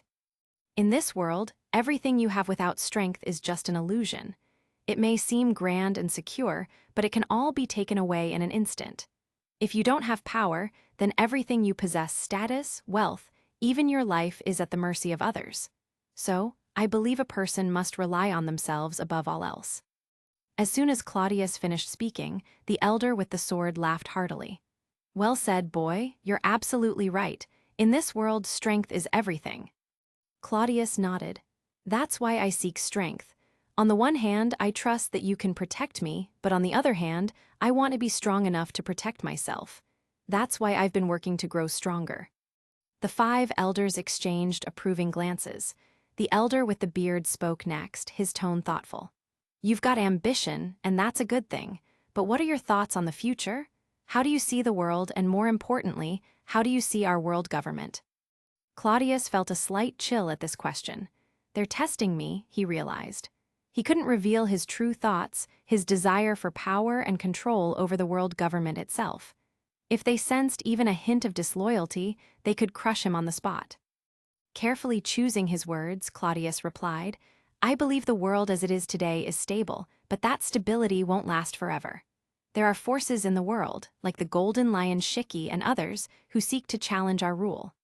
Careerists like them want to overturn the world government and seize control. While our strength is undeniable for now, the future is uncertain. His words were cautious, but they were enough to make the 5 elders take notice. For someone so young, Claudius already had a clear grasp of the global situation, and more importantly, he wasn't naive about the future. And what do you think of our world government? The bald elder asked again, pressing the issue. Claudius knew this was a trap. Criticizing the world government would be foolish, but blind praise would be equally unwise. So, he opted for loyalty. The world government is the foundation upon which my identity as a celestial dragon stands, Claudius said firmly. Anyone who threatens the world government is my enemy because I understand that my power and status come from the stability and authority of the government. We are inseparable. The 5 elders smiled, clearly pleased with his answer. Claudius had passed their test. Chapter 46, Pandora's Box.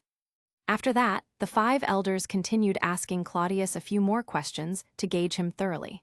Claudius answered each of them appropriately. He didn't appear to be incompetent, but his performance was just right for someone of his age and standing. This balance left the 5 elders quite satisfied, even more so than they had anticipated. The bald elder, seemingly the leader, finally spoke up. It seems you're a young man unwilling to fade into the background, with a clear ambition to rise. Claudius chuckled, now feeling more at ease after the intense questioning. It's true, I'm not one to sit idle. As for ambition, I'd say I have just enough to keep things interesting. There's no need to be modest, the bald elder said with a smile. We are family after all, fellow celestial dragons.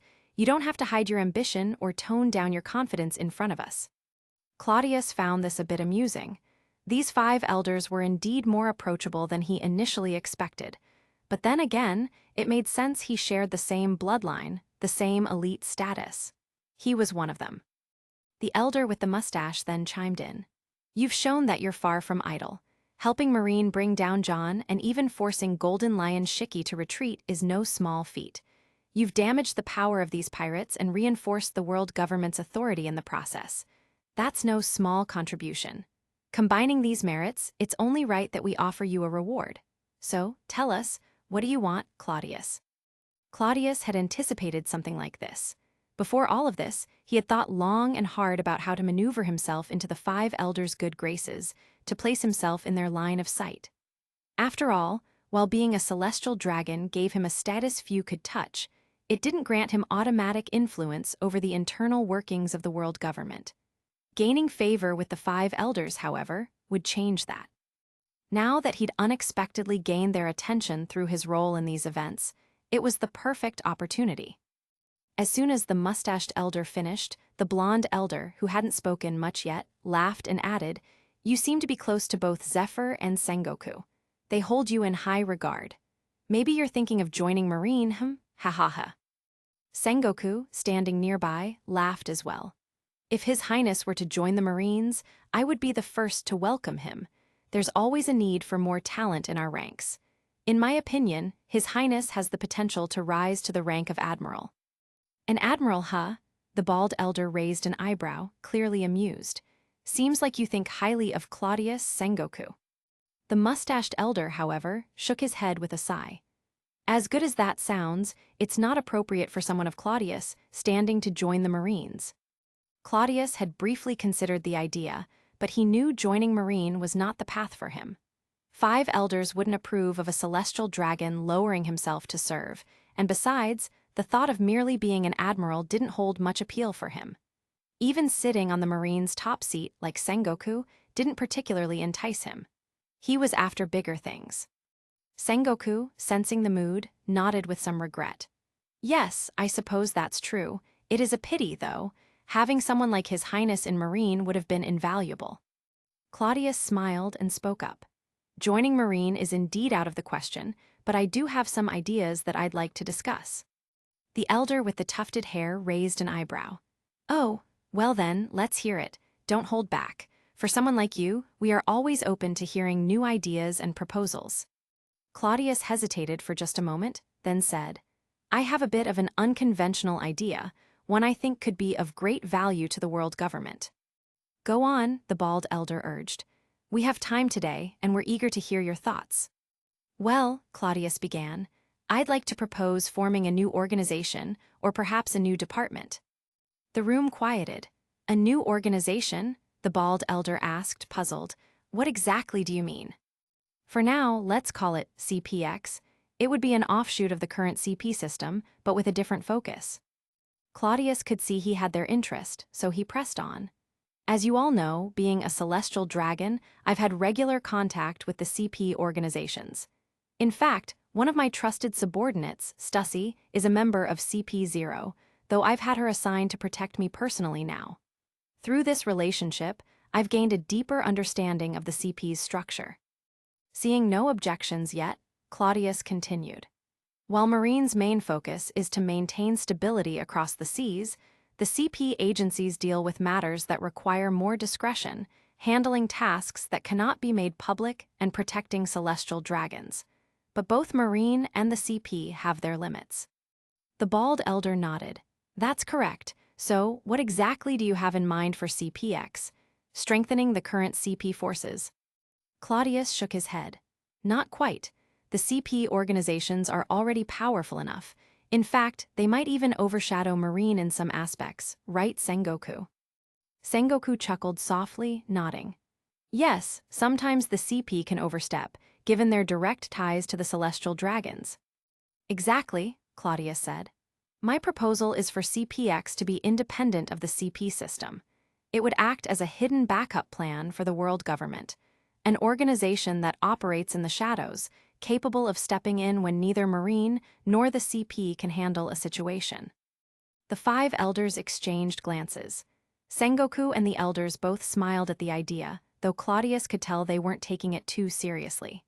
In their minds, a situation that both Marine and the CP couldn't resolve would be an extreme one, something beyond Claudius' reach. But still, they didn't dismiss his idea outright. He was a celestial dragon, after all, and for them, that meant he was trustworthy. The bald elder glanced around the room, reading the faces of his colleagues. Finally, he spoke. It's good to see you thinking this way, Claudius. Young people like you should have ambitions, ideas that drive them forward. As your elders, we're happy to see you contributing to the world government's future. He paused, then added with a smile, Your idea is a bit unconventional, but we're willing to give you a shot. We'll authorize the creation of the CPX and provide you with some initial resources, money, personnel, whatever you need to get started. Claudius was delighted but stayed composed, nodding in thanks. However, the bald elder continued, after that, you're on your own. We won't be lending you any more support beyond this initial investment. Whether you succeed or fail will depend entirely on your own efforts. Do you understand? Claudius smiled, the wheels in his mind already spinning with the possibilities. I understand perfectly, and I'm grateful for the opportunity. The elders exchanged a few more words, approving the idea without much concern. In their eyes, this was merely a small-scale experiment. If Claudius succeeded, great, it could serve the world government well. If he failed, well, he'd learn a valuable lesson about ambition. But Claudius saw it differently. To him, this was an opening, a chance to begin building something far larger and more powerful than they could imagine. This Pandora's box, he thought to himself, you've opened it yourselves. Chapter 47, Deal. In Mariawa's arena, Crocodile was being firmly pinned to the ground by Claudius. After a few fruitless struggles, he finally gave up, panting heavily, though the look of defiance in his eyes remained. Still, he didn't curse or lash out further. Seeing that Crocodile had stopped resisting, Claudius eased up, releasing his grip. Poor Crocodile, he thought, such a promising future ahead of you, but you were unlucky enough to cross paths with me. You haven't even raised your pirate flag, yet here you are, already captured. What a pitiful twist of fate. Though Claudius was mentally poking fun at Crocodile's misfortune, he decided not to rub salt into the wound. Instead, he said, Well, how about now? Even without using Shinsa or any of my weapons, just fighting you with my bare hands and devil fruit ability, you still couldn't win. Do you still think you had the upper hand back then? Crocodile swallowed his pride, sitting up slowly. Fine, he muttered grudgingly. I'll admit you're stronger than me, but let me make one thing clear, just because you're stronger doesn't mean I'll bow to you. If you think I'll become your obedient little slave, you're dreaming. You might as well kill me now because I swear I won't beg for my life. Claudius found Crocodile's youthful bravado amusing.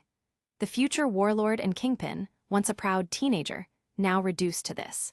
The same Crocodile who had no problem using dirty tactics or manipulating situations to his advantage in the future was here, full of honor and defiance. Oh, right, Claudius thought to himself with a smile, who wasn't a hot-headed teenager at some point. Crocodile, watching Claudius from the corner of his eye, was confused. This guy who couldn't be much older than him was speaking like some wise elder. They were practically the same age, yet their circumstances couldn't be more different. One was born into unimaginable wealth and privilege as a celestial dragon, while the other had been betrayed by his own captain. It didn't seem fair. Same age, both wielding Logia abilities, yet the gap between them was insurmountable. Before Crocodile could sink too deeply into his thoughts, Claudius spoke again. I told you from the start, putting the celestial dragon's hoof brand on you was just to save your life. I didn't brand you as a slave to humiliate or control you. Crocodile's expression hardened. That brand is humiliation. It's the mark of a slave, he said through clenched teeth. Claudius chuckled. You might even come to wear it with pride one day. Ha, are you crazy? Crocodile spat, the anger in his voice unmistakable. Listen, Claudius said, his tone more serious now. In my eyes, it's not a slave brand. I'm not the kind of person who enjoys controlling people like that. Crocodile was taken aback. He could see in Claudius's eyes that the guy was being sincere, as odd as that sounded. But after a pause, Crocodile still retorted, that may be true for you, but in the eyes of the world, it's a mark of slavery. That's the reality. Claudius gave him a knowing smile. Then change the world, change the rules. Crocodile blinked, stunned. What, change the world? Why not? Who says I can't? Claudius shrugged casually, as if it were the most obvious thing in the world. You change the world? Crocodile scoffed. You're not ready for that, you're not strong enough. Claudius chuckled again, but this time there was a hint of steel in his gaze. You're right, for now I'm not strong enough. But I'm young, I've got time. I have the ambition, and most importantly, I have the position to do it. You'll see, one day I will change the world. Crocodile stayed silent, clearly weighing his words. After a moment, Claudius added, so how about it? Will you help me build this future? Or are you content just sitting here, angry at the world? Crocodile eyed him warily. Help you? That's just another way of asking me to serve you. How's that any different from being a slave? Claudius sighed. This guy really won't budge, huh? He thought. After a moment, Claudius asked, all right then, what is it that you want? Freedom, Crocodile replied instantly. Let me go. Claudius shook his head. That's not happening. Do you have any idea how hard I work to keep you alive? You haven't exactly earned your freedom. Do I look like I'm here to do charity work? Crocodile's defiance flared up again. Then kill me. Claudius chuckled. You're really a stubborn one. Fine, let's compromise. Crocodile's ears perked up. Compromise? He asked, trying to mask his interest. Claudius smiled. Every year I'll give you one chance to challenge me. If you win, I'll let you go free and even grant you 3 requests, whatever they are. But if you lose, you'll work under me, no complaints, for the rest of the year. I won't treat you as a slave, and no one else will either. In fact, as long as you don't openly reveal it, no one will know you're bound to me. How does that sound? Crocodile mulled it over. It wasn't freedom, but it was better than being treated like a dog. He was about to respond when Claudius's expression shifted and his voice dropped into a warning tone. Crocodile, I like you, but don't mistake that for weakness. I am a celestial dragon. Test my patience, and you'll find out what it truly means to suffer. The room felt heavier, the atmosphere suffocating. Crocodile knew better than to push any further. After a moment of tense silence, he nodded. Fine, your terms are fair, but you have to promise not to suppress my growth or hold me back in any way. Claudius smirked. You really think you can beat me in a year, after the beating I just gave you? Crocodile's pride flared again. Who do you think I am? I'm Crocodile. I'll be a legend one day. Claudius chuckled. That much is true. You'll definitely be known around the world, that's for sure. Crocodile straightened up, a hint of pride returning to his posture. But before he could savor the moment, Claudius added with a grin, "Of course, it'll be under my banner. Everyone will know you as my crocodile." Crocodile glared but said nothing. His pride wouldn't allow him to argue back, not when the power gap between them was so glaring. Claudius continued, "Good, we have a deal. And not only will I not suppress your growth, but I'll also make sure you have everything you need to improve. Whatever you need to get stronger, just ask. As long as it's within my reach, you'll have it." Crocodile's eyes lit up slightly at that. If this celestial dragon was willing to provide him with resources, then he could use this time to get stronger, and then, who knows, a year was a long time. Maybe he'd rise far beyond Claudius's expectations. Standing up and dusting himself off, Crocodile glanced at his bare torso. "I'll need a coat," he said, his voice quieter now, "to cover this damn mark." Claudius, amused, waved to his butler, Nia. A moment later, Nia handed over one of Claudius's signature brown-black coats, lined with mink fur. Claudius tossed it to Crocodile without hesitation. "As long as you show your value, you can have whatever you want." Crocodile threw the coat over his shoulders, covering the humiliating mark on his back. "So, what do you want me to do?" he asked. "For now," Claudius said, turning away with a casual wave. "You're not ready for any real tasks. Focus on getting stronger. We'll see how useful you are then." Crocodile watched him walk away, a flicker of frustration in his eyes, but he kept quiet. Claudius had made it clear this was the deal. He'd have to play along, at least for now. As Claudius left, Nia approached him with concern. "Your Highness, are you sure this is wise? He's a Logia user, after all. It would be easy for him to escape. Shouldn't we at least put a sea stone collar on him?" Crocodile's jaw tightened, hearing that. But Claudius, without looking back, waved the concern away. "No need for that. I believe in his word. If I'm wrong and he runs, then I've misjudged him, and I won't want someone like that under me anyway." Crocodile's eyes twitched at Claudius's nonchalant response, but he kept quiet, though the thought of escape was nowhere near his mind now. Claudius's words had a strange, unsettling effect. It wasn't fear, but rather a twisted sense of trust. Crocodile, for all his arrogance, could recognize sincerity when he saw it. "I won't run," Crocodile said firmly, almost as if he was convincing himself. "A year, that's all I need to surpass you." Claudius smiled, not turning around. "Good, I like your confidence." Chapter 48, Authorizing the Formation of CPX. Claudius and his group returned to their palace, and from a distance, they could already see Stussy waiting for them. Walking up with a smile, Claudius asked, "Is everything settled?" Stussy nodded and handed him a stack of documents. "All the authorizations are here. From today on, the world government has officially established a new organization called CPX." She paused for a moment before adding with a smile, "I have to say, Your Highness, you really have a way with things." The 5 elders authorized CPX as a completely new department, independent of both naval headquarters and the CP organization. Though it carries the CP name, it's outside the authority of both the CP and the military high command. You can report directly to the 5 elders. Her smile widened. "This essentially means, Your Highness, that you now hold a power on par with naval headquarters itself. It's really remarkable.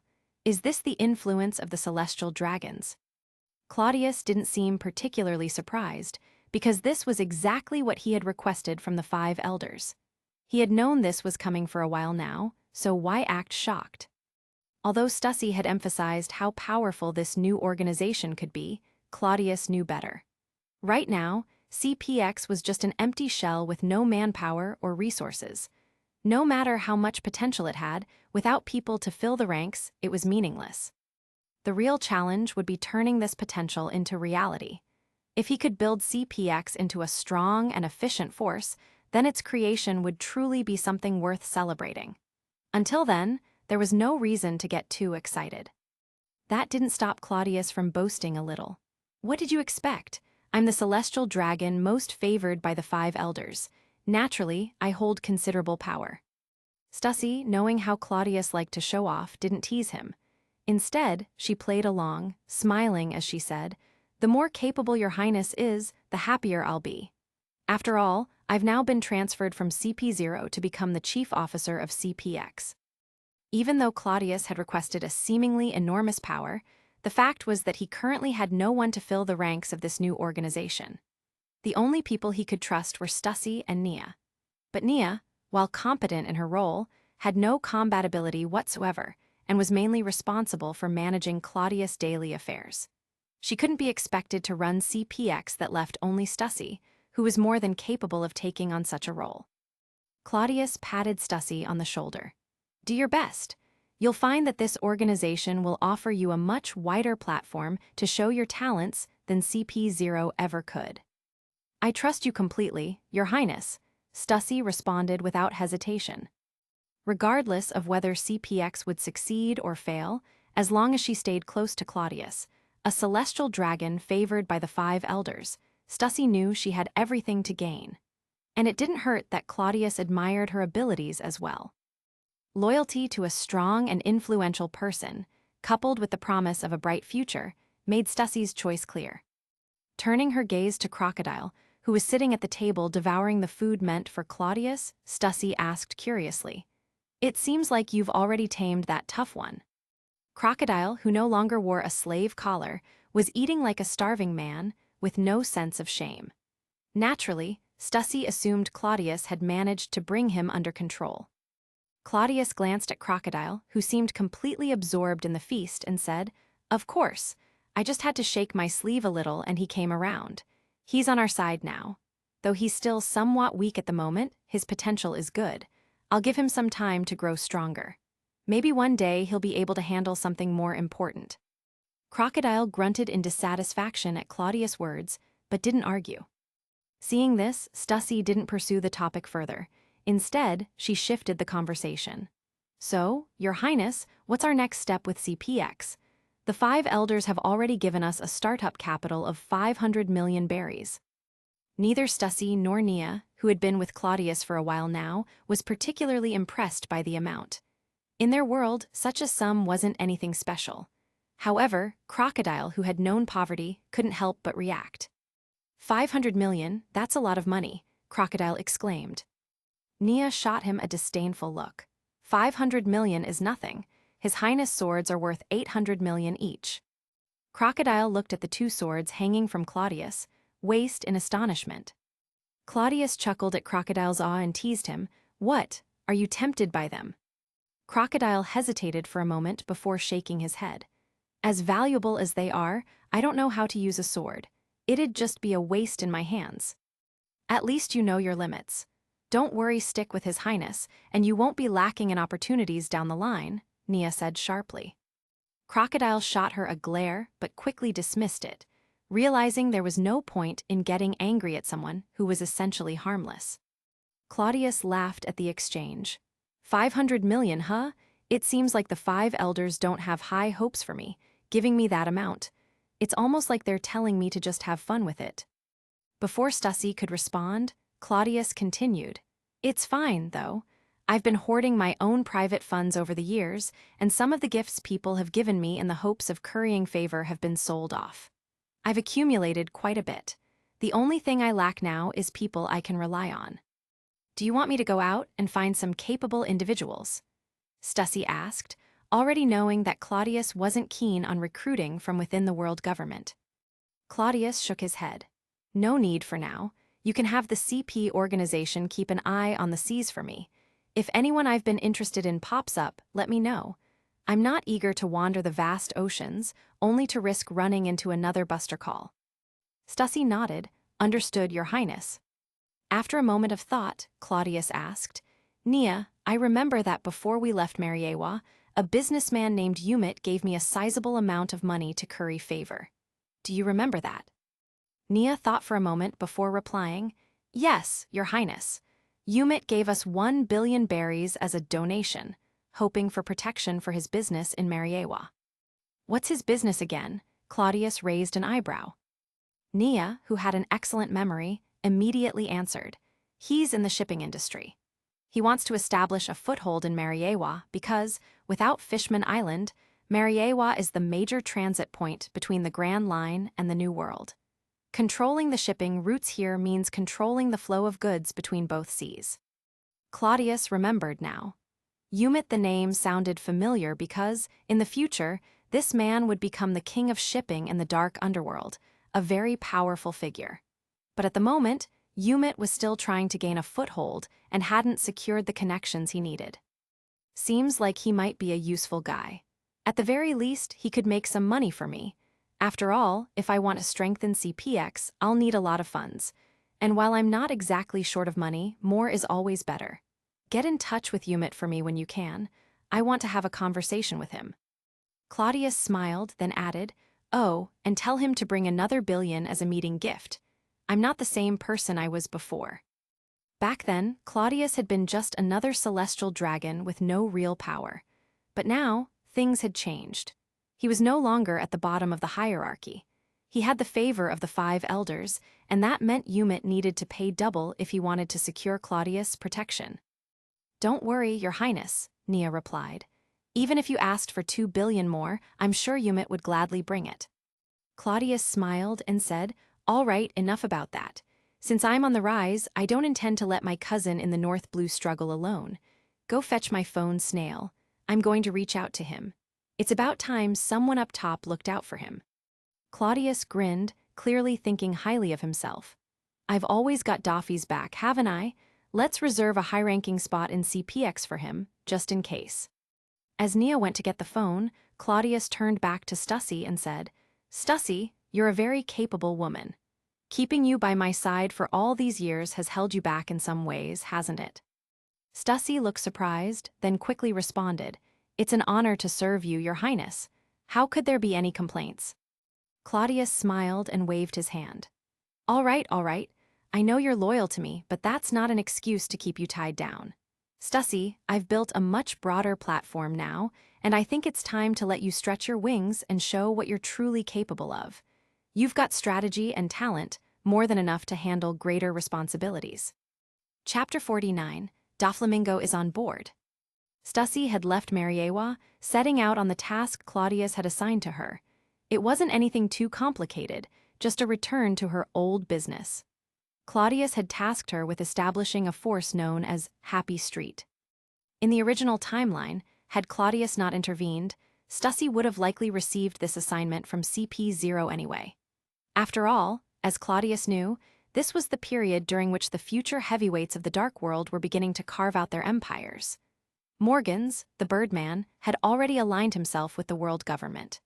Umit, as Claudius had recently learned, was starting his dealings in Mariawa. The others hadn't crossed his path yet, but Claudius had a sense that his cousin Doflamingo was also beginning to make his way into the underworld. It was all unfolding around the same time. With the support of a celestial dragon like Claudius, he was confident that Stussy's development wouldn't lag behind her original trajectory. In a few years, Happy Street would undoubtedly rise to become a major intelligence power in the Dark World. By then, CPX would have no real weakness when it came to information gathering. Meanwhile, in North Blue, the young Doflamingo was also expanding the reach of his Donquixote family. Although Doflamingo was only 14, he was cruel and ruthless in his actions. His subordinates, many of them considerably powerful, had already declared their loyalty to him as their king. His reputation in the Dark World was steadily growing. On his ship, Doflamingo sat listening to a report from one of his lieutenants. Despite his youth and somewhat immature appearance, there was a certain gravitas to the way he carried himself. He was already showing signs of being a future kingpin. "Young master," Treball, the man who looked like a slug, reported, "I've gathered some intel on the leader of Germa 66. His name is Vinsmoke Judge. He was a wanted man not too long ago, but somehow, he's returned to Germa 66 and taken over as their new leader. What's strange is that, despite being a fugitive, Germa 66 is now recognized as one of the world government's allied nations. They don't have a fixed territory, but they still enjoy the privileges of a member nation. Even Vinsmoke Judge's wanted status has been lifted." Doflamingo frowned, clearly puzzled. He didn't understand how things had changed so drastically. North Blue didn't have many big players, and his Donquixote family had been flourishing in the region. Whenever they encountered trouble, they could always use the backing of his cousin Claudius, a celestial dragon. Most people wouldn't dare provoke the Donquixote family. But recently, this organization called Germa 66 had emerged. Though technically an organization, it flew the flag of a world government-affiliated nation, which made things tricky. Doflamingo couldn't just go up against them head-on, so he had to investigate them carefully. Though some intel had been gathered, Doflamingo still couldn't piece it all together. How had this Vinsmoke judge, once a wanted man, become a king? Doflamingo found the situation frustrating. He wasn't yet powerful enough to openly challenge a member nation of the world government. Germa 66's affiliation forced him to tread carefully in any competition with them. Just as Doflamingo was mulling over the issue, the phone snail on the table beside him began to ring. Doflamingo turned his head, and upon seeing the caller, his frustrated expression instantly vanished. A grin spread across his face as he quietly muttered, "It's him." Treball, observing his young master's joy, couldn't help but feel a bit helpless. While Doflamingo was exceptionally capable, he relied on his cousin a little too much. Whenever he encountered difficulties, his first instinct was to consult Claudius. Though it was a little strange to them, none of his subordinates dared to comment on it. After all, they knew very well Doflamingo's cousin was none other than a true celestial dragon. Fortunately, this cousin of his had always treated Doflamingo well, helping him and his family on many occasions. And despite Doflamingo's occasional reliance on his cousin, he had grown into a sharp decision-maker on his own. Picking up the phone snail, Doflamingo greeted enthusiastically, "Cousin, I read the papers. I heard you had quite the clash in the New World and even managed to injure the legendary pirate Golden Lion, Shiki. That's incredible." Claudius chuckled on the other end. It wasn't as dramatic as the papers made it seem. They exaggerated things a bit. "How are you, Doffy?" Doflamingo shared a few details about his family's expansion, mentioning how they were making steady inroads into the dark world. After chatting for a while, Doflamingo hesitated for a moment before speaking up. "Cousin, you're on Mariawa, so your intel is probably more reliable than mine. I've got something I need your help with. Could you check it out for me?" Claudius smiled. "Of course, what's going on? Let's hear it." "It's about this organization called Germa 66 that's recently popped up in North Blue. The leader's name is Vinsmoke Judge. It's strange because not too long ago, this guy was wanted by the world government. But suddenly, he's become a king of a member nation. We think Germa 66 might also be getting involved in the dark world, but we don't know if they're going to be a friend or a foe. Could you look into them for me?" Claudius paused for a moment, recognizing the name. "Vinsmoke Judge, huh?" He thought for a moment before asking, "Are they using those massive snail ships?" Doflamingo immediately replied, "Yes, their floating base is called the Warhouse." Claudius laughed. "Well, I happen to know a bit about this. Let me fill you in." Doflamingo's eyes lit up, and he leaned forward with excitement. "Cousin, you're amazing." Claudius chuckled before continuing, "Vinsmoke Judge is a top-tier scientist. Based on the info you gave me and what I already know, I'd bet he was part of a private scientific team alongside Dr. Vegapunk. Their research was so dangerous that the world government couldn't just leave them to their own devices. They wanted to bring the whole team under their control and form a marine science division. Vegapunk has already been taken in and is now leading that division. But Judge managed to escape with some of their research and is now back in Germa." Doflamingo was stunned. "A scientist, and he's also a king." "Yes, Judge's background is decent. He's a prince from the Germa kingdom. Based on what you've told me, it sounds like he's managed to elevate himself to king. But because Germa 66 is technically a world government member nation now, the government won't take any drastic actions against them. That's probably why their status has shifted so much," Claudius explained. The details clicked into place in Claudius' mind. Though his knowledge of the Marine Science Division and Vegapunk was limited, he had pieced together enough from Doflamingo's intel. His deductions weren't far off the mark. Vegapunk had indeed been forcibly brought into the world government service not too long ago. Now, he led the newly formed Marine Science Division. Doflamingo, still processing the information, said, So he's that powerful, a scientist. Yes, from what I know, even though Germa 66 is an allied nation, they aren't exactly liked by the world government. In the distant past, the Vinsmoke family ruled North Blue with military force, which made the world government wary of them. The Vinsmokes have been trying to get the world government to give them a fixed territory, but so far, that request hasn't been approved. And you're right, they are looking to move into the dark world. They plan to sell, war, and operate as mercenaries. Claudius had just laid out the Vinsmoke family's entire background for Doflamingo. Doflamingo took a moment to process all of this before responding. So, they're not really on good terms with the world government. That's right, Claudius confirmed. In that case, they might not be enemies. In fact, we might be able to work with them. If they're selling war, I could benefit from that, maybe even branch into the arms trade, Doflamingo mused. Claudius was impressed. His cousin was only 14, yet he was already showing sharp business instincts. He had a strategic mind. You're not wrong, Dover, Claudius said, amused. They might not be enemies. And speaking of business, I've got a proposition for you. I've recently gained the trust of the 5 elders, and they've authorized me to establish an organization called CPX.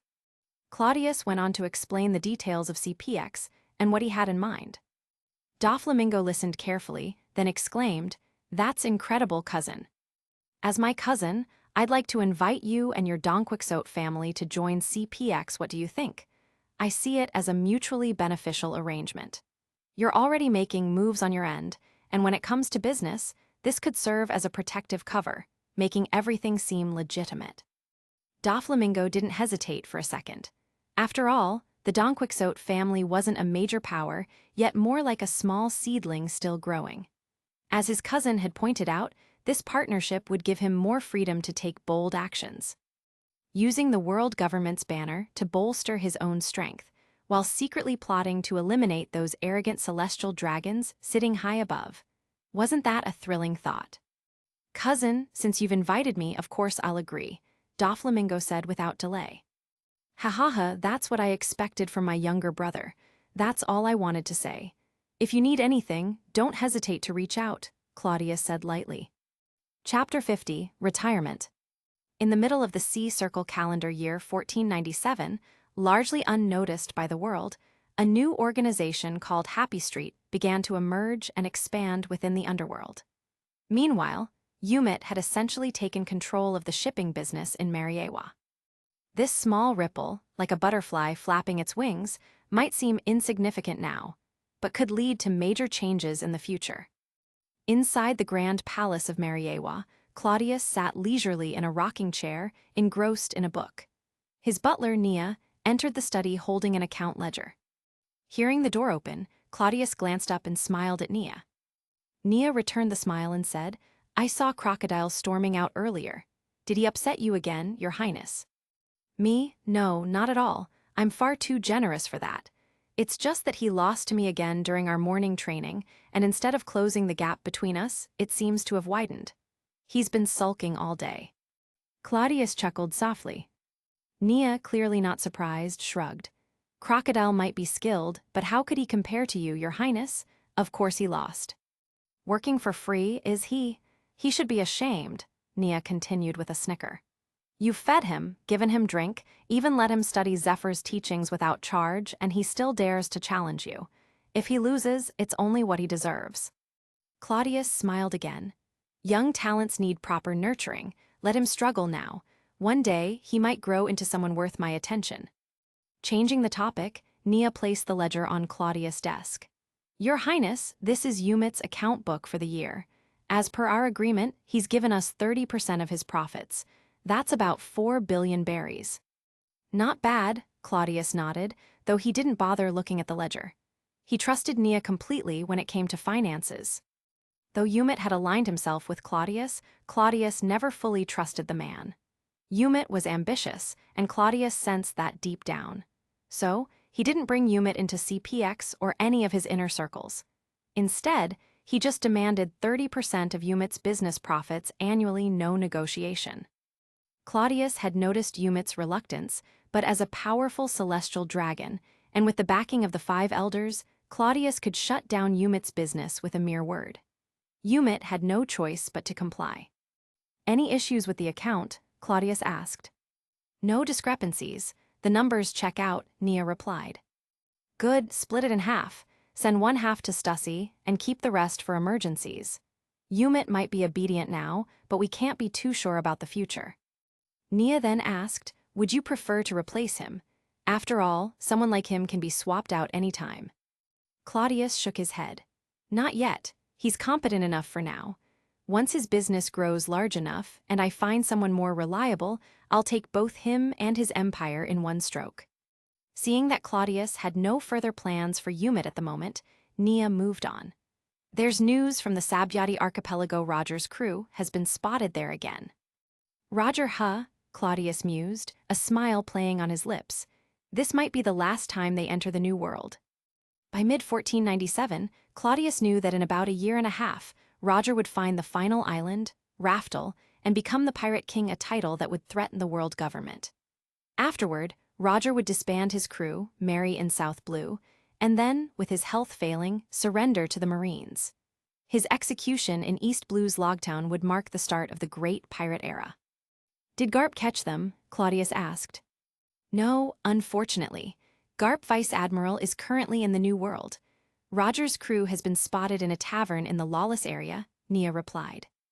A tavern? Could it be Shaki's ripoff bar? Claudius asked, raising an eyebrow. Nia was surprised. How did you know, Your Highness? Claudius chuckled. That place is a little famous for more than just its drinks. Some people fall in love there, you know. If memory served, that tavern was where Silver's Rayleigh and Shaki started their romance. Rayleigh would later retire in Sabyati and live there with Shaki. Nia smiled, though a bit confused. I get the feeling you're always particularly interested in news about Roger's crew, Your Highness. Why is that? Claudius laughed heartily. Roger was the first pirate bold enough to invite me aboard his ship. Besides, I've got a feeling that they'll do something truly world-shaking soon. Regardless, Your Highness, you should prepare. Zephyr will be arriving shortly to see you, Nia informed him. See me? Why? I heard there was an attack on Marineford's residential area by a group of pirates. Zephyr's family was caught up in it. Marineford, the headquarters of the Navy, housed not only Marine officers but also their families. Recently, a group of pirates had the audacity to attack the living quarters, causing a huge scandal and embarrassing the Navy. Zephyr's family was one of the targets, but Claudius had made arrangements years ago to station CP0 operatives in Marineford. Thanks to their protection, Zephyr's family was unharmed. Zephyr, having discovered that Claudius had secretly protected his family, was now coming to thank him personally. After putting the pieces together, Claudius nodded thoughtfully. Zephyr's visit is timely. I had something I wanted to ask him anyway, particularly about the Marine Science Unit. The Science Unit? Why are you interested in them, Your Highness? Nia asked, curious. Claudius smirked. Well, as head of CPX, I rank the same as the leaders of the CP organizations, the Fleet Admiral of the Marines, and others. I'm not directly under any military command, but cooperation is only natural. Marine Science Division might have some interesting projects, don't you think? At the very least, I'm curious to see if there's anything that could enhance the power of the marsh fruit. Not long after, Zephyr arrived at the gates of the palace. Nia went out to greet him, and soon he was escorted to Claudius. Claudius hadn't seen Zephyr in some time, but upon seeing him, he smiled warmly. Zephyr, it's been a while. Zephyr strode over quickly and grabbed Claudius by the arm, his expression sincere. Your Highness, thank you. If it weren't for you, I don't know what might have happened to my family. Claudius waved him off casually. No need for thanks, Zephyr. I barely remember making those arrangements. Even so, Your Highness, you saved their lives. I owe you a great debt, Zephyr said, his tone serious. After exchanging more pleasantries, the two sat down. Claudius, always quick with a jest, said, Zephyr, I must say you've been a bit negligent this time. Isn't today rather important? Zephyr blinked, confused. Important? Is today a special day? Claudius stared at him. You don't know? Roger's crew is in Sabyati archipelago right now. Aren't you planning to capture them? Zephyr chuckled, shaking his head. Ah, Your Highness, you're not aware. I've already resigned from my position in the Marines. Resigned, Claudius was genuinely surprised. You're leaving the Navy. Not entirely. I'm stepping down from the position of admiral. Recent events have made me reflect deeply. I'm no longer suited for the responsibilities of an admiral, especially in these turbulent times. I think it's better for me to retire from active duty and focus on training the next generation of Marines, Zephyr explained with a calm smile. Chapter 51, Famous Swordsman.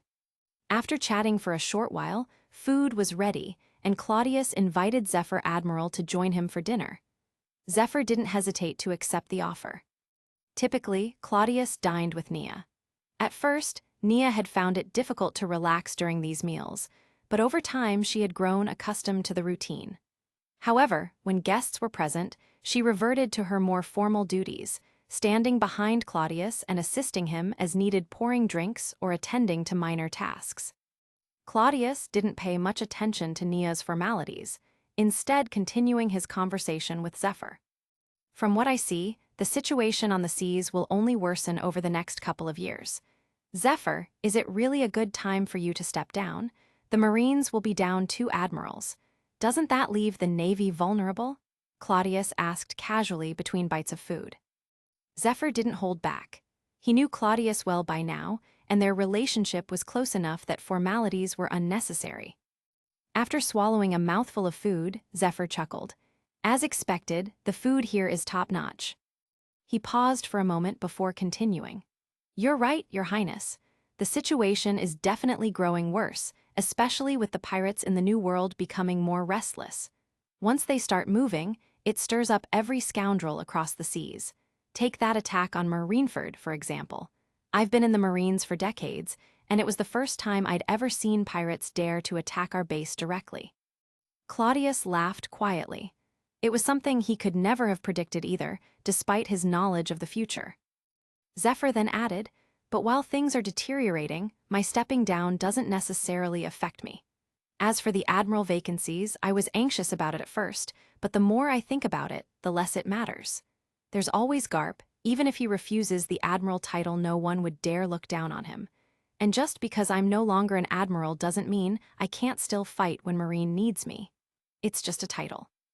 Claudius understood that, despite Zephyr's nonchalant attitude, losing an admiral would still affect the Navy's presence on the seas, particularly during the coming Great Pirate Era. The Marines at full strength might have deterred some of the rising pirate captains. But then again, the truly dangerous ones wouldn't be stopped by mere titles. Claudius shrugged inwardly. If Zephyr wanted to step down, it wasn't his place to argue. Since you're stepping down, it won't be proper to call you Admiral anymore. From now on, how about I call you Teacher Zephyr? Claudius said with a smile. Zephyr smiled warmly in return. It would be an honor to be called teacher by someone as remarkable as you, Your Highness. Haha, then I offer my congratulations, Teacher Zephyr. May you enjoy your retirement from the front lines, and may you continue to shape the next generation of Marines, Claudius said, raising his glass in a toast. The two clinked glasses and drank, their conversation shifting to lighter topics about the state of the sea and its ever-shifting tides. Oh, right, Zephyr suddenly remembered. You once asked me to keep an eye out for some up-and-coming figures on the seas, didn't you? Well, I've recently come across one of them. Claudius leaned in, intrigued. Who? A young swordsman by the name of Dracul Mihawk. I believe that's one of the names you mentioned. Claudius's eyes lit up with interest. That's the one. Where is he now? Zephyr shook his head with a wry smile. That, I don't know. His movements are hard to track. He's taken up the pirate mantle, but oddly enough, he roams alone. Most pirates gathered crews to bolster their influence, even if they didn't rely heavily on them. Even the legendary Roger pirates had a small but elite crew, but Mihawk was different. He sailed the seas solo, rarely causing trouble or following any clear purpose. It was as if he was simply drifting wherever the wind carried him. Because of this, Mihawk was notoriously difficult to locate. A lone wolf, huh? That makes it a real challenge to track him down, Claudius muttered, shaking his head. He had even sent people to search for Mihawk on Kuregana Island, but had come up empty-handed. The swordsman was elusive. Well, he's been challenging swordsmen wherever he goes. Don't be too surprised if he ends up challenging you one of these days, Zephyr said with a chuckle. Claudius laughed at the thought. Me? I'm no swordsman, Zephyr. I don't plan on relying on a blade for the rest of my life. That may be, Zephyr said with a knowing grin, but word on the sea is that you've earned a reputation among swordsmen, whether you like it or not. Claudius raised an eyebrow. What are you talking about, teacher? You may not realize it, but after your fight with Shiki, you left quite an impression. Shiki may be a notorious pirate, but among swordsmen, he's also highly respected. The fact that you gave him that scar has spread. Now, many young swordsmen know of you, and they see you as a formidable opponent. If Mihawk's going around challenging the best swordsmen, don't be surprised if he shows up at your doorstep one day. Claudius blinked in surprise. All that from just a single strike? I never expected to be labeled as a swordsman after that. He had only slashed Shiki in a moment of desperation, using whatever was available. He never thought it would earn him a place in the Swordsman's Hall of Fame. Then again, the truth of that battle wasn't widely known. Few had witnessed it, and those who did had little reason to broadcast the details. It wasn't as though Shiki would go around bragging about a loss. So now I'm a famous swordsman, huh? If Mihawk really does come looking for a fight, at least it'll save me the trouble of hunting him down, Claudius said with a laugh. Zephyr nodded. Just don't underestimate him. He's been taking down some well-known swordsmen lately. Ha, if someone like me can be mistaken for a swordsman, it's no wonder Mihawk's been able to carve his way through the ranks, Claudius joked, but there was a serious undertone to his words. Don't worry, I won't underestimate him. Satisfied with Claudius's understanding, Zephyr said no more on the subject. As long as you're prepared. The conversation drifted back to other topics. Zephyr eventually mentioned, as for the other people you asked me to watch out for, I haven't heard any news yet. Maybe they haven't appeared yet, or maybe they're keeping a low profile. Claudius shrugged. No rush, we'll see them eventually. Initially, Claudius had planned to ask Zephyr about the Navy's science division, but now that Zephyr was stepping down, he didn't want to burden him with work-related questions. He could always ask Sengoku or another high-ranking officer later. After chatting for a while longer, Zephyr brought up another subject. I heard you're quite interested in Sky Island, is that true? Claudius blinked in surprise. Yes, I am. From what I've gathered, the world government has a way to reach Sky Island, don't they?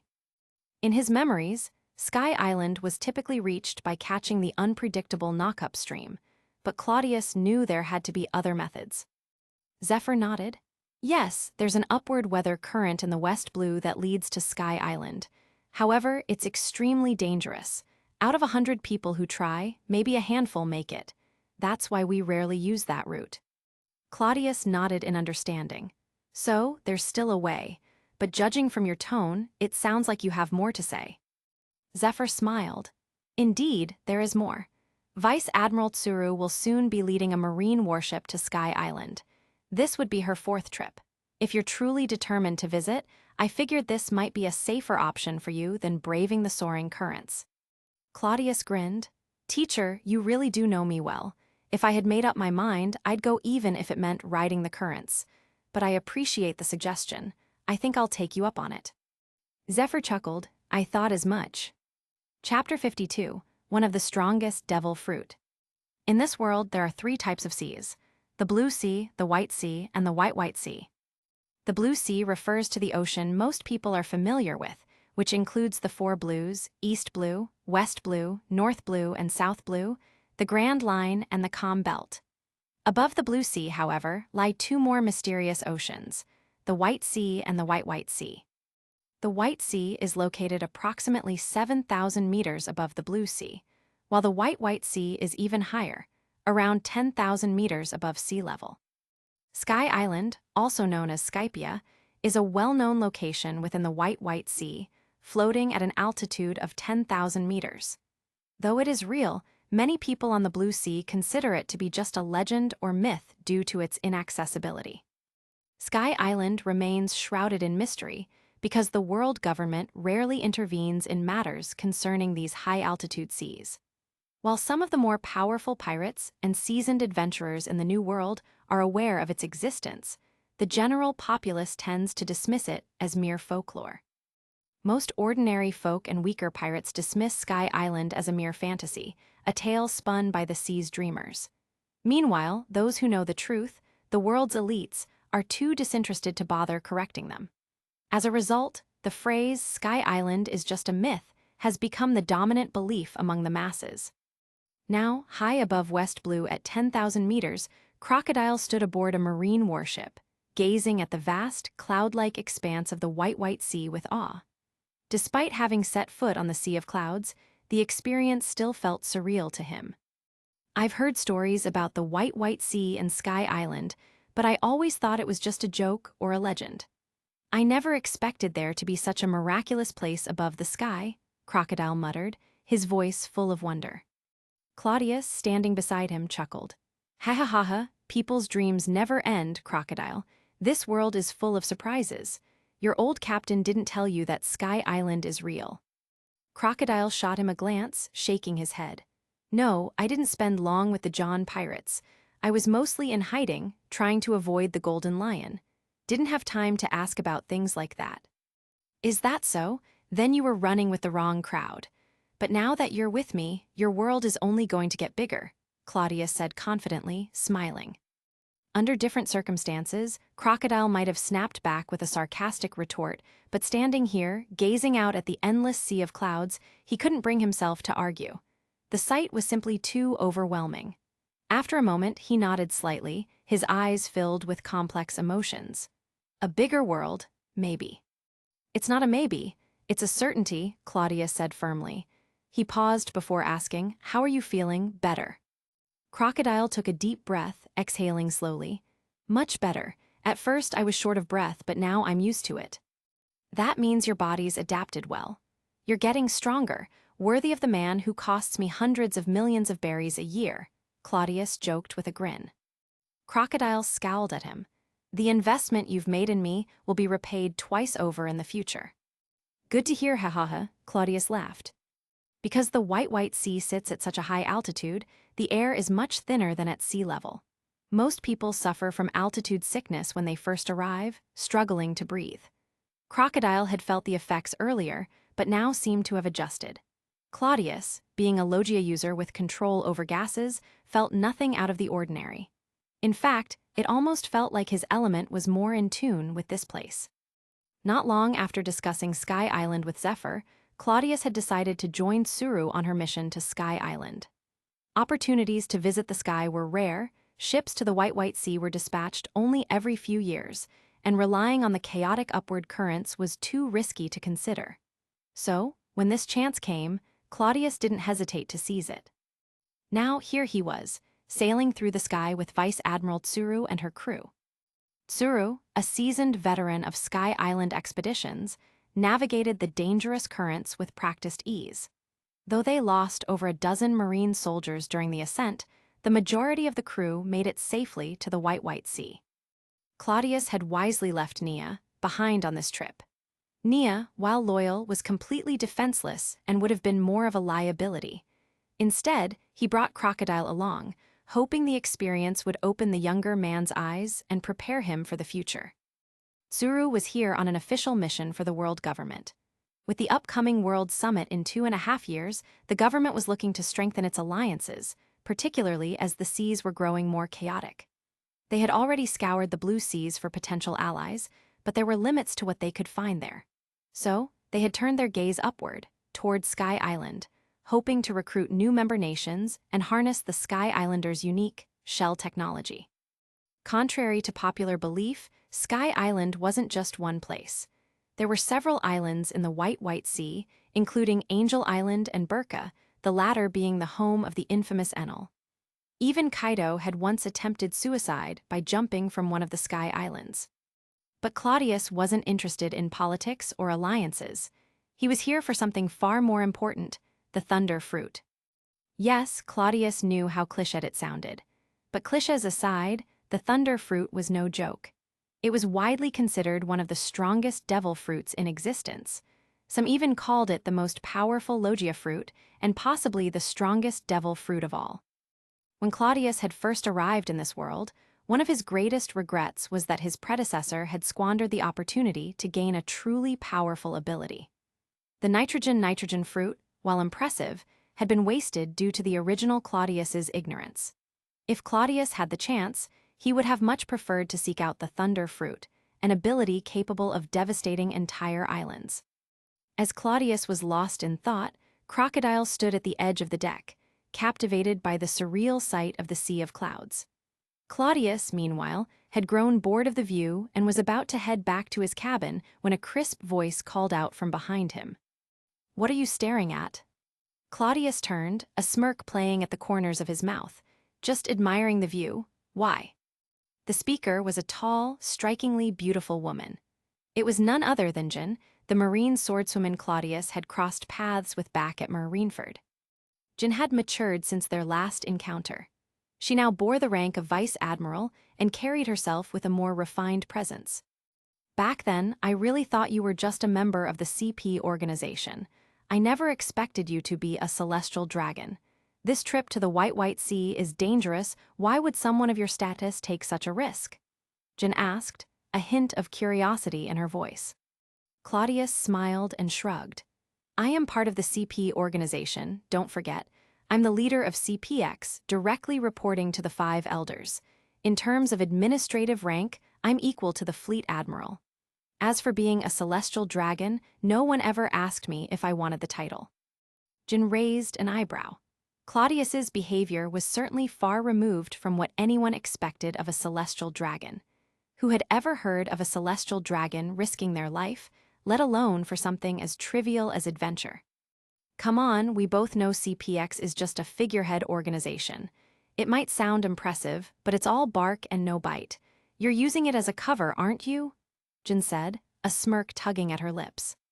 Claudius chuckled, not bothered by her words. "You're not entirely wrong. CPX is still in its infancy.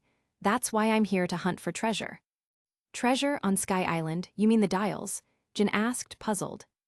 Claudius shook his head, his grin widening. "I'm here for something far more valuable. I'm after the Logia Thunder Fruit, the strongest devil fruit in existence. Rumor has it that the Thunder Fruit is here on Sky Island. Once I get my hands on it, I'll train someone who'll rival even you, Jin. That's why I'm willing to take the risk." Jin's eyes widened in surprise. "The Thunder Fruit? How do you know it's here? Marine has been searching for that fruit for years, and there's been no sign of it. The last time it was seen was over 200 years ago." Marine had always prioritized finding powerful Logia fruits to strengthen their ranks, especially after the emergence of monsters like Kyuzin, Sakazuki, and Borsalino. Yet, despite their best efforts, they had never been able to locate the elusive thunder fruit. Claudius smirked. "Who do you think I am? I'm Donquixote Claudius. This is a secret of my family, passed down for generations. Not many people know about it." Chapter 53, Stop It, He's Still a Child. After 2 days of drifting through the vast expanse of the White Sea, the marine warship finally arrived at a sky island known as Burka. "This wasn't our original first stop, but we made an exception to accommodate you, Your Highness," Tsuru said with a smile as she stood on the deck beside Claudius. Back in her youth, Tsuru had been known as one of the most beautiful women in the Marines. Claudius figured even now, old man Sengoku probably still harbored a soft spot for her. But time spares no one, and the beauty of youth had given way to the marks of age. Tsuru's face was now lined with wrinkles, yet her aura of wisdom remained undiminished. If anything, it had only deepened with time, making her presence feel like that of a wise elder. "Ha ha ha, I really appreciate it, Sister Tsuru," Claudius replied with a grin. Despite the age difference, Jin and Tsuru had a close relationship, often referring to each other as sisters. Claudius, not wanting to be left behind in terms of seniority, had shamelessly adopted the same habit, calling Tsuru sister as well. Though it might have seemed cheeky, Tsuru appeared pleased with the title, her gaze toward Claudius becoming softer and more affectionate. "If you're really thankful, Your Highness, how about sharing the secret of the thunder fruit with me?" Tsuru teased, her eyes twinkling. Claudius laughed and shook his head. "Ah, I'm afraid not. I'm quite the miser when it comes to that. The thunder fruit is crucial to CPX's future, so I can't just hand that secret over, even to you, Sister Tsuru. Besides, doesn't the Marine already have enough on its plate? Why steal this from me?" Tsuru chuckled at his response, shaking her head. Sengoku and Zephyr always say how generous you are, but it turns out you're quite stingy. Well, if you're interested, I do have a marsh fruit on hand. It's a Logia fruit too. How about I offer that to you? Claudius offered playfully, a mischievous glint in his eye. Tsuru waved him off with a laugh. No thanks, that fruit's a bit too unsightly. Besides, I was just joking. No one here would dare compete with a celestial dragon for anything. With the conversation drifting to lighter banter, Claudius and the rest of the group disembarked from the warship. Burka's port wasn't anything special, a rather ordinary and quiet place. It was clear that the island wasn't particularly prosperous, and the locals weren't exactly rolling out the red carpet for the Marines. In fact, they seemed indifferent to their arrival, perhaps because they'd seen the Marines before or had long been aware of their existence. Tsuru mentioned she was going to meet the island's leader, known here as the God. Unlike the rest of the world, where leaders were called kings or rulers, on Sky Island, the title God was reserved for those in charge. God, if they don't change that title, I doubt they'll be joining the world government anytime soon, Claudius muttered. While I couldn't care less, my people the celestial dragons are very particular about that name. In this world, only a celestial dragon can be called a god. Tsuru sighed, clearly sharing the sentiment. Yes, that's been a major sticking point in our negotiations. The path to Sky Island is dangerous, and the world government has considered wiping out these self-proclaimed gods more than once. Claudius nodded. Still, we're here now. Let's hope they're a bit more reasonable this time around. The conversation turned to lighter matters, but Claudius remained focused on his primary goal, finding the thunder fruit. He knew it was somewhere on Burka, but he didn't have any concrete leads. Could it be that Enel has already eaten it? Claudius mused to himself, rubbing his chin thoughtfully. In his memories, Enel destroyed Burka around 1504 and went on to rule Angel Island. Given the timing, it seemed likely that Enel had already acquired the thunder fruit before his conquest of Burka. After all, how else would he have had the strength to wipe out an entire island? As these thoughts swirled in Claudius's mind, the group ventured deeper into Burka. Both Crocodile and Jin, who were visiting Sky Island for the first time, were fascinated by the people with wings, asking questions about the locals' origins and customs. Claudius, however, wasn't interested in providing a history lesson.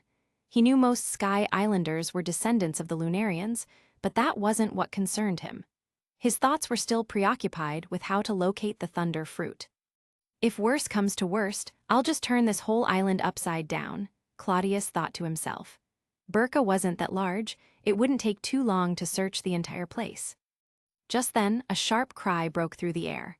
Claudius and his companions turned to see a priest, or what passed for one on Sky Island, whipping a small, frail figure in the distance. The boy, no older than 7 or 8, was covered in bruises and blood, his bare feet slipping in the dirt as he struggled to stay upright.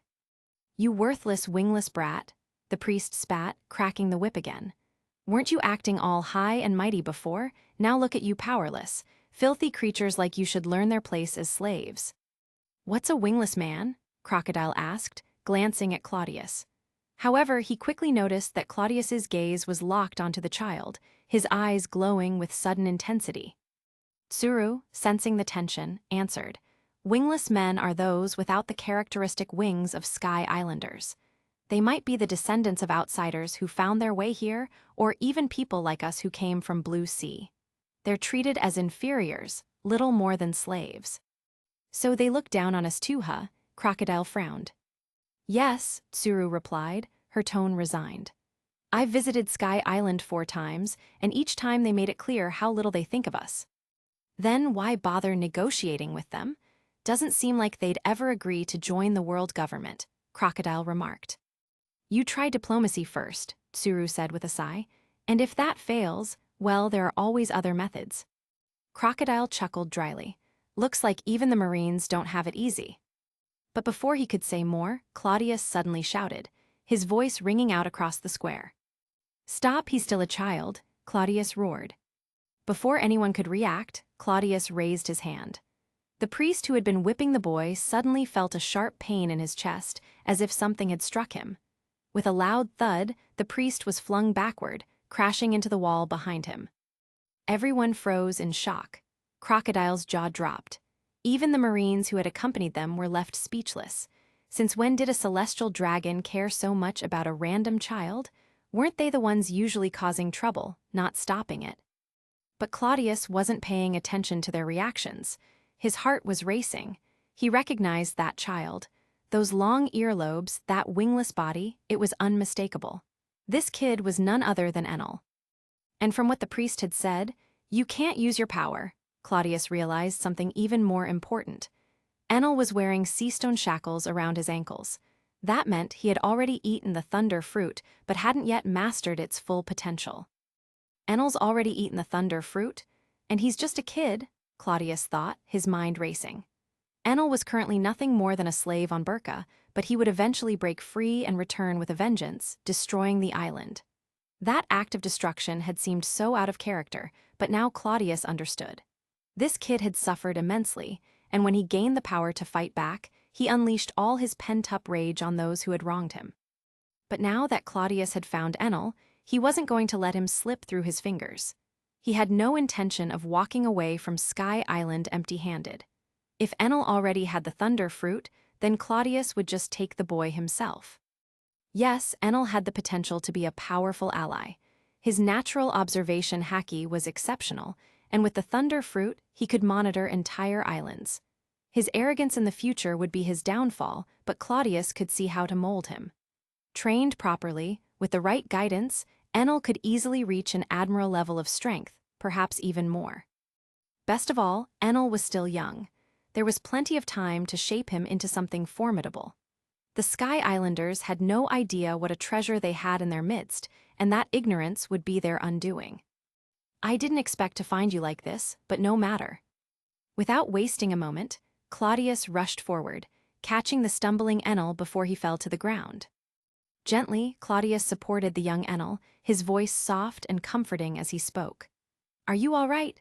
These bastards are truly despicable, treating a child like this. Don't worry, from now on I'll take care of you. No one will ever lay a hand on you again." Enel, still in shock, blinked up at Claudius, utterly confused by the sudden turn of events. He had no idea why this man, a complete stranger, was helping him, but for the first time in a long while, it felt like someone was on his side. Just as Claudius finished speaking, the priest who had been whipping Enel managed to stagger to his feet. His face contorted with rage as he snarled, "Who the hell do you think you are? How dare you interfere in Burka's affairs? I serve directly under the god of this island. And you, a filthy, wingless outsider, dare to strike me." Before he could finish his tirade, Claudius's expression darkened. His gaze sharpened, and his voice turned cold. "Strike you? No, I'll do more than that. And remember this well, your executioner is none other than Donquixote Claudius, one of the most noble celestial dragons in the world. Don't forget that name as you descend into hell." As Claudius spoke, a burst of white vapor erupted from his body, swiftly enveloping the priest. In an instant, the vapor solidified, encasing the man in a deadly frost. The priest, now frozen from head to toe, stood rigid, his body locked in a fatal embrace with death. With a light tap, his ice-covered form shattered into pieces, leaving nothing but frozen remnants behind. Chapter 54, Massacre the City. Of course, Claudius had no intention of leaving that guy intact. After freezing him into an ice sculpture, Claudius casually tapped his scabbard against the man's chest. A crisp crack echoed, and in an instant, the guy shattered into countless pieces. The ground was covered in broken shards, and not a single drop of blood could be seen. Seeing this, Jin was visibly surprised and muttered, "Ice powers. Is this like Cuzin's ice?" Cuzin, the wielder of the Logia-type frozen fruit, was well known for his ice abilities. Watching Claudius freeze a man to pieces with just a gesture, Jin couldn't help but be taken aback. Vice Admiral Tsuru, however, narrowed her eyes and studied the remains. "No, this isn't Cuzin's ice. Cuzin's power freezes people solid, but this is far more lethal.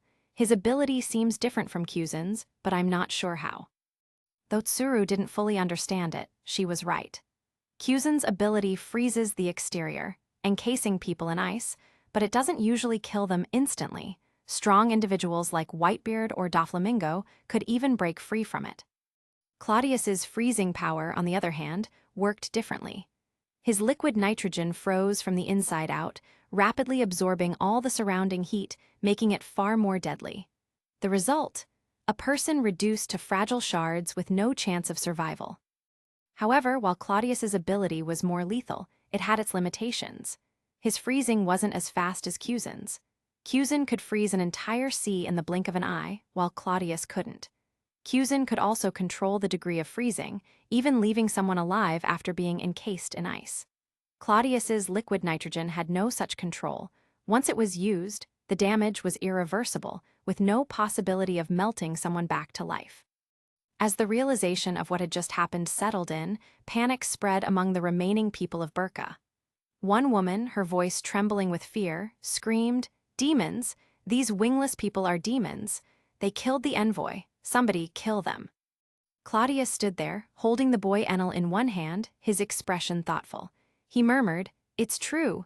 No snowflake in an avalanche feels responsible." If Enel had experienced even a sliver of warmth or kindness during the darkest moments of his life, perhaps he wouldn't grow up to resent and destroy all of Burka in the future. But the cruelty of the priests and the onlookers had darkened his heart beyond repair. Before Claudius could dwell further on his thoughts, a few of the remaining priests reacted, their anger boiling over. One of them, face twisted with fury, raised his hand and fired a shot at Claudius. "No, protect his highness," Tsuru's voice rang out sharply. The bullet passed right through Claudius, leaving him unharmed thanks to his elementalized body. But now, this situation was no longer just a case of casual retaliation. It had escalated into something far more serious. "Damn it," Tsuru muttered, knowing exactly what this meant. Marines quickly moved to form a protective circle around Claudius. Claudius glanced at the bullet hole left in the wall behind him, a wicked smile creeping across his face. "Vice Admiral Tsuru, what do you think?" Though Tsuru's expression remained one of frustration, she couldn't ignore the shift in tone. Claudius had stopped calling her Sister Tsuru and had reverted to her formal title of Vice Admiral. She understood immediately what that meant. With a sigh, Tsuru nodded. "These fools dared to attack a celestial dragon. That's a crime punishable by death." Claudius smirked. Tsuru's words gave him the justification he needed. Even if what he had done earlier was seen as protecting himself, shooting at a celestial dragon, no matter the outcome, was an unforgivable offense. HMPH, exactly. These bastards had the audacity to shoot at me. In the name of Claudius, I condemn them to death, Claudius declared coldly. Before anyone could react, Claudius's voice boomed across the crowd. "I am Donquixote Claudius, the noblest of celestial dragons, a descendant of the Creator, a god among men. You wretched fools dared to slander me, call me a wingless demon, and even fired upon me. There is no forgiveness. In my name, I sentence all of Burka to death." The people of Burka stared at him, confused. While they had some knowledge of the world below, they had little understanding of what it meant to defy a celestial dragon. But they were about to learn the hard way. Tsuru's expression shifted, but in the end, she said nothing. Claudius had given them no choice. These people had brought this upon themselves when they cursed and attacked him. There was no turning back now. Claudius raised his arm, stretching it toward the sky, and quietly muttered, "Death field, God's punishment." As his words echoed in the air, Tsuru couldn't see any visible change, though she felt a strange gust of wind pass by. More importantly, she sensed an overwhelming surge of energy radiating from Claudius. "What kind of power is this?" Tsuru muttered, frowning. Before she could figure it out, the people standing 5 meters beyond the Marines began clutching their throats, gasping for air. Their faces flushed red as they struggled to breathe, collapsing to the ground in agony. This invisible force spread outward in waves, sweeping across the city. 10 meters, 50 meters, 100 meters. No one could escape. The panic spread, but it was futile. The people who tried to run away fell just as quickly as those who stood frozen in fear, their bodies writhing as the life was choked out of them. Jin, watching in horror, muttered, What is this power?" Even the birds in the sky were not spared. One by one, they dropped like stones, as if death itself had taken hold of everything in the area. Crocodile, who had been observing from the side, glanced at Claudius. God's punishment, huh? Indeed, this was Claudius's ultimate move, his version of an island-destroying technique. As a Logia user, he had to have an attack on par with the destructive powers of other top-tier Logia users like Kyuzan, Sakazuki, and Kizaru. While their powers were flashy and devastating, Claudius's approach was more subtle, yet equally deadly.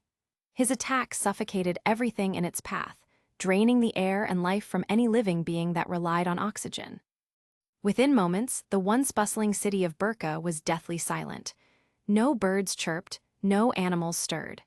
The people, animals, and even insects had been wiped out by suffocation. The entire island had fallen under the weight of Claudius's power. While Tsuru felt a pang of guilt for the lives lost, she couldn't say she objected. Defending celestial dragons was one of the Marines' highest responsibilities. Burka had made itself an enemy of the world government, and in that context, they had done what was necessary. Besides, she thought, Marines have done worse with buster calls.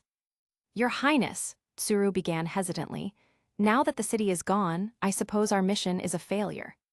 Claudius, glancing at the lifeless island, shrugged. Maybe, but I have a feeling that when we reach the next island, they'll be more willing to talk, especially after hearing about what happened to Burka. Tsuru couldn't argue with that logic. What was done was done. Oh, by the way, Claudius added with a sly grin, I'm sure Burka has some valuable resources lying around. It would be a shame to leave it all behind. Let's nationalize it, shall we? Ha ha ha. Crocodile shot Claudius a sideways glance. You sound more like a pirate than a noble. Claudius laughed. What? If they hadn't provoked me, I wouldn't have bothered with them. Consider this the price they paid for their arrogance. Besides, if we take their resources, it strengthens us and helps protect the seas. It's all in the name of peace, after all. To say something so self-serving right after wiping out an island. Only someone as brazen as Claudius could do that with a straight face. Tsuru smiled wryly. His Highness has a point. Originally, we came to explore Sky Island technology. Let's not waste the opportunity. Jin, search the temple. Understood, Jin replied, immediately heading off to follow Claudius's orders. Before she left, though, she hesitated and asked, It's safe to go out now, right? Claudius chuckled. Don't worry, my powers dissipated, but the air might still be a little thin for a bit. Give it some time, and everything will return to normal. With that reassurance, Jin left to carry out the search. Claudius turned his attention to the young boy still in his arms, smiling gently. So, kid, what's your name? The boy, Enel, looked up at him with wide eyes. Though he didn't fully understand what had happened, one thing was clear. This man had saved him from the people who had tormented him his entire life. To others, Claudius might have seemed like a demon, but to Enel, he was an angel sent from the gods to deliver him from his suffering. My name is Enel, the boy whispered, his voice barely audible. Claudius smiled warmly. Enel, a strong name. Well, Enel, you're with me now. Chapter 55, Not Compatible with New World. Sailing on the seas can be incredibly time-consuming. After Claudius and his crew took a warship to the West Blue and then made their way from there to the White Sea above the sky, several months had already passed. In that time, they had visited several other sky islands. By the end of 1497, on the Sea Circle calendar, the Sky Island expedition of Claudius and his group was finally coming to an end. Getting to Sky Island had been difficult, but descending was much easier. Using a balloon octopus, they wrapped the ship, and much like a hot air balloon, they jumped down from the sky safely into the blue sea. Aboard the warship, Vice Admiral Tsuru sighed with some regret. In the end, the mission failed. I was prepared for it, but it's still disappointing.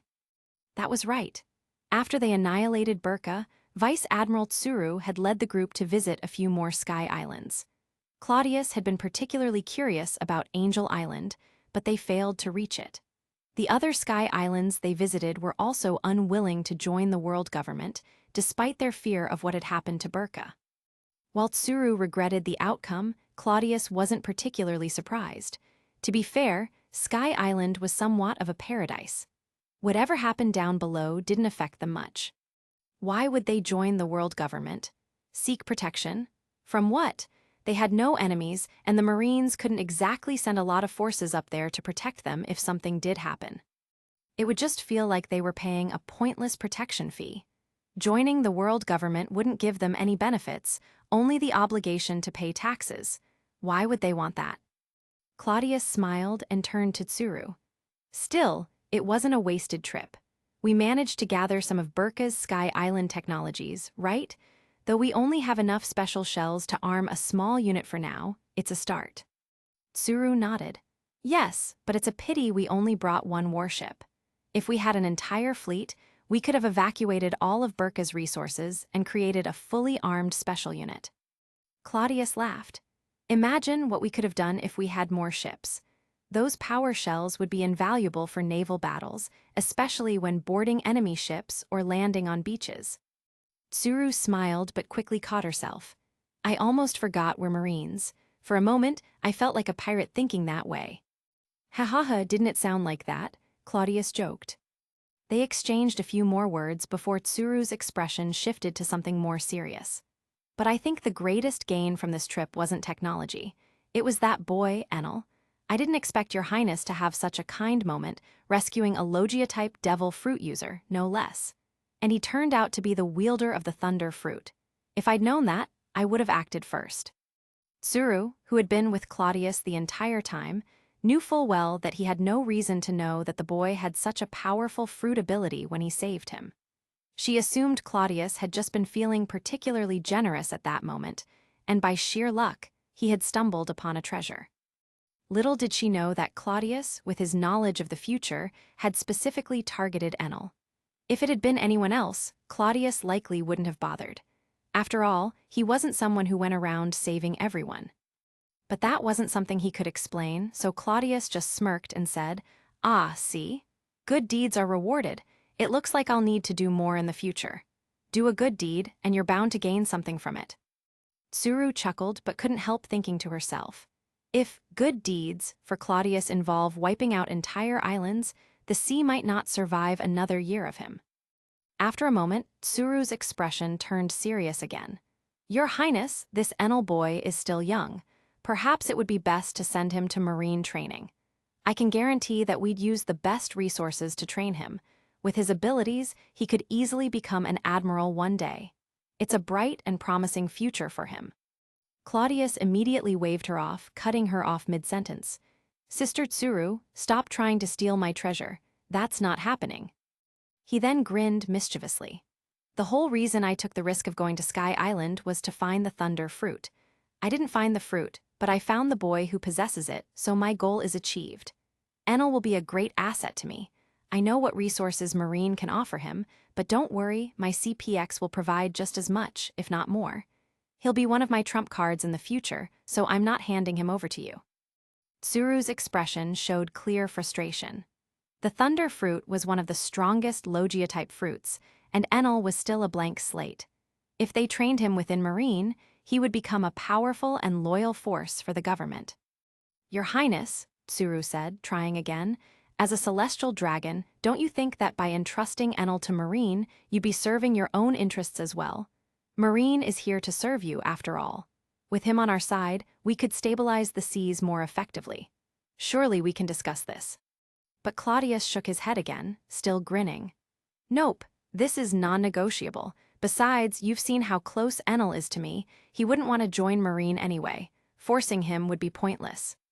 "Who cares if it's not sweet? It'll still quench the thirst," Tsuru muttered under her breath, clearly annoyed. But seeing how adamant Claudius was, she finally gave up. With anyone else, she might have been more forceful, but Claudius was celestial dragon royalty.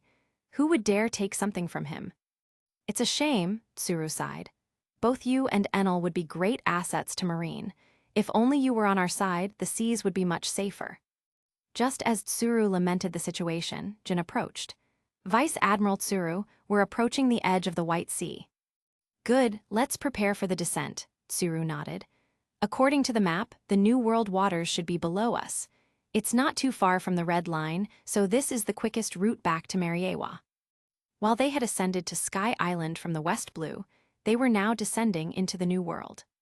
Claudius left the preparations to the professionals.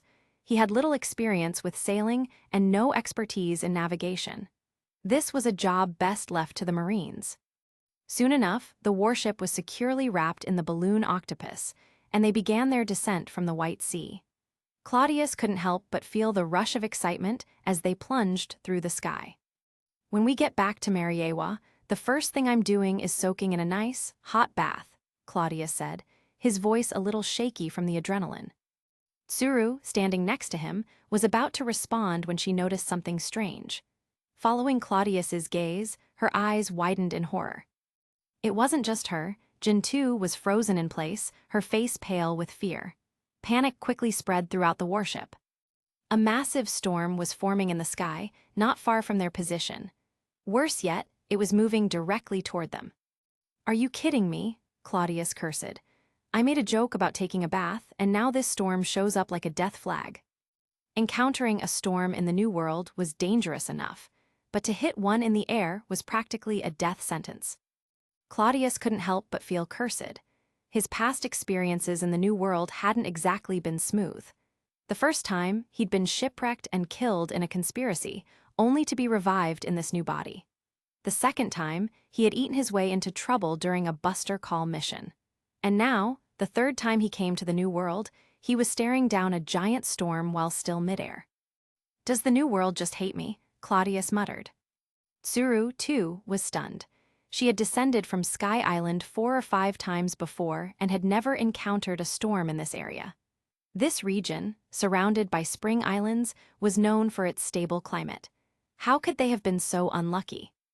The storm grew fiercer, and the balloon octopus began to wobble, the air inside it swirling violently. It even started to shrink a bit. "Shouldn't it be expanding in the storm?" Claudius grumbled, then quickly took action. Raising his hand, he unleashed a surge of nitrogen, filling the balloon octopus to stabilize it. "If this keeps up, the storm's going to tear the warship apart," Tsuru shouted, quickly assessing the situation. Desperate, she turned to Crocodile. "Crocodile, use your sand to encase the entire ship and create a protective wall.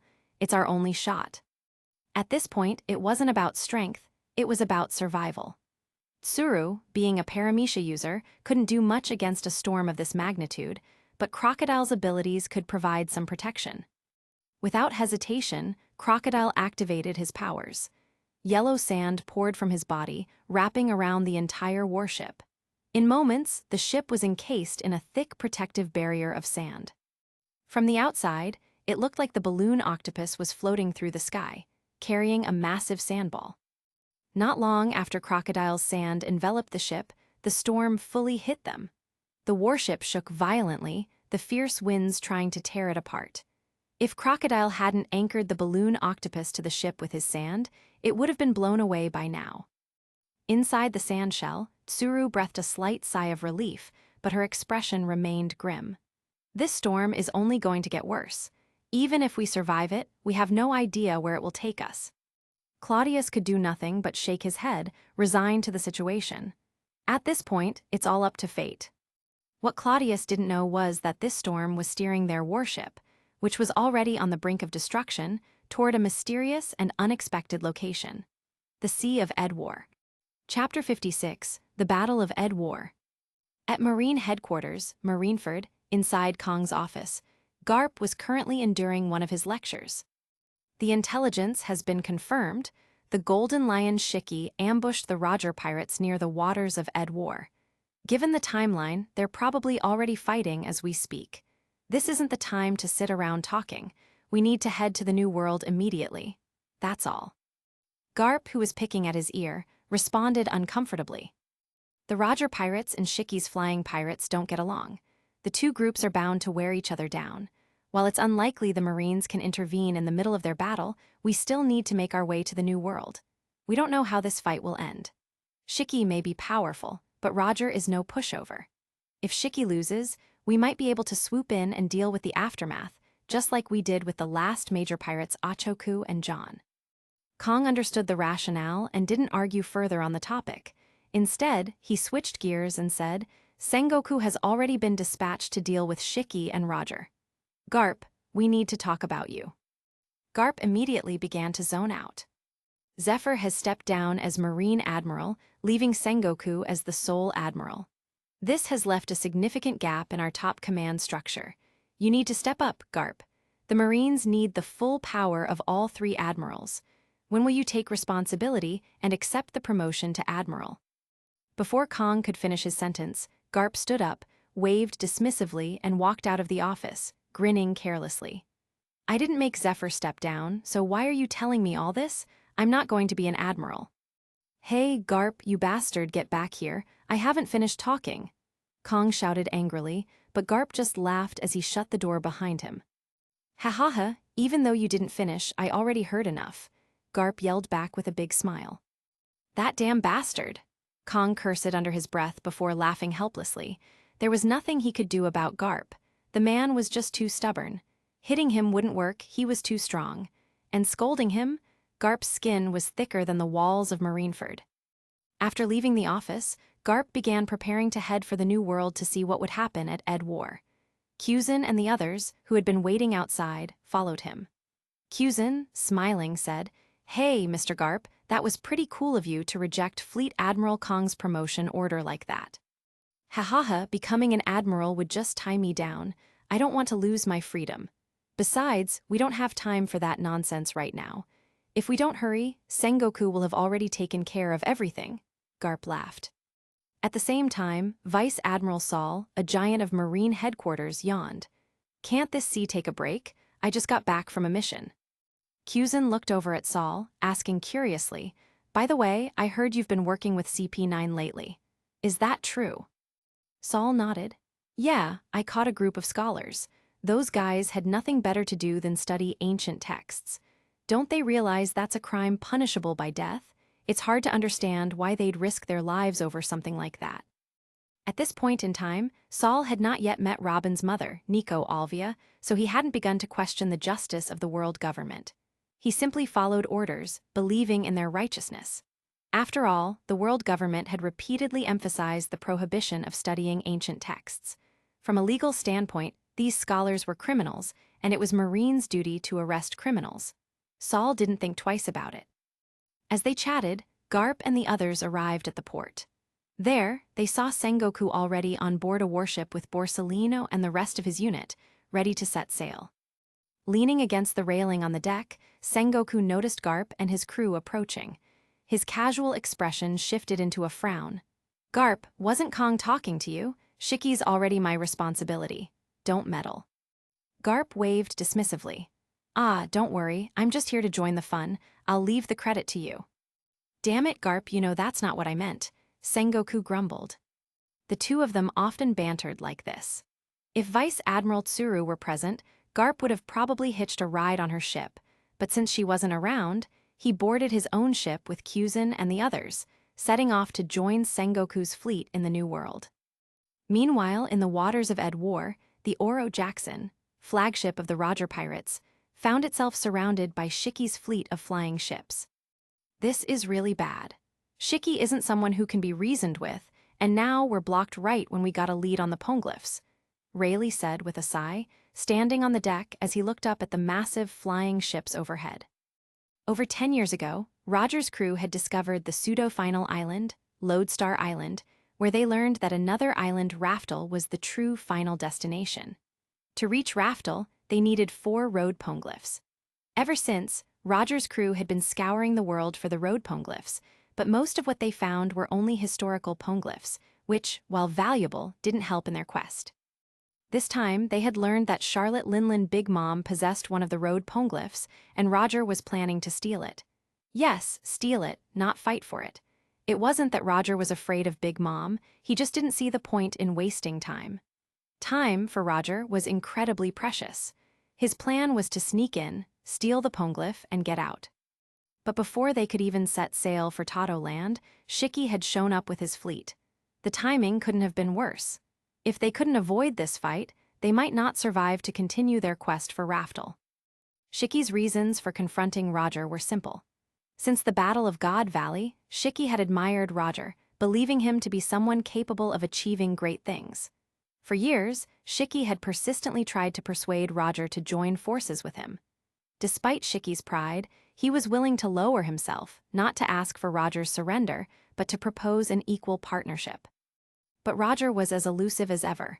The Marines couldn't catch him, and neither could Shiki. This time, however, Shiki had Roger cornered, and he wasn't planning to leave without an answer. If Roger refused to cooperate, Shiki intended to eliminate him once and for all. Shiki had also recently learned something crucial. The Roger pirates had uncovered the whereabouts of an ancient weapon. This information wasn't false. Over the years, the Roger pirates had gathered countless historical texts, even visiting Sky Island.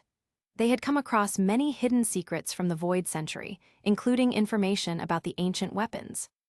Roger, however, had no interest in using the ancient weapons. His only goal was to explore the world and find Raftel before his time ran out. But Shiki wasn't so passive. He was a conqueror with grand ambitions. If he knew the location of an ancient weapon, he'd seize it and use it to dominate the world. Shiki wrongly assumed that Roger's scattered, small crew meant they were after the ancient weapons.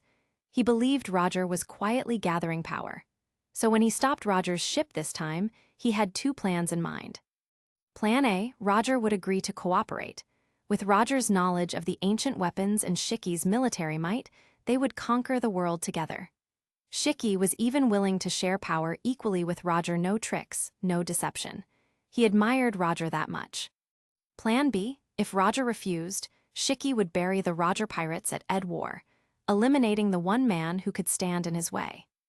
As Shiki looked at the Roger pirates, surrounded by his fleet, he let out a hearty laugh. Jehahaha, Roger, it's been a while. Finally, I've caught up with you. Roger, unfazed, laughed back.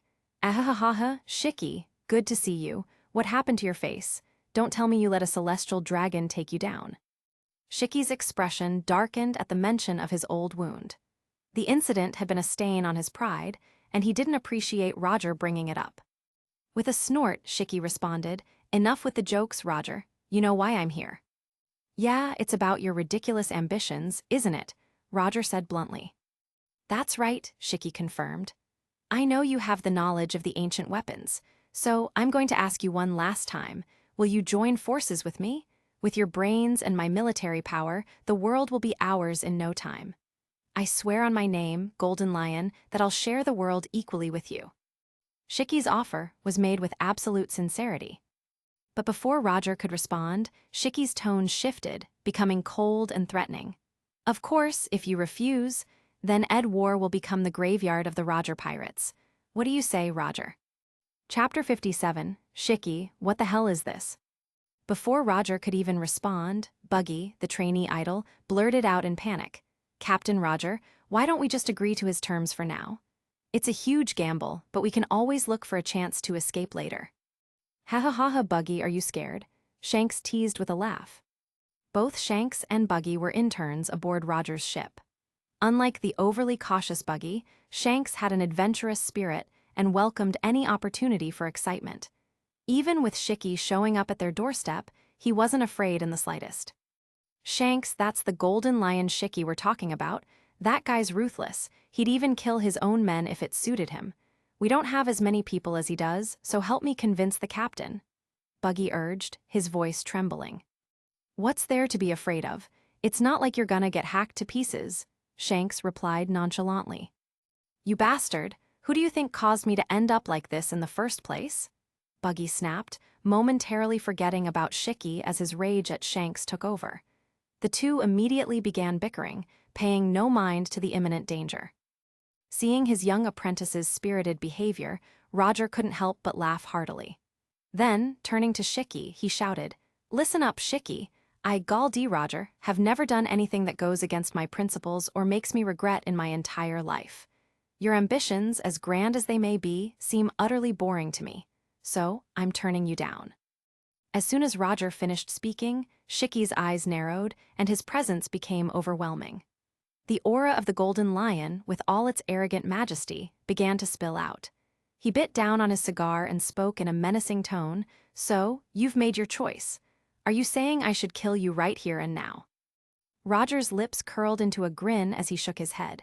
He drew his saber from his waist, letting out a bold laugh. No, Shiki, I'm saying I'm going to crush you here and now. Shiki's expression darkened. He sighed, almost as if he felt sorry for Roger's decision. Then, putting away his thoughts of recruiting talent, he unsheathed his own blade, Odo and Kagurashi, and pointed them at Roger. "Fine then. Let's settle this once and for all, Roger." "Just what I wanted, Shiki," Roger bellowed back. In an instant, the two unleashed their Conqueror's Haki, the powerful clash tearing through the calm sea. The ocean churned violently, and the sky itself seemed to crack open, as if the very world was splitting apart. The previously tranquil waters around Edwar erupted into a scene of chaos, a battlefield befitting demons. Shiki's vast fleet opened fire, unleashing a barrage of cannon fire in an attempt to sink Roger's ship. Swordsmen and devil fruit users began launching attacks from the decks. Not one to back down, Roger stepped forward and raised his saber. Infusing it with powerful armament Haki, he unleashed a devastating slash, shouting, "Divine departure." Shiki's eyes gleamed with a fierce light, and he immediately coated his blade in Haki, turning it into a black blade. Without retreating, he swung back to meet Roger's strike, roaring, "Lion's threat." The two legendary strikes collided with such force that the air itself seemed to fracture, leaving cracks in the sky. The impact of their blows signaled the start of the Battle of Edwar, a fight that would shape the course of history on the seas. Meanwhile, aboard a marine ship caught in the storm's fury, Claudius was vomiting uncontrollably for the third time. He wasn't alone. For hours now, everyone on the ship had been sick, even Jin, the beautiful swordswoman, who clung to the deck's railing while repeatedly retching. Many of the crew were already at their limit, barely holding on amidst the constant dizziness and lurching of the ship. The only thing keeping the situation from being even more disgusting was Crocodile's ability to sweep away the mess with his sand powers. Even so, his face had turned pale, not just from vomiting himself, but from the strain of continuously fortifying the sand barrier against the storm's relentless assault. As a Logia user, Crocodile had a vast reserve of stamina. Though he couldn't match monsters like Kyuzin and Sakazuki, who could fight for days on end, he was still determined to grit his teeth and hold on for as long as it took. Claudius gripped the mast with one hand and said weakly, "If this keeps up, we're all dead. We need to lower our altitude. If we can make it down to sea level, we'll stand a better chance." "Lower the altitude? How are we supposed to do that?" Jin asked, her voice trembling as she held on to the railing. "We need more weight. Crocodile, can you add more sand?" Claudius asked urgently. Crocodile paused, seemingly calculating the risks. After a moment, he responded, "I can do it, but the time I can maintain this barrier will be cut short. If I run out of strength before we reach the surface, we're definitely done for. If we keep floating like this, who knows how many days it'll be before the storm dies down? We won't last that long. It's better to take a gamble now. If we can force a landing, we'll have a much better chance," Claudius said, clenching his teeth. Though hesitant, Crocodile saw the logic in Claudius's plan. On the other hand, Vice Admiral Tsuru, looking equally pale, chimed in, "His Highness is right. If we continue as we are, we'll just be prolonging our deaths. We have to take a chance." The young Enel, clutching Claudius's leg, was utterly despairing. He had finally escaped from Burka only to face death again in this brutal storm, without ever getting to see the wider world Claudius had spoken of.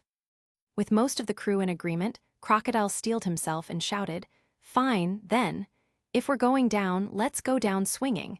I refuse to be outdone by you stubborn bastards. If I'm going to die alongside you damned celestial dragons, then so be it." As Crocodile increased the flow of sand, the balloon octopus keeping the ship aloft started to struggle. Gradually, the vessel began its slow descent. The tension was palpable as Claudius and the others clung to the hope that they could make it. An hour passed, then two.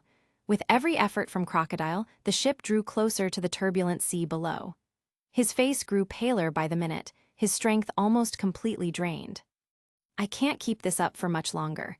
We didn't make it all the way down. Prepare yourselves to be torn apart by the storm," Crocodile shouted, his voice filled with frustration. "Damn it, to think I, Crocodile, will die here before even making a name for myself. What a joke." Claudius leaned against the mast, despair etched on his face. "Damn it all, I haven't even begun to carve my name into history. I haven't seen any of the great heroes of this era yet. I can't die here. Do you really want to be the strongest? Jin asked with a faint smile as she clung to the railing. On these seas, isn't that what every man should aspire to? What's wrong with wanting to be the strongest? Claudius answered, his smile bitter. Nothing at all, she replied. It's just odd to hear it coming from a celestial dragon. I never thought I'd end up dying alongside one of you. Claudius chuckled. What's there to complain about? I'm a celestial dragon.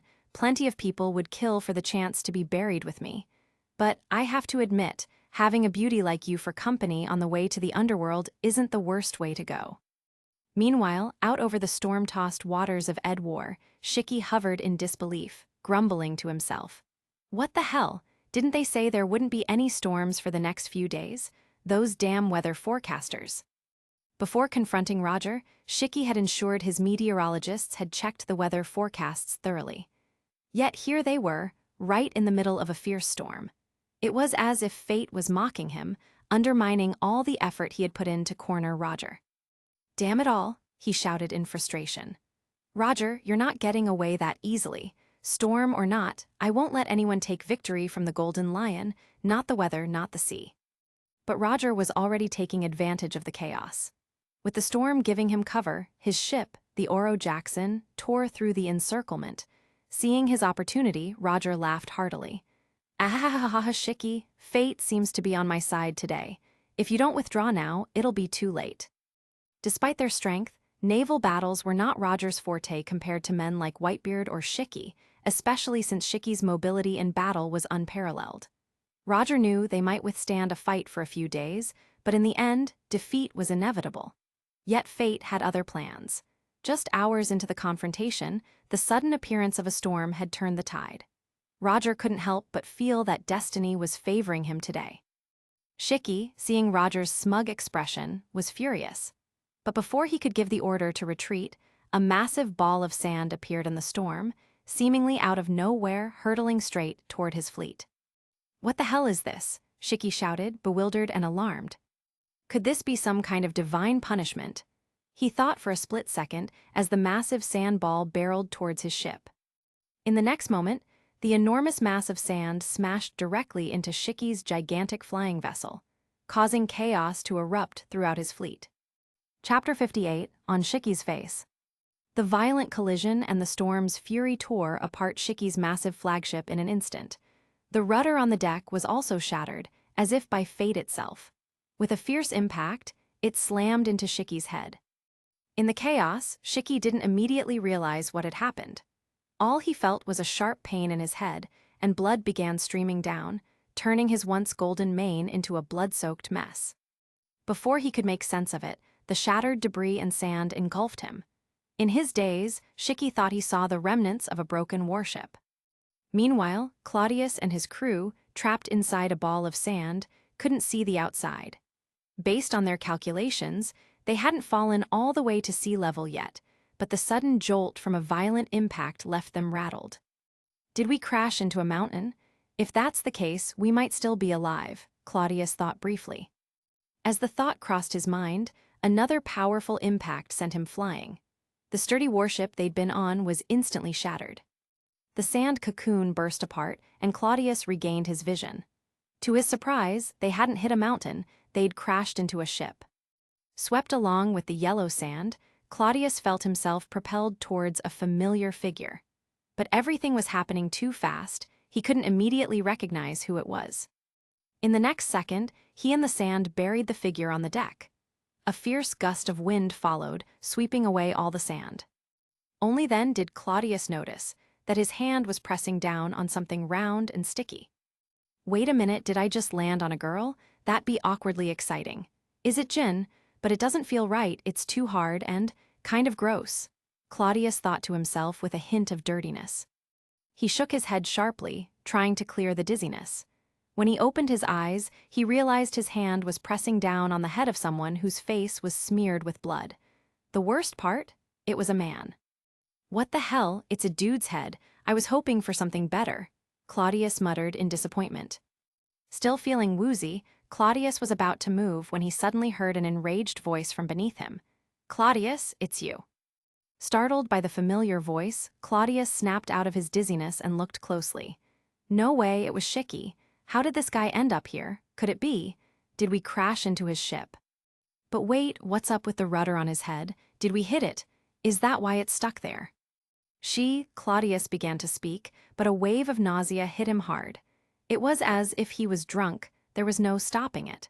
Without warning, he vomited all the leftovers in his stomach straight onto Shiki's head. Shiki was already having a bad day with the rudder lodged in his skull. Recognizing his enemy, Claudius, on top of him only made things worse. And just as he was about to lash out, Claudius spewed vomit all over his face. For a split second, Shiki nearly passed out from sheer disgust. The Golden Lion, a man whose reputation shook the world, who commanded respect even from his enemies, had never been treated like this. Yet today, here he was, drenched in vomit. He instinctively opened his mouth to curse Claudius, but thankfully stopped himself at the last moment. If he opened his mouth now, wouldn't he swallow all that disgusting stuff? After Claudius finished emptying his stomach, the dizziness eased, and he started regaining his senses. Then it hit him. Oh, crap, did I just throw up all over the infamous Golden Lion Shiki? As that realization sank in, Claudius felt even more shocked. Not only had he puked on Shiki's head, but he was actually pinning him down. This has got to be a once-in-a-lifetime chance, Claudius thought, exhilarated. Without hesitation, he pressed Shiki's head harder and started pounding it with his fist, landing blow after blow. At the same time, the power of his Logia Devil Fruit surged to life. Claudius gritted his teeth and shouted, "Death's choke." Shiki felt an unbearable suffocation washing over him. He opened his mouth in desperation, trying to gulp down air, but instead got a mouthful of Claudius vomit, nearly choking him to death. Struggling, Shiki grabbed Claudius by the neck. With great effort, he finally managed to summon some of his Haki. Although he had healed somewhat, he was nowhere near his peak strength. Still, he cursed Claudius in his heart. If it weren't for this bastard crashing into my ship, I wouldn't be in this mess. Of course, Shiki had no idea that, even without Claudius, his fate was pretty much sealed once that rudder hit him. Claudius, meanwhile, kept squeezing Shiki's throat, cutting off his air. Shiki responded in kind, tightening his grip on Claudius' neck. Both men were now red-faced, gasping for air, locked in a ridiculous struggle. Here they were, the legendary Golden Lion and one of the world's most privileged celestial dragons, reduced to a petty street brawl, strangling each other without any grace or dignity. Claudius' hand fumbled for the short sword at his waist. If I can just get my hands on Shinsa, I can finish this guy off. Just as he reached for it, a strong gust of wind from the storm suddenly blew them both apart. The wind scattered Claudius' nitrogen power, allowing Shiki to breathe again, but Shiki couldn't maintain his grip on Claudius either. Claudius, blown backwards, smashed his head against the cabin wall, his forehead bleeding profusely before he could activate his Logia powers. Still, he was in better shape than Shiki. In this chaotic environment, Shiki's powers were severely restricted. Claudius grabbed onto the crushed wall for support and pulled out Shinsa from his waist. He was about to say, "Shoot him," but just then, Crocodile came flying through the air, swept up by the same wind, and crashed directly into Claudius. Cough, Crocodile spat out a mouthful of blood, his face pale, but Claudius couldn't worry about him now.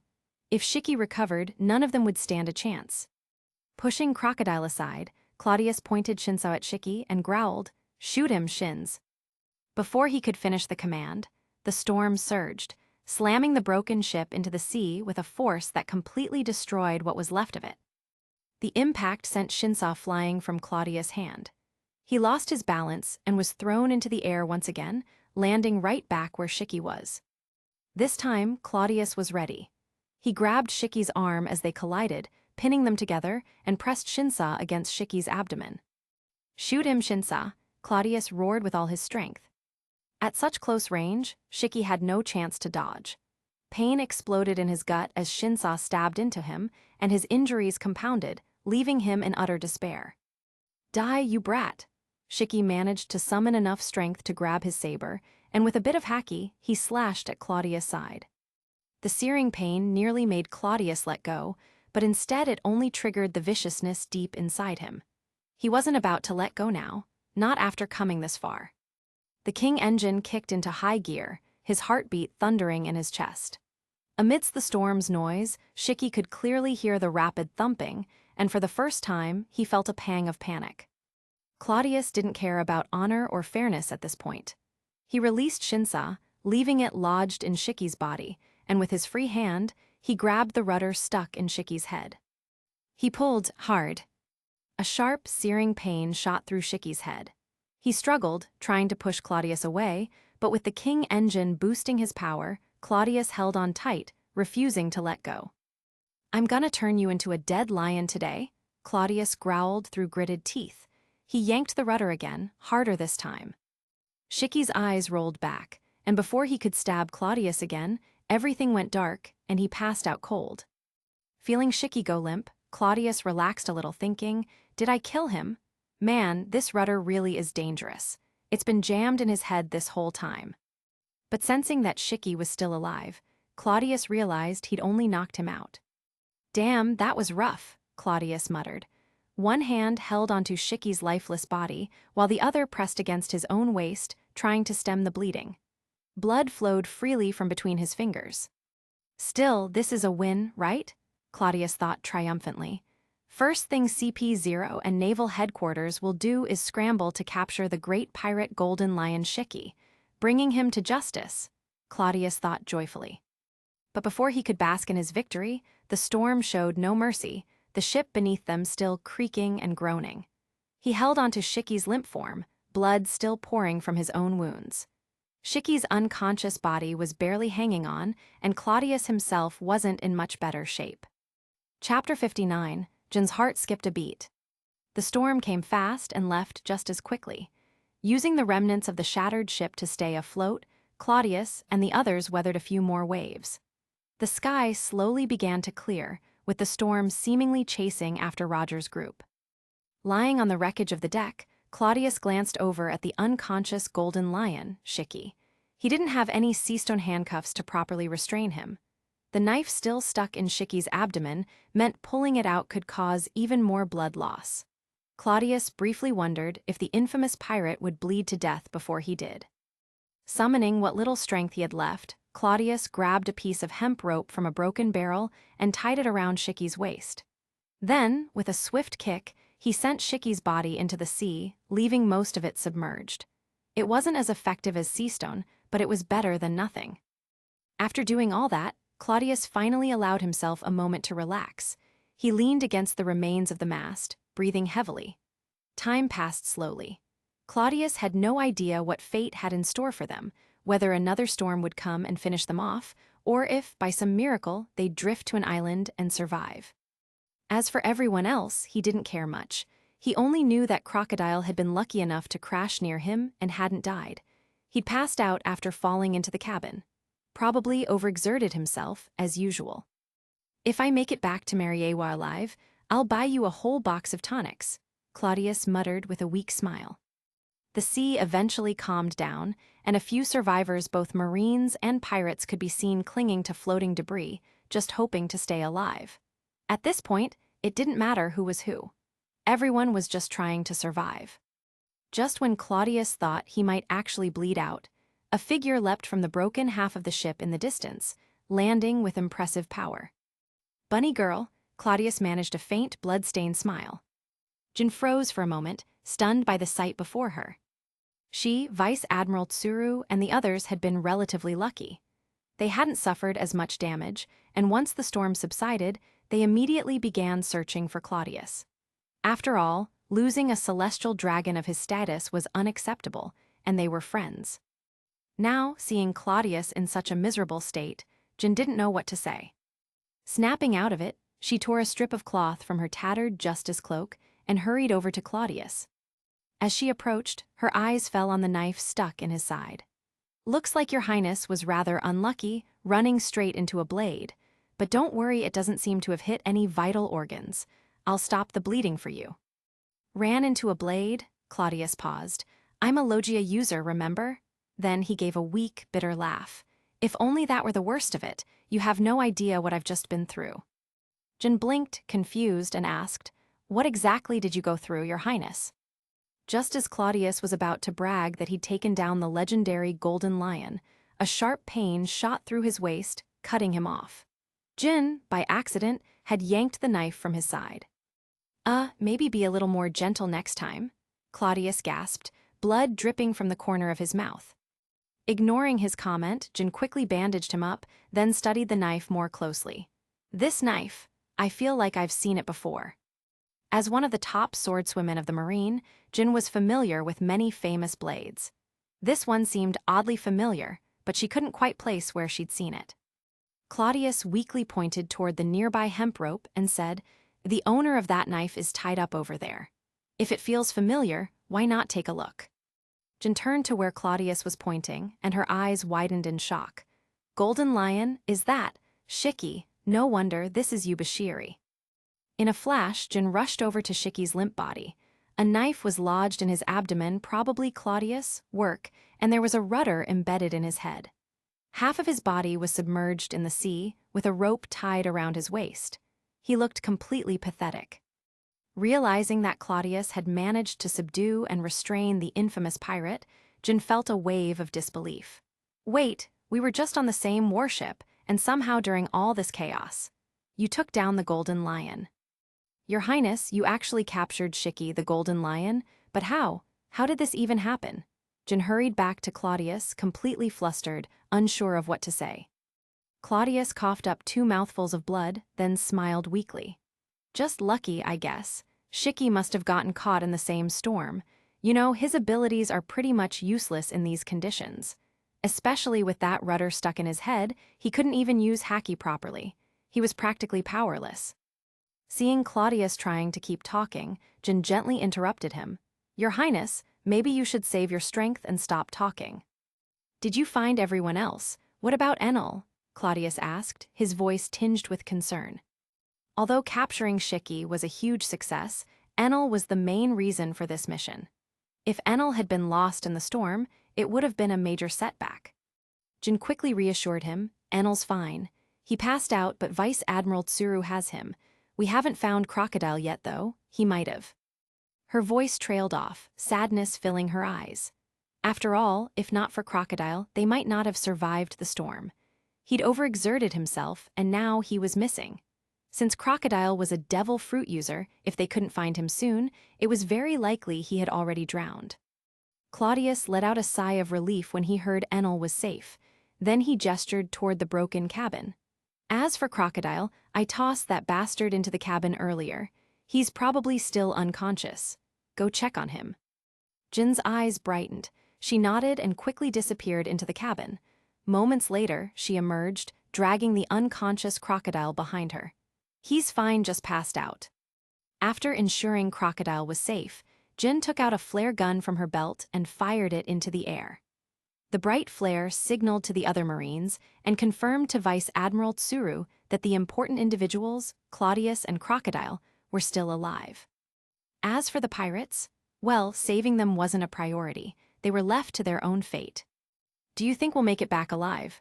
Claudius asked weakly, slumped against the mast. Jin glanced at him, and for a moment, it seemed like the usual strength and pride in Claudius' eyes had been replaced by a hint of vulnerability. Her heart unexpectedly skipped a beat. Without thinking, she reached out and smoothed Claudius' messy, wet blonde hair.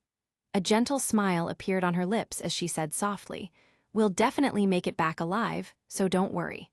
Vice Admiral Tsuru has a distress signal transmitter. Once it's activated, any nearby world government ships or allied forces will come to rescue us as quickly as possible. "Really, I guess I'll live to fight another day," Claudius murmured, a faint smile on his lips. Exhausted, his body finally gave in to fatigue. After fighting Shiki and surviving the storm, his adrenaline was wearing off. As he whispered a few more words, he slowly closed his eyes and drifted off into a deep sleep. Listening to the soft sound of his breathing, Jin glanced down at him. Claudius was curled up against the broken mast, his body battered and bruised, his once pristine appearance contrasting sharply with the wreckage around him. There was something oddly beautiful about the scene, a kind of fragile strength. Jin's heart stirred once more. For a brief moment, she felt her heartbeat skip again. After collecting herself, Jin gently stroked Claudius' wet hair and whispered, "Sleep well, Your Highness. I'll protect you." This time, it had nothing to do with her duties as a marine or her mission. Jin simply wanted to protect this unique celestial dragon, this proud, strong, yet unexpectedly vulnerable Claudius. Hours passed, and as night began to fall, a large sailing ship finally appeared on the horizon. It was from a nearby nation that had received the distress signal and hurried to the rescue. Still unconscious, Claudius was carried aboard the ship by Jin, who cradled him in her arms like a princess. They had survived the ordeal, but at great cost. Nearly half of the marine soldiers had been lost in the shipwreck. Their bodies hadn't been recovered, so they were presumed dead. Yet despite the heavy losses, they'd gained something monumental. Tsuru Vice Admiral looked at the unconscious golden lion, Shiki, lying on the deck, feeling as though she were living in a dream. Somehow, amidst all the chaos, Shiki had fallen from the skies, been caught in a storm, and ended up as their prisoner. The infamous golden lion, captured alive, it seemed unbelievable. His Highness Claudius? I can't tell if he's the luckiest or the unluckiest man alive, but thanks to him, the whole world is about to be shaken. The golden lion, Shiki, who once ruled the seas, has been captured, and in the strangest way possible, Tsuru muttered to herself with a helpless smile. She quickly relayed all the details of their encounter and the capture to Marine headquarters. When Marine's Fleet Admiral Kong received the news, he was left in utter disbelief. "What? Sengoku and the others just set sail for the New World, and now you're telling me Claudius has already captured the Golden Lion? Are you kidding me?" As the photos and reports reached Marineford, shockwaves spread through the ranks. The entire Marine force was buzzing with disbelief and amazement. The legendary pirate, Golden Lion Shiki, had been captured alive. Chapter 60, Shiki became brain-dead. In the New World waters, aboard the flagship of a fleet of 5 massive warships, Vice Admiral Garp, Admiral Sengoku, Rear Admiral Kuzin, Rear Admiral Borsellino, and others were gathered around Jin and Vice Admiral Tsuru, bombarding them with questions. They were all eager to know the details of how the Golden Lion, Shiki, had been captured. "A storm? You mean to tell me you guys got lucky and just crashed into Shiki's damn ship?" Vice Admiral Garp asked, his expression incredulous. "Lucky, Garp, we almost died. If you think that's luck, why don't you pick a nice day and try jumping off Sky Island yourself?" Vice Admiral Tsuru shot Garp a sharp glare, clearly annoyed by his casual attitude. "You know I didn't mean it like that, Tsuru," Garp quickly backpedaled. Admiral Sengoku, more serious than Garp, pressed for specifics. "What exactly happened? All I know is that His Highness Claudius took down Shiki, but what was the process?" "We don't know the full details ourselves. We were separated during the impact. Only Crocodile was with His Highness at the time, but he was so exhausted that he passed out. He doesn't remember anything either," Jin explained, shaking her head. "By the way, you mentioned that Shiki had started a naval battle in the waters of Edwar," Vice Admiral Tsuru asked. "Yes," Jin confirmed. "He was trying to ambush the Roger pirates, but it seems fate wasn't on his side. He ran straight into the storm, and the Roger pirates disappeared. What's even worse for him was that we ended up capturing him." Sengoku chuckled, shaking his head. Shiki sure had rotten luck. 3 days had passed since the Battle of Edwar. Sengoku and the others had rushed to the scene, gathering Tsuru and the rest of the survivors aboard their warships. Crocodile and Enel had regained consciousness, but Claudius was still out cold. Thankfully, his injuries had stabilized, and the medical team assured them he'd wake up once his body had fully recovered. Shiki, on the other hand, things didn't look so promising. The military doctors suspected Shiki's brain had been damaged during his battle with Claudius. So far, there had been no response from him. "The doctors say Shiki might have become brain dead," Tsuru said with a heavy sigh. No one knew if or when Shiki would ever wake up. With both Claudius and Shiki out of commission, Sengoku and the others were still in the dark about the finer details of the battle. "We're lucky His Highness is recovering well. Even though we caught Shiki, if something had happened to Claudius, we'd all be in for a world of trouble," Vice Admiral Tsuru noted. I hope he wakes up soon. Those 5 elders seem pretty pleased with him. Not even half a year after injuring Shiki, and now he's captured him alive. Claudius might end up creating a powerful new division within the world government, Sengoku said with a smile. Garp, who had been more or less ignoring the political talk, asked, what new division? And what exactly did Claudius promise those 5 elders? Sengoku shot Garp a stern look. Show some respect, Garp. Claudius isn't like the other celestial dragons you've dealt with. Haven't I told you that 1,000 times? Garp blinked, then chuckled. All right, St. Claudius. So what's the deal? Over half a year ago, the 5 elders summoned His Highness Claudius and, after a lengthy discussion, authorized him to form a new organization. CPX at the time, we all thought it was nothing more than an empty title, something symbolic. No one took it seriously, Sengoku explained. Yeah, I remember that. His Highness said CPX was supposed to handle problems neither the Marines nor the CP agencies could solve, Garp remarked. Exactly. Back then, we all thought Claudius was just being a bit overconfident. After all, he's a celestial dragon, so he's got a certain pride and youthful arrogance. But even if this was just a coincidence, we have to admit, he managed to solve a problem both the Marines and the CP couldn't. The Golden Lion, Shiki, Sengoku said, shaking his head in disbelief. Luck is a kind of strength too, Garp mused. If Roger wasn't so damn lucky, I'd have caught him long ago. As Garp and Sengoku noted, no matter how many coincidences played into the capture, the fact remained that Shiki had been caught. Even the most powerful people could be brought down by a stroke of bad luck. The world was full of such unpredictable forces. Shiki's fall really marks the end of an era, Tsuru added. When we return to Mariawa, CPX's name will probably start making waves. Who knows? It might actually become an organization on par with the Marine headquarters, just like His Highness envisioned, Sengoku said thoughtfully. That won't be easy, but if Claudius keeps being this lucky, well, maybe I'll take back my doubts, Garp joked. Just as they were talking, a Marine colonel rushed into the room and reported, Sir, St. Claudius has woken up. Before anyone else could react, Jin shot up from her seat, her long legs carrying her out of the room in a flash. The others were left blinking in surprise. Rear Admiral Kuzin chuckled, Arara, it seems His Highness Claudius has gained more than just Shiki from this mission. Poor guy. If he knew what was waiting for him, he'd probably freak out. Rear Admiral Borsellino quipped in his usual laid-back tone. I thought Jin had her sights set too high to ever settle down. Guess I was wrong, Garp said with a grin. Before he could say anything more, Tsuru hurled a teacup at his head, smacking him squarely on the forehead. Garp, not wanting to anger her further, simply laughed awkwardly. Sengoku stepped in to defuse the situation. All right, enough fooling around. Let's go check on His Highness and see how he's doing. By the time they reached Claudius' room, he was already sitting up in bed, looking around. The young Enel sat beside him, having stayed by his side the entire time, which warmed Claudius' heart. How long have I been out, and where are we? This looks like a warship, Claudius asked groggily. Enel, visibly excited, responded, You've been asleep for 3 days, Your Highness. We're on a marine warship. I don't really get all the details, but I heard Admiral Sengoku came to escort us.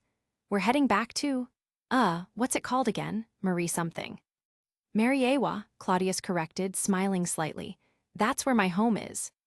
Just then, the door opened, and Jin entered in a rush. But as she stepped inside, she seemed to realize how hasty she'd been and froze for a moment. Claudius noticed a slight flush on her face but didn't comment on it. Jin collected herself and stepped forward, asking, Your Highness, how are you feeling? Any pain or discomfort? Claudius winced. Well, I got stabbed, so yeah, it hurts. But I don't think it's anything too serious. I just hope Shiki didn't mess up my kidney. That's about where he stabbed me, right? Jin's expression shifted, a mix of embarrassment and amusement flashing across her face. Her eyes darted away for a moment, and Claudius panicked slightly, clutching his side. Wait, don't tell me. Did that bastard actually ruin my kidney? Shiki's capture was one thing, but losing an organ over it. That would be an insult Claudius couldn't bear. Seeing his panic, Jin laughed. Relax, Your Highness. I'm just teasing you. You're fine. The blade missed all your vital organs. Claudius sighed in relief but shot her a disapproving look. Don't scare me like that. It's just too fun teasing you, Your Highness, Jin said with a playful smile. At that moment, Sengoku and the rest of the group entered the room. Sengoku approached first, shaking Claudius' hand with genuine relief. It's good to see you awake, Your Highness. We were worried. As Claudius shook hands with the old admiral, he couldn't help but think, why's this old man so enthusiastic? Can't he let Jin handle this? What's he doing holding my hand like this? After exchanging pleasantries, they got down to business. Claudius didn't hold anything back and recounted the events that led to Shiki's capture. As he finished, Admiral Sengoku and the others sat in stunned silence, processing the chain of coincidences and pure luck that had led to Shiki's downfall. So in the end, it really was just luck. That rudder did half the work before you even fought him, Sengoku finished, shaking his head in disbelief. I didn't expect Shiki to be half defeated before you even laid a hand on him. Yeah, it was a lucky break, but luck's still a kind of strength, right? Claudius grinned, trying to downplay the severity of the fight. I just happened to be in the right place at the right time, but if I'm being honest, I didn't expect it to turn out like this either. Regardless, Your Highness, this is a huge achievement, Sengoku said seriously. However, we've kept the news contained for now. Something this important needs careful handling. Once word gets out that Shiki has been captured, the whole world will react. We need to be prepared for the fallout. Claudius nodded thoughtfully. I understand. It's better to wait until everything is in place. We don't want Shiki's allies or the other pirates in the New World making any sudden moves while we're still recovering. Exactly, Sengoku agreed. We're planning to use this opportunity to strengthen our position in the New World. This could give us the leverage we need to establish a solid foothold there. Claudius chuckled. Well, when you Marines start carving up the New World, don't forget to throw CPX a bone. We're all part of the same team, after all. Garp suddenly burst out laughing. Yuahahaha, don't worry, kid. We'll save you a nice piece of the action. The room fell silent, and everyone turned to Garp with exasperated expressions. His loud and carefree attitude never failed to break the mood. Claudius laughed along, not minding the remark. Thanks, Garp, I'll hold you to that. Chapter 61. To be the King's Vanguard, the 7 Warlords of the Sea. Holy Land, Mariawa. It had been over 6 months since Claudius captured the Golden Lion, Shiki, and the year had now reached Sea Circle calendar 1498. Claudius couldn't help but feel a sense of unease about the New World. He knew that going head-to-head with the likes of Whitebeard wouldn't result in the same luck he had with Shiki. Jokingly, Claudius even sought out a few fortune-tellers to try and crack his fate, but their vague predictions only flattered his status as a celestial dragon, leaving him bored and disinterested in their abilities. During this period, much had changed across the seas. First and foremost, Claudius' name had spread far and wide, becoming renowned across the world. He was now regarded as the leader of the younger generation. His reputation soared, and even the likes of Dracul Mihawk, who had been making waves as a swordsman, couldn't overshadow Claudius' achievements. The reason for his meteoric rise was simple. The entire world now knew that a formidable figure had emerged from the ranks of the celestial dragons, someone who had captured the legendary Golden Lion, Shiki, a feat that had shaken the world. However, the story of Shiki's capture, as told by the world government, had been heavily refined before it reached the public. The truth about Claudius and his crew stumbling upon Shiki by chance during a storm was conveniently omitted. Instead, the narrative highlighted Claudius as the mastermind behind a secretive and powerful new organization, CPX, which was formed with the express purpose of neutralizing threats to the world government. The official reports portrayed CPX as an elite unit, equal in status to the Marine headquarters and the Cypherpol organizations, but operating independently, answering only to the 5 elders. While the exact details remained a mystery, it was known that CPX had been established over a year ago with the mission of taking down the world's most dangerous pirate factions, starting with the Flying Pirates. Under this narrative, Shiki's capture was painted as a premeditated strike, led by CPX, with support from the Marines. This version of events gave the impression that Shiki's downfall was the result of meticulous planning and strategic brilliance, rather than a lucky coincidence. As a result, CPX's reputation skyrocketed. Within just a few months, the organization became shrouded in mystery. People across the seas speculated about this shadowy group that seemed even more enigmatic and powerful than the notorious CP9 or the Celestial Dragon Guard Unit, CP0. For a while, fear gripped the sea's most prominent factions. If CPX could take down someone as powerful as the Golden Lion, then no one was safe. This fear caused many pirate crews to scale back their activities, uncertain if they were being watched by CPX operatives lurking in the shadows. The Marines took full advantage of this fear. With CPX's looming presence backing them, they expanded their influence in the New World. Admiral Sengoku spearheaded the establishment of several key marine bases, including the G1 and G5 branches. These bases planted the first seeds of marine authority in the New World, making it easier for the Navy to enter and patrol the chaotic seas in the future. While the Marines fortified their positions, the pirate world was in disarray. Shiki's arrest had left a power vacuum, and rival factions quickly moved in to claim his remaining territory. The Beasts Pirates, led by Kaido, and the Big Mom Pirates under Charlotte Linlin were the two biggest beneficiaries. They had devoured most of Shiki's resources and were now considered the dominant forces in the New World, second only to Whitebeard's crew. Meanwhile, the Roger Pirates had been causing their own brand of chaos. While the Big Mom Pirates and the Beasts Pirates were busy fighting over Shiki's legacy, Roger's crew managed to sneak into Big Mom's territory and steal the road Poneglyph, a move that infuriated Charlotte Linlin to the point of near insanity. Now, the Big Mom Pirates were hunting the Roger Pirates across the seas, determined to recover the stolen artifact. Claudius suspected that Roger had already copied the Poneglyph and would eventually toss the original to shake off Big Mom's pursuit. Either way, the New World had become a hotbed of chaos and power struggles, and Roger, ever the wild card, was stirring up even more trouble. In the courtyard of his palace, Claudius lay in a sun-soaked rocking chair, leisurely flipping through a report from Stussy.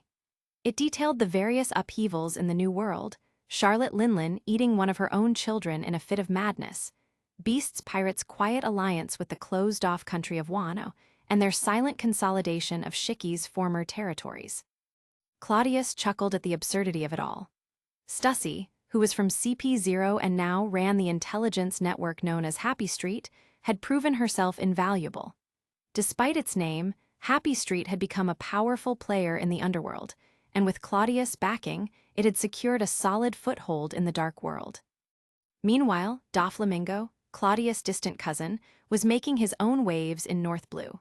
He had struck up an alliance with Germa 66, a military force specializing in war and advanced technology. With one hand selling war and the other selling arms, Doflamingo was profiting from both sides, growing his influence and enjoying his rise in power. While CPX was making waves and causing unease among the sea's most powerful figures, Claudius knew that the organization still lacked true substance. It seemed formidable on the surface, but it was still in its infancy, relying heavily on the momentum gained from Shiki's capture. Still, the five elders were increasingly supportive of Claudius, seeing potential in him. They had even increased their financial support for CPX, providing a stable flow of resources for its continued growth. Claudius knew it wasn't much, but every little bit helped.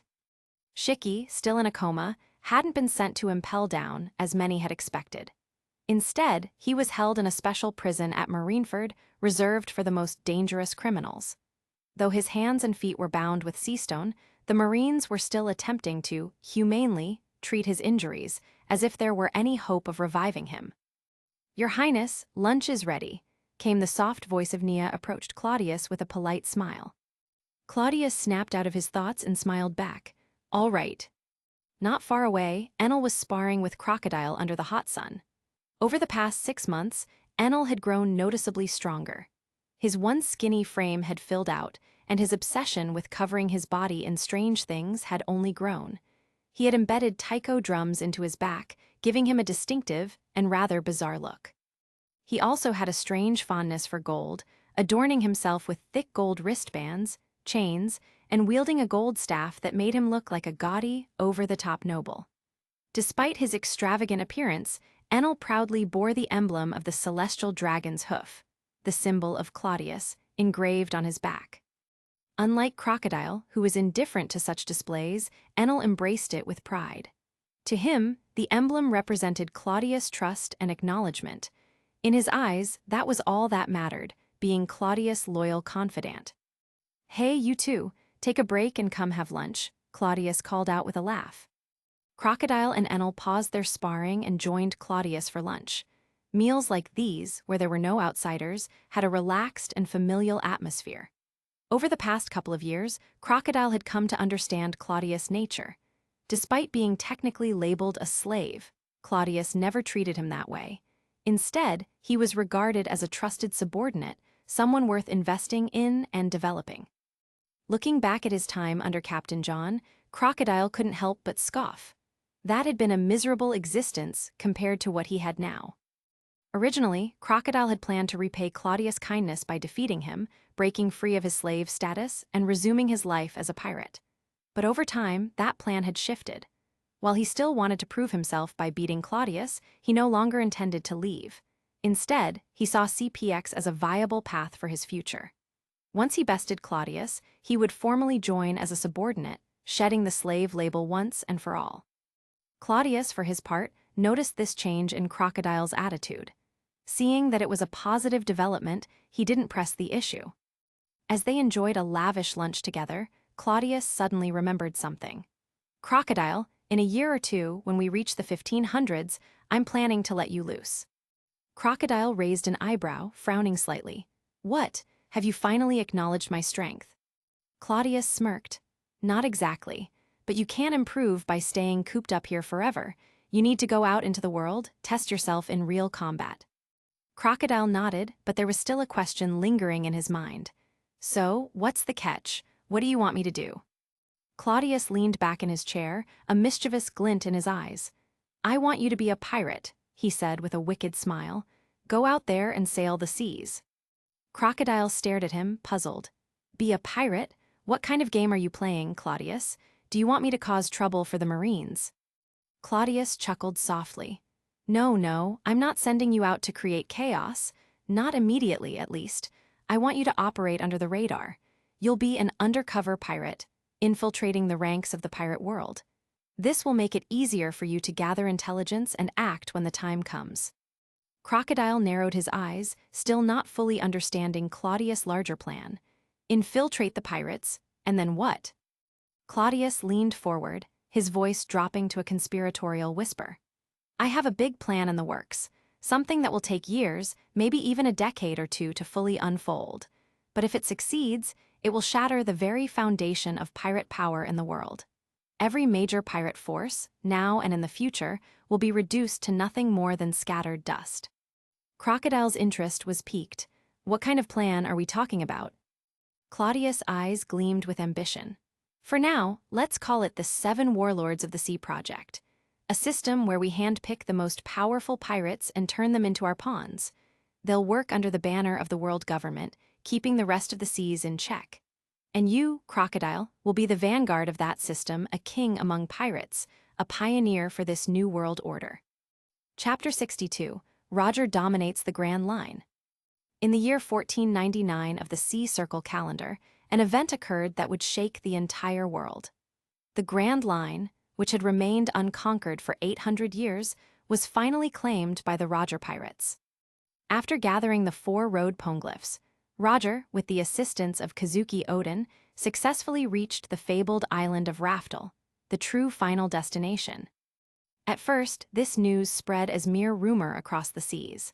However, as time passed and more evidence surfaced, the world government was forced to acknowledge that the Roger pirates had indeed achieved this near-impossible feat. The world at large may have been unaware, but the world government knew all too well that Raftel held a massive secret, one so dangerous that it could never be revealed to the public. Fearing that the Roger pirates had discovered this secret, the world government launched an all-out effort to locate them, determined to eliminate the crew before they could reveal what they had learned. A bounty of 5.5648 billion berries, the highest in history. I've never heard of a bounty that high. Even Whitebeard's is only half that, Claudius muttered as he glanced through the newspaper in his hands, his tone filled with astonishment. In its desperation to capture Roger, the world government was pulling out all the stops. The massive bounty wasn't just for show. Anyone who could contribute to Roger's downfall was encouraged to try. The bounty had been raised from just over 2 billion to more than 5 billion in one fell swoop, with the sole goal being Roger's death, no matter the cost. Your Highness, didn't the 5 elders order CPX to get involved too? We're supposed to capture Roger and bring him to justice, Stussy said with a playful smile as she stood beside Claudius. In recent days, Stussy had been focusing on managing her business in Happy Street, which had reached a point of self-sufficiency. But now, not wanting to be forgotten by Claudius, she had hurried back to reassert her presence. Claudius knew exactly what she was up to, but didn't mind her actions. After all, it wasn't necessarily a bad thing. He chuckled at her comment. Yeah, the 5 elders want us to act. Even though CPX may not be as powerful or mysterious as the legends suggest, we still have to follow orders. But what does that tell you? What does it tell me? Stussy asked. It tells me that they're out of options. Roger is slippery like a damn eel. The Marines have been chasing him for over 20 years, and they still couldn't catch him. Now he's conquered Raftel. Honestly, if he decided to hide out there, who could ever find him? Claudius laughed as he spoke. Stussy paused for a moment, considering his words before asking, So, are you saying it's impossible to capture the Roger pirates? Well, it's almost impossible. But Roger? Maybe. This could still be a defining moment for CPX, Claudius mused with a thoughtful smile. Catching the entire Roger pirates crew might be a tall order. After all, by now they could have scattered across the seas, with each powerful crew member hiding in various corners of the world.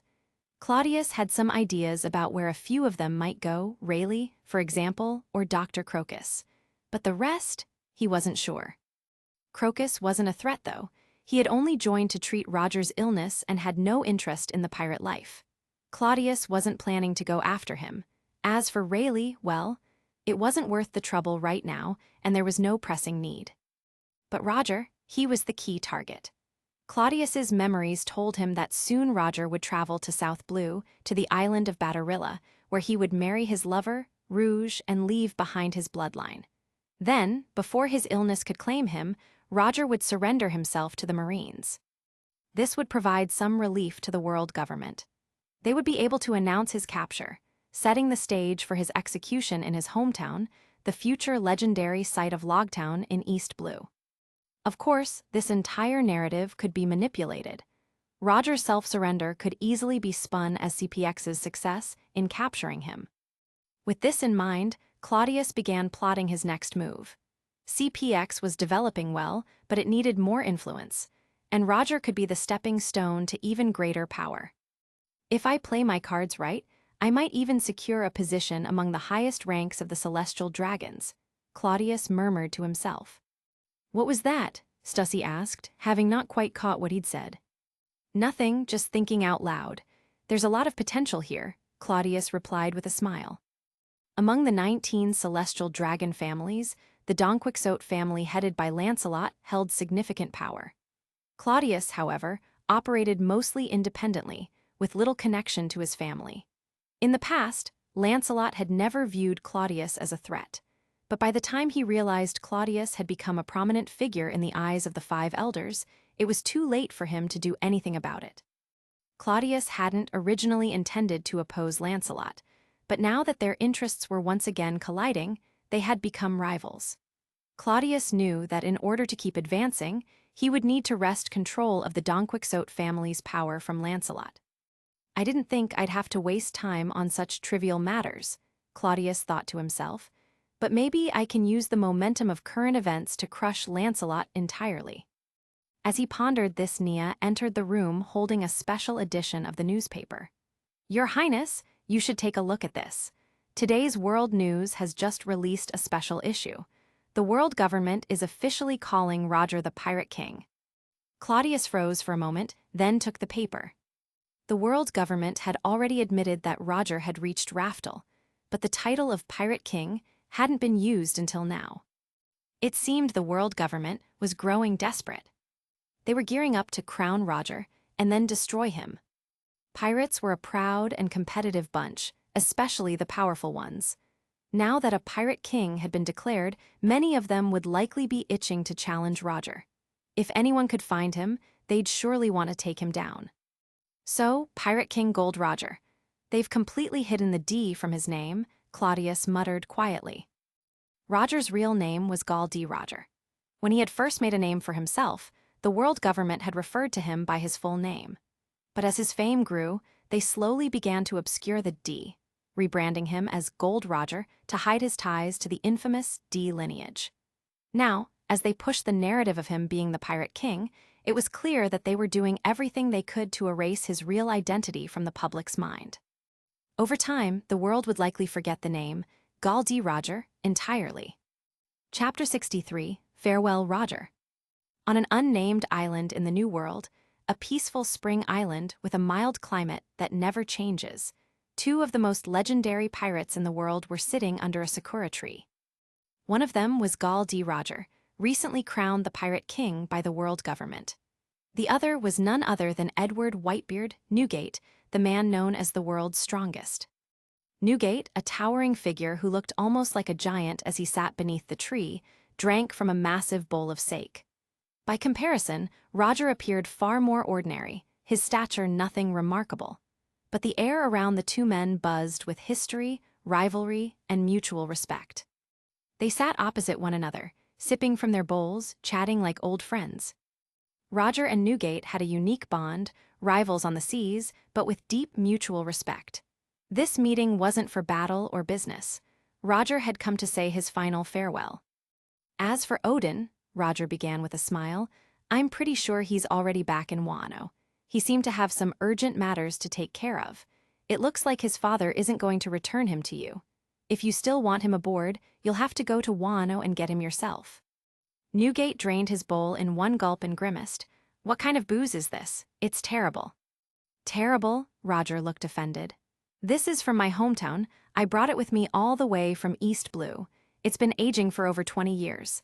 I saved it just for this occasion to share it with you, and you call it terrible. Roger took another swig and smacked his lips. Man, this taste really takes me back. Newgate, despite his complaints, poured himself another bowl of the East Blue sake. He wasn't one to waste good liquor. How are Odin and the boy doing? Newgate asked, his tone softening a little. They're doing well, Roger replied with a warm smile. Newgate chuckled, a rare smile flashing across his face. Good, Odin's not really cut out to be a pirate. It's best for him to stay in Wano. His journey ended with you, didn't it? Roger looked at him, then laughed. Family's the most important thing, huh? You got that right, Newgate nodded. Odin's found his treasure. He doesn't need to keep searching for anything else. Roger took another sip, smiling. Well, I've told you what I came to say. You'll figure the rest out on your own. The two pirates shared a few more drinks before Newgate finally shot Roger a look and asked, So why'd you call me out here anyway? Just to show off that shiny new title of yours. If you're here to rub Pirate King in my face, I'll sink you to the bottom of the sea. Ahahaha, you think you can manage that? My bounty is more than double yours now. Roger laughed heartily. Newgate scowled, not pleased. You want to test that out? Although Whitebeard didn't care much for titles, having Roger wear the crown of Pirate King irked him a little. If Roger kept bragging, he'd have no choice but to teach him a lesson. But before Newgate could say anything more, Roger grinned and said softly, I came to say farewell. Huh? Newgate's grin faded, replaced by confusion. What are you talking about? Are you afraid of something? Since when do you talk like this? I don't have much time left, Roger said, his smile unwavering. I'm not going to waste what little time I have left fighting with you over meaningless things. Newgate's frown deepened as he tried to make sense of Roger's words. I'm terminally ill, Roger explained calmly. It's been years since it started, and now I can't stop it anymore. That's why you were in such a hurry to find Raftel, Newgate said after a long pause. Exactly, Roger nodded. You remember my real name, don't you? Gold Roger, Newgate raised an eyebrow. No, you idiot. It's Galdi, Roger. Don't you remember? Roger laughed, but there was an intensity in his voice. Newgate smirked. The newspapers don't print it that way. That's because the world government has been hiding it, Roger explained. It's connected to Raftel. There's a massive secret there, but we were too early. The world's not ready for what we found. Maybe in 20 years, everything will change. Newgate stared at Roger, his expression unreadable. What are you getting at? Roger's eyes twinkled mischievously. You want to know the secret of Raftel? I could tell you. Want to hear it? Newgate looked like he was ready to punch Roger in the face, but instead, he shook his head. If I want to know, I'll find Raftel myself. I don't need a dying man to tell me. Still so proud, Roger chuckled. But that's why I like you. We all have our treasures to find on the sea, don't we? Yours is your family. You've already found it, haven't you? Newgate ignored the question, taking another sip from his bowl. After a moment of silence, Roger spoke again. But I'll tell you one thing, it's no secret, but the name D is special. You should pay attention to it. D, Newgate frowned. I've got a guy on my crew with that name, Teach.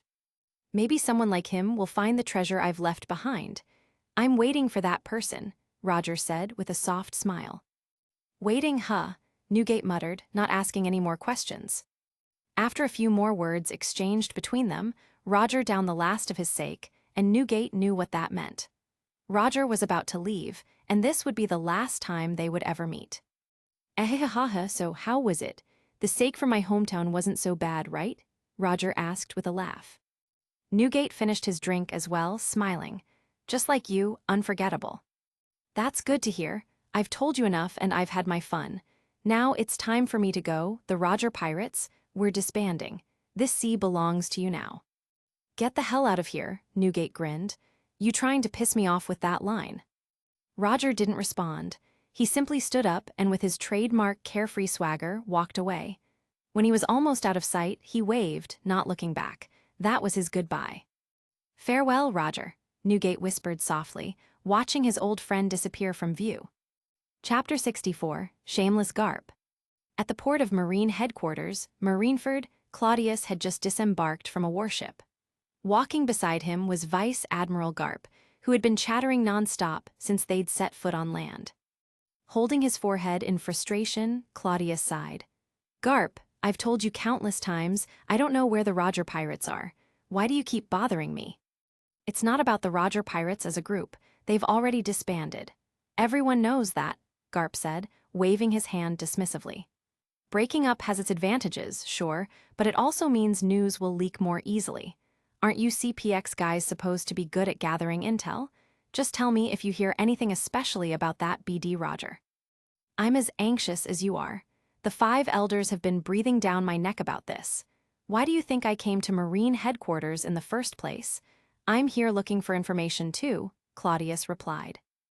Information? More like you're just here to visit, Jen, Garp teased, waving him off. In truth, while Claudius had good relationships with figures like Sengoku and Zephyr, there was always a sense of formality and distance in their conversations. They respected him, but treated him differently because of his celestial dragon status. Garp, on the other hand, couldn't care less about Claudius's noble blood. He spoke to him like he would anyone else, without any regard for rank or title. Oddly enough, this made Claudius feel more comfortable. Initially, Claudius and Garp weren't particularly close. Before the capture of Shiki, they were barely acquaintances, just 2 people who knew of each other without much interaction. But after Shiki's arrest, they found themselves working together more frequently. Over time, Garp came to realize that Claudius wasn't your typical celestial dragon. The man didn't act like one at all. In fact, in many ways, they got along quite well. Their relationship grew quickly, as if they had been friends for years. Now, Garp treated Claudius like an old buddy, completely informal. He would casually slap Claudius on the shoulder or pull him by the arm, behavior that would have been unthinkable for others when dealing with a celestial dragon. I'm serious, I really am just here for information, Claudius repeated, a bit exasperated. You sure you're not lying to me? Garp asked, staring at him with narrowed eyes. What would I lie to you about? Claudius responded, rubbing his temples. Scratching his chin, Garp muttered, Strange. Jin's beautiful, capable, and has a bright future in the Marines.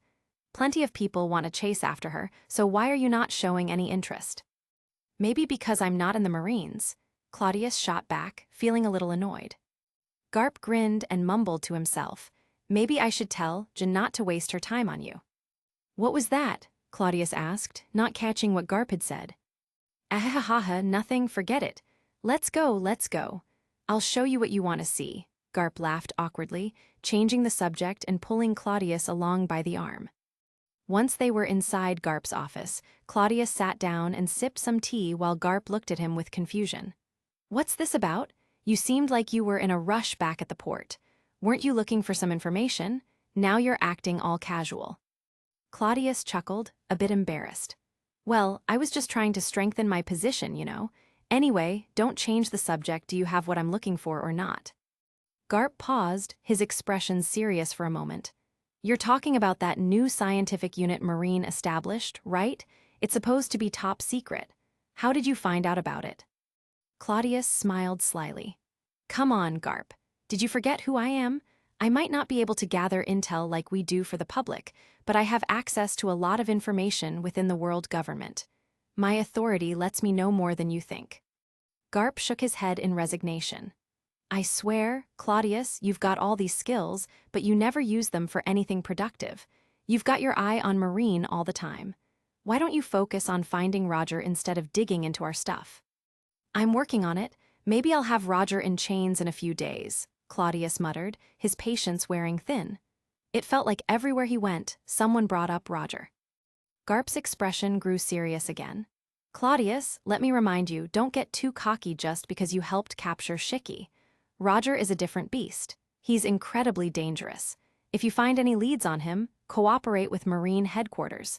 You've got talent in your CPX team, but you're still growing. You don't want to end up on the wrong side of Roger. After a pause, Garp added, of course, if you don't want to involve too many people or risk losing credit, you can always come to me directly. I'll help you, and you can take all the glory for capturing him. Claudius gave Garp a withering look. Do you really think I'm that shameless? Before Garp could respond, Claudius quickly changed the subject. Forget about Roger. Let's get back to what we were talking about, the scientific unit. Well, it does exist, but even with your authority, you're not allowed to visit. You'd need authorization directly from Fleet Admiral Kong. If you get that, I'll help you out. Until then, no dice, Garp said, waving his hand dismissively. If I had the authorization, I wouldn't be here asking you about it, Claudius muttered under his breath. Anyway, I'm not asking to visit. I just heard that you guys are working on something related to devil fruits, turning them into equipment. Garp's eyes widened in shock. How do you know about that? Do we have a spy inside? No, calm down. I heard it from the 5 elders, Claudius said casually, using the elders as a convenient excuse after all. No one would dare question that. Garp let out a sigh of relief. You scared me for a second there. Claudius then reached into his coat and pulled out a devil fruit, placing it on the table. Garp eyed it curiously. What's this? This, Claudius said with a grin, is the Logia swamp fruit. I need a favor. I want your scientific unit to help me turn it into something like a wallet or a backpack. You know what I mean. Garp blinked, then scratched his head. Turning a swamp into storage equipment? That's actually pretty clever. Claudius smirked. Just don't try to use it as an excuse to steal it or anything. Garp chuckled awkwardly, rubbing the back of his neck. What kind of person do you think I am? Am I really that shameless? Claudius rolled his eyes. The way you're laughing says it all. Haha, well, fine, I'll take care of it, just leave it to me. You'll get your swampy wallet or whatever, Garp said with a laugh. Chapter 65. The wind today is a bit noisy. It had been some time since Roger declared himself the Pirate King on the Grand Line. Since the disbandment of the Roger Pirates, the world government had been scrambling to track him down. They had no idea that Roger was nearing the end of his life. In their eyes, Roger's disappearance was the prelude to some grand conspiracy, a ticking time bomb. They believed he was hiding, biding his time for something massive, so every second counted. They couldn't afford to give him any breathing room. As a result, Marine headquarters was in overdrive. Admirals and officers were constantly on the move, being deployed to investigate any disturbance, no matter how small.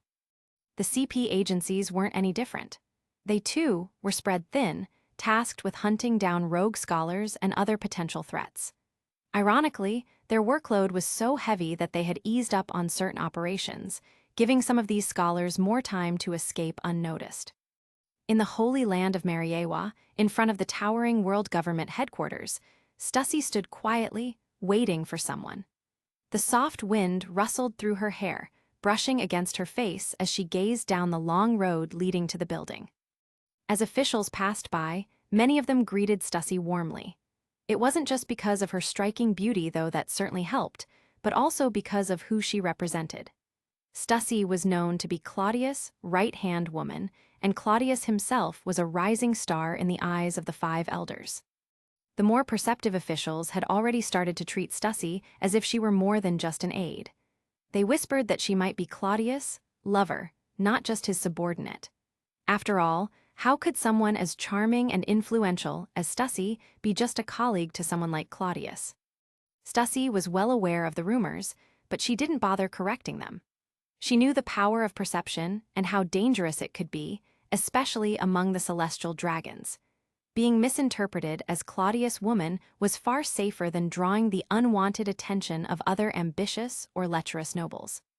Still, there were moments like this where she couldn't help but notice the way the world seemed to shift around her. The wind picked up, tangling the strands of her hair slightly. Stussy murmured to herself, "The wind today is a bit noisy." No sooner had the words left her lips than Claudius' voice called out behind her. "Since when did you start waxing poetic?" Claudius asked with an amused expression, walking up to her. Startled, Stussy turned around, embarrassed that she hadn't noticed him approach. She smiled awkwardly, a blush creeping onto her cheeks. "Your Highness, you've been getting quieter. I didn't even hear you coming." Claudius let out a booming laugh. "Hey ha ha ha, well, I've had to get stronger. In this era, those who can't protect themselves will get swept aside." "Surely your Highness has no need to worry about that," Stussy teased lightly. "You've already got more than enough strength to protect yourself." Claudius shook his head, a serious look crossing his face. "It's not enough, Stussy. My goal isn't just to protect myself. I want to lead this era." Stussy smiled knowingly. "That sounds more like the Claudius I know." Claudius gave a satisfied nod and motioned for her to follow. "Come on, the meeting's done. Time to head out." As they walked, Stussy glanced at him. What did the 5 elders have to say? Claudius grinned, his tone brimming with pride. "What could they say? When someone like me makes a move, they have no choice but to agree. As long as I can bring in Roger, they've promised to promote me to the rank of Upper Celestial Dragon." "The 5 elders must be very nervous about Roger if they're offering you that," Stussy remarked thoughtfully. "Of course they are," Claudius said, nodding. "They've heard rumors that Roger knows some dangerous secrets. That only makes this better for me. The more of a threat he is, the more valuable it is when I capture him. A promotion to Upper Celestial Dragon isn't just a symbolic title, it's a huge step forward in power." Stussy's eyes sparkled with admiration. "Who would have thought? Just a few years ago, you were one of the lowest-ranking celestial dragons, and now you're on the verge of joining the elites." "And this is just the beginning," Claudius said with confidence. "There are still plenty more surprises to come." The two shared a few more casual remarks as they approached the port. There, a large ship bearing the world government flag awaited them. On its deck stood Crocodile and Enel, both looking expectant. At the bottom of the boarding ramp, the ever-loyal butler Nia waited patiently, ready to assist her master. As Claudius approached, Nia held out a thick mink coat with a respectful bow. She used to help Claudius put it on herself, but now that he had grown, it was a task she could no longer easily manage due to her height. "Your Highness, the sea breeze is quite cold once we set sail. Please wear this," Nia said softly. Claudius smiled and draped the coat over his shoulders. "Thank you, Nia. Let's board then.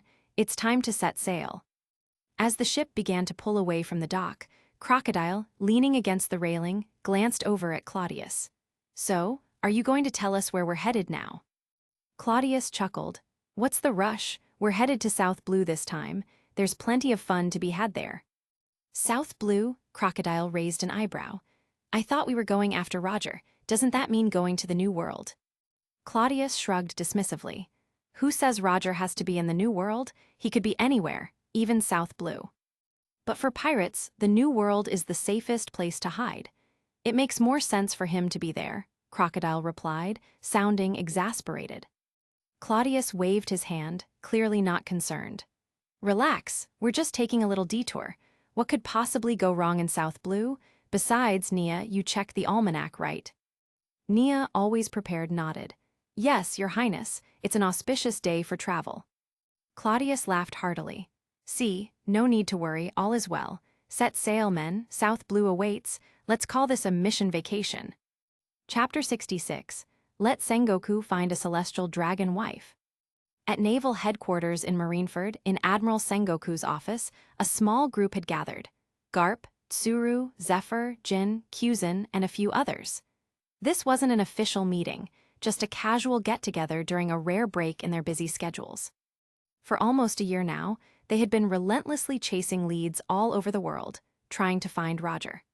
As a result, they hadn't seen much of each other lately.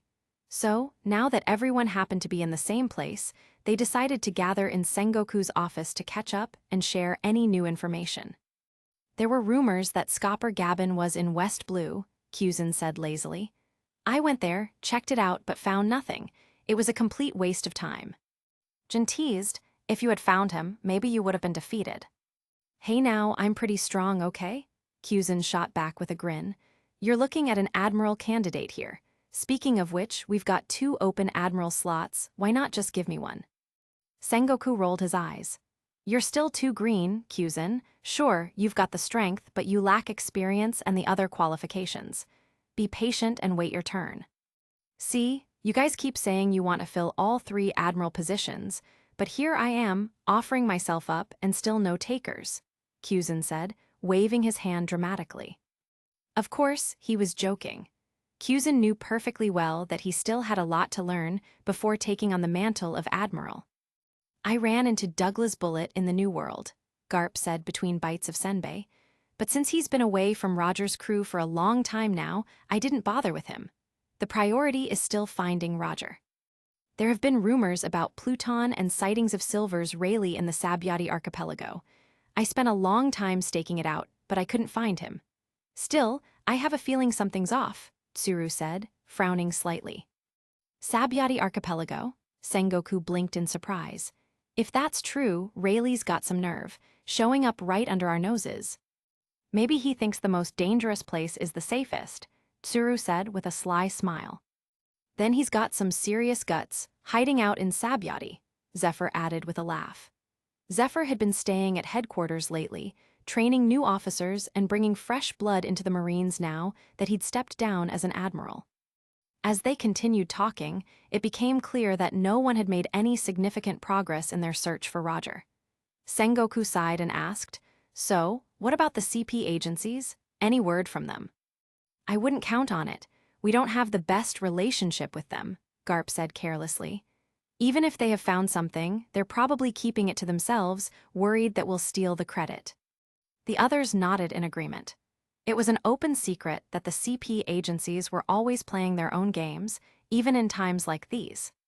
Typical, we're all trying to catch Roger, and they're still worried about their own glory, Sengoku grumbled. At that moment, Jin seemed hesitant but eventually spoke up. What about CPX? Do they have any news? Garp burst out laughing. Ahehaha, Jin, are you asking about Roger or about Claudius? Jin shot him an annoyed glare. Why are you so irritating, Garp?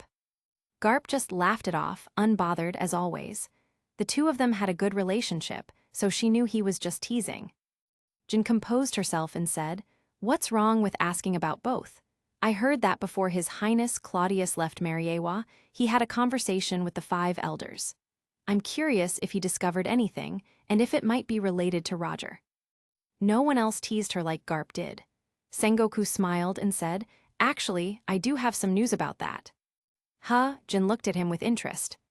Before leaving Mariawa, Claudius asked the 5 elders if, by capturing Roger, he could become one of the upper celestial dragons.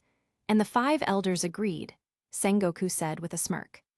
The upper celestial dragons? Tsuru raised an eyebrow. That's ambitious. There are only 4 upper celestial dragons in all of Mariawa.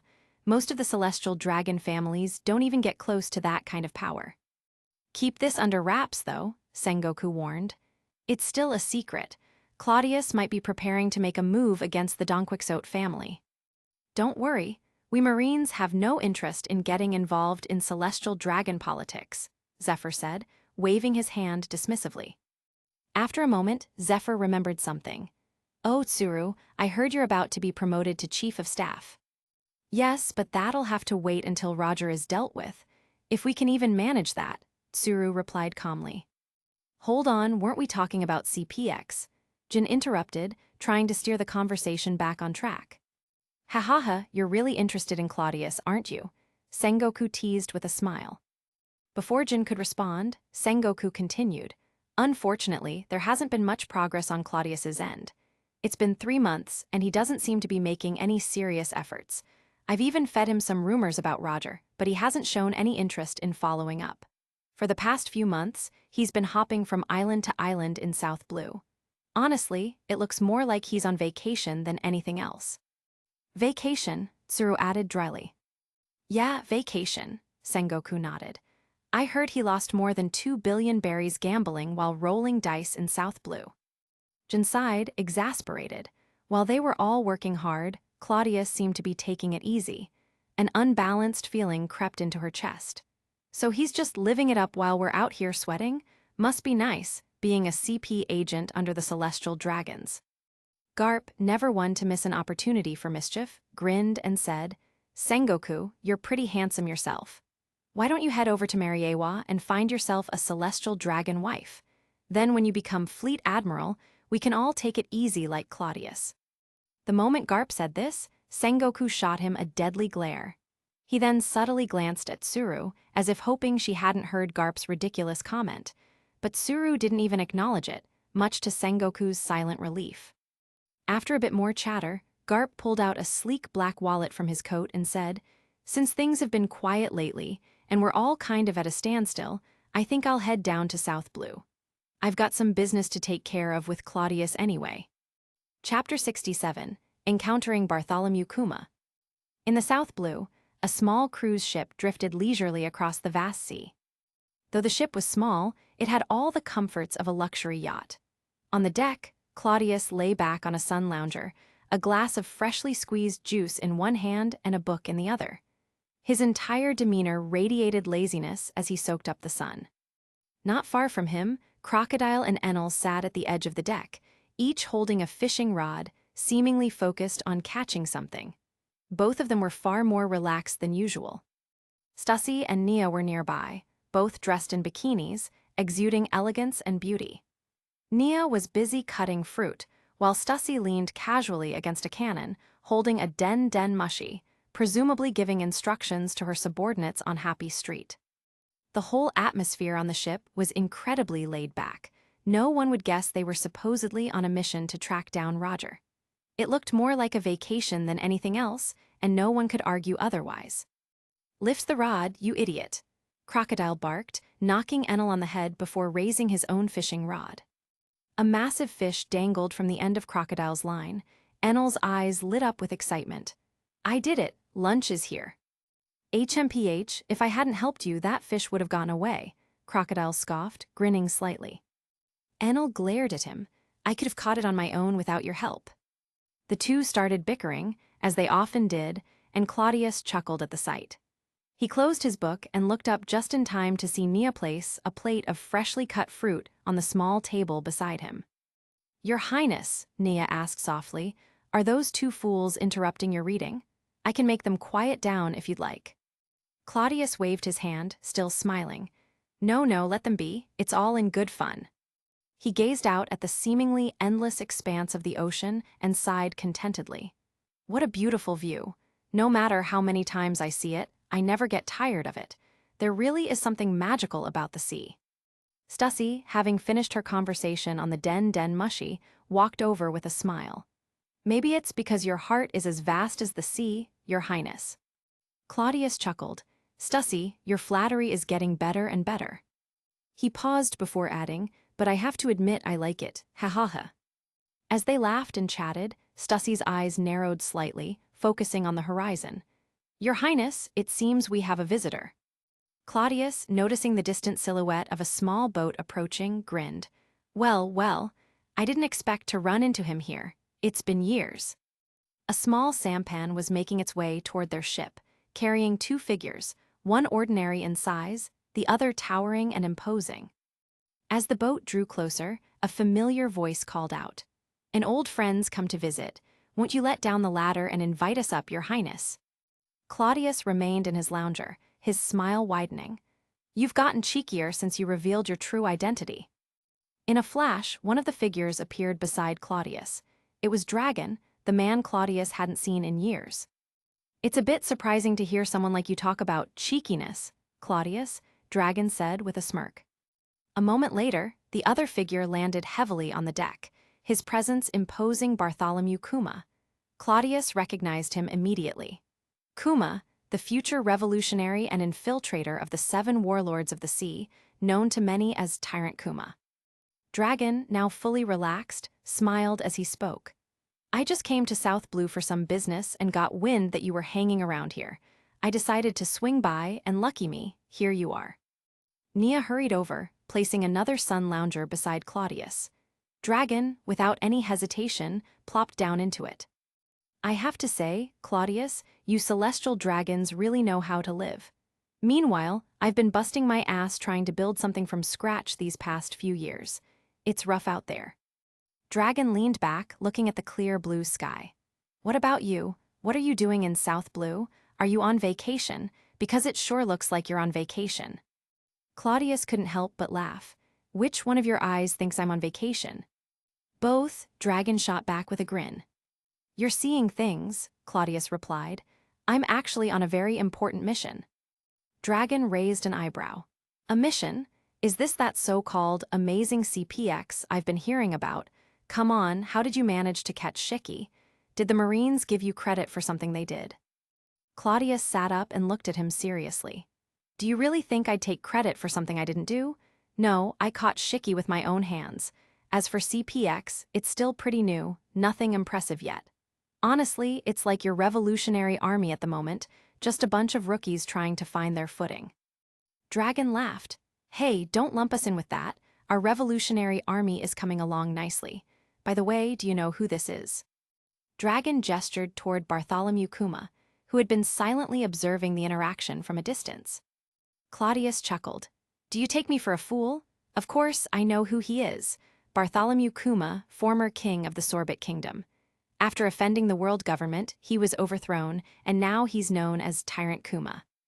Dragon was taken aback. You really are well informed, Claudius. Who do you think I am? I'm the head of CPX, Claudius said smugly. Kuma, who had remained silent until now, eyed Claudius with a hint of suspicion. Claudius noticed the cautious look in his eyes. Kuma clearly wasn't thrilled to see a celestial dragon, and he seemed puzzled as to why Dragon would associate with someone like Claudius. Dragon, aren't you going to introduce me to Mr. Kuma? Claudius asked with a smirk. Dragon grinned back. I was just talking to Kuma about a few things. He's recently joined our revolutionary army. I hadn't mentioned much about you yet, but now's as good a time as any. Better to clear up any misunderstandings. He turned to Kuma and pointed at Claudius. Kuma, this is someone you need to know. Let me introduce you properly. Kuma's eyes narrowed, his voice low but steady. I already know who he is, Donquixote Claudius, the man who's made waves across the seas these past 2 years, leader of the mysterious CPX. Dragon nodded. Yes, that's true, but there's more to him than just the titles you've heard. Let me explain. Chapter 68, Dragon, help me take care of Kuma. After a long conversation, Bartholomew Kuma looked at Claudius with a mixture of surprise and disbelief. He finally asked, Mr. Dragon, are you telling me that the books authored by the sage Claudius were actually written by him? Dragon nodded. That's right. Well, to be precise, the first 2 were entirely his work. The last 3 were a collaboration between the 2 of us. It was an exchange of ideas, though we do have some significant differences. He advocates for reform from the top down, while I push for a revolution from the bottom up. In that sense, we don't really see eye to eye. Dragon smiled and continued. In fact, before I learned his true identity, I was planning to recruit him as a mentor for the revolutionary army. Claudius laughed heartily. You trust me that much, aren't you afraid I'll betray you? Ha ha ha. Dragon waved dismissively. Ideas can't be betrayed. Claudius smiled at Dragon's remark, knowing that Dragon's words were more polite than sincere. Sure, Dragon said Claudius was trustworthy, but Claudius knew that deep down, Dragon wasn't naive enough to put all his faith in him. Dragon undoubtedly had contingency plans and safeguards in place, as any smart leader would. Claudius was certain that if Dragon didn't have such precautions in place, he'd consider Dragon a fool, unfit to lead. But this was the natural way of things between them. Each watched the other carefully, slowly building a fragile trust while remaining cautious. For now, they were friendly, and who knew, maybe their relationship would deepen in the future. But for now, there was no need to pick apart every unspoken detail. Both men understood the game they were playing. After a bit more conversation, Kuma had a clearer understanding of Claudius. Like many, Kuma had heard of Claudius by name. The celestial dragon who captured Shiki, helped take down John, and became the leader of CPX based on these achievements, Kuma had assumed Claudius was just another powerful figure serving the world government. But after meeting him in person, Kuma found his assumptions challenged. Claudius was different. If it weren't for the fact that he knew Claudius was a celestial dragon, Kuma might have mistaken him for a revolutionary thinker himself. The three of them continued to chat, with Claudius and Kuma establishing a friendly rapport. After a while, Dragon seemed to remember something and shifted the conversation. By the way, you never did tell me why you're here in South Blue. You're not on vacation. I told you I'm on a mission, Claudius replied nonchalantly. I'm here to catch Roger, the Pirate King. Dragon blinked, then looked at Claudius as if he were insane. You, catch Roger in South Blue. Claudius frowned, a little annoyed. Why is that so unbelievable? Dragon gave him a skeptical look. Well, for starters, Roger's likely hiding out in the New World right now. And even if he weren't, you think you can catch Roger? The Pirate King? My father's been chasing him for years and has fought him countless times. Roger's no joke, Claudius. He's on another level. Are you looking down on me? Claudius replied, clearly displeased. I'm just being realistic, Dragon said. I don't know how you managed to catch Shiki, but don't let that go to your head. Roger's a different beast entirely. And, as your friend, I'm advising you, if you plan to take him down, you'd better have more than just your little crew here. You're going to need serious firepower. Claudius sighed. He understood that Dragon was offering genuine advice out of concern. But what Dragon didn't know was that Claudius wasn't planning to rely on brute force to capture Roger. He had an ace up his sleeve. Vice Admiral Garp, one of the few men capable of standing toe-to-toe with Roger. Still, Claudius wasn't about to explain that to Dragon. Yeah, he said, waving his hand dismissively. I hear you, don't worry, I won't be reckless. Dragon eyed him suspiciously but didn't press the issue. Instead, he changed the topic. Actually, since we've run into each other, there is something I could use your help with. I figured as much, Claudius said with a smirk. So what is it? You didn't just come all the way to South Blue for no reason, right? What's the favor? Dragon took a sip of his drink before speaking. It's about Kuma. He's no longer a king, he's become a pirate, but that's not really what he wants. He's been using his time fighting off pirate forces in South Blue, which is how he earned the nickname Tyrant Kuma. Okay, go on, Claudius nodded. Well, Dragon continued, I'm just letting you know he's on our side. He's working with the Revolutionary Army now. If you can, I'd appreciate it if you'd keep an eye out for him. Make sure he doesn't get into any trouble with Marine or the world government. Claudius chuckled. You're really dumping this on me. Why not just ask Garp? He's the Marine hero. Dragon smiled but shook his head. Positions matter, Claudius. Kuma's officially a pirate, which makes him an enemy in the eyes of the Marines. I see, Claudius murmured, nodding. All right, I get it. I'll do what I can to keep Kuma safe. Thanks, Dragon said sincerely. The plan is for Kuma to continue playing the role of a pirate for now. It's a good cover, and if there's anything we, the Revolutionary Army, need done that's too risky, we can use him to handle it. Claudius raised an eyebrow, catching Dragon's meaning.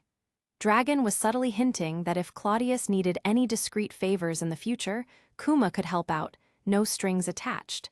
It was an offer to deepen their alliance. Claudius smiled to himself. Dragon might not fully realize how strong Kuma was, but Claudius did. He had just been offered the assistance of one of the most powerful figures in the Revolutionary Army, and it was clear this favor could prove very useful in the future. Their conversation didn't last much longer. After a bit more chatting, Dragon and Kuma prepared to leave. As Dragon climbed back into the small boat, he called out with a grin, "Good luck catching the Pirate King, Claudius."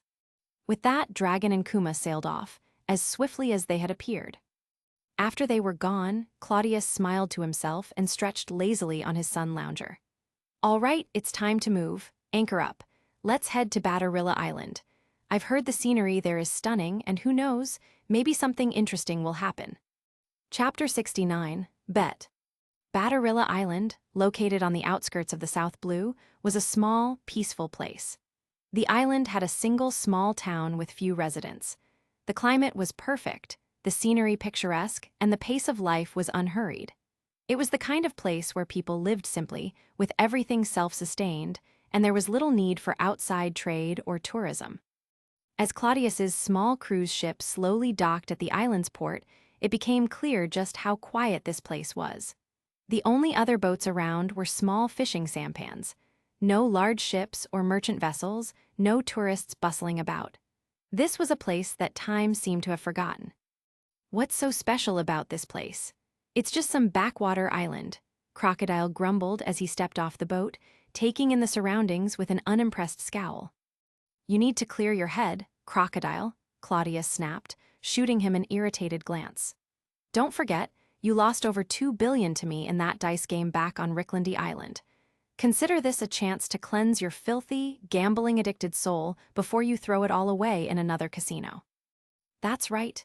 Crocodile had a bad gambling habit, the kind of person who just couldn't stop once they got started. Back on Ricklandy Island, he had gotten carried away, losing over 2 billion berries to Claudius in a single night. Claudius had nearly lost his mind right then and there. Rubbing his eyes sheepishly, Crocodile mumbled, "It's just 2 billion. Once I get back to sea, I'll pay you back in no time. Don't be so stingy, Claudius. You're a celestial dragon after all." "Oh, really?" Claudius smirked. "I can't wait to see you fulfill that promise. In the meantime, let me give you some advice. Stay out of the casinos until you've paid me back. You might just lose whatever little you have left." "You're so uptight," Crocodile growled, clearly annoyed. "One day, I'll just open my own casino, and then it won't matter how much I lose, it'll all come back to me, right?" Claudius raised an eyebrow. "Oh, really? And I suppose that's your grand plan?" In truth, Crocodile wasn't far off.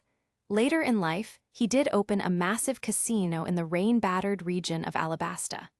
That casino, named Rain Dinners, became the largest in the first half of the Grand Line, raking in more money than most could dream of. As they strolled into Batarilla Island, Claudius surveyed the area, glancing left and right as if he were looking for something specific. Stussy, walking beside him, noticed and asked, "Your Highness, what exactly are you searching for?" "Huh, didn't I tell you before we came here?" Claudius asked, genuinely surprised. "Tell us what?" Stussy responded, tilting her head in curiosity. "I'm here to find Roger, of course," Claudius said casually. "Didn't I say I came here to catch him?" At that, Stussy burst out laughing. She wasn't the only one. Crocodile snickered, and even Nia couldn't help but smile as she tried to hide her amusement. Enel, not quite understanding what was going on but sensing the mood, also grinned awkwardly. "What's so funny?" Claudius demanded, clearly annoyed. "What's wrong with what I said?" "Oh, nothing," Stussy said, trying to suppress her giggles. "But, Your Highness, why do you think Roger would be on this tiny island? He's the Pirate King. It seems a little far-fetched, doesn't it?" "Yeah," Crocodile chimed in. "Are you really suggesting that the Pirate King, Roger, would be hiding out on some tiny island like this?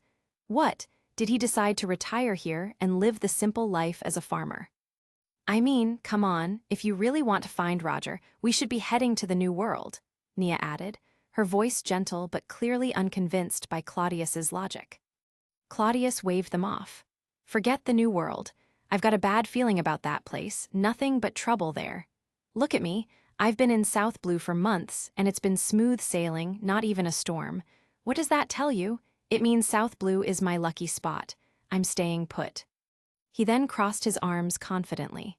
And as for Roger, everyone thinks he's in the New World, but he's too clever for that. He'd never hide where people expect him to. So, I bet he's here, on this quiet little island, living a peaceful life. Maybe he even found a woman, got married, and settled down. Nia gave a small, indulgent smile, not bothering to argue further. She knew Claudius had his whims, and there was no point in trying to change his mind once he'd set his sights on something. Stussy, however, wasn't going to let it go that easily. With her hands on her hips, she challenged him, "Your Highness, no offense, but there's no way Roger's here. I'd bet my life on it." "Oh," Claudius raised an eyebrow. "Are you suggesting a bet?" Stussy grinned. "Yes, a bet. If I win, you owe me a favor, one condition that I can ask for at any time, no questions asked." Crocodile immediately jumped in. "Count me in. If I win, I don't owe you that 2 billion anymore." Claudius looked at them both, then turned to Nia and Enel, raising his eyebrows. "What about you two? Care to join the bet?" Enel shook his head, saying, "I trust your highness." Nia smiled politely. "Everything I have is already yours, so I'll sit this one out." Claudius laughed. "You two are smart. All right then, it's a bet. Crocodile, if you lose, you'll owe me another 400 million berries. And Stussy," he trailed off, his eyes glancing over Stussy's figure with a mischievous grin, "if you lose, you'll owe me a little favor, something personal." Stussy felt a shiver run down her spine at his suggestive tone, but she was confident in her victory. With a smirk, she accepted the terms. "Deal." Crocodile nodded in agreement, grinning.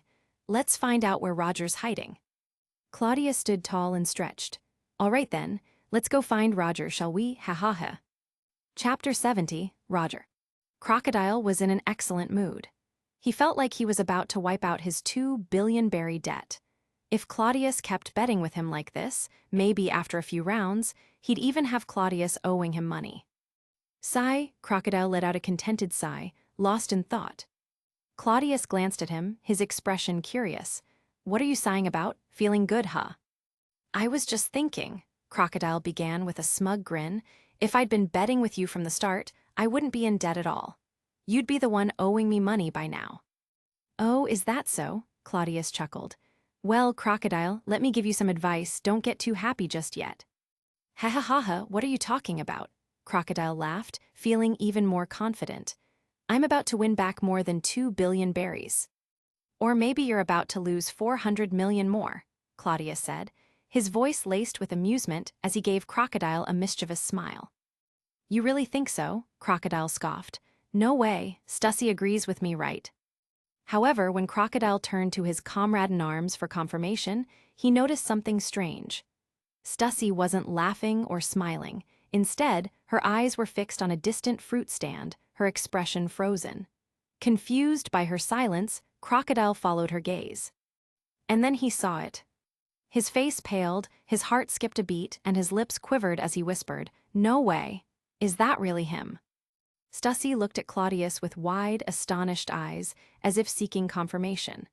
Claudius patted her gently on the shoulder and said with a satisfied grin, "See, when have I ever been wrong? Trying to sneak one by me never ends well." Stussy, still shaken, asked, "Your Highness, you've been with us the entire time. You didn't gather any intelligence or do anything out of the ordinary. So how in the world did you know Roger would be on this remote island?" Claudius simply smiled, offering no real explanation. "Ah, who knows?" That mysterious smile sent a shiver down both Stussy and Crocodile's spines. Over the years, they'd spent a lot of time with Claudius, thinking they had a good grasp of his capabilities. But in this moment, they realized how little they truly understood about him. "For someone in charge, it's important not to show all your cards," Claudius said with a chuckle. "Keep your subordinates guessing." Whether it was their imagination or not, both Stussy and Crocodile found themselves feeling a new level of respect, or perhaps fear, toward Claudius. At a humble fruit stand nearby, a scruffy-looking man sat with his legs propped up and a cheap bottle of wine in hand. He wore an old vest, his hair long and unkempt, and his whole appearance screamed sloppy drunk. Yet, despite his disheveled look, the woman sitting beside him was a stark contrast, beautiful, graceful, and with a gentle smile. The scene looked odd, almost surreal. The woman, with her beauty and calm demeanor, seemed entirely out of place next to such a scruffy man. It was like seeing a beauty and a beast together. Claudius recognized her instantly, Portgas de Rouge, the woman who would one day be known as the mother of Ace. And the man sitting beside her, despite his ragged appearance, was none other than the most wanted man in the world, Gall de Roger, the Pirate King. Roger's once legendary presence was now buried under layers of grime and weariness. His face was thinner, his beard much longer, and his aura once so commanding was now subdued. Yet, even with his unkempt appearance, Claudius could still make out the unmistakable features of the Pirate King. It seemed that no one else on the island had recognized Roger. He was hiding in plain sight, blending into the peaceful life of the island. But Claudius, who had come specifically to find him, saw through the disguise immediately. Roger, too, noticed Claudius's group staring at him.